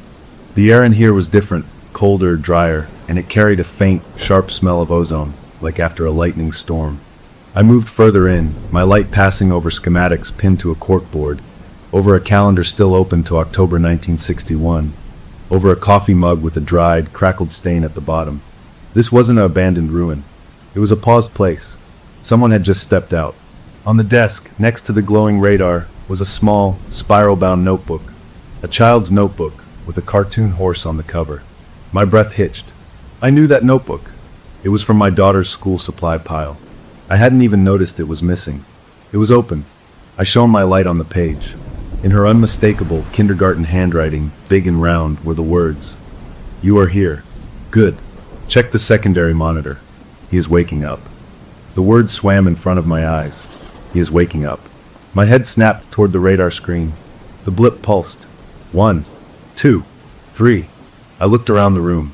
On another part of the desk was a smaller screen, dark and dusty. I wiped the glass with my sleeve. As my fingers touched its frame, it flickered on with a soft pop. The image was grainy, black and white, flickering with lines of static. It showed a room, a different room. It was decorated like a fancy hotel room from an old movie. A patterned rug, a wingback chair, a bookshelf. And against the far wall, a bed. In the bed, a form lay under a blanket. A human-shaped form. The image was too fuzzy to see details, but the outline was clear. Someone was in that bed. As I watched, frozen to the spot, the form moved. A slow, deliberate shift. An arm, perhaps, sliding out from under the blanket. The blip on the radar screen pulsed in time with the movement. A wave of pure, electric terror shot through me, followed by a dizzying wave of disbelief. This couldn't be real. This was a recording, a trick of the light. But the radar blip was real. The hum in the walls was real. The notebook with my daughter's writing was real. I was inside Silas Brixton's tomb, and he wasn't just buried here. He was in there, sleeping, or waiting. And according to the notebook, he was waking up. I stumbled back from the desk, my legs hitting the chair. The control room, with its humming power and its glowing screens, felt suddenly like the belly of a sleeping beast. I had found the catalog of the buried, and its first entry was a man. I had to get out. I had to get to the police, to the army, to anyone with authority and guns. This was way beyond a dad solving a mystery. I turned and ran for the vault door. As I reached it, a new sound cut through the hum. A soft, melodic ding, like an elevator arriving. It came from a speaker grill above the desk. Then a red light on the main console began to flash. A voice came from the grill, not a human voice, but a flat, mechanical, recorded voice. It was calm and clear. Stasis integrity at 4%. Revival protocol or full transference required. Locate and prepare the secondary occupant. The words hung in the cold air. Secondary occupant. My mind, reeling, made the horrible connection. The second, empty cryocell on the schematics I'd seen online. The need for a specific neural receiver. A child with an open, imaginative mind. A genetic match. My daughter. They didn't just want to talk to her. They wanted her here. In that other room. I lunged for the vault door, my hands slipping on the wheel. I got it open, dashed through, and slammed it behind me. I took the stairs 2 at a time, bursting out into the evening forest. The fresh air felt like a slap. The sky was deep purple, the first stars coming out. I turned and shoved the massive concrete slab with all my might. It fell back into place with a ground-shaking crash, sealing the tomb once more. I stood there in the growing dark, gasping, my clothes soaked with sweat and dirt. I had my proof. More proof than I ever wanted. I ran back through the woods, not caring about the branches that whipped my face, driven by a new, more urgent terror. I had to get home. I had to protect her. I reached my car, fumbling with the keys, my hands shaking so badly I could barely get the door open. I drove like a madman, the headlights cutting tunnels through the dark country roads. My phone buzzed as I hit the outskirts of town. Service returned. A flood of notifications appeared. Missed calls from my partner. Texts. Where are you? Your migraine must be bad. You're not answering. Call me. And then the last one, sent just 10 minutes ago. Ella's asking for you. She says she had a dream about the quiet place. She says Mr. Brix needs the right tools now. What is she talking about, Sam? What's going on? I pulled into our driveway, the tires crunching on the gravel. The house lights were on, warm and welcoming. A normal house. I sat there for a moment, my forehead resting on the steering wheel, trying to slow my racing heart. I had closed the door on the tomb, but I hadn't closed the door on any of this. It was here, in my home, in my daughter's dreams. I had the proof, but the problem was just beginning. And the mechanical voice's command echoed in my head, a chilling order that changed everything. Locate and prepare the secondary occupant. Walking from my car to the front door felt like crossing a minefield. The warm light from the windows, the familiar sight of my partner moving in the kitchen. It was all a stage set now, hiding a nightmare. I took a deep breath, trying to force my face into something that looked normal. but my hands were still trembling as I turned the knob. The moment I stepped inside, the atmosphere was tight, strained. My partner was at the sink, their back to me, but their shoulders were stiff. Our daughter was on the living room floor, building a tower with blocks. She looked up and gave me a small, unsure smile. "Hi, Daddy." "Hey, sweetheart," I said, my voice coming out too high. I walked into the kitchen. My partner turned around, their face a mask of controlled anger and deep worry. They didn't say hello. They just held up their phone, showing me their last text. "What is she talking about, Sam? What tools? What quiet place?" They kept their voice low, but every word was sharp. "She woke up from her nap asking for you, saying Mr. Bricks was upset because the tools weren't right." She described them. A small trowel. A level. "Sam," she described a plumb bob. "She's 6. I opened my mouth, but no sound came out. The truth was a wild animal trapped in my chest, clawing to get out. I couldn't tell it. Not like this. It's just this imaginary game. I started, the lie tasting like ash. You know how detailed she gets. She probably saw something on TV. "Don't," they snapped, their eyes glistening. "Don't do that. You've been secretive for weeks. You're jumpy. You're up all night on the computer. And now she's talking like a contractor's apprentice. This isn't a game anymore. You're feeding into it, and it's scaring her." "I'm not feeding anything." The words burst out of me, louder than I intended. From the living room, I heard a block clatter. We both looked over. Our daughter was watching us, her lower lip trembling. The fight went out of my partner. They rubbed their face. "We need to talk. Without her." We put her to bed early that night. The routine felt hollow. Her usual bedtime story was met with quiet, watchful eyes. When I kissed her forehead, she whispered, "Don't be mad. He's just lonely down there. He needs help fixing it." I just smoothed her hair and said nothing. Downstairs, the conversation I'd been dreading began. I couldn't tell the full truth. The bunker, the hatch, the man in the bed. It was too much. They'd think I'd lost my mind completely. So I gave them a half-truth, a version that was terrifying enough. I told them about the sleep talking, the specific phrases. I showed them the 1957 manual on my phone, the property deed. I told them I'd gone to the forest, that I'd found signs of old construction. I called it vandalism and weird historical stuff. "So you went out there? Alone?" Their voice was flat, disbelieving. "Because of her dreams?" They weren't just dreams. This Brixton guy was real, and he built something out there. "Don't you see? It's affecting her." "What I see," they said slowly, "is that my partner is obsessing over a dead man and dragging our daughter into it. You're creating this, Sam. Your obsession is becoming her reality. It has to stop. I'm trying to understand it to make it stop." "No, you're feeding it. Every time you write it down, every time you research it, you're telling her it's real. We need to disconnect.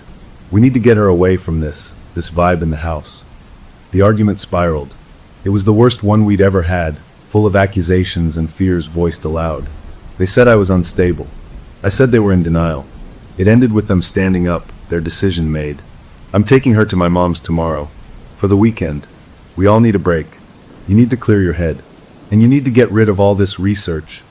They went upstairs to bed, leaving me alone in the dark living room. I felt shattered, isolated.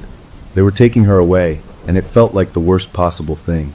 She'd be farther from me, but would she be safer? Or would the signal just get clearer without me around? The talkie board was on the coffee table, a stupid piece of glittered cardboard. In a fit of rage and despair, I snatched it up. I was going to rip it to pieces, burn it in the fireplace, end this stupid thing that started it all. As I held it, the bottle cap in the center wobbled. Then, without anyone touching it, it slid. It moved in a slow, deliberate arc across the alphabet, stopping on one letter, then the next. N-O. It stopped. I dropped the board like it was on fire. It clattered onto the table, the cap rolling off and onto the floor. A deep, primal shudder went through me. It wasn't the board. It had never been the board. The board was just a toy, a focus. The thing talking to my daughter was in the walls, in the air, in the signals. Destroying a piece of cardboard wouldn't stop a ghost in a machine. The next morning was cold and awful. A suitcase sat by the door. My daughter was quiet, clinging to my partner's leg. The goodbye was stiff, a quick hug from her, averted eyes from my partner. "Use this time, Sam. Please," was all they said before they drove away. I watched the car until it vanished, the house around me feeling vast and empty, and full of that humming quiet I'd felt in the bunker. The directive from the mechanical voice was a drumbeat in my skull. Locate and prepare the secondary occupant. They were taking her away, but they were walking her right into the open, where anything could happen. I couldn't just sit there. I had to do something real, something that would prove this was a threat anyone would understand. I went to my office and pulled everything out of the filing cabinet. I made a pile of the evidence, the printed manual, the society page, the deed, the map with the pin, the product code listing, the photos I'd taken of the hatch.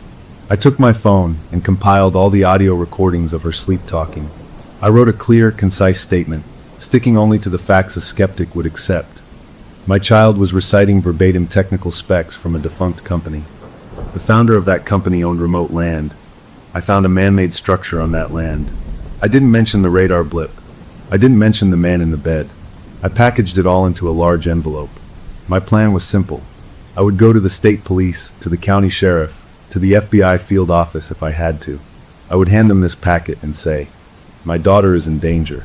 Please investigate this place." It was the right thing to do. The adult thing. I drove to the county sheriff's office first, the envelope on the passenger seat. My heart was pounding, but with a new purpose. I walked in, asked to speak to a detective, and was told to wait. I sat on a hard plastic chair, clutching the envelope, rehearsing what I would say. A deputy called me over. He was young, tired-looking. "What can I do for you?" I started talking, my words tumbling out. I showed him the first page, the manual with the phrase. I told him about the sleep talking. He listened, his face neutral. When I mentioned I'd gone out to the forest, his eyebrows went up. "You trespassed on private property?" I think it might be dangerous. There's a hatch, an old vault door. I think someone might be living down there." He leaned back, tapping his pen. "Sir, that's the old Brixton land. We get calls about that every few years. Kids partying, ghost hunters. It's an old Cold War bunker, everyone knows that. It's sealed up, probably full of asbestos." "It's not sealed." I opened it. "The power is still on." My voice rose, and I saw his posture change, his professional calm settling over a layer of dismissal.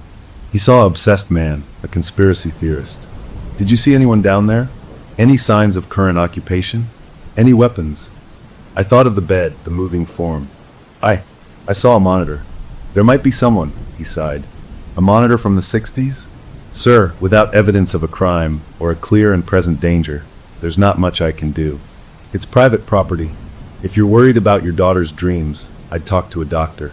We don't investigate dreams." He handed my papers back to me, his message clear. I was just another weirdo with a folder. I left, the envelope feeling like a lead weight. The system couldn't see the monster because the monster was too strange. It hid in the static between reality and nightmare. I got back in my car, defeated. My phone rang. It was my partner's mother. My blood turned to ice. I answered. "Sam? Thank God. Is Ella with you?" Her voice was frantic. "What? No, she's with you. She left with you this morning." "She's gone, Sam. We went to the grocery store. I turned my back for 1 minute to get milk, and she was just gone. We've looked everywhere in the store. The police are here now." The world dropped out from under me. The envelope fell from my hands, papers scattering across the car floor. I heard the chaos in the background, my partner's voice, raw with panic, shouting our daughter's name. The mechanical voice had given its order. And now, the secondary occupant was missing. The drive to my in-laws' town was a blur of speed and sheer terror. I ran every red light, my heart a frantic drum against my ribs. I skidded into the grocery store parking lot, now swarming with police cars, their lights painting the asphalt in swirling blue and red. I saw my partner immediately, standing by a patrol car, their face pale and streaked with tears, talking to an officer. They saw me and their expression crumpled, a mix of relief and deeper fear. I ran over. "What happened? Tell me everything." The officer, a detective with a grim face, stepped in. She was in the cereal aisle. Her grandmother turned to grab an item from the top shelf. When she looked back, your daughter was gone. No struggle, no noise. We've reviewed the footage. He led us into the store manager's office, to a small monitor. The black and white video showed the familiar aisle. My daughter was there, looking at the colorful boxes. Her grandmother reached up. And then my daughter simply turned and walked away, not hurried, but with a clear purpose. She didn't look back. She walked straight down the aisle, turned the corner, and disappeared from the camera's view. "Where does that lead?" I asked, my voice tight. "Back of the store." Receiving doc. There's an alarm door there, but it wasn't triggered. We watched more camera angles. She never appeared at the front registers. She never left through the main doors. She walked into the back hallway and vanished. How is that possible? My partner whispered, clutching my arm. The detective rubbed his jaw. We're checking every inch. But sir, ma'am, this looks planned. Did she ever talk about running away? Was she upset? My partner and I locked eyes. The unspoken truth hung between us, a monstrous thing. She's been having vivid dreams, I said, forcing the words out. About a place in the woods. A man named Mr. Bricks. The detective's eyes narrowed, taking notes, but I could see the shift. We were now the parents with the troubled child, the ones who might have missed the signs. The search expanded. 9 units were brought in. The dogs picked up her scent in the back hallway, then led them out a service door that was supposed to be locked, but was found slightly ajar. The trail went cold in the busy parking lot. Hours passed, each one an eternity. My phone was glued to my hand, waiting for a ransom call, a demand, any sign. My partner was a statue of grief, answering police questions in a monotone. The sun began to set. Then a break. A city bus driver, on his break 2 towns over, saw the Amber Alert on his phone. He called in. He recognized my daughter's picture. He'd picked up a little girl matching her description, alone, at a stop near the grocery store around the time she vanished. She'd paid with cash, he said. Exact change. She'd told him her grandpa was waiting for her at the end of the line. The bus's destination was the city with the P.O. box from the sleepwalking message. The one she'd typed while asleep. My blood ran cold. This wasn't a random kidnapping. This was a pilgrimage. A convoy of police cars, with us following, raced to the city bus terminal. It was a sprawling, dingy place, full of shadows and echoing announcements. Officers fanned out, showing her picture. A ticket clerk pointed us to the locker bays. Yeah, I saw a kid like that, he said, carrying a little pizza box, like from a birthday party. Seemed fine. Happy, even. She went over to the lockers. We rushed to row B. Locker B-17 had a key stuck in it, dangling from the lock. The detective put on gloves, turned the key, and swung the small metal door open. A collective gasp went through our little group. She wasn't inside. Inside the locker, arranged neatly on a shelf, was a folded set of dark blue coveralls, sized for a small child. Next to them was a tiny, yellow plastic hard hat, and laid out with care on the floor of the locker was a set of tools. Not toy tools. Real, finely made, small grip tools. A trowel, a level, a plumb bob with a sharp point, a miniature folding shovel. They were clean, oiled, and looked both antique and perfectly functional. On top of the coveralls, placed like a final note, was the talkie board. The bottle cap planchette was fixed firmly in the center with a glob of dried glue, pointing directly at the word yes. My partner let out a choked sound and turned away, collapsing into sobs against the wall. The detective carefully bagged the items, his face grim and confused. What is this? Some kind of costume. I couldn't answer. My eyes were fixed on those tools. This wasn't a kidnapping for harm. This was an outfitting. She was being dressed for a job, given a uniform. The horror was so specific it made my head spin. The police shifted gears. This was now a major case with a bizarre, sinister angle. They set up a command post at the bus station. They tracked the purchase of the bus ticket. It was bought with cash at a kiosk days earlier. They found security footage of her getting off the bus here at the terminal, still carrying the pizza box. She walked calmly to the lockers, used a key from her pocket, opened it, looked inside, and then she turned and walked out of the frame, leaving the locker door open. She didn't take the tools. She didn't put on the uniform. She just looked and left. Where did she go? I begged, staring at the frozen video image of her small back. We're checking every camera, the detective assured me, but his voice lacked conviction. The terminal had blind spots, old corridors, exits that weren't monitored. Hours of fruitless searching followed. My phone, clutched in my sweaty hand, suddenly dinged with a sound I'd almost forgotten. A location-sharing notification. Her tablet, the one in her backpack. It had just come online. A pulsing blue that appeared on a map on my screen. It wasn't in the city. It was moving fast along the interstate, heading back in the direction of our home. Of the forest. She's on the move. I yelled, shoving the phone at the detective. Her tablet. It's tracking. He grabbed my phone, barked orders. The entire operation mobilized in minutes. We were a convoy again, sirens screaming, speeding down the highway, following that little blue dot. It moved with purpose, exiting the highway not for our town, but for the state route that led into the hills toward the Brixton land.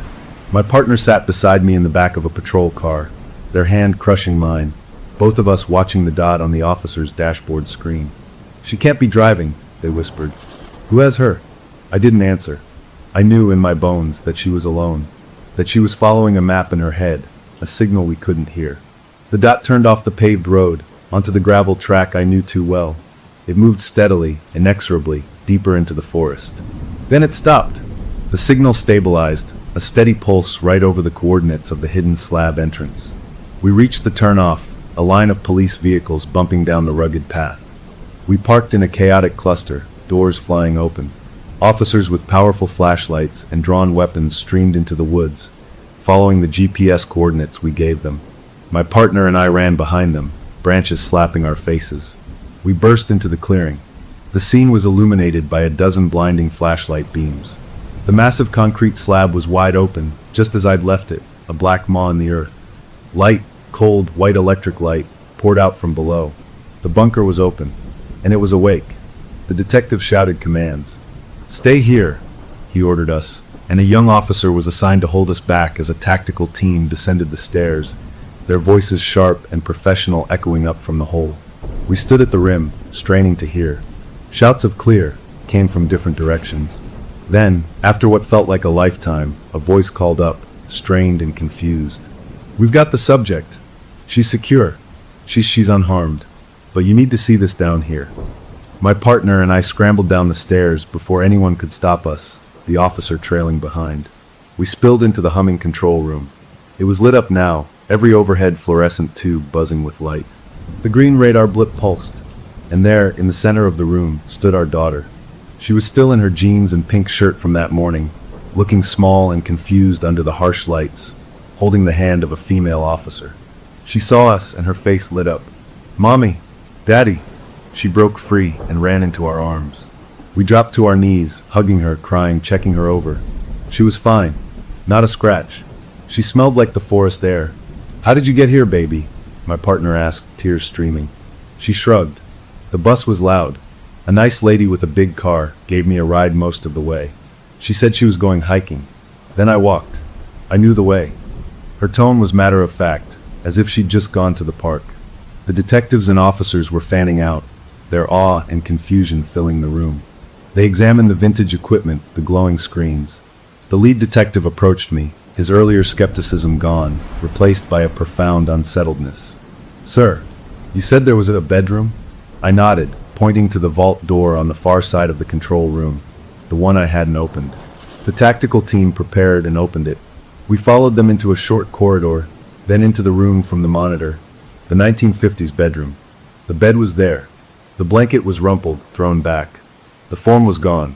A clear, gelatinous membrane lay in tatters on the sheets, connected to a series of empty, dangling tubes.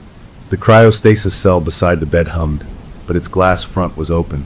A trail of faint, sticky fluid led from the bed to the open doorway where we now stood. Silas Brixton was not in his bed. He was up, and he was somewhere in the bunker. An officer's radio crackled, a voice from the team still searching upstairs. "We found something up here. You need to see it." In the trees, about 50 yards east of the entrance. We were ushered back up into the night. Flashlights pointed at the base of a large pine tree. There, on the ground, was her backpack, and next to it, sitting neatly on a folded piece of bark as if on a display stand, was the pizza box. It was empty, but written on the inside of the lid in black marker, in handwriting that was not a child's, a precise, elegant, old-fashioned script, was a message. The tools were a test. She passed. The catalog is complete. We are ready for the final pour. Thank you for the delivery. The detective looked from the message to me, to my daughter safe in my arms, to the open bunker. The mystery had just deepened beyond any police manual. They had found the missing child, alive and well. The immediate crisis was over. But as I held my daughter, feeling her small heart beat against mine, I looked at the black opening in the ground. We had gotten her back, but we had also delivered her right to his doorstep. And he was no longer sleeping. He was out here, in the woods, in the night, and his work was not yet done. The case was closed for them. For me, it was just entering a new, more terrifying chapter. The next 48 hours were a whirlwind of official chaos and private dread. The police sealed the bunker as a crime scene, though the only crime they could pin down was trespassing mine. They took endless statements. My daughter, perched on a too-big chair in the sheriff's office, told a simple, impossible story. A nice lady with a soft voice gave her a ride after the bus. She knew which turns to tell her to take. The lady left her at the edge of the woods. She walked to the door in the ground, because Mr. Bricks wanted to show her his quiet room. No, she never saw the lady's face clearly. Yes, she was sure it was a lady. The police sketch artist produced a generic, kindly-looking woman that matched no one in any database. The tools from the locker were analyzed. They were custom-made, dated to the late 1950s, with the Bricks and Secure logo etched faintly on the metal.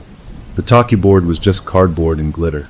My documentation, once dismissed, was now pored over by frowning detectives.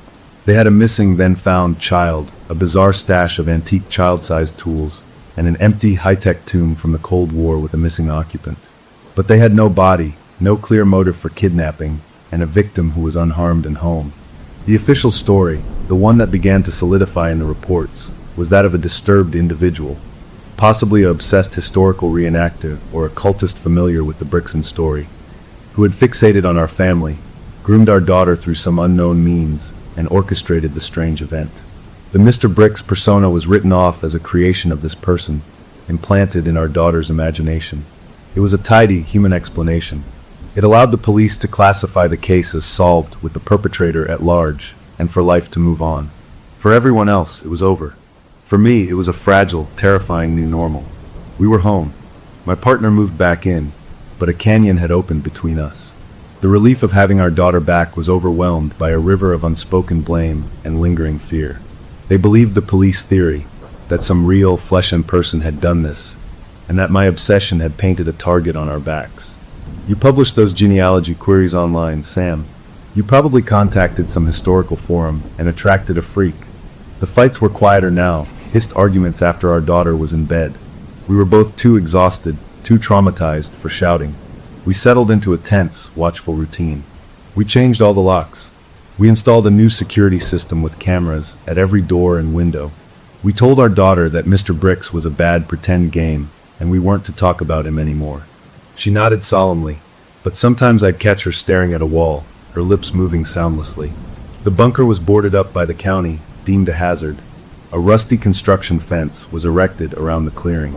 It was over, but the feeling in my house, in my bones, said it wasn't. The air felt charged like before a thunderstorm.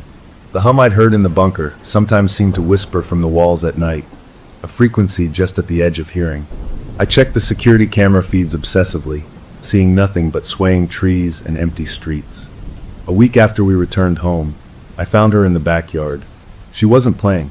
She was standing perfectly still in the middle of the lawn, her arms held slightly out from her sides. Her eyes were closed. The sun was setting, casting long shadows. "Sweetie, what are you doing?" She didn't open her eyes. "Listening to the countdown," she said softly. A bolt of ice shot down my spine. "What countdown?" "The one for the final pour. He says the mixture is almost ready. The aggregate has been sourced." She opened her eyes then, blinked, and smiled at me like she'd just told me about her day at school. "Can I have a popsicle?" The old terror, which had settled into a low-grade dread, roared back to life. He was still here, still talking to her. The fence around the bunker didn't matter. The police theory was wrong. It wasn't a person. It was the signal. And the signal was in my backyard. That night, I did the only thing I could think to do. I went back to the library, to the microfiche. If Brickson was out, if his final pour was imminent, I needed to know what that meant. I scoured every article, every mention of his company. In a trade journal for concrete and aggregate, I found a small, dry article from 1960 titled, "Brickson Announces Perpetual Foundation Formula." It quoted Silas Brickson at a rare industry dinner. He said, "The foundation of the future will not merely support a structure, it will become one with it, a living, growing lattice. My formula will, when activated, seek and bind with compatible material, creating an impermeable, intelligent shell. It will be the final skin between the new world and the old." The article was followed by letters to the editor from scientists calling it alchemy and nonsense. The company never brought a product to market. But what if he had? What if the final pour wasn't just concrete? What if it was something else? I drove home, my mind racing. Compatible material. My daughter's words. The aggregate has been sourced. A horrible idea began to form, too monstrous to fully entertain. I pulled into my driveway. The house was dark except for the living room light. My partner's car was gone. They'd taken our daughter to a movie, a deliberate act of normalcy.